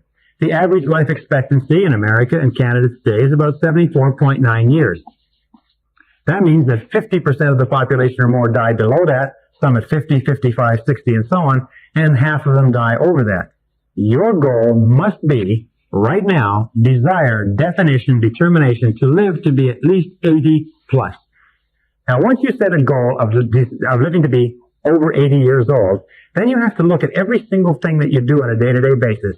What you eat and drink in the morning, mid-morning, noon, mid-afternoon, evening, and so on, what you do to your body, how you sleep, exercise, and ask yourself this question. Is this moving me toward living to be 80 or more, or is it moving me away? And remember, with regard to your health, everything counts. Our body is a wonderful, wonderful machine. It generates energy. It is an energy-producing organism, and it will generate energy in abundance, and it has a natural bias toward health. Wonderfully enough, if you just stop doing some of the things that you're doing, your body will naturally move toward becoming healthier. It has a natural bias. You don't have to think about it or program or do anything special to be healthy. All you have to do is stop doing the things, what we call incorrect operation. Just the same as a machine that's built to last 100 years, but as a result of incorrect operation and improper maintenance, it breaks down long before it's time. And we're going to talk in this session about some of the things that we have found. Tens of thousands, hundreds of thousands of hours of research in leading universities have concluded that the keys to high levels of energy and vitality, and by the way, health equals energy. You can measure just how well you're doing physically at almost any time by your energy levels. And we know that, and today in America and today in Canada, everybody is concerned about low levels of energy. So here's 7 things you can do. 7 very, very simple, not easy, but simple things that you can do to dramatically increase your levels of energy, starting literally the minute you begin. Number 1, top of the list is proper weight. Proper weight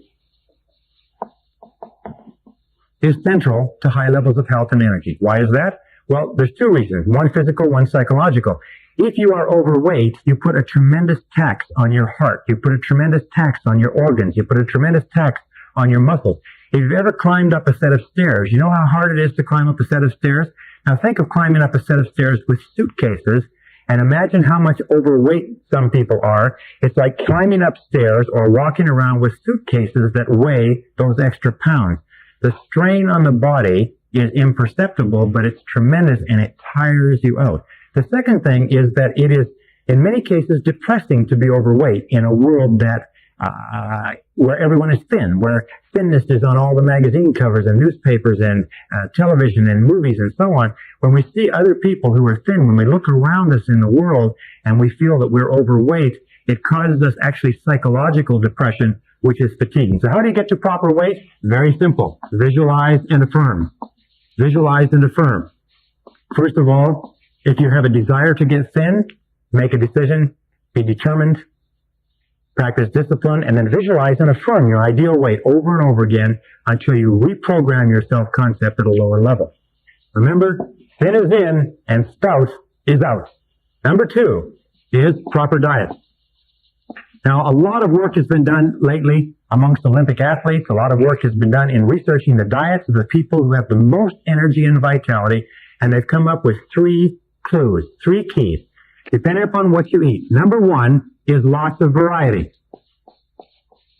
Is try to vary your diet so you eat a lot of different things rather than a few things, because if you eat a lot of different things, chances are you'll get all the trace vitamins and trace minerals that you require for high levels of energy, though not all, as we'll talk about in a second. Number 2 is lean source protein.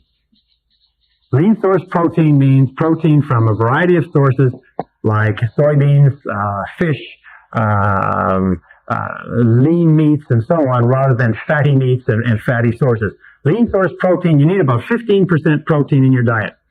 So whatever you eat on a day-to-day basis, anything more than 15% is probably in excess of your body's requirements. Number 3 is fiber-based carbohydrates. Fiber-based carbohydrates are fruits and vegetables. Fiber-based carbohydrates, you need about 75%. Fruits, vegetables, cereals, grains, and so on. 75% carbohydrates, because carbohydrates are the fuel that your body burns on a day-to-day basis. Also pasta, spaghetti, salads, and so on. If you eat 75% carbohydrates, you will very seldom gain weight. And of course, in addition to that, you need about 10% fat, but not more than 10% fat. Any more than 10% fat, 15% proteins, you tend to store it on and pack it on, and it's very, very hard to get off. And number 4 is lots of water. You need lots of water. According to the best research, about 64 ounces per day, which means about 8-ounce glasses per day. Just drink water on a regular basis. When you go to the drinking fountain, drink a glass of water rather than a slurp of water, if you like. These are the keys to proper diet. And finally, with regard to proper diet, under-eating without undernourishment.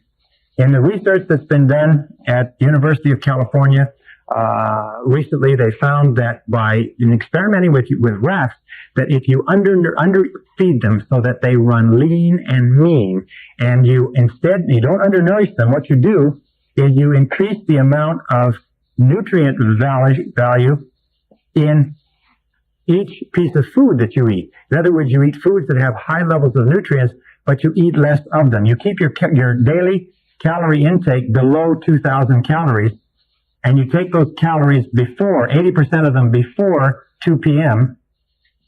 in the afternoon.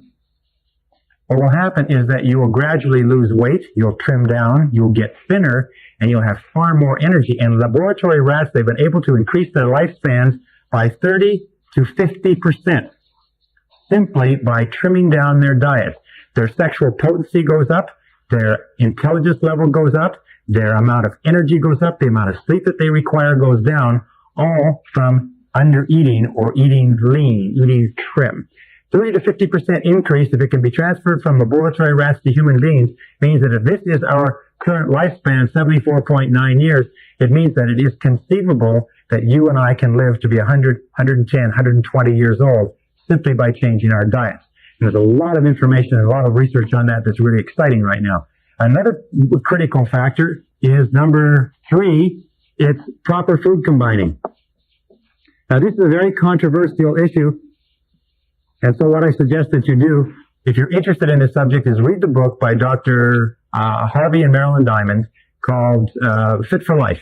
And in there, they talk about the fact that if you eat 70% of your diet is made up of fruits and vegetables, because 70% of your body weight is water, 70% of your diet should be water-based foods, 70% of your diet is fruits and vegetables, and then you combine foods properly in that you do not eat starches and proteins at the same time.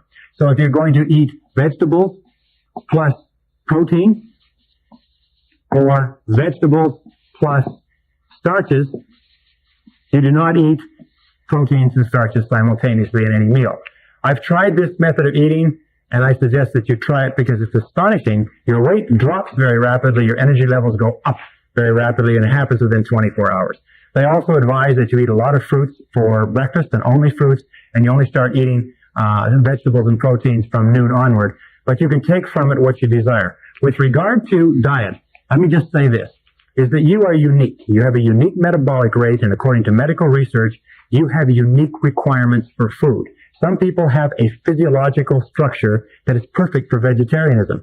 Some have a physiological structure where they need a lot of protein. Others are somewhere in between. They need the right combination of protein and vegetarianism.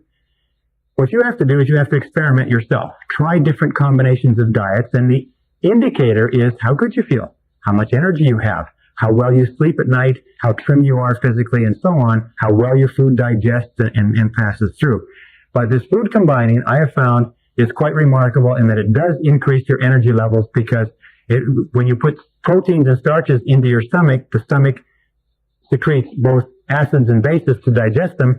The acids and bases neutralize each other. The proteins and starches do not get broken down, and they move into the digestive system as a large undigested lump, and the digestive system takes all the blood from the muscles and the brain to the digestive system to try to break down this lump. That's why you get drowsy after a big meal. That's why you get drowsy in the afternoon, is that all of your body's energy is trying to digest this food.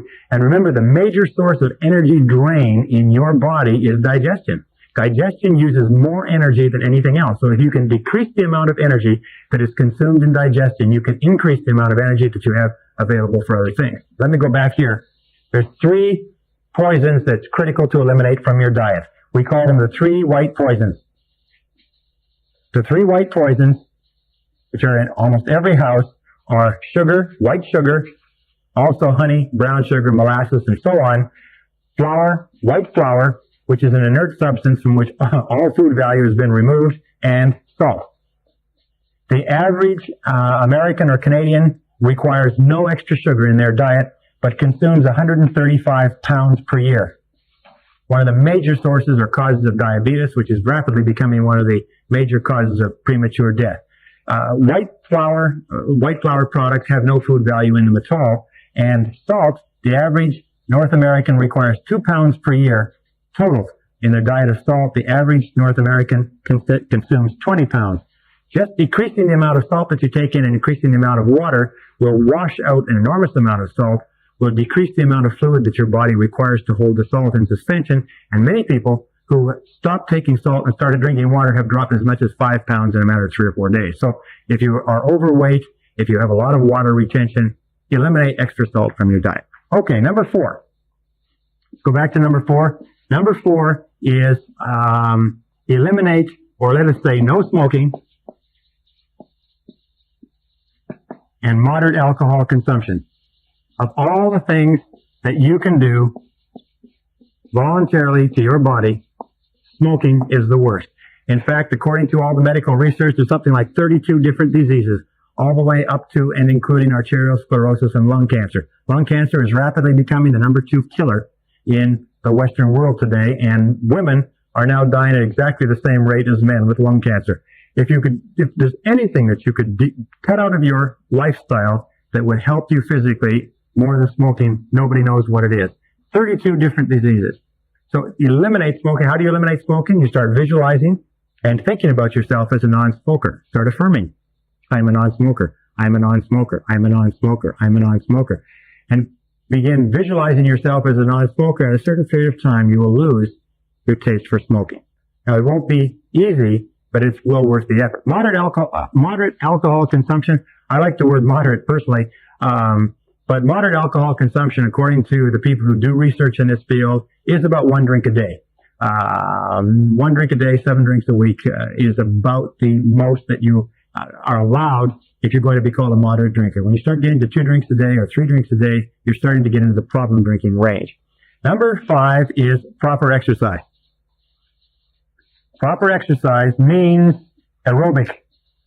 Now, aerobic exercise increases the amount of oxygen to the brain.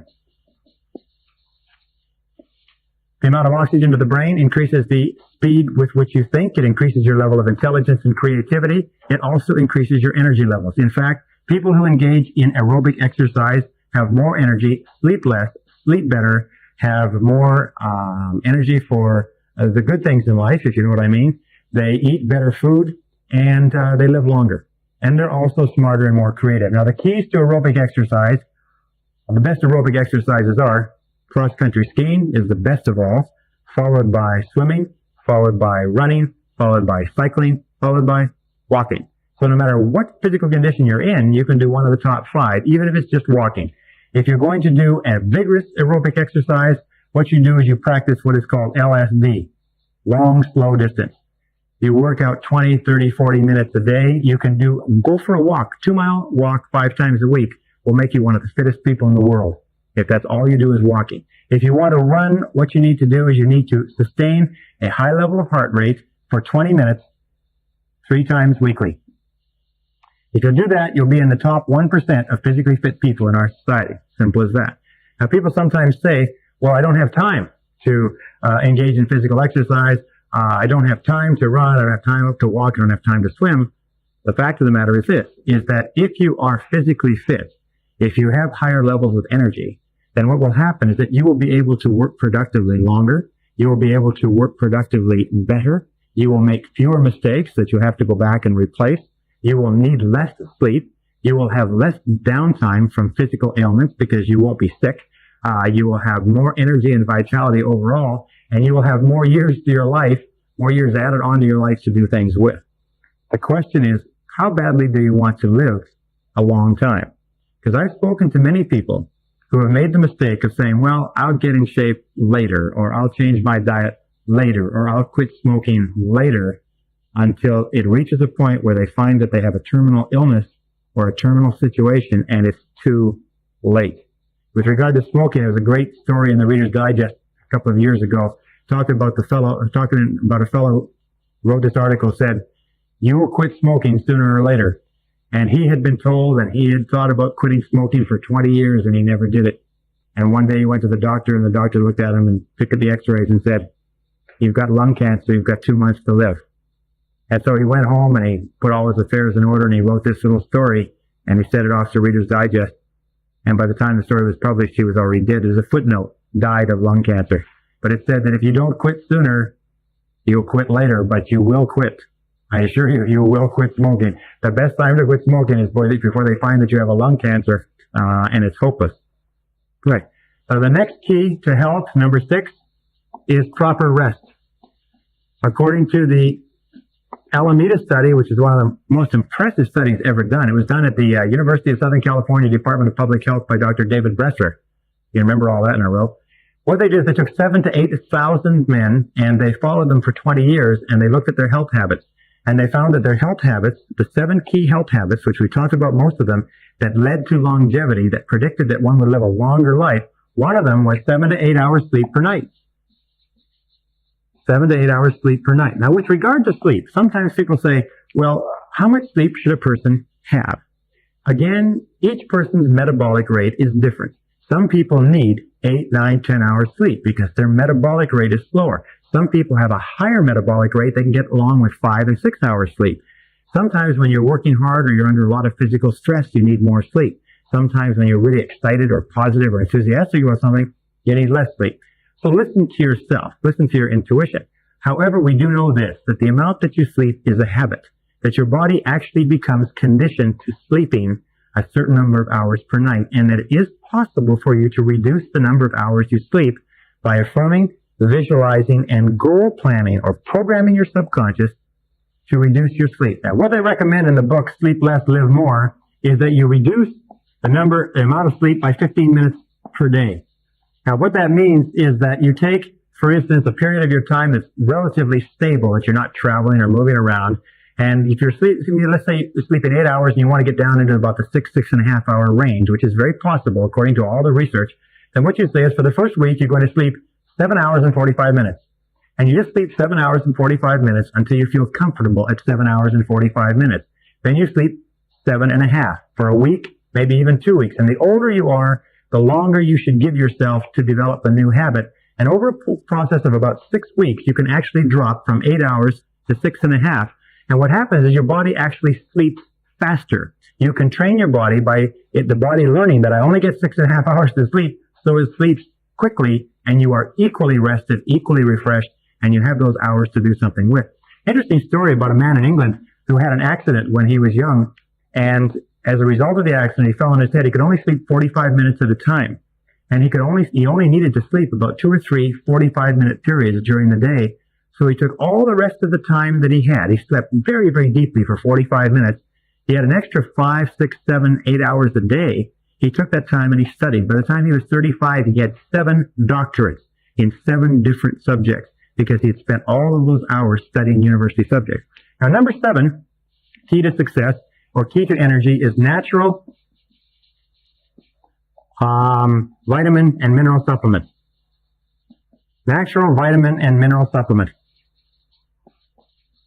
Most of our foods today, because they are mass-produced and because of the way we eat, we simply don't get all of the trace minerals and vitamins that we require. In fact, you'd be astonished to know that many people have a deficiency of a particular vitamin or mineral that they don't even know about, but which is causing them depressed energy levels.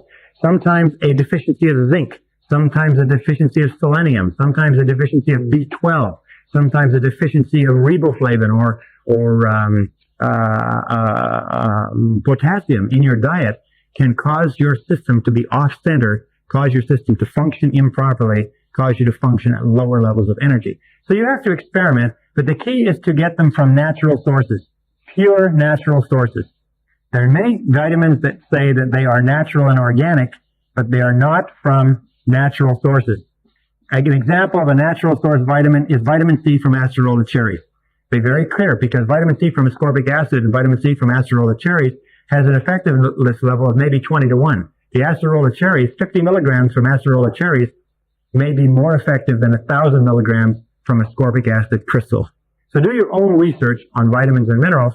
It's a critical part of your health and your fitness. And finally, remember this, if I can repeat. The key to success is desire. Do you really want to have high levels of energy? Do you want to live forever? You want to live to be 80 or 90 and still be energetic and vital. Number 2 is define what you want to do. How clearly do you want it? Write out a plan for yourself. Just simply writing out a plan in a series of affirmations. I sleep 6.5 hours per night. I am a non-smoker. I weigh your ideal weight. I exercise 3 times a week. And reading those affirmations over and over again, programming it into the subconscious, begins to trigger what is called autosuggestion, where you will actually feel impelled to engage in the health habits that will give you the energy and vitality that you desire. The third is decision. Make a decision to do it. Sometimes just getting up and getting going is critical. Fourth is determination. It's very, very hard to change. Remember we talked about the law of habits? It's very hard to change old habits. But if you can develop new positive habits that lead to high levels of energy and vitality, they will serve you all your life. And finally, here's the most difficult of all, the discipline. There's a beautiful old saying that says that discipline weighs ounces, but regret weighs tons. Discipline weighs ounces, but regret weighs tons. One final point. We said at the beginning of this seminar that your level of self-esteem, how good you feel about yourself, how much you like yourself, how much you love yourself, is the critical part of a healthy personality. And every single time you discipline yourself to do something that you know is right for you, that increases your levels of energy and vitality, your self-esteem goes up, you feel more positive, you have more energy, you get along better with other people, and you move more rapidly toward becoming the successful person that you're capable of becoming.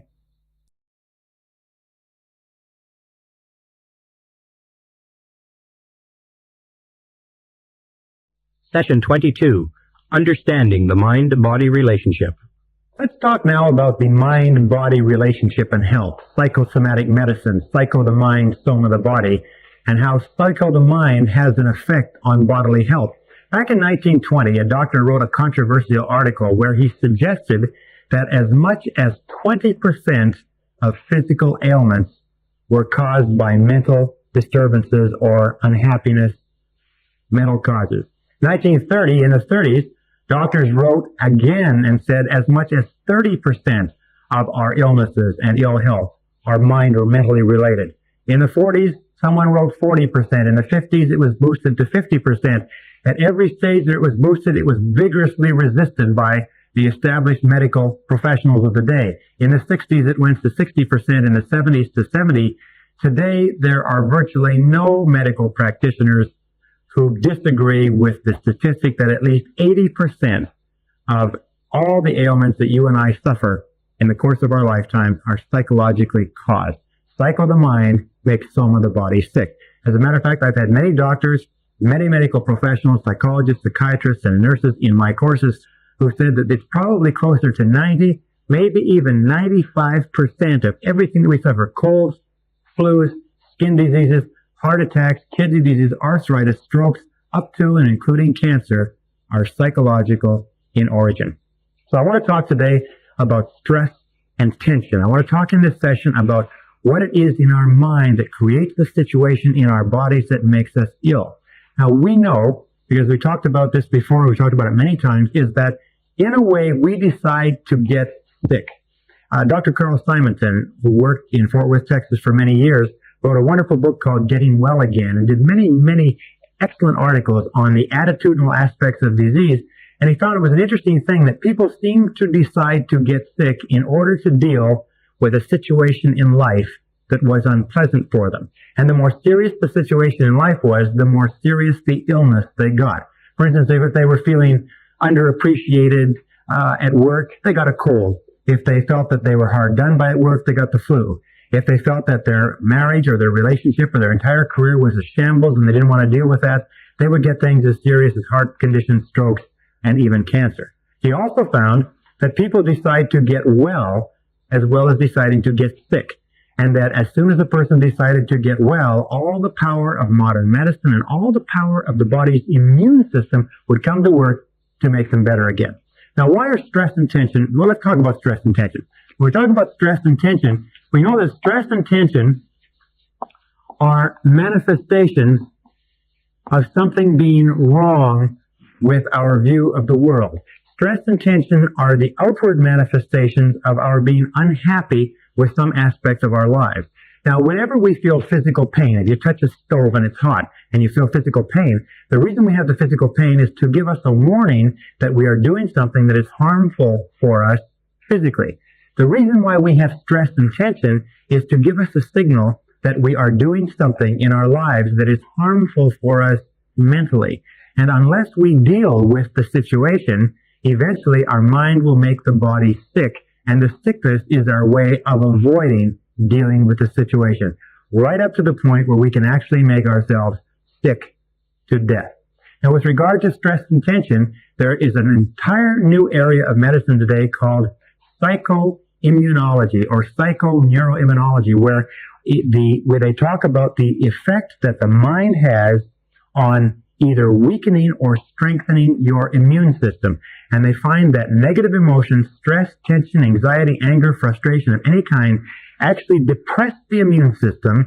They depress antibody production, and they make you open, if you like, to all kinds of physical illnesses, including colds and flus and other things. Is that a person who is positive, optimistic, cheerful, enthusiastic, and has high self-esteem is usually a person who is resistant to virtually any of the normal diseases going around. But a person who is negative, depressed, pessimistic, down on themselves, cynical, if you like, low self-esteem, is a person whose antibody production is depressed and depressed and depressed.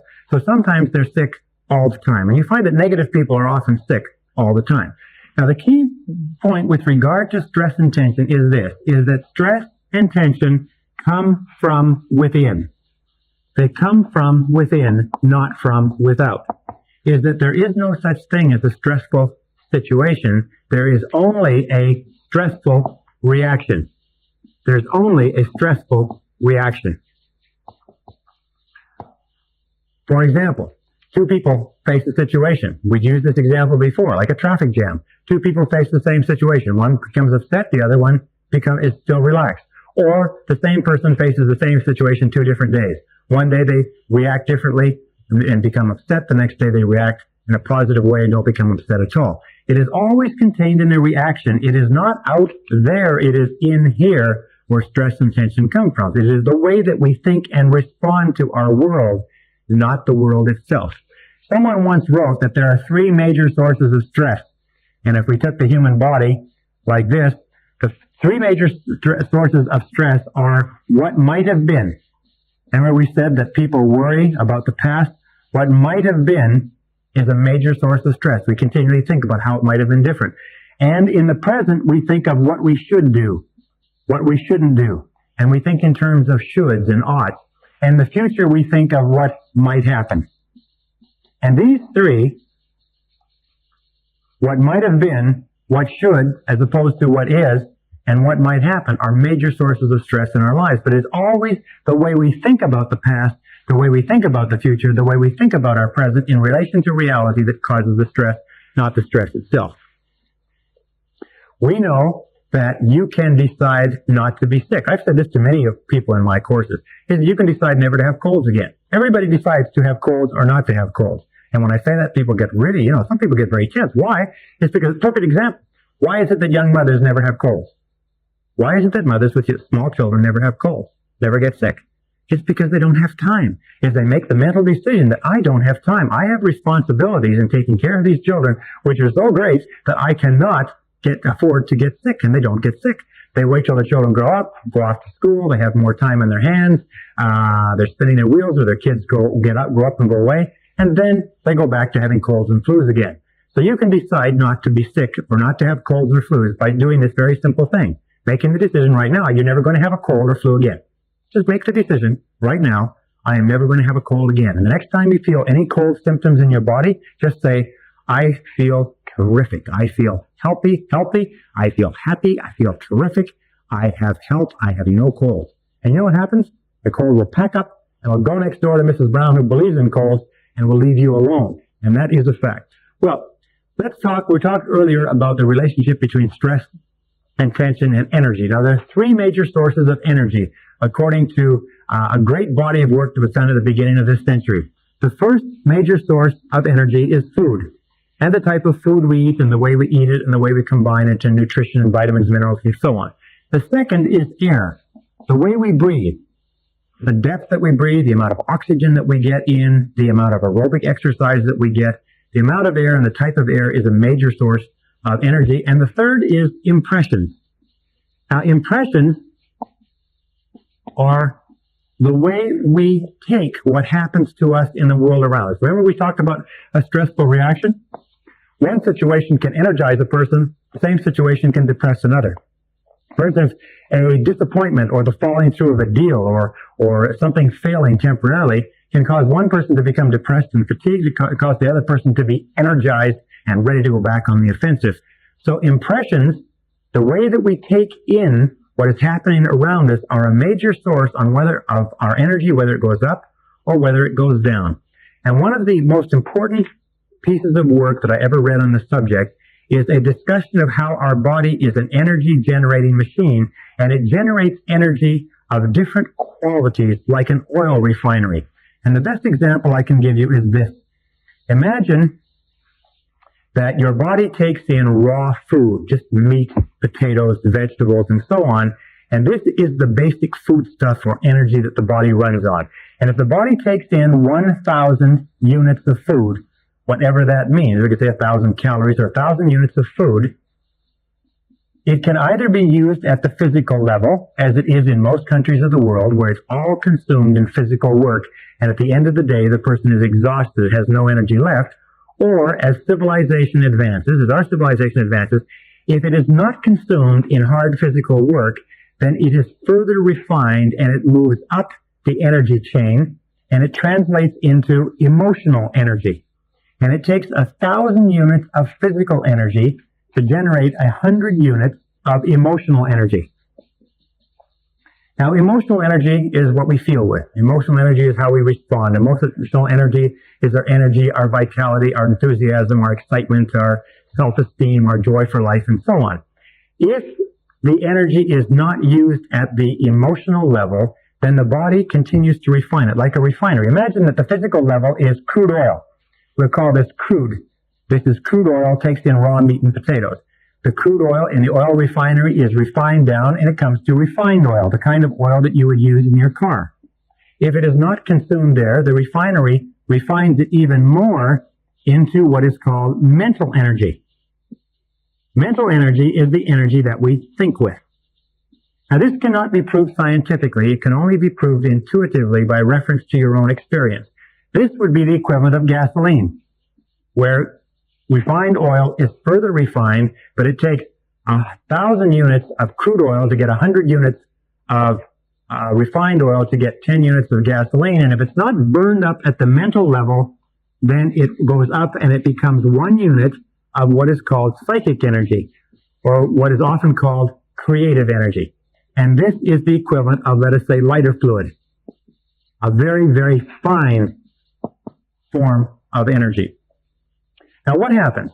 Well, we know that if we work physically very, very hard at a sport or work in the yard or do something else, at the end of the day, we're exhausted. You ever been so tired at the end of a day that you don't have time, you don't want to argue, you don't want to make a decision, you don't want to get in anything, you're just physically exhausted and all of your energy is burned out? Well, this is because we burned it all up at the physical level. However, in most of our professions or jobs today, we don't burn up all of our energy at the physical level, so it rises to the emotional level. When we have the emotional energy, we look for an outlet, and our outlet is almost invariably our relationships. It can be other things, but almost invariably it's our relationships. We find an interesting thing is that positive emotions, if our emotions are positive, enthusiastic, joy, happiness, excitement, that we burn up very little of this energy, and the energy moves up into mental energy. If our mental world is positive, if we're working on positive projects, working on projects that are really interesting and challenging to us, then we develop this energy, again, being positive, moves up higher, and we develop psychic energy. And psychic energy is the energy of creation, where we come up with ideas and we have inspirations and we're enthusiastic and we're motivated and so on. However, the biggest problem, and this is the key, is that most people burn up all their energy at this level, at the emotional level. They don't use it at the physical level because they don't work hard enough, but at the emotional level, they burn it all up. So they have little energy left at the mental level and almost no energy left at the psychic level.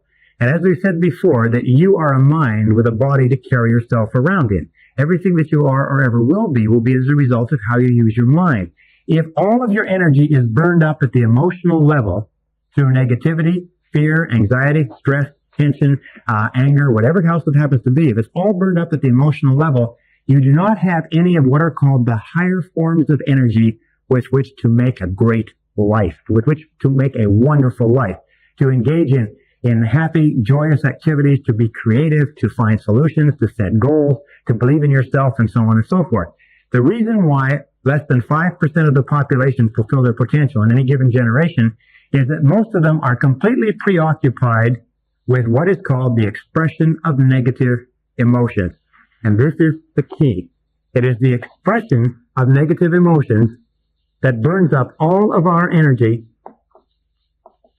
at lower levels, so we do not have the energy at the higher levels with which to fulfill our potential.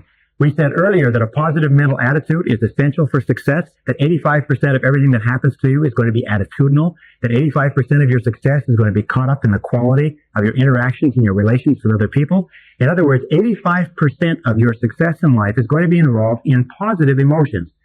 However, if you burn up all of your emotional energy at this level in the expression of negative emotions, talking about negative things, talking to yourself about negative things, thinking about negative things, discussing negative things, criticizing, condemning, complaining, and so on. If you do that, and what happens is you have no energy to come up here, and here is where the great joy, the great happiness, the great success of life is involved. So what is the solution? The solution to high levels of energy, happiness, inner peace, loving relationships, living a long time is to eliminate the expression of negative emotions. Eliminate the expression of negative emotions. This is one of the most important lessons I have ever learned in all of my years and tens of thousands of hours of study, is to eliminate the expression of negative emotions. That is the starting point of all personal growth. In fact, we said earlier, when we were talking about responsibility psychology, we said that the elimination of negative emotions is mandatory, not option. The elimination of the expression of negative emotions is the starting point of killing the negative emotions. If you do not express negative emotions, if you do not discuss negative emotions, if you do not get involved in negative conversations or negative self-talk, what happens is the negative emotions die. Because of the law of concentration, if you do not dwell upon a negative for any period of time, it loses its force and effect and dies on you. All the negative energy that would have been drained off by thinking about that negative emotion is available to you to do productive things. We know, and we'll talk about this later, but one outburst of anger, 5 minutes of uncontrolled anger, can burn up an entire day's worth of emotional energy in 5 minutes. That is why people who are angry all the time very seldom produce anything constructive. So we start by eliminating the expression of negative emotions. And how do we do that? We use some of the laws that we know about. The first and most important, of course, is the law of substitution. The law of substitution means that we find other things to say. Remember, the mind is not a vacuum. We concentrate, we use self-discipline to get our mind onto something that is positive. And by putting our mind on something that's positive, it's like shifting a light. By putting our mind on something that is positive, we cannot simultaneously think about our worry. We also know that if we get busy doing something that is constructive, the action itself, because it requires our mental and physical involvement, drives out the negative emotion. We're not saying to repress. So some people say, should you repress these emotions? Should you suppress them? I mean, if you feel like this, should you put them under the surface? No, not at all. We're saying this. Find reasons not to express. Find reasons not to be negative in the first place. Find reasons not to express negative emotions. Now, what are some of the reasons? Some of the simplest reasons of all is, I am responsible. When you say, I am responsible, it's very, very hard for you to blame someone else. Remember, we said that almost all negative emotions arise from our tendency to blame someone or something else or something in our lives that we're not happy about. When you say, I am responsible, I am responsible, I am responsible, I am responsible. When we say that over and over again, our tendency to be negative goes down, our tendency to be positive goes up. The more that we use the law of substitution by saying, I am responsible, the more our negative emotions weaken, and eventually you can get to the point where negative emotions have only a minuscule or a minor influence in your life. It's almost as though we have anything from 0% negative emotions to 100% negative emotions. In fact, one of the characteristics of healthy personality is that a healthy personality is a person who is on this end of the scale. Now, every one of us is somewhere on this scale, moving in one direction or the other. The question you have to ask yourself is, what percentage of your conversation, talk to yourself, what percentage of your conversation with others, what percentage of your thoughts are negative and destructive and devaluing, what percentage of them are positive, constructive, and uplifting. And your objective is to remember that everything counts, is that it is not possible for you or I to grow as human beings. It is not possible for us to evolve with our negative emotions intact. That the only way that we can achieve our potential is by working on ourselves continually to curb the tendency toward the expression of negative emotions. This brings us to another mental law, which is very important. It's called the law of habit. Remember the law of habit. The law of habit says that if in the absence of some external influence, we will go on acting the same way indefinitely. The expression of negative emotions is a habit. The expression of negative emotions is the primary reason why people fail to fulfill their potential.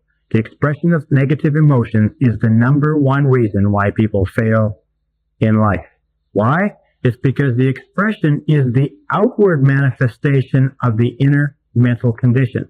As we express negative emotions, and sometimes we suppress them, or we repress them, or we hold them inside, as we suppress or repress negative emotions, or express them externally, they have exactly the same effect. Remember we talked about the law of expression? The law of expression says that whatever is impressed is expressed.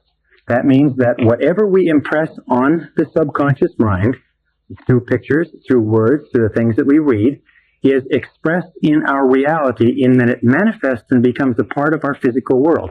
But we also talked about the law of reversibility. Remember, the law of reversibility says that just as the objective state creates the subjective state, in other words, the achieving of the goal gives us the feeling of being a winner, but it also says the feeling of being a winner enables us to achieve the goal. The law of reversibility says that whatever is expressed is impressed. So that whatever you are saying to yourself or to other people, you are impressing on your subconscious mind, and it will simultaneously be expressed as a part of your reality.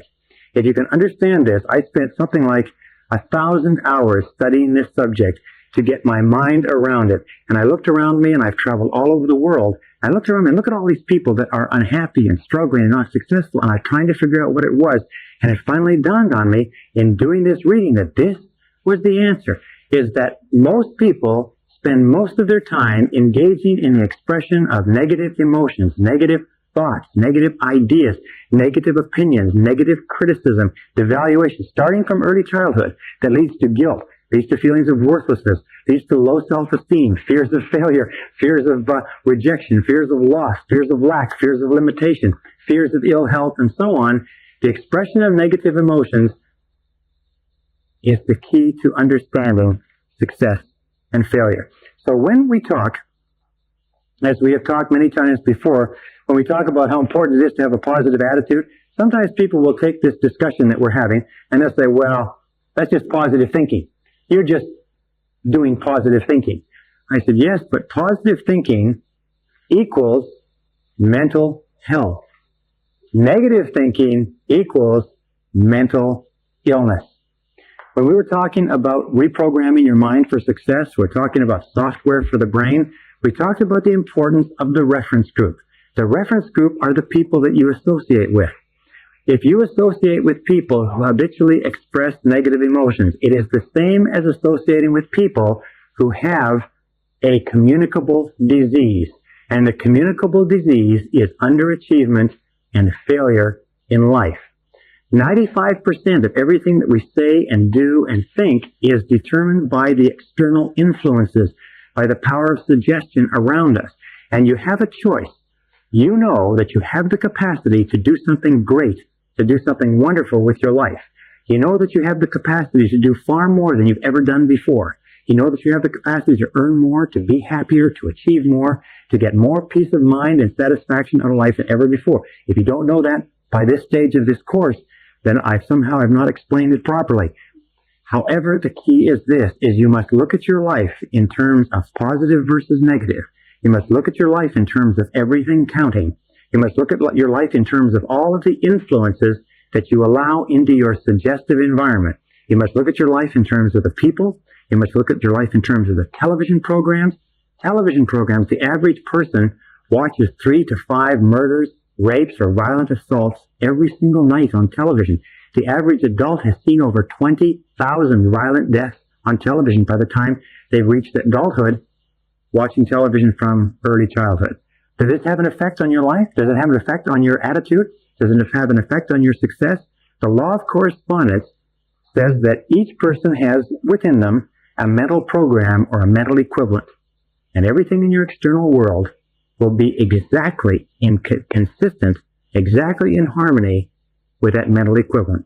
If you wish to change your external reality to something positive, something wonderful, something happy, something exciting, the starting point is to eliminate negative influences, eliminate the expression of negative emotions, get away from negative people, get away from negative books, negative magazines, negative television programs, and keep your mind focused singly on the things that you want to be, have, and do. This is the starting point of mental health, physical health, and all success and happiness in life.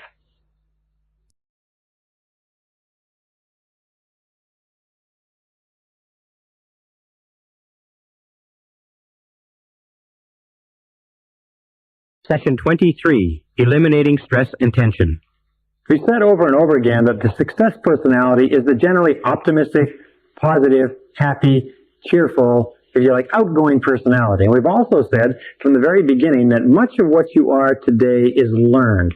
That most of your habits, your values, your attitudes, your expectations, your behaviors, your personality, qualities, and attributes have been learned by a process of input, repetition, selective perception, over and over again until you become the person that you are.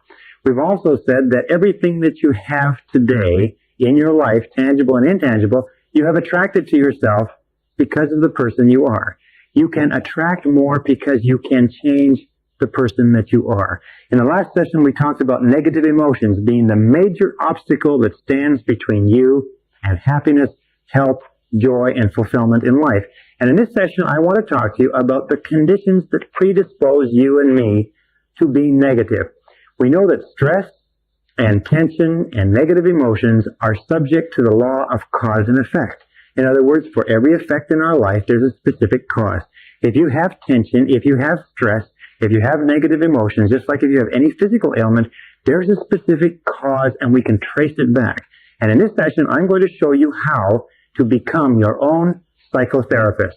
I'm going to give you 6 keys to self-awareness, self-understanding, self-development, so that whenever you feel unhappy or stressed or fearful or anxious or anything other than joyous and positive and happy, whenever you feel that way, you will be able to go through these 6 and do an evaluation of yourself and be your own psychotherapist. And in 95 to 99% of cases, you'll be able to identify exactly what it is that's troubling you and remove it. So let's go to the board. As I say, in my estimation, after years and years and thousands of hours, I think there's 6 primary conditions that cause us to feel stressed and tense and predispose us to negative emotions. Remember, negative emotions are merely the outward expression of an inward condition. If we can correct the inward condition, we can correct the outward expression. So number 1, starting point of negativity, in my estimation, top of the list, head of the hit parade, is a lack of meaning and purpose in life. A lack of meaning and purpose. In fact, in every study that I've looked at, we find that human beings, in order to be happy, need significance. They need to feel that their life has meaning. They need to feel that there's a reason for being alive. They need to feel that they're going in a particular direction. So a lack of meaning and purpose leads to a lack of direction. And I said earlier that one of the most profound observations of the human condition is that we are all goal-seeking organisms, that we are only happy when we're moving progressively toward the direction of something that's important. Earl Nightingale said that happiness is the progressive realization of a worthy ideal or goal. So as soon as we don't have a worthy ideal or goal, we start to drift, we start to go in circles, and we start to become unhappy. So lack of meaning and purpose means a lack of goals. We've talked throughout this session how important it is that you have goals, how important it is that you write them down, how important it is that you think about them, how important it is that you work on them every day, because it is goals that give meaning, purpose, direction, power, enthusiasm, and drive to your life. Now, if you want a very simple test, all you have to do is look at the times of your life when you felt the very best, now or some other time, and you'll find invariably you were working progressively towards something that was important for you. You also can test this by looking at people around you who are not happy. And a good friend of mine has a very simple test. Whenever somebody comes to him and they're unhappy for any reason at all, he says to them, he says, what are your goals in life? Where do you want to be in 1, 2, 3, 4, 5 years? And you know what he finds? He finds in 80-90% of cases, people who are unhappy have no goals. And the flip side is also true. In 80-90% of cases, people who are happy are people with clear, specific goals. So we've talked a lot about this, setting goals, writing them down, making plans for their accomplishment, and working progressively toward the accomplishment of even a small goal will straighten you out, will lift you up, will make you positive and enthusiastic faster than anything else that you can do. In fact, what Viktor Frankl found in his work in logotherapy is that if you have a meaning, if you have a reason, you will live sometimes 10, 20, 30 years longer than people who don't. The average life expectancy, by the way, of people in America who retire without goals is 14 months. Interesting, 14 months. And people who retire with goals can live 25 or 30 years. Number 2, second reason or condition that predisposes us to tension and stress is what is called the incomplete action.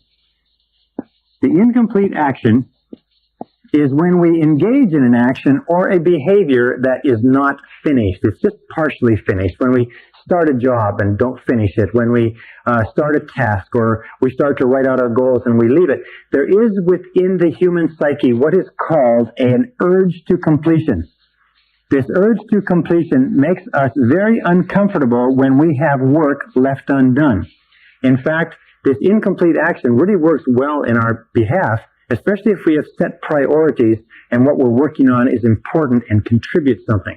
Big problem occurs, by the way, is if we don't set priorities, if we don't have our goals clearly organized and we don't set priorities, we can be doing things that are not important to us, but we can still feel stressed out because we're leaving them hanging. We can still feel stressed out because we are procrastinating. And as you know, procrastination is not only a thief of time and life, procrastination is a major source of stress. We put off a task and we put off a task and we become more and more stressed because this urge to completion drives us, and yet this urge to procrastinate holds us back. Every single completed act is a source of self-esteem and motivation. Every single time you complete an action of any kind, whether it's washing the dishes and cleaning up the sink, mowing the lawn, putting together a major proposal, getting a degree, getting married, or starting and building a successful business, every single time you complete an action, your self-esteem goes up because you feel like a winner. You feel like a winner every single time you do something that has a beginning and an end.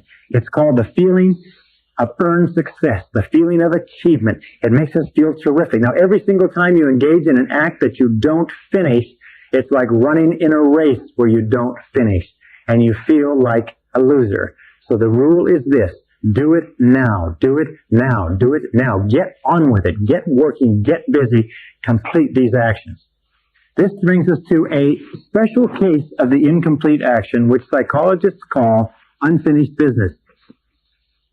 Unfinished business is a major source of stress for you and for I. That happens all the time. Unfinished business occurs when you get into a relationship with another person or persons, and the relationship ends, sometimes unpleasantly, but it's still dragging on. Now, the two most common examples of unfinished business are romantic relationships that end, but they're not over yet, and business relationships where you lose a job, or you're fired from a job, or you quit a job, but you have not let go of it. With regard to the first, romantic relationships, there are three keys to dealing with the end of a romantic relationship when it's over. Number one is to remember this, is that nobody can ever have any effect on your emotions unless there is still something that you want from them. In other words, if you don't want anything from someone else, if you don't want their love, their respect, their money, or something else, they can't have any control over you. As soon as you don't want anything from someone else, the emotional component is torn and you're free of them. The way that you deal with a finished marriage or a finished relationship is very simple. I'll just throw this in quickly. 3 steps. Number one, it's called writing the letter. And thousands of people have taken this advice, and now they teach this in courses all over the country. You write a letter to that person. In a letter, you write 3 things. Number one is you write, I accept 100% responsibility for our relationship and for everything that happened in it. You are responsible. As an adult, you take responsibility. You got into a relationship, you stayed in the relationship or the job or whatever else it happened to be. But let's limit this to a relationship now. Number 2 is you forgive the other person 100% for everything they ever did that hurt you. I forgive you for everything you ever did or said that hurt me. And number 3, you wish them well. Wish him or her well. And then mail the letter. Mail the letter with the right address and the right postage, and the instant that you mail the letter, your life will change. If you know anybody who's going through a difficult relationship or the breakdown of a relationship, put them through this simple exercise, have them mail the letter, and the instant the letter drops in the postbox, their life will change. It'd be like an enormous burden is lifted off your shoulders. I had a very good friend, a woman who was fired from a job with a large financial institution, and she was going to sue that company, and she was going to sue them for 18 months as severance, and she was going to get them, and so on and so forth. And I asked her, I said, she was really angry. I said, what are your chances of winning? She said, well, maybe 50, 60%. I said, how long will it take? She said, at least 18 months, maybe 2 years. I said, what kind of a mental state are you going to be in for that period of time? I said, can you get another job? She said, no, I couldn't get another job because that would weaken my case in court. I said, why don't you just let it go and walk away from it and get on with something else? Because it's just not worth it. And you know, she took my advice And within 3 months, she had a better job at a better salary with a better position. She wrote me a card. She said it was the best advice she ever had. So if you're in a situation of unfinished business, or you find yourself in one, the solution is finish it, get rid of it, have done with it. Okay? Number 3 reason what causes, the third condition that causes you and I an enormous amount of stress is fear of failure. Our old friend, fear of failure. Fear of failure, which as we know is a conditioned response, goes back to childhood, goes back to our parents saying, no, don't, stop, get away from there, punishing us for trying new things and different things. It reemerges in adult life as this fear of trying, this fear of attempting something new, this deep down feeling that settles in the pit of the stomach whenever we contemplate a major change. Fear of failure can be dealt with in 2 simple ways. Number 1 is the beautiful quote from Mark Twain. It says, do the thing you fear, and the death of fear is certain. Do the thing you fear, and the death of fear is certain. This is what is called systematic desensitization. If you're afraid of cold calling, just get out and do it until you don't think about it anymore. If you are afraid of speaking publicly in front of an audience, or selling, or doing anything, just get out and do the thing you fear over and over again until finally you reach the point where it doesn't disturb you at all. Thousands, even millions of men and women who've been terrified of public speaking have been able to force themselves to get up in front of small groups and then larger and larger groups, and eventually reach the point where they're unafraid to do the thing they fear, and what paralyzed them at one time doesn't bother them at all anymore. So do the thing you fear, confront the fear, face the fear, deal with the fear. Remember that the fear is only a negative mental habit pattern that you can eliminate by facing it and doing it over and over again until it's gone. Now the second thing that you can do, very, very simple affirmation that you can use to eliminate the fear of failure is this, is repeat whenever you think of the fear situation, whenever you feel the physical manifestation, the anxiety, the stress, the quickening heart rate, whenever you think of the fearful situation, say over and over to yourself very strongly, I can do it, I can do it, I can do it, I can do it. And whenever you see someone else who is going through fear and uneasiness, someone in your family, one of your friends, tell them that too. Say, you can do it, you can do it, you can do it. Every single one of us has been encouraged to do something that has been momentous in our lives because someone else believed that we could. So say, I can do it, and then encourage everybody you know who has a goal. And say to them, you can do it. I can do it, you can do it. But whenever you feel this tension, you'll find a remarkable thing. If you say, I can do it, I can do it, I can do it. Or I think I can, I know I can. When you repeat this, you will find that this message, emotionalized, coming from the conscious mind to the subconscious, hits the other message of I can't, coming up, and it drives it down. And the more emotion you put into I can do it, the weaker and weaker becomes the I can't. And eventually, the stronger emotion, remember, law of emotion, the stronger emotion will dominate and overpower the weaker emotion. This brings us to the 4th major cause of stress and tension in our lives.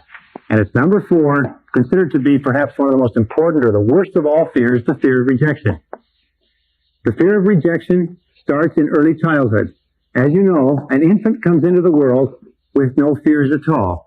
And the infant comes in needing an enormous amount of love, touching, approval, and unconditional acceptance from his or her parents. However, parents, in order to direct and control their children, use destructive criticism and conditional love in order to get them to do what they want them to do. Now, a child who grows up with conditional love, as we talked about earlier, a child who grows up with conditional love, that means the parents say, you better or else. If you don't, you're going to get it. Or if the child makes a mistake and drops something or comes home late or breaks something or gets a bad grade, the parents stop loving the child. Now, in their hearts, the parents may not stop loving the child, but the child perceives that the parents have stopped loving him or her because the parents turn cold. The parents punish the child. The parents send them to their bedroom. Whenever I have to discipline one of my children, and the way we discipline our children now is we put them in the corner. Kids hate to stand in the corner. I have kids that are 7 and 5, and Michael is 1, or David is 1. He's too small to stand in the corner. But what I do is I tell them this. I say, I love you very much, but you have to stand in the corner for 10 minutes. or I love you very much, but you're going to have to go to your bedroom without dessert. But I always tell them that I love them. My love is unconditional, but what they did or their behavior is not acceptable, and then I stand them in the corner. So even when they stand in the corner, they know that I love them. And they'll even say that. They'll say, I know you still love me. Standing in the corner, they'll say that, but I have to stand in the corner anyway. So conditional love leads to fear of rejection. Fear of rejection leads to, as adults, it leads to type A behavior. Now it's interesting, men and women manifest this fear of rejection in different ways. For men, predominantly, we manifest it in type A behavior. Women have a tendency to manifest this fear of rejection, this growing up with conditional love, in 4 forms. One is depression, another is withdrawal, a third is psychosomatic symptoms, headaches, and tension, and a fourth is hypersensitivity. Hypersensitivity in that they are very, very concerned about the opinions of other people. They think and they adjust their behaviors and actions always in consideration of what others might think, what others might say. Now, men are similar to that, but men have a tendency to take out this conditional love, this fear of rejection, this lack of being loved in childhood in type A behavior, which is an aggressive response to life that is extremely unhealthy. And about 60% of men are type A's and about 10% of women. As more and more women enter into highly competitive occupations, more and more women are becoming type A's too. But right now, it is a major killer. In fact, Dr. Kenneth Cooper says that there is no death from heart disease prior to age 70 in the absence of type A behavior.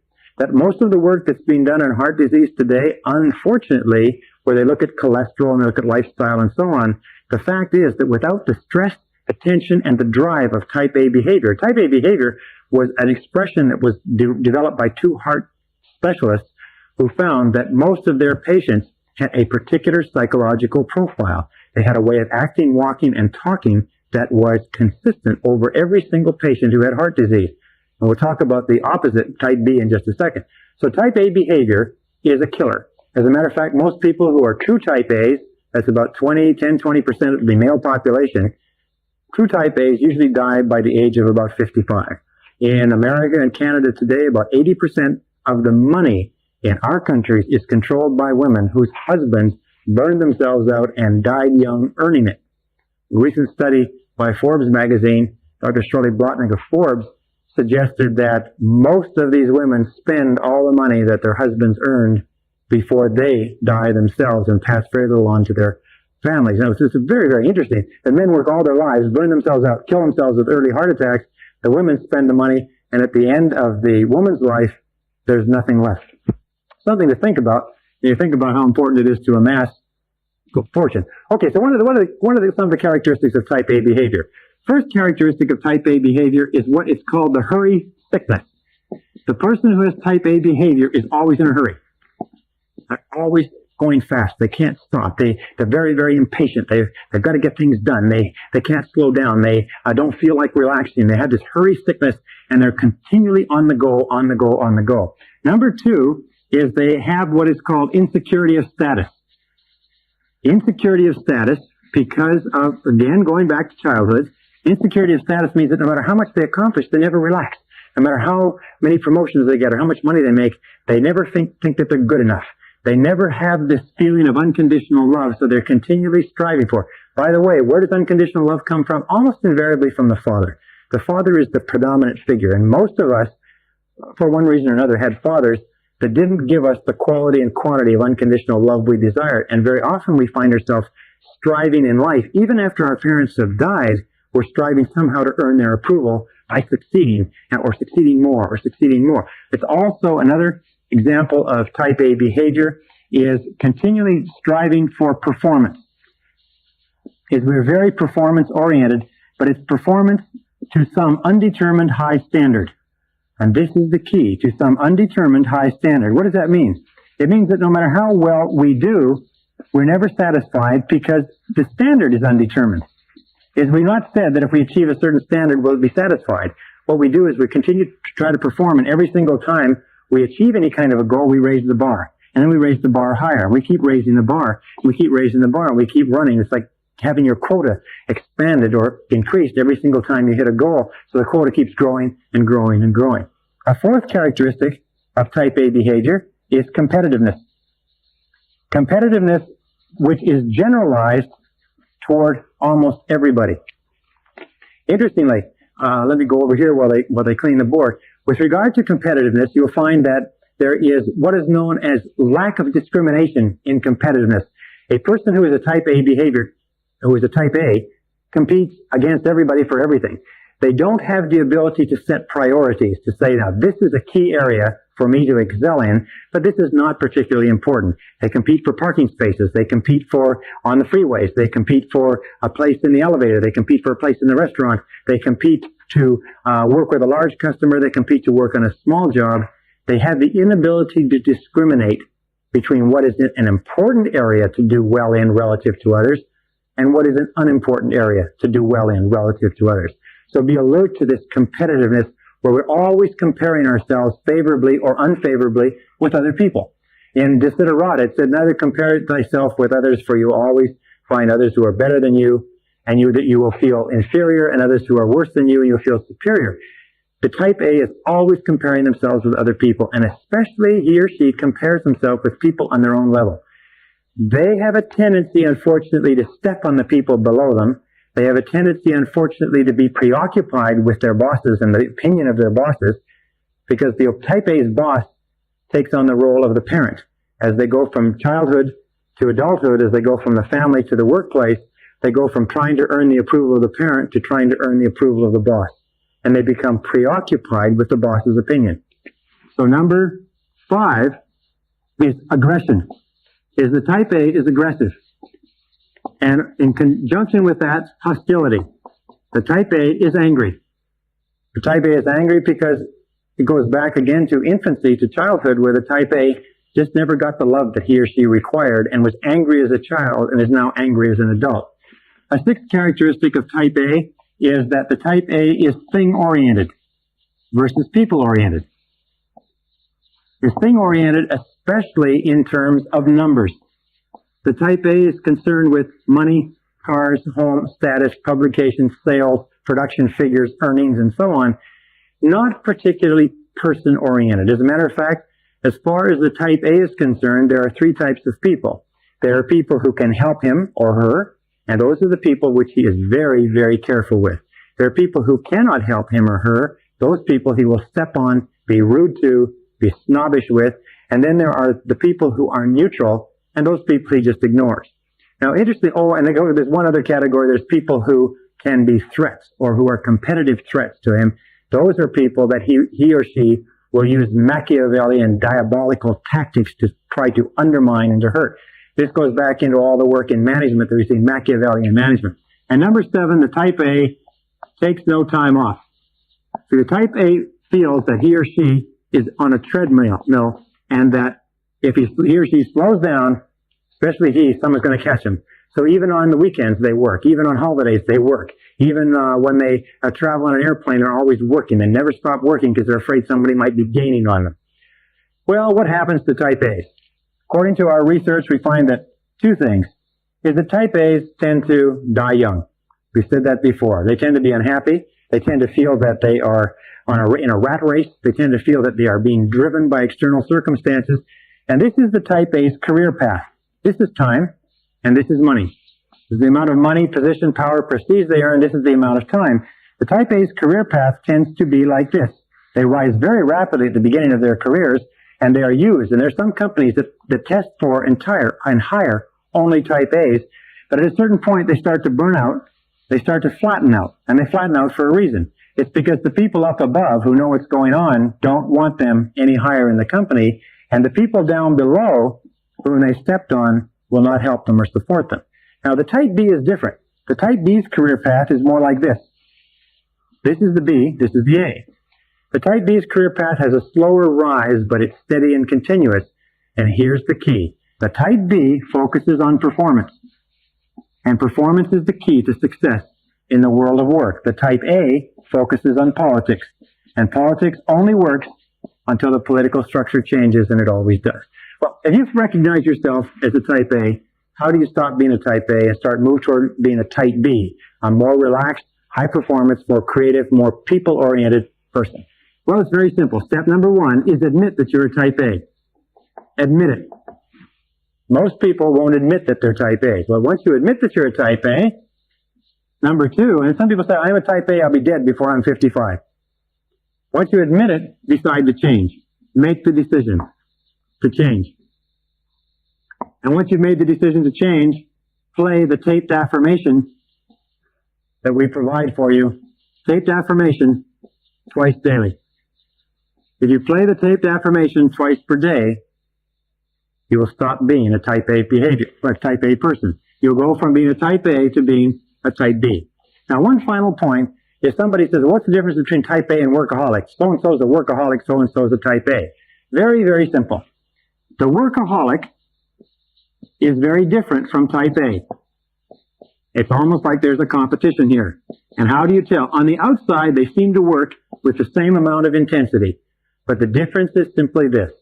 The workaholic is inner-directed, is directed toward goals, and is self-determined. The type A is externally driven and feels that their agenda is set by people outside themselves. The workaholic can take time off. This is the test. The workaholic can take time off. The type A cannot take time off. If you ask a workaholic, what's the most important thing in your life? The workaholic will almost invariably say, my family, my personal relationships. If you ask the type A, they'll say, my work, my career, my business. That's how you tell the difference between the two.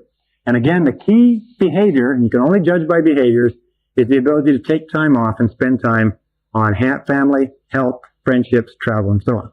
Okay, this brings us to the fifth major condition that predisposes us to stress, tension, negative emotions, psychosomatic illness, and early death. And it's number 5, it's denial. Denial means denial of reality. It's interesting, Peter Uspensky talked about this in one of his books many years ago. He said that the human organism is a lying organism, and in that we have a tendency to delude ourselves or to lie to ourselves, and one of the ways that we do it is through denial of reality. We refuse to face reality. We pretend that life is not the way it is. Especially, we refuse to face unpleasant truths. And this is worth writing. The refusal to face unpleasant truths. Now, some of the most unpleasant truths of our lives have to do with our talents and abilities, our personalities, our relationships, and our work. Is that a person who's doing poorly in their work and who doesn't like their work will often deny it and pretend that it's not true.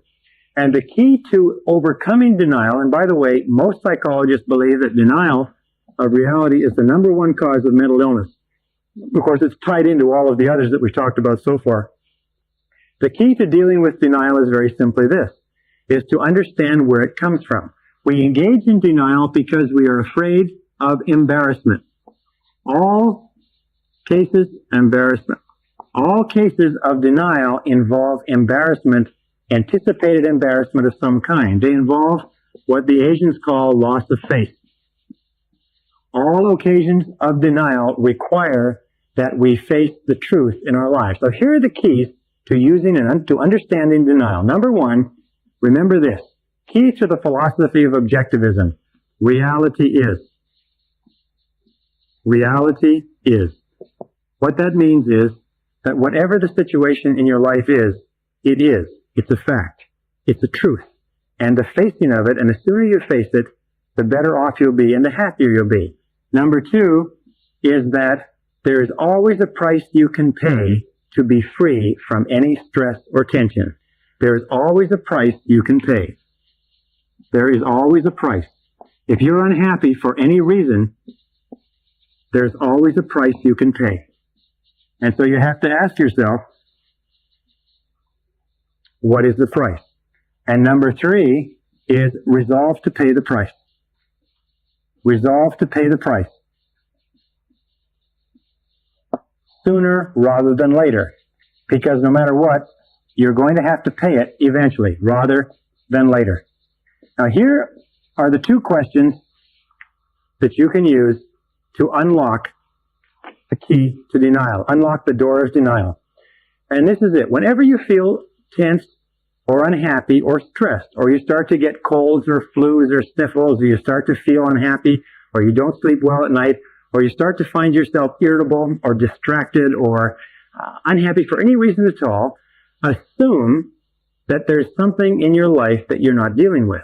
Assume that denial is taking place, that there's something that is making you uncomfortable and you are putting off dealing with it. It is the resistance, it's the not dealing with it that causes the stress. So this is what you do. You simply say, what is it in my life that I'm not facing? What is it in your life that you're not facing right now that's causing some stress or some disharmony? What is it in my life that I'm not facing? And then don't delude yourself by saying, well, maybe it's because my car's parked in the parking meter when there's no money in it, or maybe it's because I didn't have lunch. Don't delude yourself. Immediately ask yourself, what's the worst it could possibly be? What is the worst it could possibly be? If you're married, often the worst it could possibly be is that something is wrong with your marriage. If you have children, sometimes the worst it could possibly be is that you're concerned that your children are turning out wrong. If you're in a job, the worst it could possibly be may be that this is the wrong job for you, that you're afraid to leave it. Maybe for men, this is a terrible thing, but the worst it could possibly be is that you're not very good at your chosen career. A man who feels that he's not very good at his work has a terrible amount of stress going on inside. Maybe you've taken a degree. I had a good friend who took a medical degree, 8 years, qualified as a doctor, found he hated medicine, didn't want to go through for medicine. His father had paid his way. His father was a doctor. He planned to be a doctor all his life. He's now 26 years old, and he didn't like the practice of medicine. He went through tremendous stress before he accepted that. So the key is, say, what is it in my life that I'm not facing, and then resolve to face it. Now, in psychology, there's two basic personalities. There's what is called the evader personality. The evader personality is the personality that doesn't like to face reality. That's always hoping that reality will go away, or something will turn up, or something will change. And there is the confronter. Now, we're taught as children not to be confronters, but the fact is that the confronter personality is far healthier than the evader.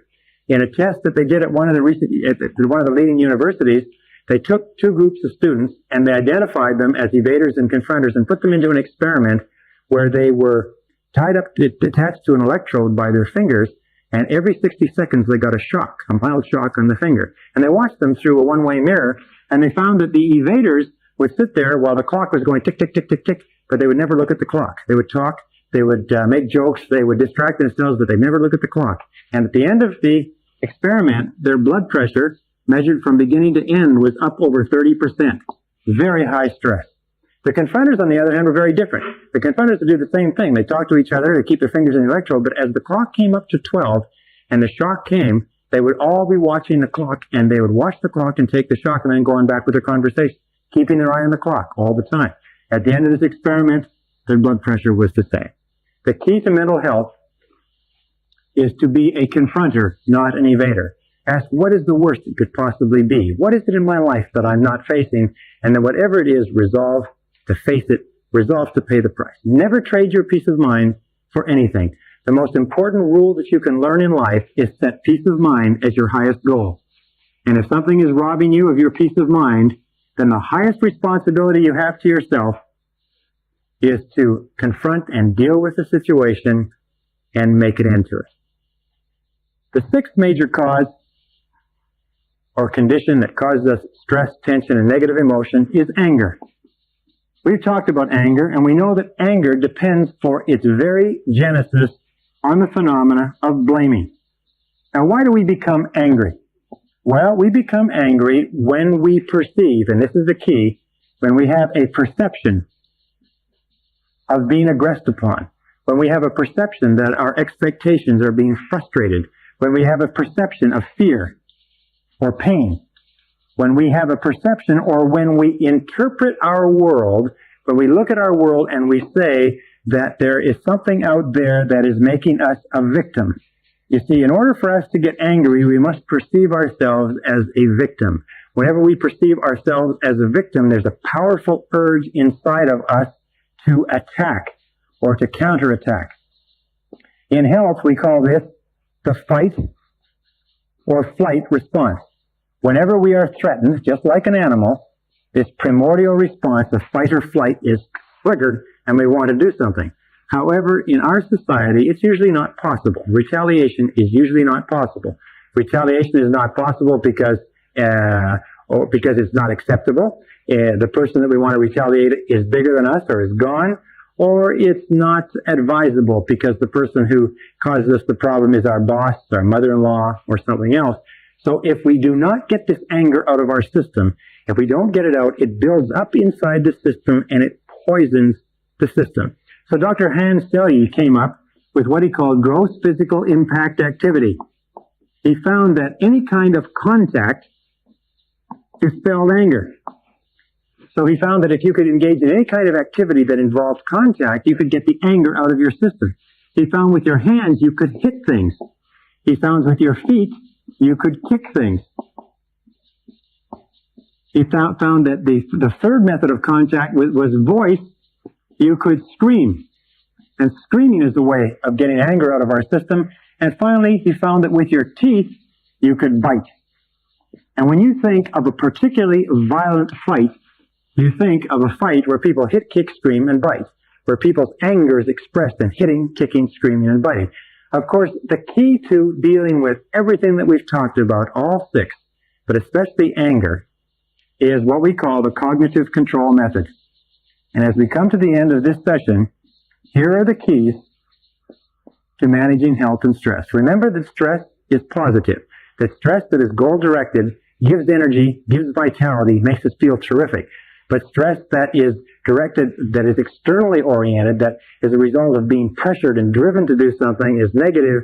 It robs us of energy and it makes us sick. It's the difference between an internal locus of control, goal-oriented, and an external locus of control, external pressures. Cognitive control means I am responsible.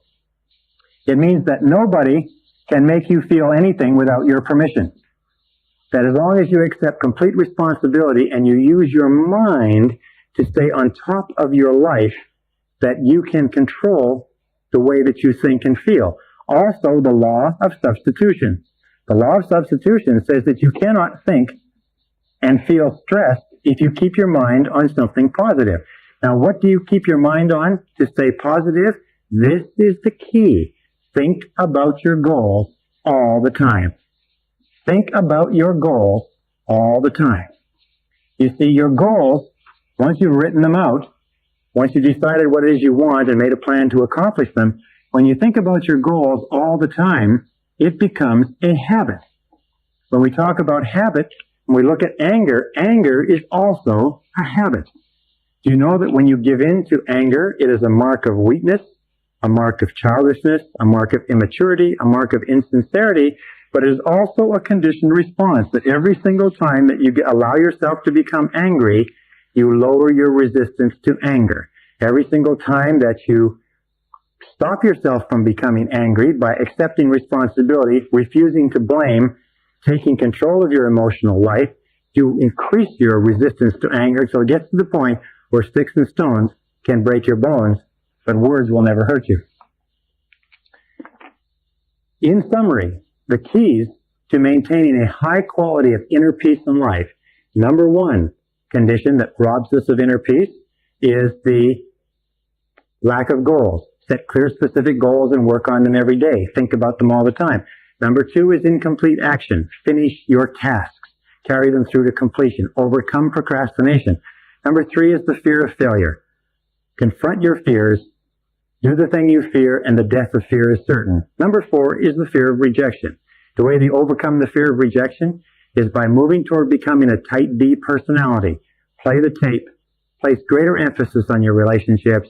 Be more relaxed. Live a more balanced life.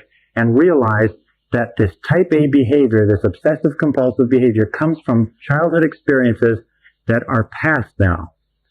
Number four is overcome denial by being willing to face reality and accept that whatever it is, it is. Remember, there's always a price you can pay to be free of something that disturbs you, and you always know what the price is. Ask yourself, what is it that I'm not facing, and then resolve to face it. And finally, anger. Anger comes from trying to blame someone else, trying to find someone or something external to ourselves that is responsible for our own unhappiness. The key to dealing with anger is to accept total responsibility, find ways not to express negative emotions, think continually about your goals, and get so busy working on something that's important to you that you don't have time for any negativity at all. And finally, remember this, is that stress is positive as long as it is goal-oriented. And if you develop lots and lots of goal-oriented stress, you will accomplish great things, have lots of health and energy, have low levels of physical ailments, and probably live to be 100.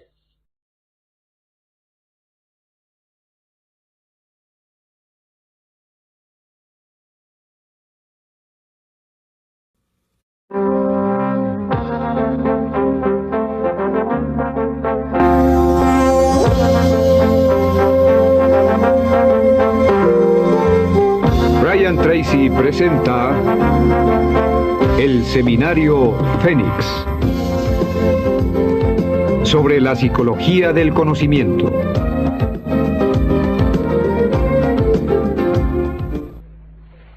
Session 24, Developing a Success Personality.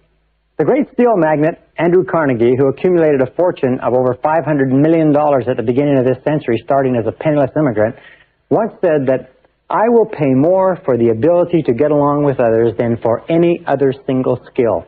And today in our society, your ability to get along with other people, your social intelligence, is the most valuable, most precious single asset that you have. Not only in terms of your career, not only in terms of your marriage and your relationships, but in terms of your own mental well-being. In this session, we're going to talk about developing a success personality. We're going to talk about developing the quintessence of mental health, which is a positive personality, a positive mental attitude, the kind of person that everybody likes to be around, the kind of person who is welcome everywhere. We said very early in this seminar that 85% of everything that you ever accomplish in life will be as a direct result of how well you get along with other people. That today, even the biggest companies in America are hiring on the basis of personality and attitude rather than on the basis of grades, proficiency, skills, and experience. Why?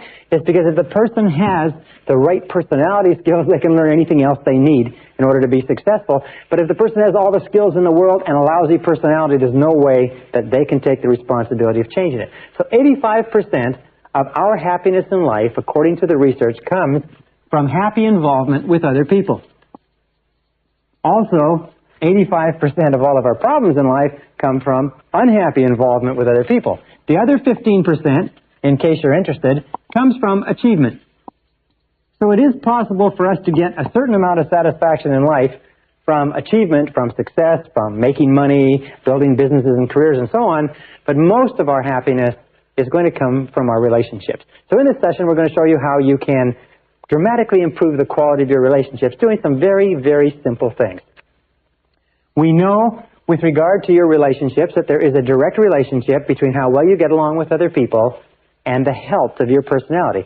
In fact, everybody wants to have a more healthy personality. So let's look at how you measure healthy personality.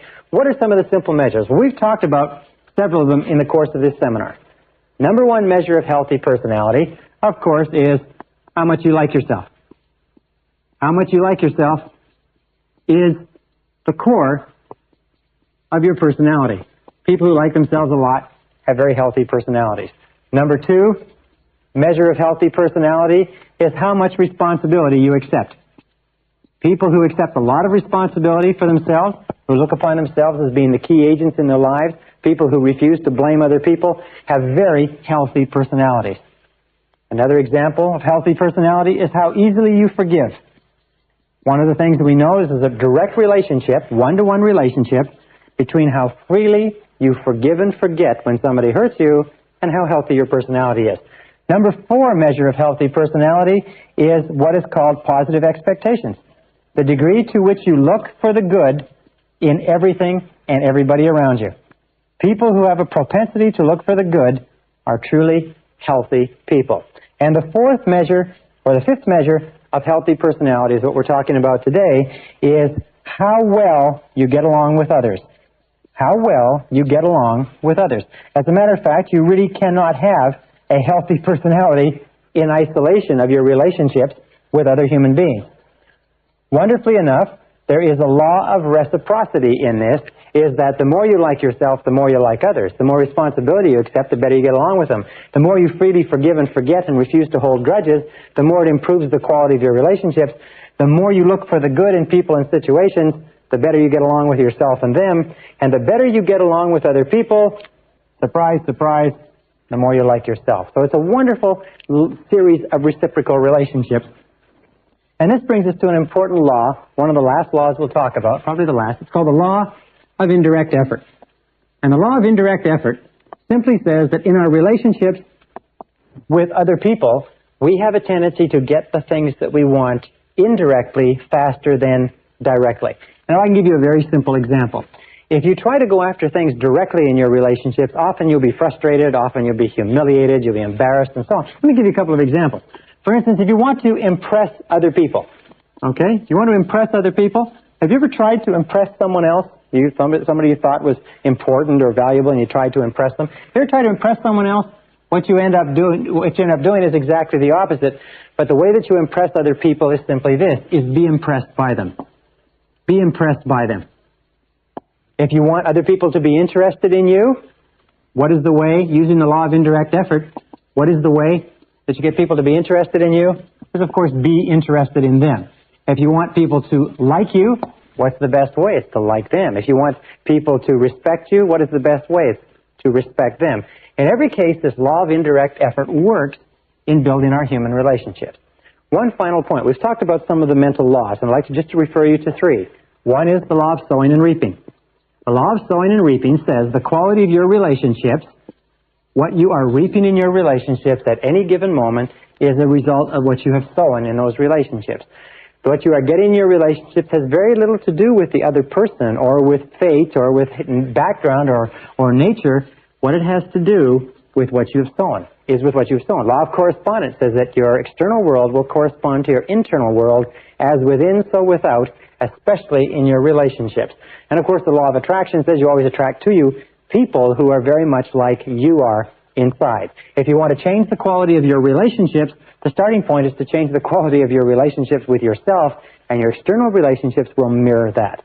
Now, when we talk about this, how well you get along with others, let's show a very, very simple graph.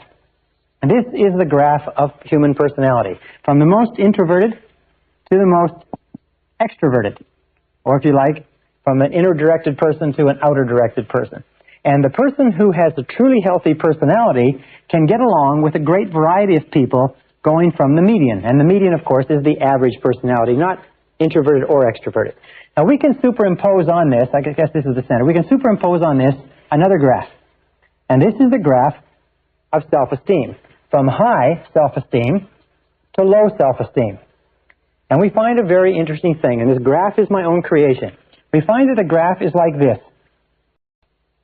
that if you have a low level of self-esteem, say down here, you don't particularly like yourself or you have feelings of inferiority or negativity, then the number of people that you can get along with will be limited to people who are pretty much in the middle of the spectrum.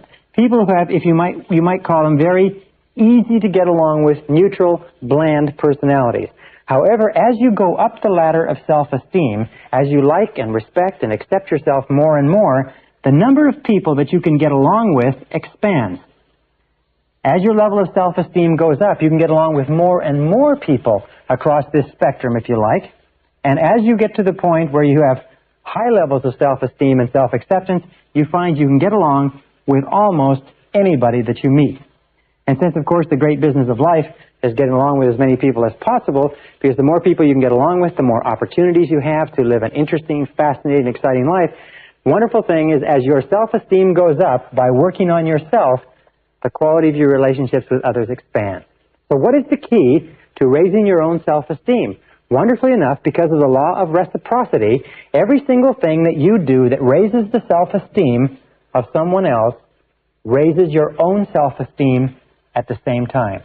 That means you cannot do anything genuinely kind or generous to raise the self-esteem of other people without raising your own at the same time. If you want to have a truly healthy personality, then you use the law of reversibility. The law of reversibility, in one of its applications, is simply this. is that everything that you do to boost the self-esteem of others boosts your self-esteem simultaneously.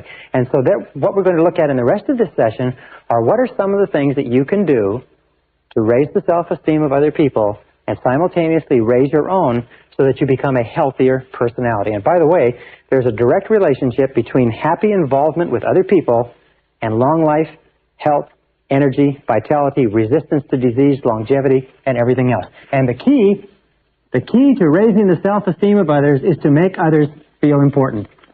Make others feel important. This is and always has been the key to successful human relationships. Mary Kay Ash has a beautiful little analogy. She says she imagines that every person she meets has a sign around their neck that says, "Make me feel important." Every person she meets has this sign that says, "Make me feel important," and what she does is she responds to that sign. Make others feel important. Treat others well, make them feel important, and surprisingly enough, you will feel important too. The reciprocal principle works. Now, how do we make others feel important? Number one, top of the list, is eliminate destructive criticism. Eliminate destructive criticism.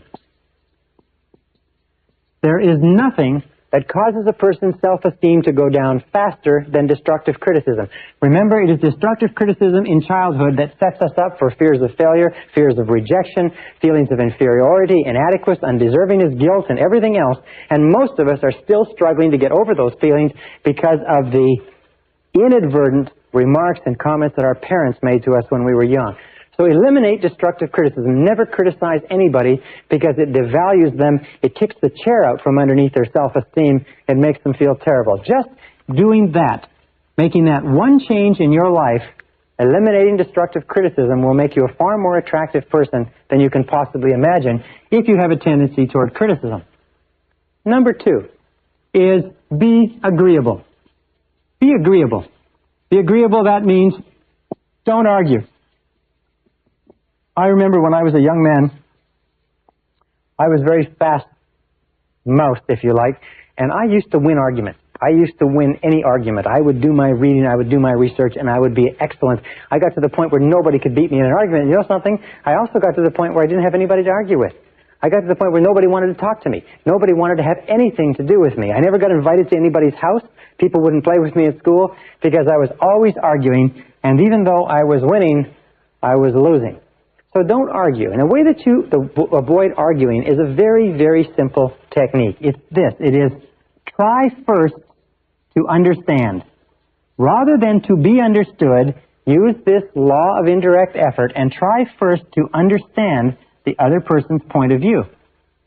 What is it that causes the other person to think and feel the way they do? If you disagree with them, the natural tendency of the immature personality is to try to overwhelm the other person with argument. However, the tendency of the mature personality is to take the time to try to understand why the other person thinks and feels the way they do. It could very well be that their reasoning is superior to yours. At the very least, there's a beautiful line that says, "A man convinced against his will is of the same opinion still." One of the most important principles in the development of human personality is the principle of non-resistance. The principle of non-resistance was, if you like, brought to a head by Mahatma Gandhi in India this year, or in this century, when he was able, if you like, to defeat the entire British Empire and take India out of the empire and put it under home rule simply by a process of non-resistance. Jesus said in the Bible, he said, in the New Testament, he said, "Agree with thine adversary quickly." Now, there's several reasons for this. The number one reason is the very best way to keep a positive mind, to be enthusiastic, to be liked, and to like other people is not to get into arguments with them. To do everything possible to avoid an argument. When I first got married, I found that the natural tendency for people when they live together is to get into arguments because you disagree about times and things and so on. But I also found a very neat little thing that has served me well, and that is to agree quickly. If when you see an argument coming, back off from it, agree, and try to see the other person's point of view. The place to start with being agreeable and refusing to criticize is where? Of course, it's at home. The interesting thing is, and Emmett Fox says it beautifully, he says, "If you must be rude to strangers, but save your company manners for your family." naturally we have a tendency to go out and be very polite to people that we've never seen before and will never see again, and then we come home and we criticize and complain and argue with the people that we love the most. All right, the third principle in making other people feel important, now you don't criticize, now you don't argue, you've now a pleasant, positive personality. The third thing is acceptance. The third behavior. Now, acceptance satisfies one of the deepest of all subconscious cravings. Remember, when we come into the world, what we want more than anything else is to be accepted by our parents, to be unconditionally loved and approved of and accepted by our parents. And when we grow up as adults, we still need that love and approval. And the way that we convey acceptance is very simply this: smile. Whenever you smile at another person, you convey acceptance. As a matter of fact, work in interpersonal psychology and interpersonal dynamics suggests that when two people meet for the first time, and every subsequent time, the very first thing that takes place is a relationship of acceptance or non-acceptance occurs. It's conveyed by body language, by facial expressions, by tone of voice, but until that relationship is established, no other communication takes place. And you can trigger that relationship just simply by smiling and unconditionally accepting another person, no matter who they are. Step number 4 is appreciation. Appreciation, like acceptance, whenever you engage in any kind of appreciation, you raise the self-esteem of the other person. When you smile, by the way, some interesting research seems to suggest that when you smile, not only do you cause the other person to feel positive, but the effort of smiling actually triggers endorphins in the brain and gives you a generalized sense of well-being. And they say even an insincere smile is better than a sincere frown. So smile. Force yourself to smile, and you will find that you can act your way into feeling like smiling just by making a habit of smiling at other people. With regard to appreciation, how do we express appreciation?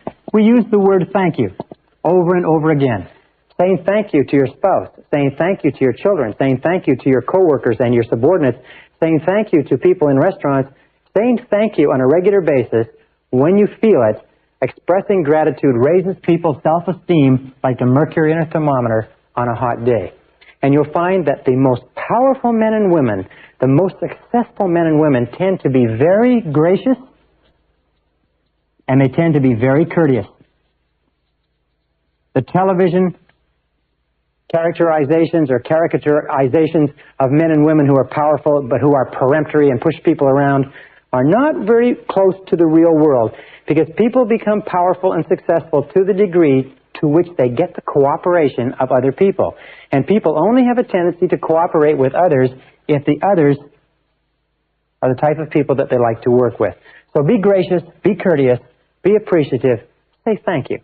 Thomas Carlyle once said that you can tell a big person by the way they treat little people, and that's very true.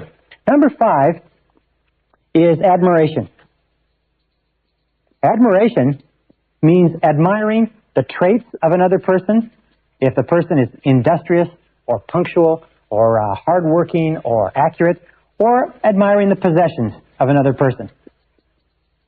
You see, we get emotionally involved and bound up in our characters and our personalities, and when somebody recognizes and acknowledges it and admires it, we feel tremendous.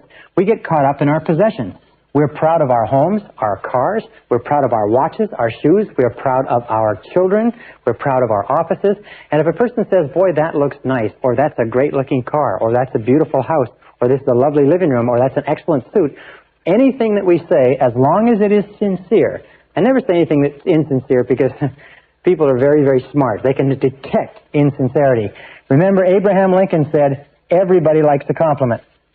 Everybody likes a compliment. I have worked with billionaires, and I have worked with very powerful and successful heads of large corporations and conglomerates, and I have found that saying something that I truly feel that is complimentary to them about themselves, their businesses, their work, and so on, is always responded to as positively as if you were admiring the trait or possession of someone who had low self-esteem. Sometimes people who have the highest self-esteem and success are the ones who are most in need of admiration and appreciation. Now, the 6th thing that you can do to raise the self-esteem of others. And remember, every time you raise somebody else's self-esteem, you raise your own. Every time you increase the health of somebody else's personality by the law of indirect effort, you increase the health of your own personality, is approval.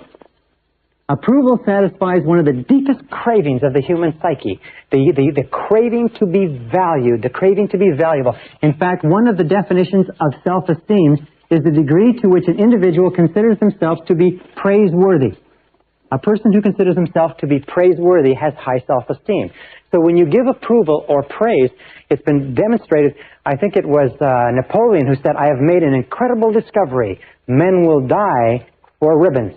In other words, he found that soldiers who would not give their life for any amount of money would risk their lives in battle for the praise and approval represented by the ribbons and the medals that he handed out. Keys to approval. Number one is be immediate. The closer the praise is to the thing that you praise, the more likely it is the person will repeat it. If you want your children or your employees to continue doing something, as soon as they do it, say, "Boy, that's a good job." Number two is be specific. Say, "Boy, you did a wonderful job on that lawn, that house, that letter," whatever it happens to be. The more immediate and specific the praise, the more rapidly it raises self-esteem, the more likely it is that the behavior will be repeated. And third of all, be public with your praise. Whenever you give recognition in public, it doubles or triples the impact because the effect of other people's opinions on our behavior is tremendous.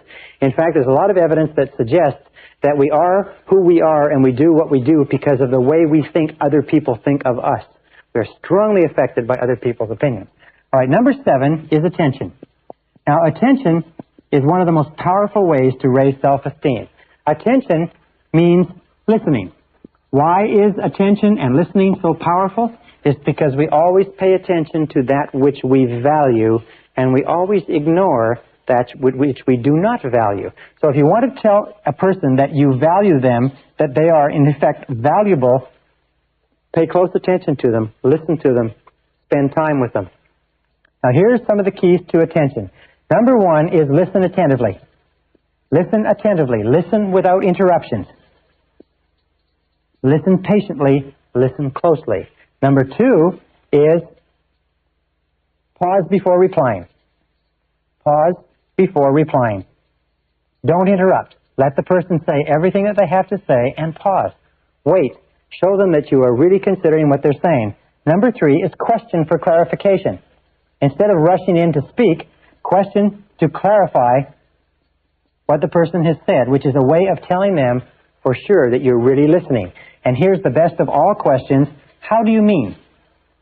When you're listening to a person speak and you want to fully understand and you want to tell them that you're listening, say, how do you mean exactly? And ask for them to explain to you clearly. And finally, remember the boomerang. And the boomerang says simply this. It says that any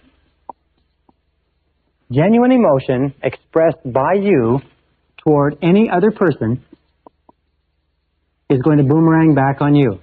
Just like the law of sowing and reaping, the law of cause and effect, the law of attraction, the law of correspondence says that any genuine emotion, now that's a genuine emotion. In other words, if you say something positive about someone else, it's going to go out to that person and it's going to come back and it's going to boomerang on you. So say only good things. When you talk about other people, talk about them as though what you were saying was going to be printed in the paper. When you think about other people, send out positive thoughts and positive ideas. Think all the time about how you can make other people feel important. Treat other people as though they were the most valuable people in the world, because to them, they believe they are. And the final rule with regard to superior human relations is what we call the Golden Rule. The rule simply says, love your neighbor as yourself. Like your neighbor as yourself. Treat your neighbor as yourself. Ask yourself in any situation, how would I like to be treated in this situation? Ask yourself, when you're in a difficult situation with someone or an argument or a disagreement, say, if the conditions were reversed, how would I like to be treated in this situation? And here's something that you can do. Pick a role model. Pick the person that you admire more than anybody else in the world in terms of their personality. And whenever you're in a situation with someone else, pretend you are like that person. Many years ago, when I was traveling in Africa, I worked with Dr. Albert Schweitzer, one of the most beautiful men who ever lived. And so very often when I'm in a situation with other people, I think, how would Albert Schweitzer act in this situation? Or I think, how would Jesus of Nazareth act in this situation? And if you use that as your role model, And if you use the credo of making other people feel important as your guiding light, you will develop a success personality that will lead you to accomplishing everything that you want in life in a world filled with other people.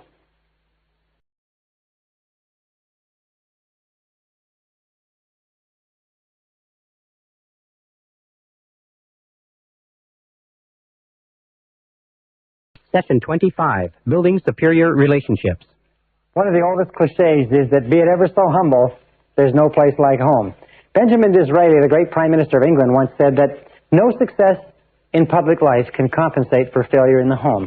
And when we started this seminar several sessions ago, we talked about the importance of the power of love, and that how you and I as human beings are love-tropic organisms, that everything that we do is either to get love or to compensate for the lack of love. And there's no place where this is more important than in the quality of the intimate relationships that we form with other people.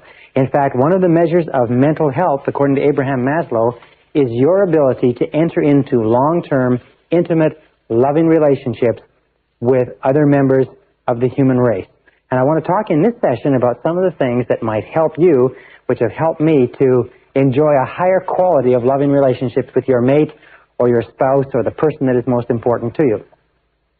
First of all, let's talk about the idea of what makes a relationship successful. And I think that there are 6 keys that make a relationship successful. 6 keys to successful relationships. Let me explain them to you one at a time. Number 1 is, of course, similarities attract. Similarities attract.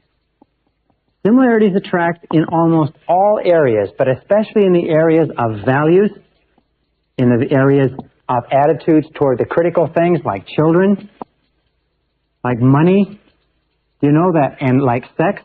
For instance, that arguments over money are not one of the number 1 reasons why marriages break down, young marriages break down, and probably older marriages too.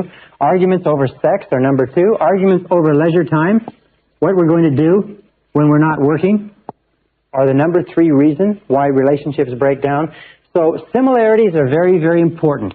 It's sort of like when you meet the person who is right for you, there will be a chemistry. They call it a right chemistry. It feels good. It feels right because you will be in accord or in harmony on almost all of the critical areas of life.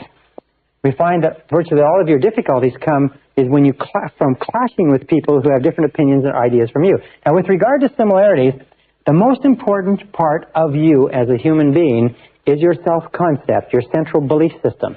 And your central belief system with regard to your relationship to the world is summarized in your values. What you think is right, what you think is wrong, what you think is good, what you think is unacceptable.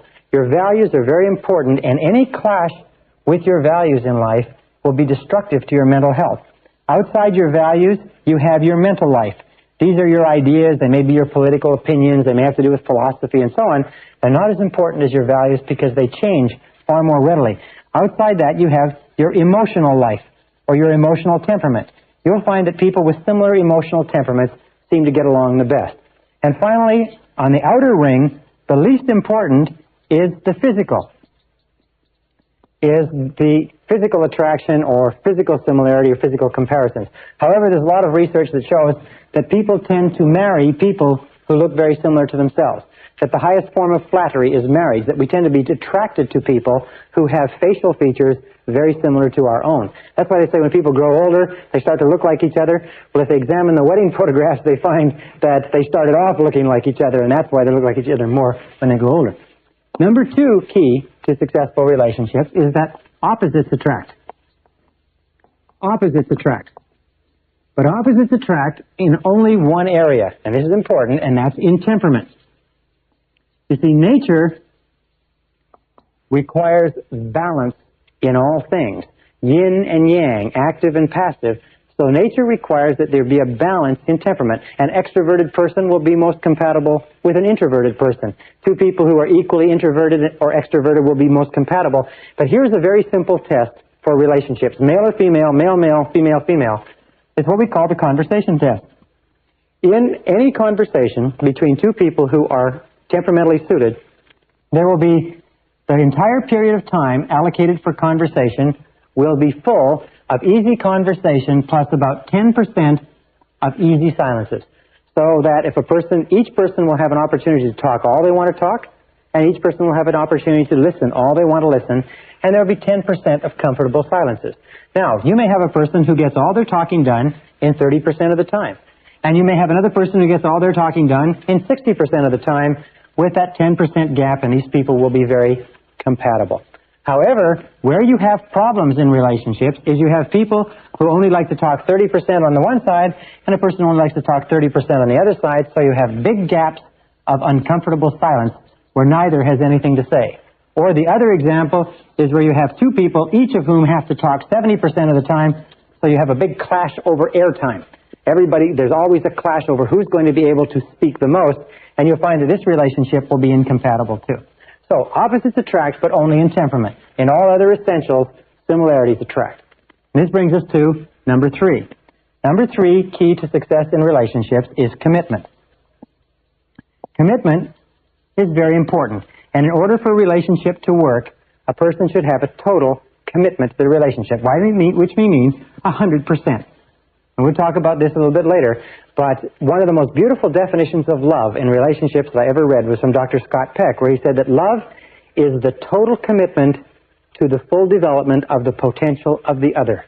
Love is your total commitment to the full development of the potential of the other person. And this, to me, lays to rest all the arguments over male, female, women's lib, and so on and so forth, because if a person truly loves another person, they want that person to develop their full potential as a human being, and they will do everything possible to make that possible. Commitment is really clear. I have a good friend named Charlie Jones who talks about divorce. He said the way to deal with divorce is very simple. He says never consider it. He said don't even think about it, don't talk about it, never even consider the possibility of divorce. He says murder, yes, but never divorce. Now, maybe that's a little bit stringent, but the key to a successful relationship is the depth of commitment that each person has. Most dangerous thing in a relationship is when people start thinking in terms of, well, if it doesn't work out, I can go somewhere else. If it doesn't work out, we can always get a divorce. Relationships like that almost invariably end in a divorce. Number 4, key to a successful relationship, is similar self-concepts attract. Similar self-concepts attract. Now this means when we talk about similar self-concepts, we talk about how much you like yourself, how much you value yourself. We talk about what you might call the happiness scale. The happiness scale means how happy are you on a scale of 1 to 10. That's the basic question. You will find that you will always be most compatible with a person who is just about as happy as you are. If ever you get involved in a relationship with a person who is unhappy, and you allow yourself to be deluded into believing that you're going to bring them up and they're going to be happy at your level because you're going to help them, you're entering into a fool's game, because most people who are unhappy are quite happy being unhappy, and they have no intention of changing. As a matter of fact, the unhappiest relationships I've ever seen in my life are when a generally happy, positive person gets involved with a negative person and tries to bring them up to their level, because it never works. So ask yourself this: how happy is the person that you're thinking about getting involved with? And understand that it is very rare, except by tremendous effort, that people change their level of happiness. This brings us to number 5. Key to success in relationships is liking. Now, liking, which has to do with respect, is more important than being in love, and more permanently satisfying. Because being in love, although it comes and goes, is a passing condition. Being in love is something that ebbs and flows. As a matter of fact, you can be furiously angry with your mate or with your spouse and still have an excellent relationship. And you can still never consider breaking up, as long as you like and respect them. But if the liking and the respecting goes out of a relationship, the being in love or the infatuation is never enough to hold it together. Now, here's a simple test with regard to liking. It's what I call the best friend test. The best friend test simply says that if you are ideally suited to your mate will be your best friend. That there will be nobody that you would rather spend time with. There will be nobody that you trust more. There will be nobody that you would be more open, honest, candid, and frank with. That your mate or your spouse will be your best friend. It's the simplest measure of all, because you cannot force being best friends. Best friends just happens naturally when everything is right. On the other hand, if you are in a situation where you could not tell your spouse or your mate a lot of the things that are important to you, where you talk to other people more than you talk to them, where you have a lot of secrets that you keep from them, or a lot of things that you keep inside yourself, then generally speaking, you are probably not involved with your best friend, and the prognosis for your relationship is not very good. Number 6, requirement for happiness in relationships is communication. Now, communication, or communicating back and forth in a relationship, is the elixir that keeps a relationship alive. Without it, a relationship dies. Without it, the relationship has no possibility, and good communications in a relationship not only require speaking and listening, not only require trying to understand, give and take, but they require time. And they require a high quality and a high quantity of time. Very important, quality and quantity of time. What my wife and I do on a regular basis is we will go on a trip. And sometimes we'll go on a trip to a place that takes 3 or 4 hours, and we'll leave the children with a housekeeper or someone else, and we will drive in that car, no radio, no tapes, for 3 or 4 hours and just talk. And we'll get some of the highest quality and quantity of talk and conversation. And so if you use that analogy, what you might call a car trip analogy, which is uninterrupted conversation with your spouse over an extended period of time, you'll find the most remarkable things will happen. But if you're not spending a high quality and quantity of time with your spouse or your mate, the relationship is going to suffer, and many relationships will die as a result. Now, 2 critical points with regard to this, from my point of view as a man. Number 1 is, remember that men are not mind readers. One of the hardest things for women to understand is that men are not mind readers. They do not know what women mean or what women want them to think half the time. And it is not fair for women to expect men to know what is bothering them or what they want or what they need. And number 2, remember this, that men are direct, women are indirect. What does this mean?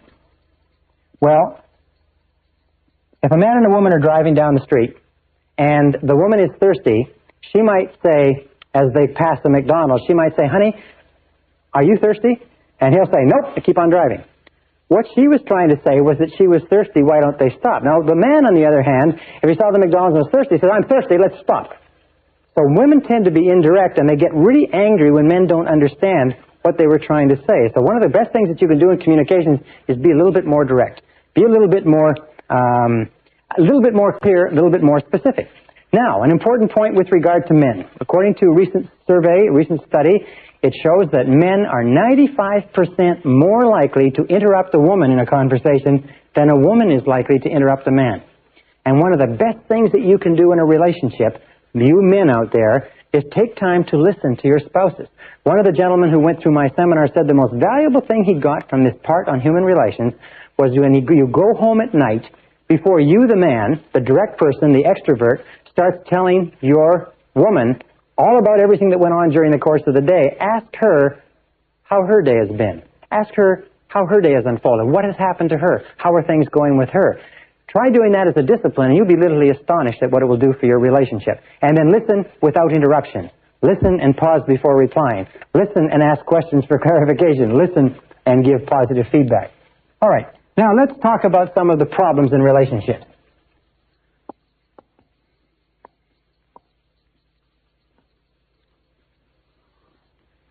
Problems in relationships. Number 1 problem in relationship, lack of commitment.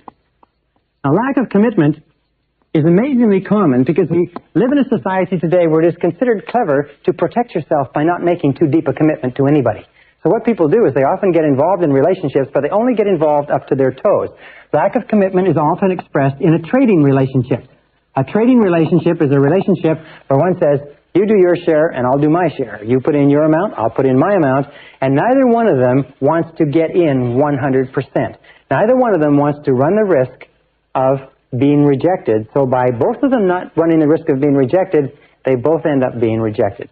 And the key to resolving this, as I said before, is for each individually to make a 100% commitment to this relationship and say that no matter what happens, I will never leave this relationship. Make that decision to get in. Either get in or get out. Now, if you feel that you can't make the commitment, that will tell you something that's very important for you to know. If your spouse feels that he or she can't make the commitment, or mate feels that he or she can't make the commitment, that will tell them something too. But in either case, either get in or get out. And it will relieve an enormous amount of tension and stress in a relationship. Now, number 2 is trying to change the other, or expecting the other to change. You see, when we try to change another person, you know what we're saying? We're saying, in effect, that you're not good enough the way you are. You don't come up to my standards. How many times do people enter into marriages with one or the other saying, well, I'll change him or her as time goes on. They'll shape up more into the model that I desire or I approve of. Whenever you try to change another person, and why do we try to change another person? We keep disapproving of the person they are and the things that they do. We keep asking them to be different. We want them to be more of this or less of that. Now, that great American philosopher, Flip Wilson, had a wonderful expression which he used to cover this. And it's simply this. He says, what you seize is what you get. Don't enter into a relationship with the intention of changing the other person. Because what you seize is what you get. People don't change unless they intensely desire to change and are willing to practice some of the things we talked about in this seminar. However, if you just stop trying to change the other person and accept them unconditionally, with unconditional love, acceptance, and approval, often they will bend over backwards to change for you. But there's something within every human being that resists being changed by another person. Number 3 cause of problems or in relationships is jealousy. Now, jealousy has to do with the fear of failure. Where does jealousy come from? It comes from deep down inside. We don't feel that we're good enough. It comes from this old feeling of low self-esteem. I'm not good enough. This is something, by the way, that is rooted in our inferiority complex. Alfred Adler, the great psychologist, the disciple of Freud, said that the natural human condition is that of feeling inferior.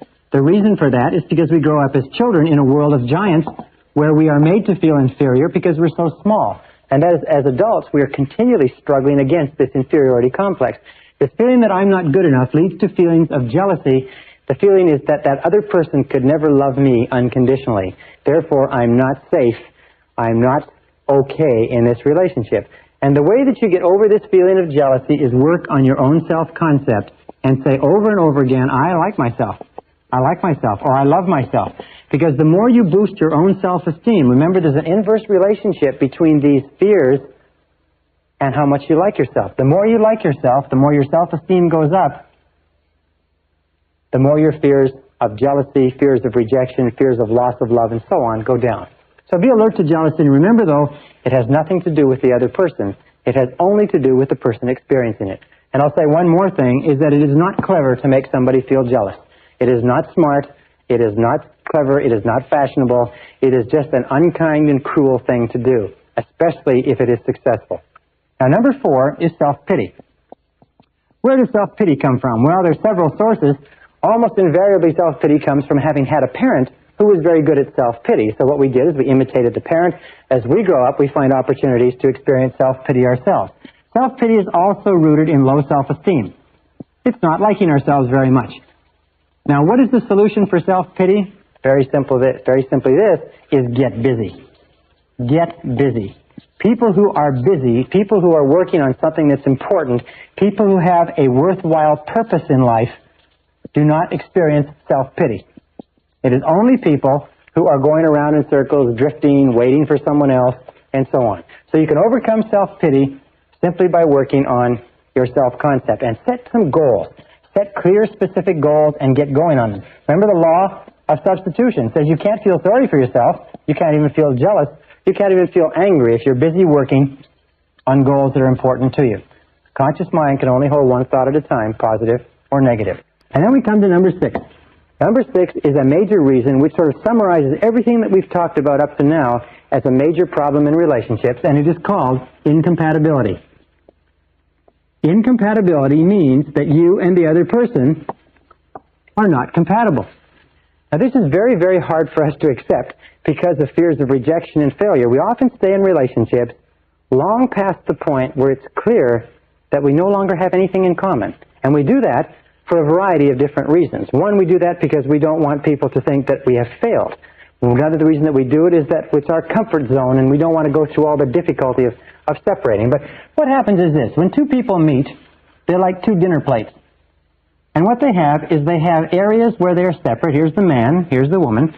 They have areas where they're separate and different, and they have areas that they have in common. Now, as a relationship develops, sometimes these areas grow. And so when they finally get married, they find that they have an enormous amount in common, and sometimes they have areas out here that they have which are separate. As the French say, vive la différence. Or, long live the difference between men and women. However, especially in our 20s, as we grow and evolve and change rapidly, what can happen is that we can grow apart. And we can reach the point where the man and the woman now have a great gap between them. They have very little in common. How can you tell when incompatibility is set into a relationship? Number one, the first thing that goes is the laughter.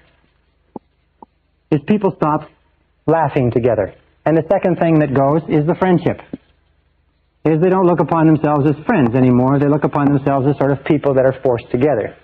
Now, if incompatibility is set into a relationship, the natural thing to do, the best thing to do, is to try to patch it up. Try to find some kind of a bridge. Try to put it back together, if you like. Try to bind it together, especially if there's children and a lot of other things involved. However, please understand this. If incompatibility has developed, and incompatibility is the rule, you have to go through dozens and dozens of men or members of the opposite sex before you ever find one that you can settle down with. If incompatibility has happened, accept it as a reality. Because if you do not, you're going to enter into the phenomena of denial. And the denial is going to cause tremendous stress and resistance and unhappiness. Number two is, remember that if it has happened, no one is guilty. Just because you are no longer compatible with the other person doesn't mean that there's anything wrong with the other person, and it doesn't mean there's anything wrong with you. It means that just incompatibility has set in. Remember, it just happens. It's like the rain. When it rains, nobody is guilty. It just happens. It is the most common phenomena in relationships, is incompatibility. And one final point with incompatibility is this. In my experience, I find the major reason why people stay in relationships that they're no longer happy in, that there's no love, there's no music, there's no laughter, there's no future to the relationship, is because of what others might say. It's because of what others might say. And this is really amazing to me, because whenever I speak to people, and I've been in the same situation, I've never been through a marriage that didn't work out, but I was a bachelor for 35 years, and so I've been through relationships that didn't work out, and I've been amazed at how much social pressure there is created in our own minds to stay in a relationship that we don't enjoy because we think others will disapprove of us. We think that others will be upset. We think that others will be saddened. And the fact of the matter is, as everybody eventually finds out, is that nobody cares as much about your relationship as you do, and if you sacrifice your peace of mind for what you think others might say, you will never, never be happy. Incompatibility is a reality. If you cannot repair it, if you cannot overcome it, then deal with it honestly, deal with it graciously, face it in a straightforward way, deal with it in a respectful, dignified way, and find some way to resolve the relationship so that it doesn't hurt anybody more than it has to. Remember this with regard to loving relationships, that your objective, your responsibility is to set joy and fulfillment in your relationships as your minimum standard. Set peace of mind, happiness, joy, fulfillment, tranquility. Make your home and your loving relationship the crown jewel of your emotional life, and settle for nothing less. Keep working at it, keep striving, keep chopping, keep changing, do whatever is necessary, but you owe it to yourself, you owe it to your life, you owe it to your character, your integrity, your peace of mind, your health, and your future to settle for nothing less than a relationship that is a joy to be a part of.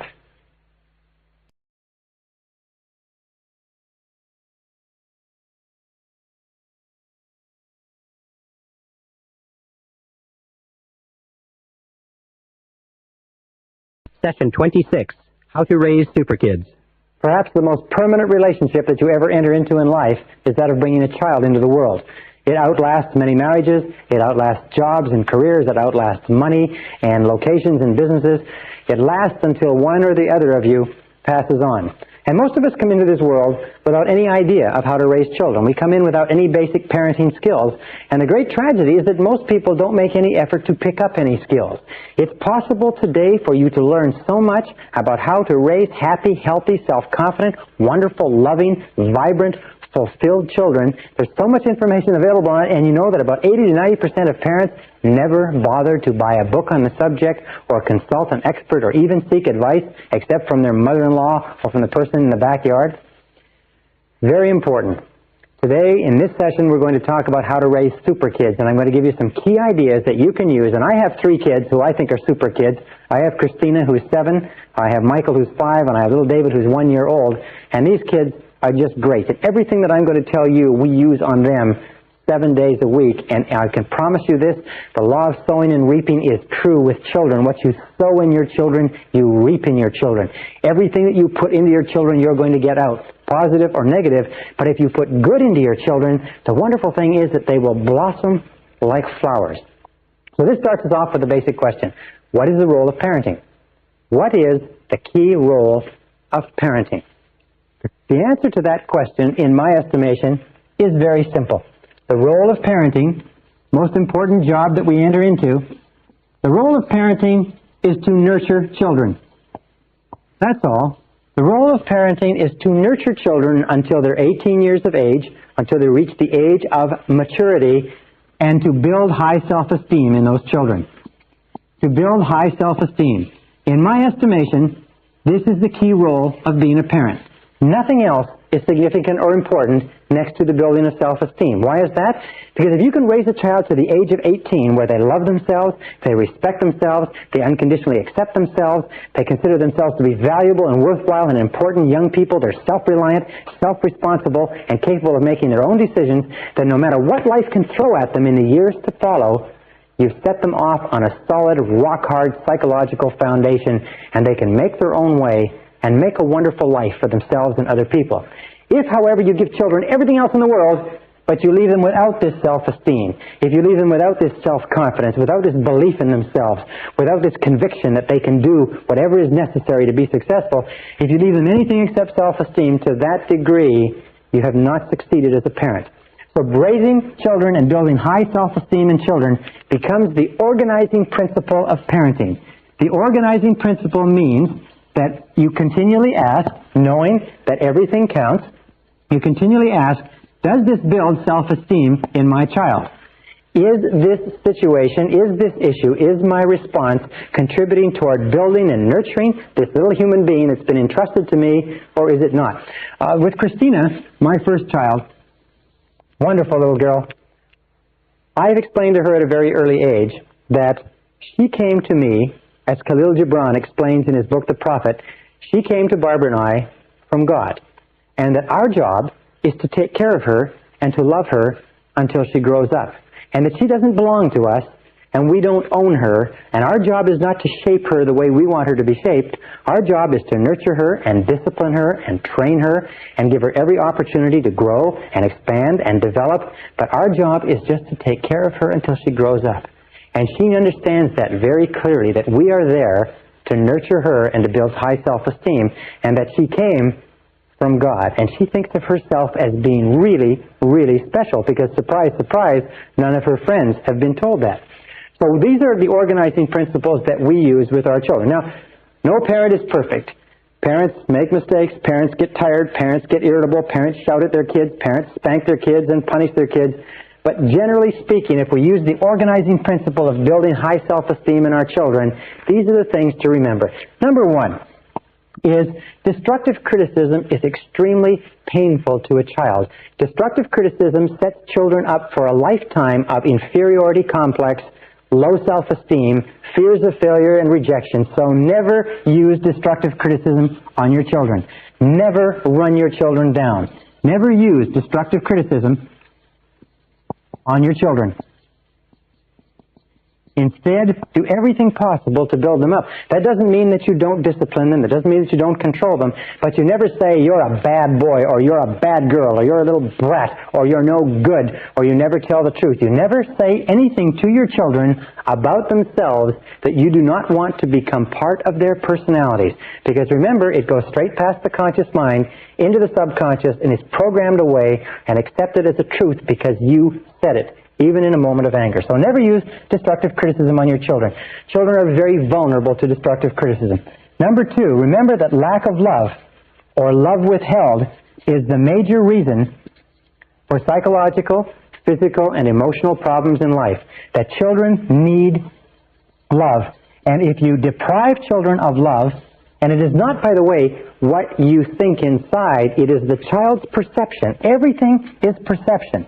Now, the child is pretty shallow in the formative years. The child doesn't know that you really love the child unless you tell the child, show the child, demonstrate to the child over and over and over again. Many children have grown up and found themselves visiting psychiatrists and psychologists and trying to wrestle through the problem that they never believed that their parents loved them. And if you talk to the parents, they say, well, of course I love my kids. They say, well, did you tell my kids? Well, no, I didn't tell them, but they know I love them. No. Children don't know. They, as they say, they need the words. Number three is remember that children need a continuous flow of love and approval. Love and approval is the emotional, psychological lifeline that children have to have in order to grow. Just imagine that your children are on an intravenous, and this intravenous has the critical nutrients for the development of their personality. And the critical nutrient in that intravenous is the words and gestures of love and approval and a continuous flow. And if you cut off the flow, it's like cutting off the flow of nutrients or cutting off the oxygen flow to the emotional brain. They need it every day. They need it every night. They need it morning, noon, and night. They need it continuously. When they're growing, they're very much like growing children need a lot of food. Got to have a lot of food because they're growing. They need a lot of emotional support when they're growing too. A fourth thing to remember is children need praise. Praise is what grows children. As a matter of fact, they found that when you praise a child, their physiological system actually vibrates with new energy. They need encouragement. Remember, children are afraid because they're little kids in a big world. They need encouragement all the time. You can do it. You can do it. Sure, you can do it. Go ahead. Give it a try. Also, they need reinforcement. Sometimes they fall on their face. Sometimes they do it right. They need to be told, hey, you did a great job. That's wonderful. They need to be praised and reinforced. They need patience. Children need a lot of patience because they seem to be slow in learning. The kindest thing you can do for your children is to be patient, be supportive. Also, to be loving, and also to be kind. Children need an enormous amount of kindness, and they need caring. They need tenderness. They need gentleness. They need, especially though, they need patience when they are the least patient. When they are the most exasperating is when they need the most patience from you, the most kindness, the most understanding, the most compassion. Now, the fifth point here is to tell your children you love them every day. Tell them you love them every day. I have been surprised. Tell them you love them every day. How many parents don't tell their children that they love them? They say, well, a kid knows I love them. I've had arguments. They say, well, they know I love them. I don't have to tell them. The fact is that kids need to know. And the reason, of course, that we don't is why? It's because our parents never told us that they loved us. If we grew up in a household where our parents never said, I love you, and I care for you, and I wish the very best for you, and they never gave us praise and encouragement, we'll grow up being very uncomfortable. But I'll tell you this, that if you'll tell your kids you love them on a regular basis, they'll tell you back, and they will teach you how to love. So learn to use the words over and over again. Now here's 4 behaviors that parents can use to tell their children that they really love them. Behavior number 1 is the greatest gift that a parent can give to a child. It's called unconditional love. Make sure that the child knows that you love them 100%, no matter what they do, no matter what happens, that nothing in the world can ever stop you from loving them 100%. It's absolutely critical. With my little girl and my little boy, I have a little game with them that I play with them called the love game. And I ask them, how much do I love you? And we go through a game and they say, well, this much. I say, come on now. I say, this much. Come on. I say, this much. And finally they say, this much. And I say, well, what about when I shout at you? They say, well, you still love me this much. I say, what about when I put you in your bedroom? They say, you still love us this much. I say, what about when I shout at you and put you in your bedroom and make you stand in the corner? They say, you still love us this much, Daddy, because no matter what we do, you love us all the time. Now, that's the very kindest thing that you can ever convince your kids of. I do this to condition them. I do this because I want it driven so down deep into their subconscious mind that they are so totally loved that they can go throughout their life as little kids growing up and never, never, never question that their mommy and daddy really love them. Remember, the phenomenon of conditional love is what breeds the fear of rejection, what breeds feelings of inferiority and insecurity. Children, by the way, who are not brought up with enough love in their formative years develop what is called a deficiency need, and they spend the rest of their lives, like Demosthenes with his lamp looking for an honest man, they spend the rest of their lives looking for the love that they were deprived of in childhood. Be very alert to that. You cannot give a child too much love in the formative years. You cannot love a child too much. You can give them buckets and buckets and buckets of love. Give them all the love they can absorb. So number 2 way that you show your love is with eye contact. Children have emotional fuel tanks, and they drink in the love of their parents through their parents' eyes. And when you look at your child with love and you say, I love you very much, the child just feels wonderful all over. So say, I love you, but look them in the eye. Do you know that most parents only look their children in the eye when they're scolding them? That most children grow up today with a very distinct uneasiness about direct eye contact from adults. That in our society, direct eye contact is considered a sign of hostility because so many of us have grown up with our parents only looking at us when they're scolding us, and when they're speaking nicely to us, sometimes they just watch the television or read the paper. So look the child right in the eye. The third is physical contact. Remember, children are very emotional and very visceral. They're very physical, and they need physical contact. They need to be hugged. They need to be kissed. They need to be embraced. They need to be patted. They need to be carried. And every single time that you hold your child with warmth and love, starting from infancy all the way up to when they become grown-ups, and you pat them on the back or put your arm around them or pat them on the head, physical contact, as it says in the song, touch my hair when you pass my chair, little things mean a lot. Contact with your children is one of the ways that you tell them that you love them. Now, interestingly enough, in studies that were done in the late 40s, they found that infants who were not held in hospitals and embraced while they were being fed actually began to atrophy, shrivel up, stop taking nutrition, and many of them died of a disease called marasmus, where they lacked that physical warmth and contact. So physical contact is absolutely essential to a child's healthy well-being. And number 4 is focused attention. By the way, it's interesting, many fathers have this idea that if you give a child too much hugging, a male child, a boy, too much hugging, too much kissing at an early age, you'll make them a sissy. In fact, it's exactly the opposite. The more hugging, the more kissing, the more physical contact that a little boy has with his mother and father, and especially his father, the more masculine, the more self-assured, the more self-confident he grows up. The less he gets, the more insecure, the more angry, the more stressed he is. So remember that you can't give a child, male or female, too much physical contact. And focused attention means that you spend time with the child every day, just you and the child, walking, talking, listening, no television, no newspaper, no one else, just a few minutes a day that tells the child that the child is really valuable. You see, children whose parents don't spend time with them alone are convinced that the reason mommy and daddy is not doing it is because there's something wrong with me. They don't know that the parents are busy or doing something else. They just feel that there's something defective about them, and that's why the parents don't spend the time with them. So be very careful. It's the perception of the child, not the reality. All right, now the next, number 6, is positive expectations. Positive expectations were found by Dr. David McClellan of Harvard University to be one of the best single determinants of peak performance as a young person. Positive expectations of the child by the parent causes the child to do everything possible to grow up and fulfill the parent's expectations. As a matter of fact, he found that there were 2 things. One was a democratic household. That in a democratic household, where the child was expected to contribute his or her opinion at an early age, and in a household where the parent said, in effect, I believe in you. No matter what you do, I believe in you. I believe you're going to do well.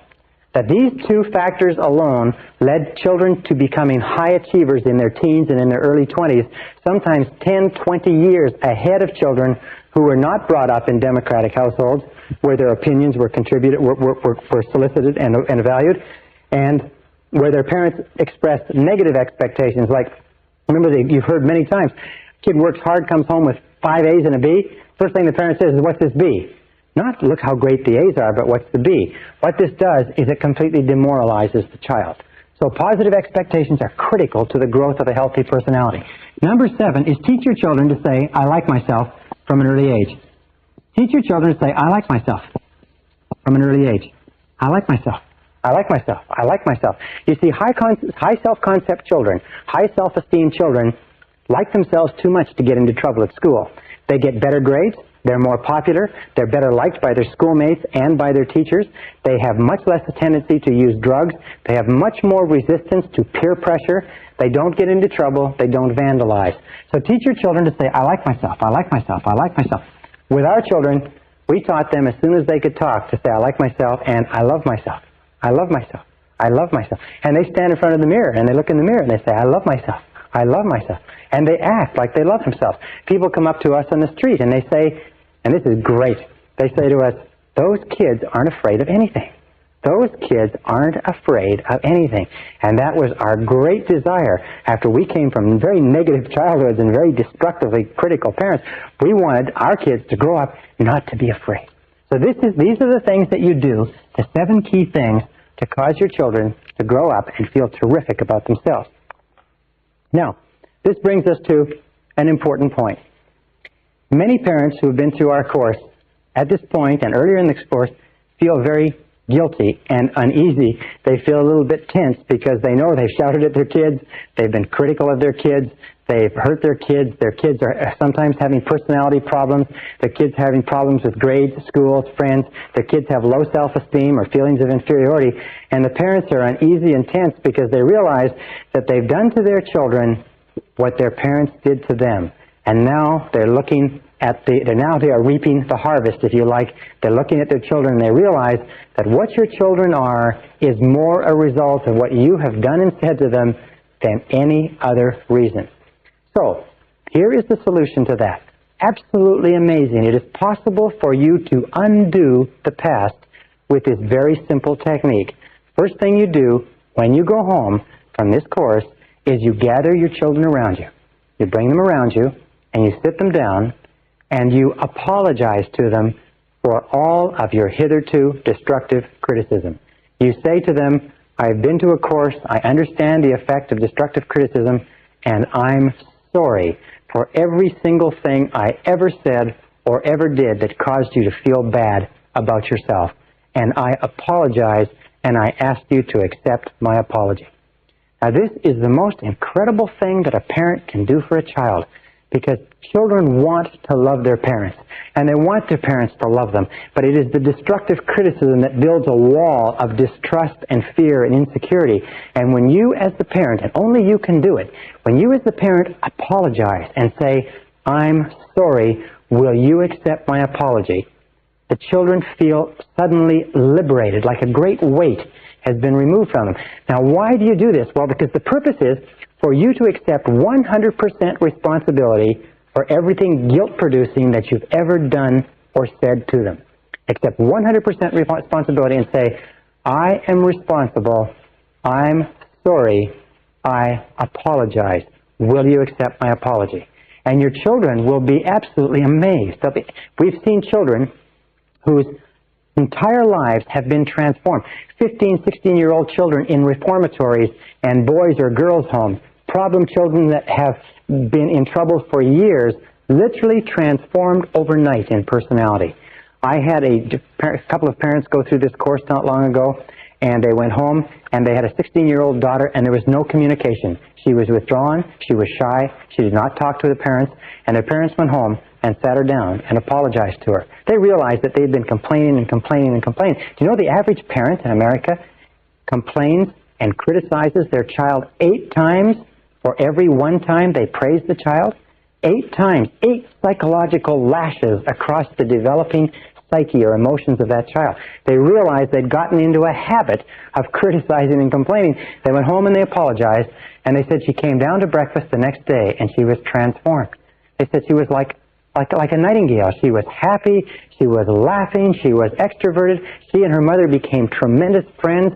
That she and her mother and her father began going out for dinner. I mean, it was just like a miracle. I saw a family once where the father had raised 10 children. He'd come from a negatively, destructively critical environment, and he had been destructively critical of all his children. Many of them had serious marital problems. Some of them had serious psychological problems, problems with their spouses. The oldest one was over 30. The youngest one was 14. At the end of the seminar, they're all in there, all the children, all the spouses, the father and mother. At the end of the seminar, he got up in the room and turned around and went from child to child and said, "I apologize, will you forgive me?" And as he went to each child broke down in tears and started crying. And by the time that circle had been made, everybody in the room was crying. It was absolutely phenomenal. And the family literally transformed overnight. Then the next thing you do, so logical, so obvious, promise never to do it again. Promise never to do it again. Why? To make sure that it's clear, and finally, give them permission to remind you when you forget. Give them permission to remind you when you forget. Because you will forget, or when you slip from time to time. And let them say, "Daddy, is that destructive criticism?" Or "Mommy, is that destructive criticism?" And you say, "Yes, it is. You're right. I apologize." You will find that if you make it a game to abolish destructive criticism, this is your goal in your household. Do not allow destructive criticism in your household. Abolish destructive criticism. Do not allow anybody in your household to destructively criticize anybody else. Make it absolutely clear that you can argue, you can fight, you can disagree. All families do that. But nobody is allowed to devalue or run down the other person. Make it a game and make sure that you catch each other and get it to the point where a person says, "Is that destructive criticism?" Or a person can say, "I don't accept that." And if you've made a mistake, you back off and you say, "I'm sorry." Now, with my little kids, I learned this idea before my kids came along. With my little kids, what I said to them is, "Do you forgive me? I'm sorry, I apologize, do you forgive me?" And now sometimes we'll have an argument, or I'll send them to their bedrooms, and Michael will come to me, and he came to me the other day, and he said, "Daddy," he said, "I forgive you for sending me to my bedroom." And it was the cutest thing you could imagine. And I said, "Michael, I'm sorry. Thank you very much. I apologize." And if you apologize all the time, you keep the decks open. Now, one final point that I don't want to forget is this, is that in order to apologize to your children, you've got to get your ego out of the way, and you have to put the mental health of your children ahead of anything else. When you apologize, it takes courage and character for you to apologize. It takes courage and character. It takes tremendous strength for an adult to apologize to a child. But when you lead by example, you build courage and character in your children.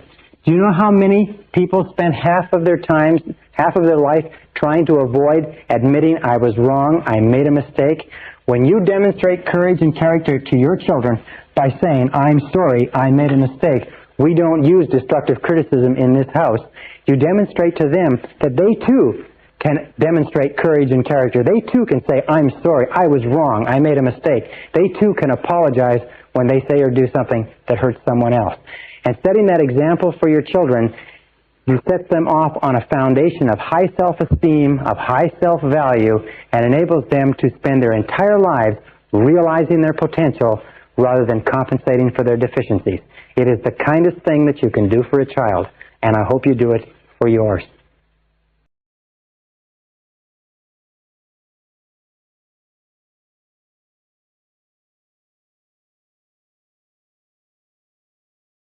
Session 27, Finding True Purpose in Life. Now we come to the final question. What is the purpose of life? What is the purpose of your life? Why are you here? Why do you exist at all? Why do you get up in the morning? Why do you have a life? Why are you on the earth? Is it simply to be born, to grow up, to work, to reproduce, to die? Or is there something else? In my estimation, there is something else, something far more important. In this session, I want to talk to you about my discoveries and my thoughts about what the true purpose of life is. The true purpose of life, in my estimation, is to find a mission. Some of the wisest men and women of this century and of previous centuries have looked at this whole idea of why a human being is put on this earth, and they've come to the conclusion that we are put on this earth to fulfill our potential by finding our true mission in life. Emmett Fox calls this your heart's desire. What is your heart's desire? Your heart's desire is something that is placed deep down inside you, maybe even before you're born, and it's something that calls to you and sings to you and lures you on throughout your life.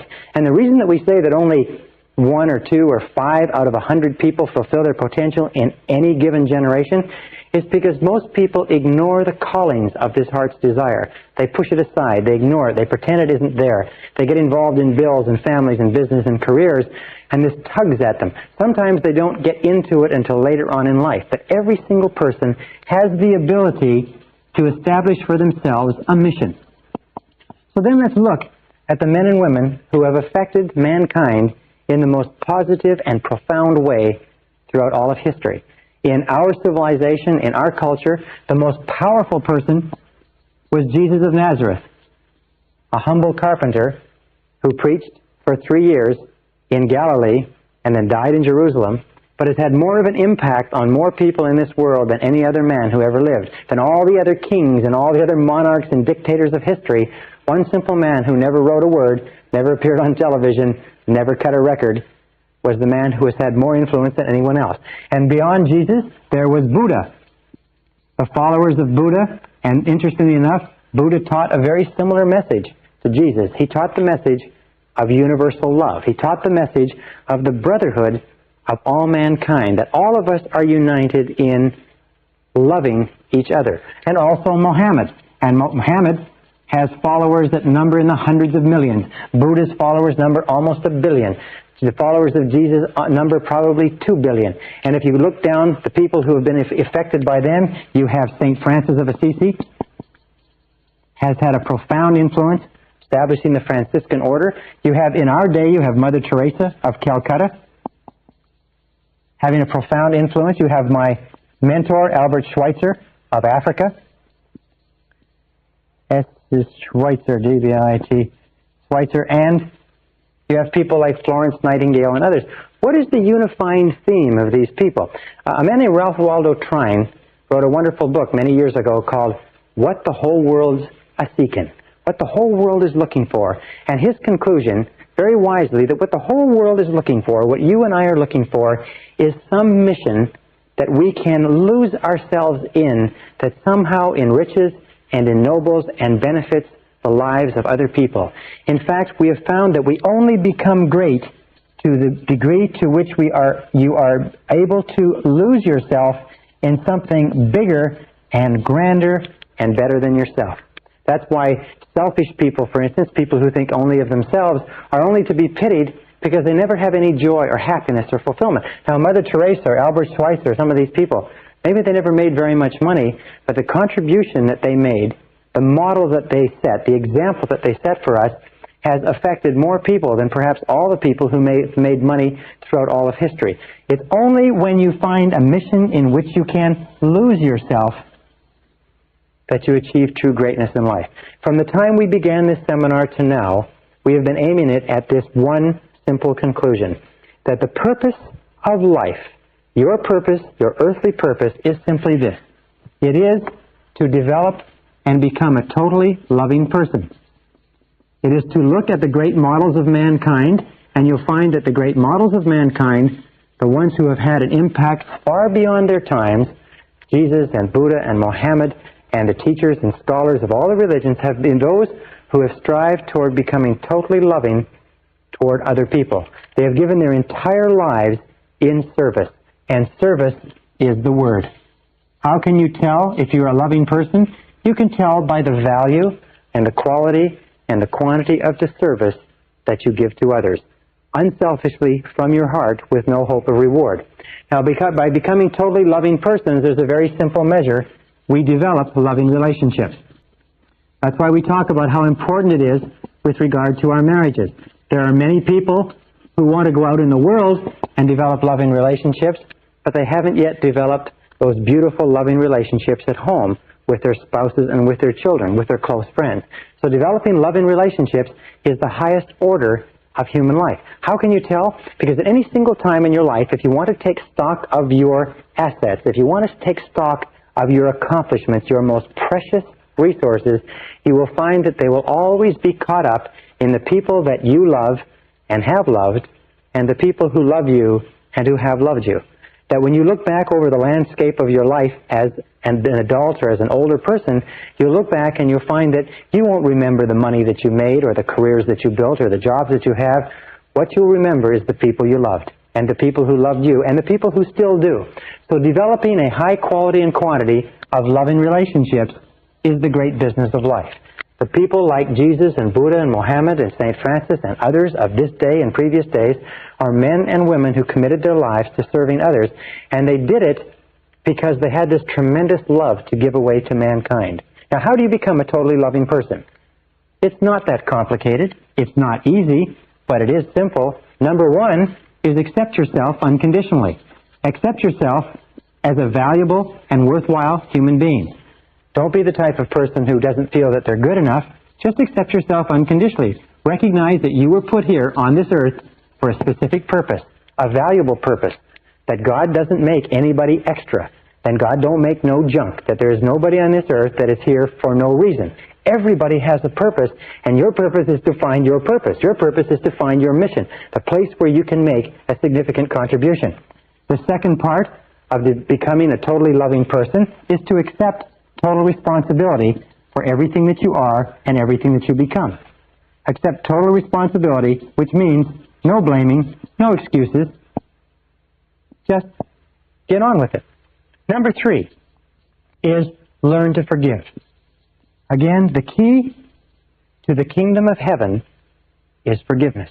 The key to the kingdom of heaven, the key to all spiritual development, the straight gate is forgiveness. The ability to freely forgive other people. No grudges.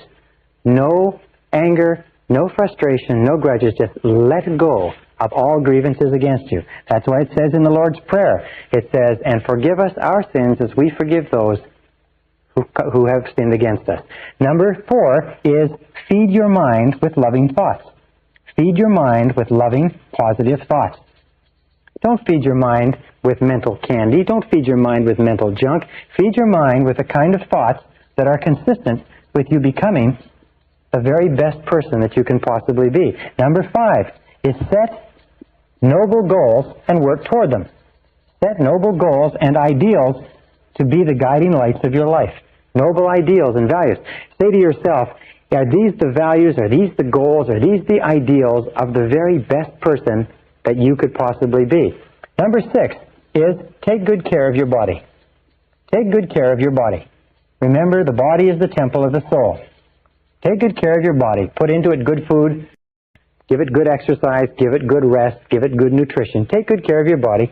And number seven, practice the golden rule. Practice the golden rule in that practice kindness, patience, tolerance more than anything else. Tolerance of the diversity and difference of other people toward others. Love, understanding, compassion. Remember, everybody in the world is carrying a heavy load. Now, as you practice these principles, you will start to become a more and more loving person. As you practice these principles, you will find yourself drawn almost inevitably, almost inexorably, you'll find yourself drawn toward your mission. You'll find yourself drawn toward the area of service. Now, believe me, one of the best areas of service in the whole world is the business world, because our free enterprise system is based on serving other human beings. But you can serve other people in any profession, in any capacity. You'll have an opportunity to give and to increase the quality and quantity of your service to others to enhance and enrich and uplift the lives of other people. Remember, you're put on this earth to do something for other people. The measure of how well you're doing as a human being is very simply this, is that you only have love to the degree to which you express love to others. You only have love to the degree to which you express love to others. In other words, you do not have love in isolation of other human beings. You cannot say, I am a loving person, without having loving relationships as the proof, if you like. You can only have love to the degree to which you feel love for other persons. So the more you express love to other people, and that's why we are given families, and that's why we are given intimate relationships, and that's why children are sent to us to teach us to develop our breadth and depth and capacity for love in such a way that we could never learn otherwise. So we express love to others, and then once you develop love for yourself by accepting yourself unconditionally, practice giving your love away. Practice giving your love away.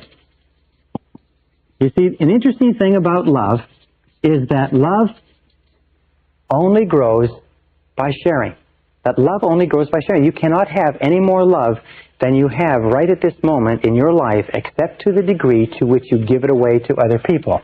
So love only grows by sharing. Now, the wonderful thing is that the more you give away, the more you have. The more you give love away, the more you have. So the more you give, the more you have to give. The less you give, the less you have to give. This is where the law, the more you give, the more you have. You can never give it away. This is where the law of sowing and reaping comes in more than anything else. The law of compensation, in that if you give just a little bit of love away, just a little bit, it's enough. Because that alone will cause a flow to start coming back to you. If you give a little bit more, more will come back to you until you get onto the upward spiral of life. Now, many years ago, I met a beautiful grandmother who had come up in a home where her parents had taught her to be kind and compassionate and loving to others. And when her parents died, she went back and met with her other brothers and sisters to divide up their possessions. And there's only one thing that she wanted. She'd married a very rich industrialist. The only one thing she wanted was a little plaque that hung over the fireplace of that loving home all the time she was growing up. And on the plaque was a little quatrain or a little verse, and when she told it to me, I wrote it down, and I'll share it with you. And it said this, it said, "Only one life that soon is past. Only what's done with love will last. Only one life that soon is past. Only what's done with love will last." Now, if you understand that, you realize if you look back over your life, you'll find that only the things that you did with love have lasted. Only the things that were done with love have had any lasting value. And if you use that as your guiding, organizing principle in life, that only what's done with love will last, you will start to move and evolve more surely toward the stars. The opposite of love is fear. The opposite of fear is love. If fear is the great obstacle that holds us back from fulfilling our potential, love is the great doorway that kicks open all the possibilities of the universe for us. And if you will practice this, first of all, learn to love and accept yourself unconditionally. You are valuable. You are a valuable and worthwhile human being. No matter what happens, you are still a valuable and worthwhile human being. Love yourself unconditionally. Accept full responsibility for your life. Freely forgive others. Look for the best. Take care of yourself. Work on goals that are worthy of you. Set a mission that is challenging for you, and practice giving your love away to others, and you will develop more surely toward the stars. I wish you luck. I wish you success. I wish you love. Thank you very much. This is the end of Side 2. Please fast forward the tape to the end to cue up Side 1 for your next listening.